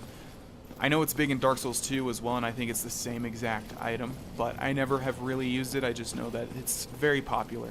So I think the only way that we can go is through this. Hopefully there's another way to get to that chest. I'm not really seeing one at the moment. Okay, we have a ladder right here, and we have an item over to the right. Anytime an item is over here by itself, you can pretty much guess that there's going to be something to attack you. So go ahead and drop down for me. Thank you. Or not. You can see this transient curse is still chugging along. So this is why I was saying we're probably... How did that not hit her? Did it just run out or something? Oh my god. Oh my god. Okay. Wait, no. It's saying that I can't use it. Yeah, that was weird. So you can't use the transient curse if it's active. So, I don't know. It was just like something with the hitbox wasn't allowing me to hit that. Alright, moving forward. There's a ghost down there. I see her. Let's go this way, though. I think this is the way that leads us forward, though. So I think we'll drop down that ladder. I will fully explore this area. Just because, or maybe this is a shortcut. Yeah, this must be a shortcut. Anytime you kick a ladder like that. Although I don't think we've been down here. No, we have not. Alright, you need to die. Oh my god. Okay. Oh, no, no, no. Oh my god, and I fell. That was bad. That was a bad death. Alright, so we're back to where we were. Gonna be much more careful this time around. Didn't realize... Yeah, these guys definitely do have a very easy way to combo you to death, pretty much, and it's incredibly annoying. When they do that weird attack, though, they, like, shoot out their arms and grab you or something. It never really does anything. So, when they do that, that is fine with me. And I really... See, this is what I hate, because, like, look at how many different paths we have now. We can, like, go back to where we were, and there's, like, 3 paths over there, then there's a path to the right, to the left over here. So, yeah. Alright, let's see. Looks like there's no point for this spot. So I guess let's just go this way. And hope that it leads to something. Something being a dead end. You bastard game. Definitely just don't want to fall off, and also have to keep in mind that the ghosts can pretty much come at you at any point in time because they can go through walls and surprise the crap out of you. Basically, you just don't realize that you've aggroed them. Okay, what is the point of this then? Why even let me walk over here? I feel like there is an item or something. I mean, why would they make this area where you can walk through and then have nothing over here? Let's see. Where did we come from? I guess we didn't go over here yet. So maybe this is why. Maybe there's an item over here? Just kidding. Why would there be? There's just yet another dead end. Alright, let's go this way then. Hug this wall as close as possible. Okay, so this is where we were previously. This is the ladder. So what is the point of this? There has to be some point. Maybe this way? No, this is a dead end as well. We can't drop down. because that would lead to our watery grave. So what is the point of this ladder? There has to be some point. We may be able to drop down there. Yeah, we can drop down there, but that leads us back to the beginning. So, unless there's some path I missed, I am not understanding what in the world the point of this ladder is, but okay, we're just going to go ahead and move on. Hopefully I didn't miss anything important. Feel like I didn't, but I am not exactly sure. Let's use an Estus flask. Okay, there's a ghost up there, but we might not even have to aggro that person. Let's just go this way. We have to keep looking at the ground to see if any ghosts rise, because they definitely have an inclination to do so. Anything at the end of this looks like we can drop off, but that looks like it leads back to where we just were. So, no. Also, to the top right, you may see a figure up there. Very mysterious. Let's continue to head down this way. I don't know, maybe that's just a shortcut. I really don't understand why those paths exist. But that's the last I'm going to talk about it. Moving on. Okay, so we can go to the left down there, or we can go to the right. Let's go down to the left, although, yes, I remember. Oh, look at this. All right. Oh, man, a whole bunch just spawned. All right. You die. Oh, no. All right. Yeah, we kind of want to keep it out here. Okay, that's what I was hoping for, getting at least 2 with 1 hit. That one just dropped the transient curse. We can't even hit this one because it's in the wall. So if you could go ahead and, like, move out of the wall, that'd be excellent. No, don't nudge me. I don't need that. Oh, my God. All right. Let's get away from this. Wow, that was lucky. Cannot believe we didn't get pushed off there. Okay, you need to die. Oh, looks like my transient curse ran out. That's what's going on. It actually did happen this time. Yep. Okay, there we go. So go ahead and hit me, and now, for the love of God, die. Okay, so that's a transient curse to the left there. There should be still one more ghost, right? I see one hovering over the wall. All right, so what we're going to do is we're going to sort of run and jump this. There you are, you bastard. I knew there was one left. I gotcha. All right, so it looks like to do this, we want to, like, hug the right a little bit and then jump at the exact moment. Please don't lead me to my death. There we go. Looks like we could have got to it from this room anyway, so isn't that wonderful? Let's use one more Estus flask, even though I'm trying to be conservative. Alright, let's go down here. Okay, you know what? I kind of 100% remember that this is a Titanite shard. Yep, and I also knew that it was green, so... Dark Souls yet again, placing an item after a bunch of deadly hazards, and it's not worth it. What else is new? Alright, let's explore this area, which is one of the worst areas if I remember right, but we might have cleared a lot of the stuff that's bad about it. It's just because there's a ton of ghosts in here, and you can see that because it's a narrow pathway, they can just sort of surprise the crap out of you, come through the walls all over the place. Here we have one. Kind of want to do a jumping attack on this. That worked better than I thought it was. And we have another one over here. Go ahead and attack, and die. There was an item out here. Let's grab that. Curse Bite Ring. No, you don't. So the Curse Bite Ring is going to increase our resistance to curse. But if I remember correctly, we've already dealt with pretty much all of the cursed enemies anyways, or the enemies that give us curse, so not really sure what the point of that is. Alright, and now we begin the maze. Okay, we did not go upstairs, though. So yeah, I think we've taken out most of the ghosts in this particular room because they all appeared outside, so I think we're okay for now. Let's just very carefully come outside of here. Okay, that is leading upstairs. Oh, wait, no, we've already been here, haven't we? Yes, we have. All right. We have another ghost in the walls here. Yeah, this is the only issue, really, is that they get stuck in the walls and we can't hit them. All right, bunch of pots. Let's break all those and find a ghost. Not sure if that's the one that we just saw. Transient Curse is probably running low, so we have to keep an eye on that. I hear another ghost somewhere. Was there another room in here? Yes, there is. Okay, let's run and attack this one. Yeah, this one is different looking, but it still dies in one hit. Okay, there's some stairs leading up from that fireplace. But before we go up there, let's fully explore this room.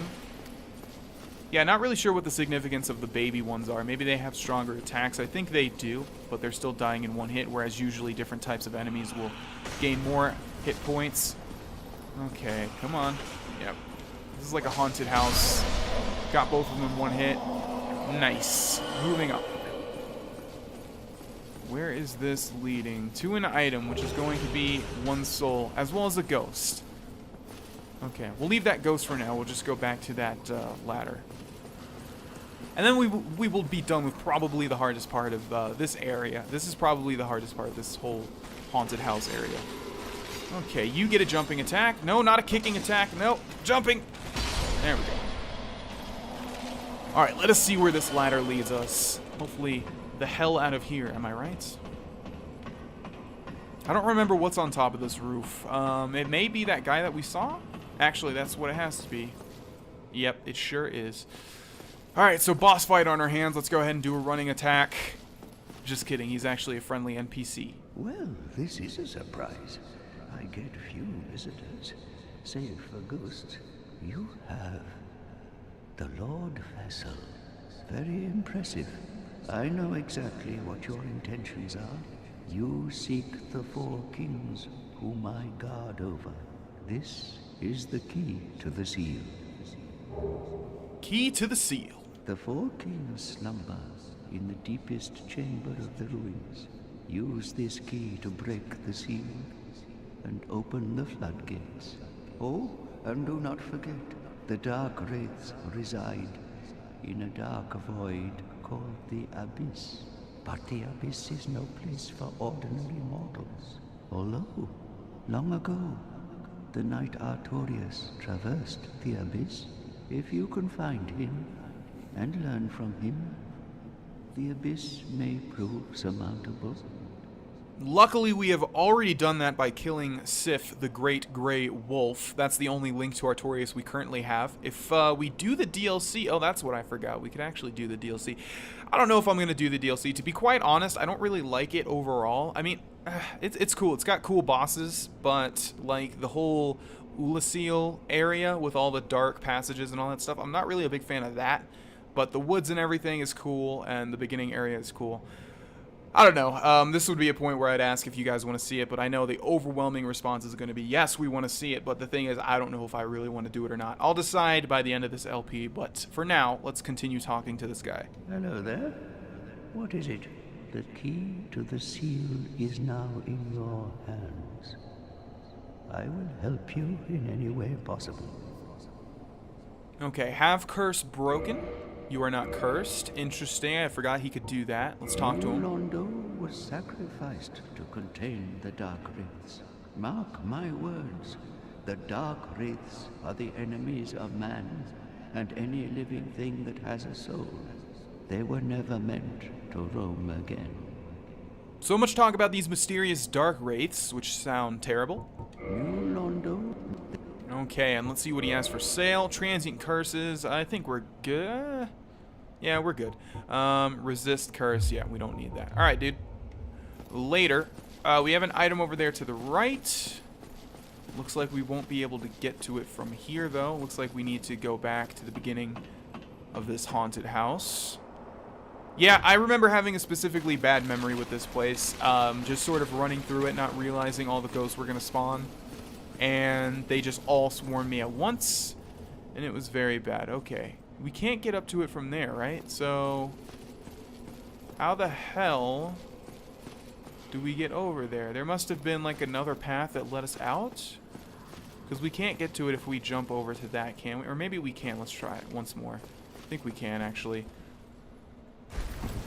That part always makes me so anxious. Yeah, there's stairs leading up here. How could I forget? Okay, item, large soul of a nameless soldier. Oh, wow, looks like, okay, no, it is going to lead back up. I was like, how are we going to get to that item over to the right? This is how. But yeah, we're pretty much done with this section of New Londo. Oh, and there's also an item over there. Okay, well, that's going to make me retrace my steps all the way back again. But let's grab this one first. 1 humanity. No ghosts are spawning. I honestly thought they were going to, but I didn't say anything just to keep the surprise alive. Let's drop down here. Go grab whatever item this is. I'm not remembering at all.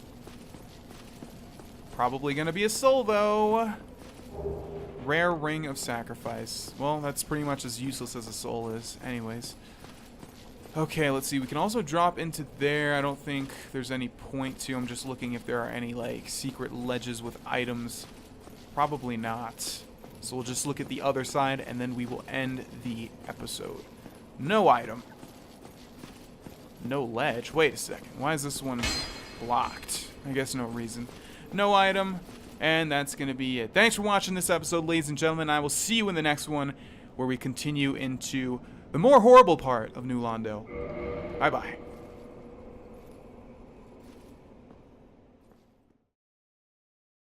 Hey, it's Vaughn, and welcome back to Dark Souls, ladies and gentlemen. In the last episode, we entered New Londo. We dealt with roughly 1.6 billion ghosts, and then we made our way right here. There's actually a dude on the top of that roof that gave us the key to the seal, which we will use momentarily if I remember right. Let's see, we can go down or we can go up. Also remember that there's still a contraption way back in the first area of New Londo that did not move, so that's interesting. Let's pull this though. Contraption does not move. This one doesn't move either. How about this? Key to the seal. Okay, there's something in there. Let's see. So that's clearly an elevator. Let's go ahead and use whatever this thing is. Yeah, we definitely need to do this. So there's a giant lever here. We're gonna push it and see what happens.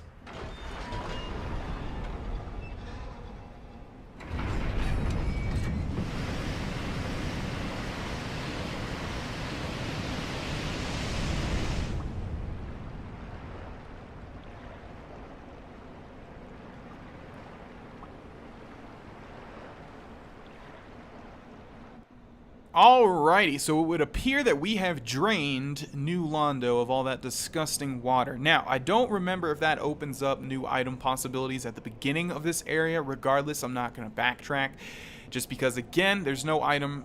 Okay, again, the last thing I want to say about this is that I have collected pretty much every item in a playthrough, and no items are sticking out to me at the beginning of this area, if you can in fact explore it and find more items. So yeah, unless there's an area that I remember there's something unique or cool, we're just gonna move on pretty much. But down there you can see that there are some blue dragons. That actually leads to the Valley of the Drakes and sort of makes like a weird shortcut. I've never really understood if it was really a shortcut, because it's kind of an inconvenient shortcut. But now we should be able to activate this, I think, as well as probably the one at the beginning of the area. But we did not go up just yet, so let's do that. I'm not exactly sure where this leads. Also, we don't have a transient curse activated, but that's fine because I don't think we'll deal with any more ghosts. Looks like this is going to lead us out to the Valley of the Drakes, and specifically to an item, which is going to be composite bow and large arrows. I'm not really sure what that bow is. I've never really...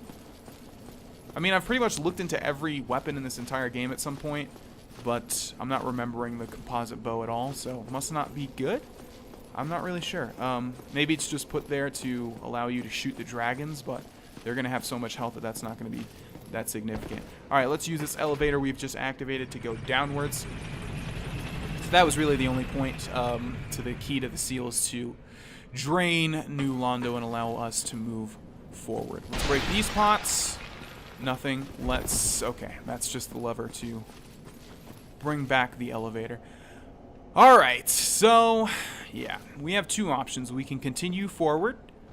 Oh, you see that thing moving in the distance there? Yeah, okay. So we have our first Dark Wraith, which is probably the coolest enemy in this entire game. The thing that we do not want to do is aggro any of those dragons outside. So there goes our stamina. We're going to get hit. Yep, that's fine. Actually, these guys are dying in one hit anyways. No, we don't want to get hit by that. Okay, you can backstab these guys. It's just not working for some reason. That guy was actually a lot easier than I thought he was going to be. So that's a Dark Wraith. You can get that armor, and I'll explain how later on. And also the thing he was using, that little black portal thing, was the Dark Hand or the Black Hand. Basically acts like a shield, and then the little thing where he charged up his attack, that's also the Black or Dark Hand. And you can use that, and it sucks basically the humanity out of people. Okay. So here we have a bunch of blue drakes. What I think we're going to do... Where are you... What? Okay.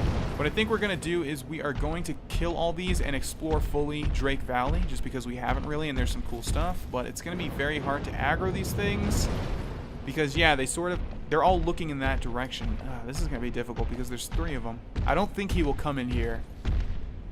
Okay, yeah, they do lightning attacks. Okay, are you going to come in here? Nope, I don't want to get hit by that. Need you to, like, walk towards me if you could. Okay, I think what we'll do is we'll just do a running... Ah! That's gonna aggro all of them. Let's back the hell away. Okay. Okay, so it looks like it's gonna take 3, maybe 4 hits. Okay, now we're getting into dangerous territory because we're backing up into the Dark Wraith territory and we're taking a lot of damage as well. Alright, let's use an Estus Flask. Okay, good. We got one. Okay, let's just run at him and... Yeah, alright. Another one. And die. Yeah, this is going to be very difficult. There's like 3 or 4 out there and they all get aggroed at the same time now. I think our best bet is just to run and attack them. There we go, we got one. No. Nothing worse than doing an extra swing animation when you didn't want to. Okay. So we got one. Let's use another Estus Flask. I think one's at about half health as well. Let's just sort of strafe this one. Try and do a running attack on this one as well. Okay, die. That bastard, man. That bastard. Okay, come on, come on, come on. There we go. I'm probably going to get hit by this. No, we are not. Yeah, as long as we kill these 3, we're good to go because the rest are sort of isolated. These 3 are just like right next to each other and it's a bad situation. That's fine. You do that. I'll do this. Okay, let's run and attack him. Oh my god, they're getting so lucky. They are getting so lucky. Die. Die. He lived with like maybe 10 HP. Okay, that takes care of them. Let's see. I know for a fact there's something over to the right here. There is a ladder. Let's go ahead and climb that.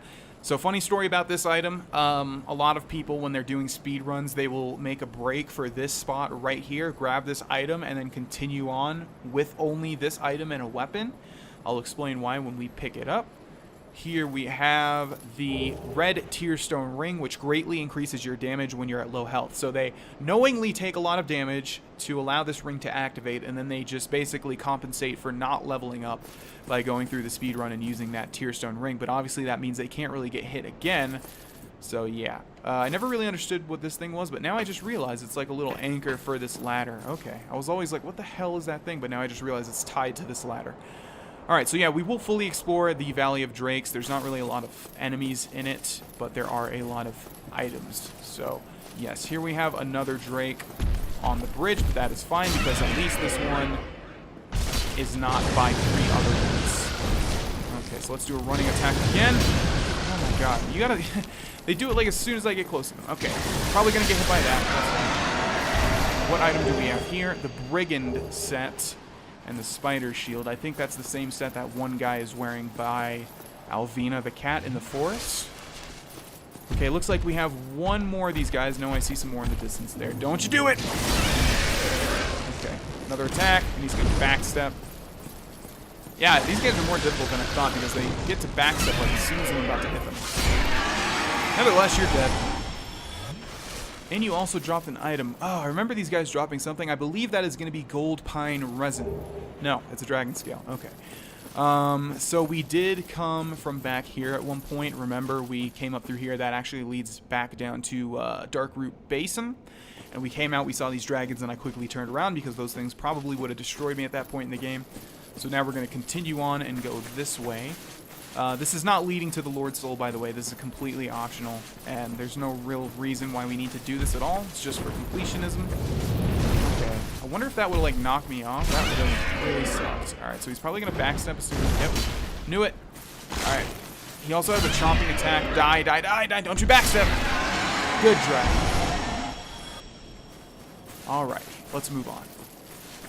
So, yes, I remember there being a cave right here, which is going to have 1 humanity. Man, one of my biggest misconceptions about this game, doing an LP of it, was that there are so many unique items all over the place, but there's really not. Like, the majority of stuff is just crappy humanity and souls. So, it's not that big of a deal that we missed, you know, a certain amount of items in each location, because honestly, most of it's turning out to be souls and humanity. Alright, so in the distance here we have an undead dragon. Now, you got to keep in mind this is a place that you can access early on in the game, depending if you have a key, I guess. I forget if you can get to this area without the key, but anyways, you see this thing before you go to the Painted World of Ariamis usually, so you come up to it and you're like, oh, cool. I guess this is just part of the scenery. It has a whole bunch of items as well. Isn't that awesome? So when you grab an item, he animates and he starts attacking you. But because I know that, oh, I guess he's gonna do it already. Okay, no. Knew we were going to get hit there. Okay, I thought he wasn't going to activate until we grabbed an item. I guess not. All right, so we have pretty much the same situation here. Yeah, this one's more difficult though because he's situated in an area where we don't really have a lot of maneuverability. And also, if you come over here and think you're just going to run at him, he also does this to block your path. But what I did earlier, where I just ran sort of into it, he can't hit me if, like, we go right here. So let's just do that and roll out of this. Yeah, that attack has such a big hit range, and early on it will one-hit kill you. So yeah, this is going to be difficult. I think what we probably want to do is just honestly switch to a bow. That's probably going to be much better because this guy can't attack me from over here. So let's just go to like a light crossbow, I guess, and use that. See how much damage we do. It's going to be nothing. Yeah. I'm just going to sit here and keep doing this over and over until he dies pretty much. Alright, so he's pretty low, but I ran out of arrows also. I didn't mention that we picked up a new shield, the Dragon Crest shield. Is that better than this? It has a lot of fire resistance, only 20 magic resistance, as opposed to a lot of magic resistance on this. You know what? Magic is far more common, I believe, than fire. Maybe wrong, so we'll just stick with the crest shield. Alright, so now we're basically just gonna do what we did before. We're gonna run under him where he can't hit me, and then we're gonna roll! Nope, he's gonna hit me like that every single time. I am very bad at dodging that. It's also hard because we can't really see him do it. Okay, so I think what we'll do now is we'll just run after this poison cloud dissipates. Okay. Yeah, and then we'll hit him twice, and he should be done. Goodbye, Undead Dragon. I think he falls off, too. No, he just does the same Dark Souls thing. Dragon Scale. All right, we have a couple more items. I believe they're both souls, though. Restore Straight Sword. Never mind. This one's a soul, though, definitely. Yeah. And I think if we were to go backwards... Yeah, there's nothing left. It just leads us back to that bridge. So how this works is, yeah, there's the bridge. Okay, so yeah, there's nothing back there. Basically, to the left, there's an opening that leads us back to Blighttown. You may remember that we used that when we were exiting Blighttown. And then to the right, there is a gate that acts as the shortcut to Blighttown. You have to have the key. Where does that gate lead? It must lead to... Yeah, Firelink Shrine, you go down to New Londo, and it's just, like, right there. So we're going to head back to where those Dark Wraiths were. Alright, so the thing that sucks about New Londo, or whatever, I don't know if this place is called something different now that we've entered, like, a new sort of area. But the thing that really sucks about this is there's no bonfire, as far as I remember. And we only have 5 left. So we really have to ration those out. New Londo Ruins, is that what it said? Yeah, so we really have to ration these out. The good thing is that... the only enemies down here really are the Dark Wraiths, and honestly, they're not difficult at all. They're sort of just like Black Knights. We should be able to backstab them. I don't know why I wasn't able to earlier. But yeah, they'll appear from pretty much anywhere, and you sort of have to just keep an eye out at all times, pretty much. I may be wrong. There may be a bonfire down here, but I don't think there is, because I sort of remember running through those giant, that area right there over and over and over. Because I think we just have to go to Firelink Shrine and then use... that little shortcut. But it's not really a shortcut because honestly it's like the same amount of distance from the beginning of the New Londo Ruins to here. Alright, so we're in some weird little shack here. I'm gonna keep my shield up the entire time. Also, is there anything behind us? No, but I hear some movement. Definitely hear some movement. It's like, right. Oh, hello there, sir. Alright, let's go ahead and... oh, he kicks too. There we go. There's the backstab. One hit kill, please? That'd be awesome. Oh, it is a one-hit kill. So these guys also have a very small chance, very, very, very small chance of dropping Titanite slabs, and I think they're the only ones in the game that do that, so you can come here to farm them, although obviously it's not easy because Titanite slabs are one of the most valuable items in the game. They are what you need to fully upgrade a weapon. Fog door here, let's go through it. Keep our shield up because I can't see anything. Okay. Alrighty, so we have an opening in front of us. We also have a dark wraith to the left and one right here as well. Let's go over here. Come on, come on. He's doing that little... Okay. Alright. Let me get a backstab off on you. There we go. One hit kills are excellent. Yeah, these guys aren't too difficult. Oh, no, this thing is activated. Alright, so there's only like 2 of these in the game, but my god, they are horrible. Look at this thing. Look at this thing. Alright, so unfortunately... They also have giant blades that come out of their mouths. But no, that's not what I was saying. Unfortunately, there's a dark wraith to the left over there, and I do not want to aggro him, so hopefully we'll just stick around to the right of this guy. Yeah, I think there's only like 2 of these in the entire game. Oh! More of these exploding heads. Totally forgot they exist down here as well. Alright, let's get back. So now's the time to use an Estus Flask. Now this guy gets aggroed. Well, at least he waited. Okay. Yeah, what he's doing there, that's just a shield, and you can use that as a shield too. Wow, that kick does a ton of stamina damage. Nevertheless, you are dead, sir. Always need to look if they're going to drop something. I do think I've gotten a Titanite slab from them like 1 time. But if they do drop a Titanite slab, it is incredibly valuable. Because there are only a set few in the game that you can pick up as drops. So this might be the room where that really good treasure chest is that I was talking about. So let's see if we can find a ladder or something. And I also think that there is another dark wraith in one of these rooms. Yes, there is. I remember that. Alright. Yeah, that little attack he's doing there is so difficult to use on people in PvP. It almost never works. And I can see that pretty much the same for these guys as well. It's never really going to work on me unless I'm just standing there allowing them to do it. Okay, so there's a little path over here to our left, which looks like it goes upstairs. That is good. That's what we want. There's one humanity over here. Okay, there's another path over there. It looks like an elevator leading down, which is interesting. Let's just check these little rooms to see if there's anything. Nothing in these pots. If you're wanting me to hit these walls to see if there's an illusory wall, I'm pretty much sure there are not. I think I've done that before. Let's go up these stairs. Okay. There's an item over there. We're not looking for an item, we're looking for a chest. And I do believe we access it from where we are right now. Soul of a Brave Warrior. Nope. Okay, let's go this way. But it might not be that easy to just find it this way, because I sort of remember having to backtrack to find it. But we may be on the right path here. Okay, what is over here? Some more stairs leading up, but before we do that, we want to go to the left, see if there's anything over here. There's not. Oh, wait. So this is what I was confused with when we were by the ghost, because, yeah, this looked like that one room where I started talking about the treasure chest that we're looking for. So hopefully, the reason I'm mentioning that is hopefully we don't like fall off back into the ghost area, because I want to continue to stay here. Okay, let's see. Nothing over there. Yeah, I think this is it. Yeah, okay. Yeah. Yep. All right, so if we go over here, there will be a chest here, and inside of this chest is going to be the very large ember, which is going to allow us to make our weapons plus 15. Our Demon Great Machete is currently plus 10, so now we can fully upgrade that. And yeah, this is up straight ahead is where the ghost area was, and we were looking at this chest, and I was wondering how we were supposed to get to it. Well, now we have figured it out. So that's good. We're probably not going to be able to do that until we complete this area, because like I said, there are no bonfires. And yeah, we're probably going to die because we only have 4 Estus Flasks. We'll return back to the Undead Parish bonfire. We'll see how much we can upgrade this. And then we'll be good to go. Alright, let's just return back to where we were before. Hopefully I'm going the right way. Yes, down here.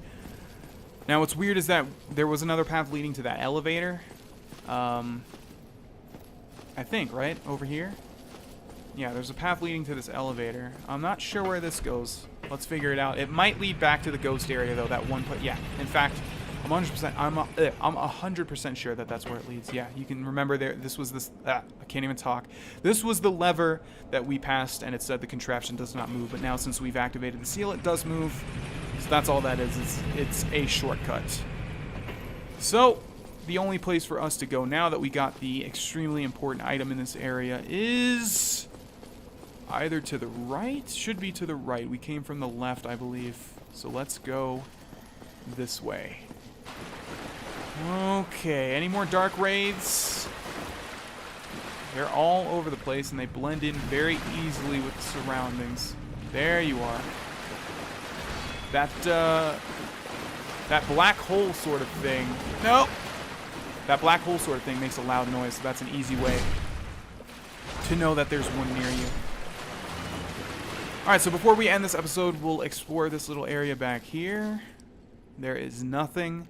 Alright, ladies and gentlemen, we're going to end this episode here. In the next episode, we will continue forward into the New Londo Ruins. We're actually pretty close to the final boss, or not the final boss, but the final Lord Soul.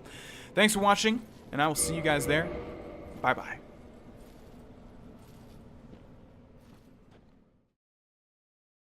Hey, it's Vaughn, and welcome back to Dark Souls, ladies and gentlemen. We are currently in the deep, dark depths of the New Londo Ruins. Has it always been the New Londo Ruins? Was it the New Londo Ruins when we entered, or was it just New Londo? I don't really know. This could be the ruins, though, because we're actually moving through decrepit buildings. However, we've already done that before, so I don't really know if this entire location is known as the New Londo Ruins or just this specific area. Nevertheless, it doesn't really matter. In the last episode, we made our way to right here. And we killed a dark wraith, and so now we're going to move forward a little bit and collect all of the items that we can. Like I said, I don't think we're too far away from the ending of this place. So, first and foremost, let's grab that large soul. I think we did miss an item way back when we tussled with, like, our first, maybe, dark wraith. I remember we were, like, hovering over an item, and then I saw him, and I was like, oh, crap, and then my priority immediately took to defeating him. So I'm not sure if we missed an item back there, but again, I don't think it's anything important. Yeah, we have a multitude of souls already in our inventory, so we can use those whenever we head back to a bonfire, but that might be a while. So we have another item over there, but it wouldn't appear that we can get to that from down here. So let's go ahead and move forward up these stairs. Just want to make sure I'm not missing anything. Why is there a dark wraith body here? I don't remember killing somebody here. Huh, interesting. Alright, let's go this way. There are a lot of secrets in this specific area, and I'll show you one right here. If we were to attack this, there's an illusory wall, and behind it is going to be a dark wraith as well as a chest. So let's back up, let him get close to us. Come on, there you go, buddy. Good job. It kicked us so much stamina damage, like I mentioned in the last, maybe the episode before that. But nevertheless, he is dead. Where were we? Where was that chest? There it is. Let's go ahead and see what's inside of this, shall we? There's also some pots, so before we do that, let's break these and find nothing, as usual, but I have to make sure. Inside this chest is going to be one Titanite chunk. I sort of remember this one was kind of a disappointing chest. Okay, items all over the place, and I realize now that I have been hollow for a long, long time. That wasn't my intention. It's not like I don't want to get invaded or anything. I don't know if I've ever been invaded down here, though. Again, I don't know if you can get invaded down here. Cracked red eye orb 6. Okay, so we haven't really used those. I don't know if I've explained them. I believe I have, but that allows us to invade other worlds, which we haven't really done, so that's kind of disappointing. Should make an effort to do so. Okay, we have another dark wraith down here. Hopefully he's smart enough to walk up these stairs. There you go, buddy. Good job. And for your efforts, you get to die. Lucky you. Okay, none of these guys are dropping Titanite slabs, but you don't really expect them to. Obviously, your best chances of them dropping those is if you have, I believe, 10 humanity. Like I said, I think 10 humanity is the maximum for item find rate increase, if that makes any sense. Okay, let's see. We can't go down there, so I guess we have two paths left to us. We can go to the left or we can go up these stairs. Let's just hover up these stairs and see if there's anything really quick. Okay, you may be able to see like some weird darker section in front of you. Okay, yeah, that's why we just want to wait there, because there's obviously going to be something else too. Let's go ahead and backstab this guy, or not. Oh, he got me with that. Wow. After saying that I would never get got with that. Okay, so how much damage is that going to do? Nothing. It also steals our humanity, I believe, but we didn't have any. Oh, and that shield blocked that. Good job. Okay. That thing has such a wide sweep. Okay, die, dude. Oh my god. Okay, no. Luckily, we were able to roll. Alright, this guy is, like, proving to be the leader of the Dark Wraiths or something. He's way harder than all of the other ones. But that's just our current circumstances. Oh my god, he dropped something. And I think that can only mean that that is a Titanite slab. Titanite chunk. Okay, I guess they can dry up. I guess they can drop Titanite chunks as well, but I'm pretty sure they can drop Titanite slabs. Yeah. All right, so we're gonna hold off on going over there for now. I think that's the path to the boss. What we want to do is check over here. We did not go downstairs, and I'm not exactly sure where this area leads, but we want to be very careful and look out for any dark wraiths because we only have 4 Estus flasks. And in a perfect world, I would like to defeat the what's that noise? You guys probably can't hear it, but there's some weird guttural shuffling above me. Okay, so this leads back to the Valley of the Drakes. I guess this is just a shortcut. Yeah, it must be. All right. Oh, well, let's just double check because there's a little path that we can go to the right. I'm not seeing anything, so let's go in that giant room. Now, what's interesting is I said those exploding skull heads were here, but the only one I've seen so far is the one that actually hit us, and I didn't actually see it. So maybe it was an attack from something else. I don't think so. But, yeah, it's interesting that they'd only put one of those guys down here. Alright, so in front of us is going to be this thing again. And there's also a dark wraith that actually got aggroed. So let's back up and kill this guy first. We definitely don't want to tussle with both of those guys at the same time. Okay, so yeah.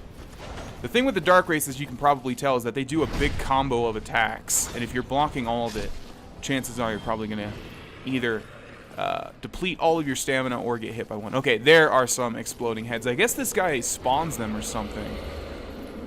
These things are so creepy. Oh my god. Yeah, there's not a lot of enemies in Dark Souls that give me the shivers, but this one takes the cake. Oh, got hit by that. Alright, so we just don't want to get hit by its I don't know, vomit and giant scythe sword that comes out of its mouth.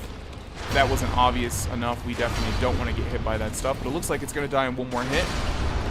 Like I said, I think there are only 2 of those in the entire game, so I think we're done with them. They may respawn, I'm not exactly sure, but nevertheless, I think we are done with them. Alright, so I see a chest back here. Can't really see its chain. No, it is curved. Okay, what is going to be inside of this chest? 1 Titanite chunk. All these Titanite chunks, I guess. Oh, it makes sense because you just got the very large ember, so now you can use the chunks and the slab to fully upgrade a weapon. Luckily, we do already have a slab from killing the stray demon in the Northern Undead Asylum, so we're good for now. So, I mean, so when we go back to a bonfire, we can definitely fully upgrade this demon machete if we have enough Titanite chunks. So there's Fog Door to the left. Before we go ahead and take a look at that, I know for a fact, yep, I remember this guy was back here. This sneaky, sneaky guy. All right, come on, buddy. Okay, go ahead and do your worst. Yeah, that's not your worst because that really opens you up for a backstab, but I appreciate it. And Titanite chunk. Yeah, I guess they have a decent amount of chance to drop a Titanite chunk, but a very small chance to drop a Titanite slab. Okay, let's see. Let's go back here. I don't think there is anything back here. I sort of remember that. There's all these areas that you can drop down to go back to the Valley of the Drakes. I'm not really sure what the point of that is. It sort of acts like a shortcut, but it's not really a shortcut. Be wary of tears. All right, let's go ahead and do this, shall we? I think we've pretty much fully explored the New Londo ruins. Into the Fog Door we go. There is just a very big spiral staircase leading down. Okay, so let's go ahead and follow that for now. Not seeing any enemies or anything, and down there you can't really see too far other than the spiral staircase. Forget exactly how far this thing goes down. Looks like it goes down quite a bit. Alright. So, not much to talk about. Let's just keep following it. Okay, and here we have a drop-off. Now, even if we were to equip the Skull Lantern, I'm not going to do it, because you'll just have to trust me. We would not be able to see anything below us. So here's the thing about Dark Souls. It's like, if you come here and you don't know what to do, if you haven't looked up a guide or anything, and I don't know, you probably would just turn back, or maybe you think you're supposed to drop down there. What we have to do is actually equip the Covenant of Artorias. Oh, I guess that's a hint right there. It says Traverse Abyss, yeah. So if you're paying attention, I guess you can come to this conclusion yourself. We have to equip the Covenant of Artorias, which was given to us when we killed the great Grey Wolf Sif. And that is going to allow us to drop all the way down. If we didn't have that ring equipped, we would die. So just a heads up for anyone that is doing this. Okay, so we have to be quick here. Let's put Havel's ring back on, and now we need to look... Oh shit, I forgot that you have to wear it the entire time. Oh man, that was the dumbest thing I've done this entire Let's Play so far, I think. Alright, so that is very unfortunate, and I didn't show the message that showed, but it said that you were taken by the Abyss or something like that. But let's look on the bright side. It at least has given us a chance to upgrade this weapon, so I think we can do it ourselves. Let's find the Demon Great Machete. I think all it's going to need at this point is Titanite Chunks and the Titanite Slab, but I'm not seeing it, so that's making me sort of concerned. Okay, what we probably have to do is ascend it, since it's at the maximum. You have to do it in 5s, 5, and then ascend it, get it to 10, and then ascend it, and then, yeah, then you can upgrade to 15, maybe. Well, I'll be. That's a brilliant ember you've got there. For all my years in the trade, that might be the finest. Hours a pound. You leave that ember with me. I'm just an old smith. I'd give my left arm for a gem like that. Yes, or, well, obviously we need to give him that ember first. Now, just leave the rest to me. Andre of Astora gets the job done. You shall see. Alright, and I've also used all of the souls in our inventory. That has amassed to 21,000. So let's try to upgrade that Demon Great Machete now. It should be there, I think. Although this scares me as well, because I think it should be near the top, and I'm not seeing it. Oh, here we go again. There's some hidden thing that I'm not remembering with upgrading weapons. I could have swore... Oh, we probably need to ascend it, like I said. Okay, modify... There we go. Demon Great Machete plus 11. We need 1 Titanite Chunk. Okay, let's do that. There we go. Now we should be able to normally upgrade it, I believe. Here we go. Okay, we should have enough Titanite Chunks. The only thing is we might not have enough souls, although I think we will. Alright, so Demon Great Machete plus 12, plus 13, plus 14, and we will use the 1 Titanite Slab that we have to make it plus 15. So now we have an achievement as well, Strongest Weapon. That's for just upgrading fully the normal path. Let's talk to this guy and see if he has anything else to say. Oh, yes. And one other thing about the Darkwood Garden. It is said to house the grave of Sir Artorius, the Abyss Walker. Only of those who ventured into the forest, none has returned. Okay, anything else? Nope. Alright, so what we will do is we will repair all of our stuff. Shouldn't cost that much. Okay, and now we are pretty much good to go. So what I'm going to do now, first of all, let's take a look at this Demon Great Machete and see what it does. So it has A scaling and strength, and it does 332 damage. I'm not sure if that's including the amount of bonuses we get from having all that strength or not, but nevertheless, we're in pretty good shape here. So what I'm going to do now is return back to where we dropped into the Abyss. I'm going to remember that we need to wear the ring the entire time, and I'm also going to try and find a setup that will allow me to at least have a medium roll, since we won't have Havel's ring. So I will see you guys there.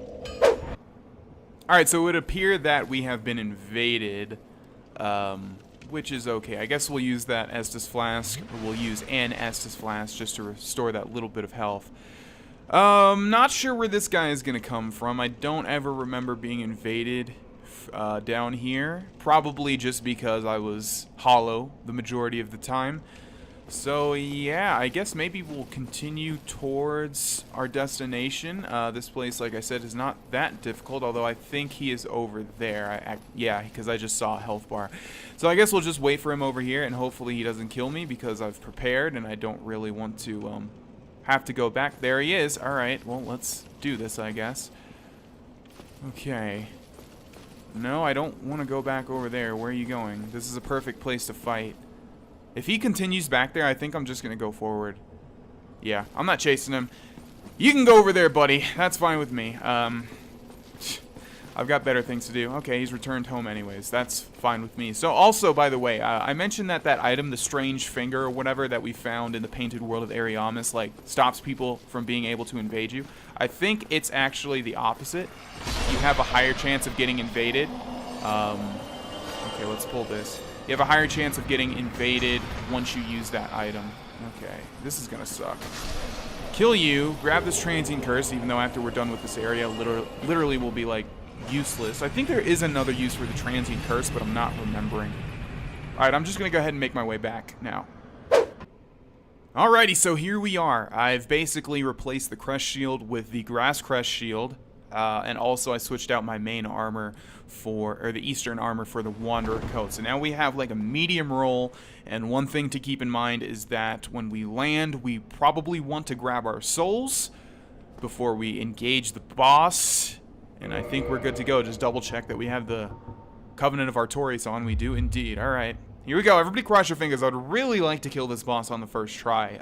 This boss is sort of weird, and I'll probably explain why after we kill it, because it's going to be very hectic as I'm trying to kill it. Alright, so we've recovered our stuff now. Now we just need to spin the camera around and look for something in the distance. Okay, so here we have the 4 kings. There it is. You'll notice there is only 1 king, however. Okay. Oh my god, the perspective is so terrible. Okay. So basically what we need to do here is just tank all of its crap and deal damage to it as fast as possible. You'll notice it's not really dealing any damage to me. If you could go ahead and land the hit, dude, because I don't know how in the world that last one missed. There we go. First king is dead. Now we need to do the same thing. We need to look around and find the next king that's going to spawn. Okay, so just, there we go. Hello. All right, so you can see because it's complete black, complete darkness, that it's so hard to figure out when you're actually near this guy. Okay, you don't even need to really roll, honestly, because I think we're good, though. Like, I think we're good. We're dealing so much damage. Oh, that's a lot of damage, though. Okay, there we go. I think there might be one alive already because I'm seeing something. No, maybe not. All right, so you can see it has a health bar, and it's called the 4 Kings. It's a very, well, it's a wrong name. It's not really the 4 Kings. Oh my god, what's going on? Why are none spawning? Are they spawned or something? Okay, there we go. I was wondering what the hell was going on. But yeah, when we're running towards one of them, and I know I'm not making a lot of sense, by the way. I know that. You can see it. It's just so difficult to know when you're actually near them. Okay, let's go. Come on, another hit. There we go. Oh, that's a lot. Okay, that's fine. Let's kill this thing, though. Come on, one more hit. Oh my god, why are you missing, dude? The Demon Great Machete. Why do you disappoint me so? It's fine. We got it. We got it. It's fine. It's just, I would like things to go better. And yes, I know I'm rambling and not making any sense, but you guys should know that's how it's pretty much going to go every time I get to a boss. During this LP. Alright, one more 4 king. The 4th king, I guess. Yeah, that's a better way to say that. And we don't actually have to... Oh, boy. Oh, no. Estus Flask now. Okay, thank God. Oh, he did the special attack. It would really, really, really suck to die when we are so close, but if it only does that much, that's fine. We just need to hit it like twice, so let's try and do that. One more time. Yes!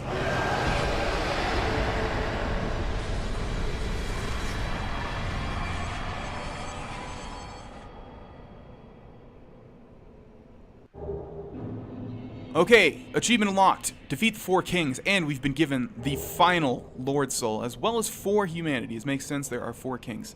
And 60,000 souls. Oh my god, yeah, okay, so the 4 kings are not really difficult at all. Actually, they're one of the easier Lord Soul bosses. I'd rather fight the 4 kings than fight Gravelord Nito. The only issue is, like I said, look, when you're looking at complete darkness and you're trying to, you know, gauge how close you are to hitting the thing, you can't really tell because the perspective is all skewed. So basically how this fight works, now that I can talk without having to worry about killing them on the first try because I really don't want to come back here.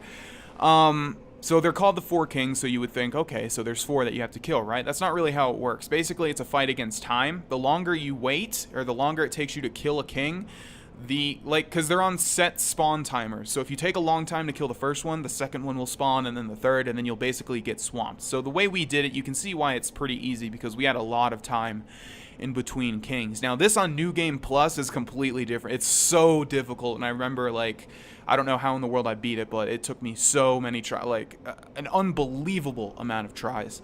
But the name is misleading because, I was trying to say misleading. The name is misleading because there's not just 4. They'll keep spawning. Like, if you just keep taking too much time, there'll be more than 4 from what I remember.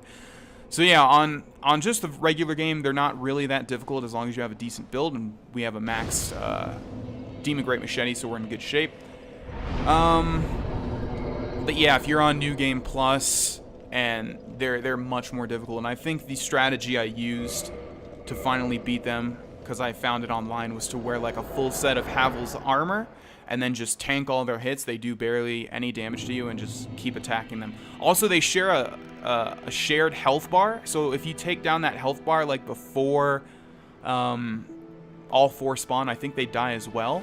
I don't know how that would happen because they also have single health bars, but you can see like the last one we killed, all we needed to do was like hit him twice, whereas the other ones it was like 4 times or 5 times. Alright, so we'll end this episode in a second here, but let's just switch back to our normal build. So we'll put that back to the crest shield. We'll put this back to the eastern set. And I guess we'll also try and upgrade any of the stuff that we can upgrade. Yeah, probably the most difficult thing about this fight is having to wear the Covenant of Artorias and switching out one of your rings that you're so accustomed to wearing.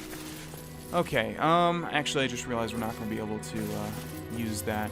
Alright, well, ladies and gentlemen, we have one last thing to do. I don't think we're going to do the DLC in this Let's Play, because we're going to end it right around episode 50, and that would just be so great, and then we'll move on to something different.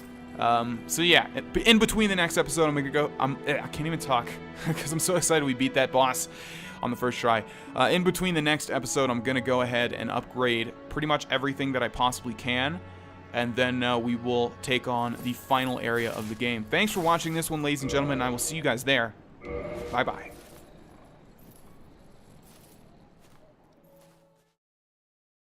Hey, it's Vana, and welcome back to Dark Souls, ladies and gentlemen. I'm assuming this will be the finale, because we only have one last thing to do, and the area that it takes place in is not that long.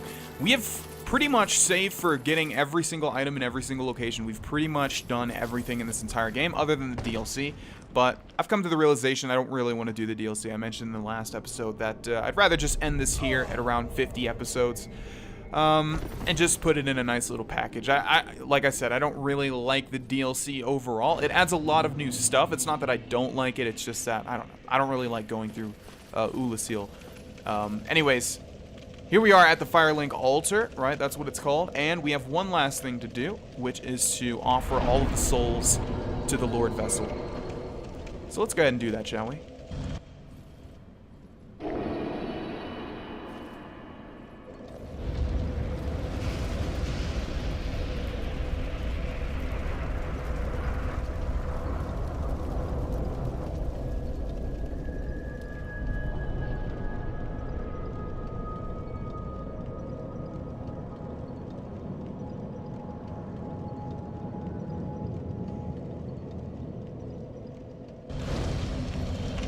Alrighty, the way forward is now open. I just also realized we have 143,000 souls, so it would probably be a good idea to level up as well. Putting up strength is not going to increase. Oh, it is, but only by 1 point, so that's not really worth it. Dexterity is not going to do anything. Resistance? I think Vitality is going to be our best bet, but I'm just double checking. Yeah, let's just put all the remaining points that we can into Vitality. That's going to be the best way to do things.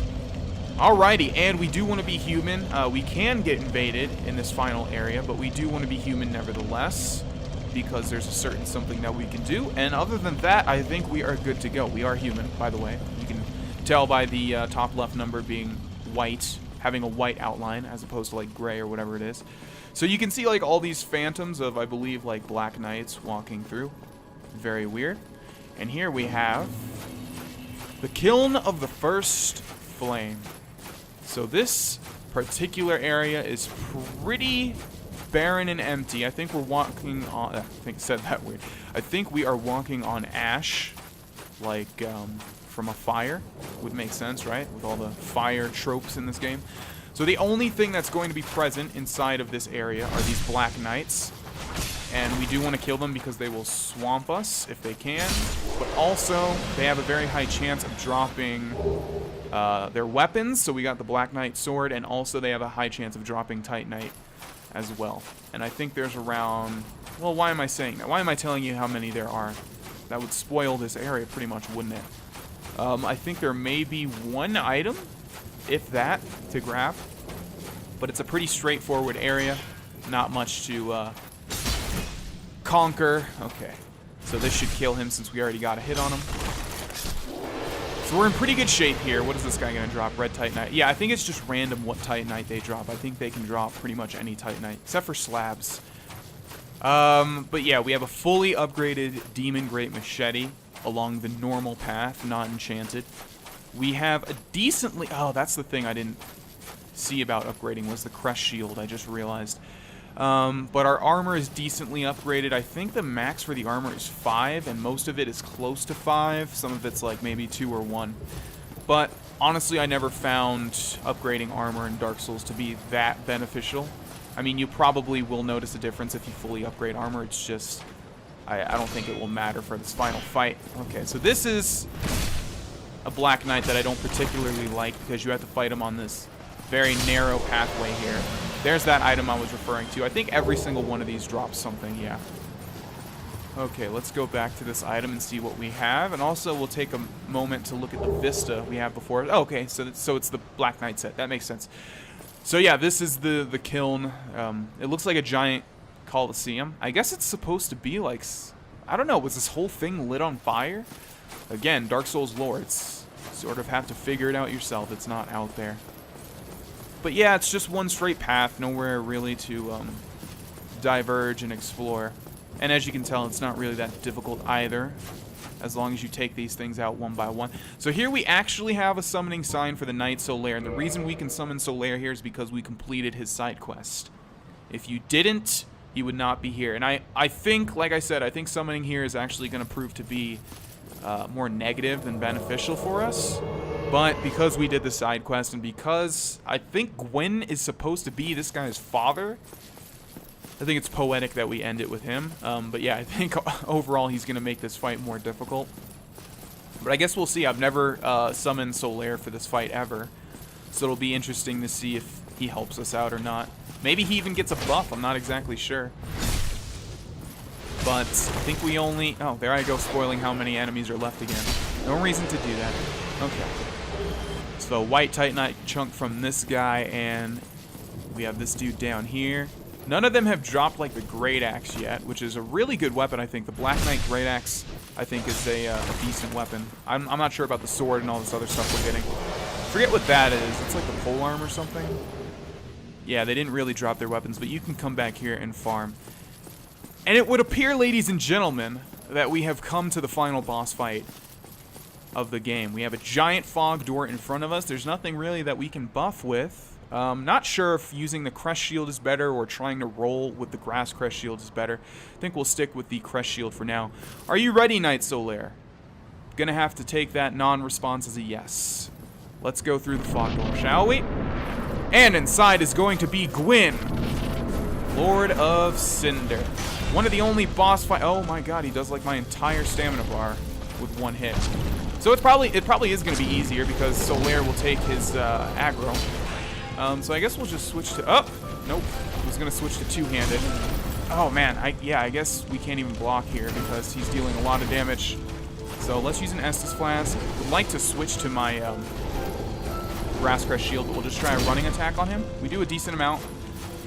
Yeah, I guess there's no real point to try and block. We'll just sort of let him... yeah, his sword has a big, giant reach. We'll just sort of let him aggro onto Solaire, and we'll use Estus Flasks when we can. But Solaire is not doing too well. He's actually about to die. Okay. Need to keep our stamina up so we can roll out of his attacks. Okay, we'll just keep getting running attacks in when we can. That's staggering him, which is nice. Oh, so is a normal attack. Okay. This actually might be a lot easier than I thought. One more attack, maybe, is going to do it. And Solaire didn't even die. It's over, Solaire. Stop attacking your dad, I think. I don't think it's been confirmed that Gwyn is his dad. Victory achieved, Soul of Gwyn, Lord of Cinder. And should get souls too, right? Sunlight Metal. 70,000 souls. Alright, that wasn't too difficult of a boss fight. If you're fighting him alone, it is kind of difficult because, like, as you saw, he does your entire stamina bar with, like, one hit, and also his sword has a great reach. You can actually do stuff with that soul we just got, but we need to wait till the next playthrough, New Game Plus. Okay, so we have a rather ambiguous choice here. If you haven't looked up a walkthrough, if you haven't played this game at all, you might not realize this choice is available to you. We can walk to a bonfire in the middle there. You can see it right there in the middle. We can walk to that bonfire and light it, and that's what you think should happen. That might be what you think is your only option. But actually, we can also exit through the entrance where we came in. You can exit back, and that's another choice. So I don't really know what I'm going to choose, actually. I wasn't really prepared. I was prepared to make the decision at this point in time. So I think I'll explain the different options right now. If we were to light that bonfire, we would basically become Gwyn, and that's what everyone is telling us we should do. You know, his daughter Guinevere, and what is his name? Kingseeker Frampt, the giant primordial serpent. They're saying that we need to take up the reins as the Firekeeper, which is what Gwyn was doing, and sort of keep the world from going into dark, which sounds like the ideal happy ending, right? But that it's not as easy as that, which is why I like Dark Souls. If we were to exit, we would let the world be covered in dark, and the reason for that is because I think the whole thing of like keeping the fire lit and stopping the world from being covered in darkness is delaying the inevitable. I think I've looked into the lore, and that's what I think is going on. I think yeah, inevitably it is going to happen, and we're just delaying the inevitable by not allowing the darkness to cover the world, which I don't think is necessarily a bad thing. Again, Dark Souls lore is so obscure. But regardless, I think what we're going to do is break the cycle and let the world run its course. So rather than lighting the bonfire, we will exit.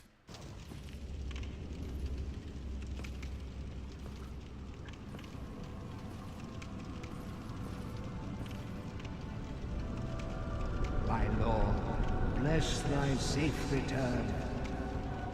Let Karth and Frampt serve your highness. We are here to serve your highness.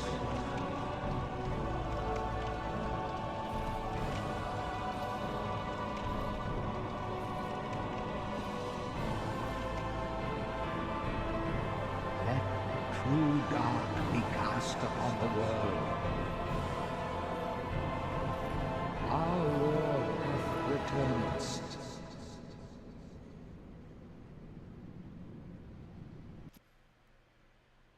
Achievement unlocked, Dark Lord. So there's 2 achievements.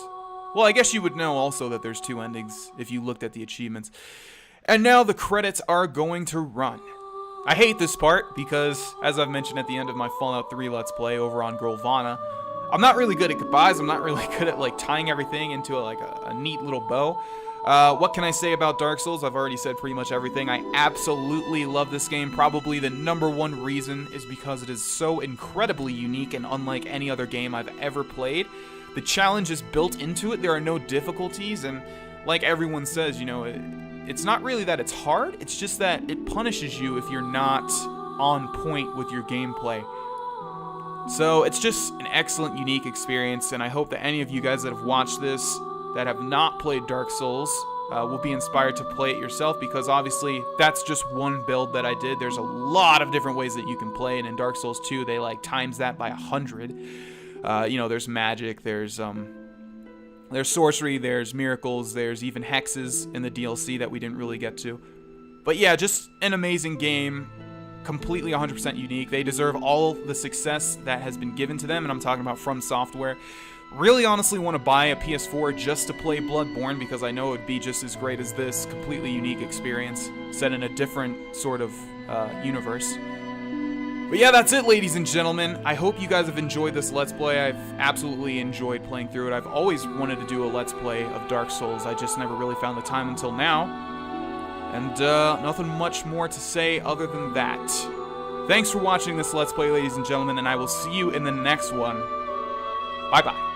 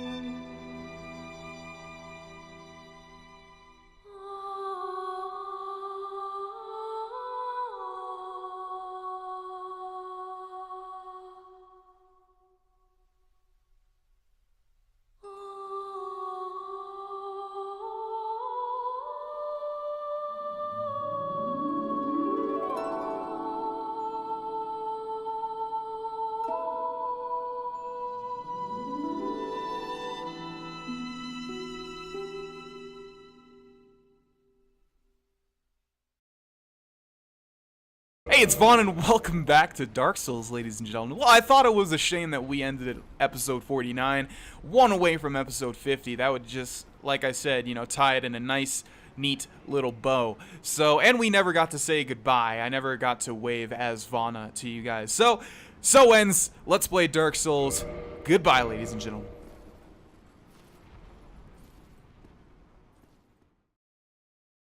Hey, it's me, GV. If you want to see more from me, you can check out the Patreon. It's literally $1, and there's a bunch of bonus streams and series over there. Also, check out these videos. Finally, if you want to get early videos, you can become a member by clicking join under the video, also in the description. Supports the channel, and you get a bunch of perks. Thanks for watching, and now I'm going to chill awkwardly while the rest of this outro plays out. How was your day?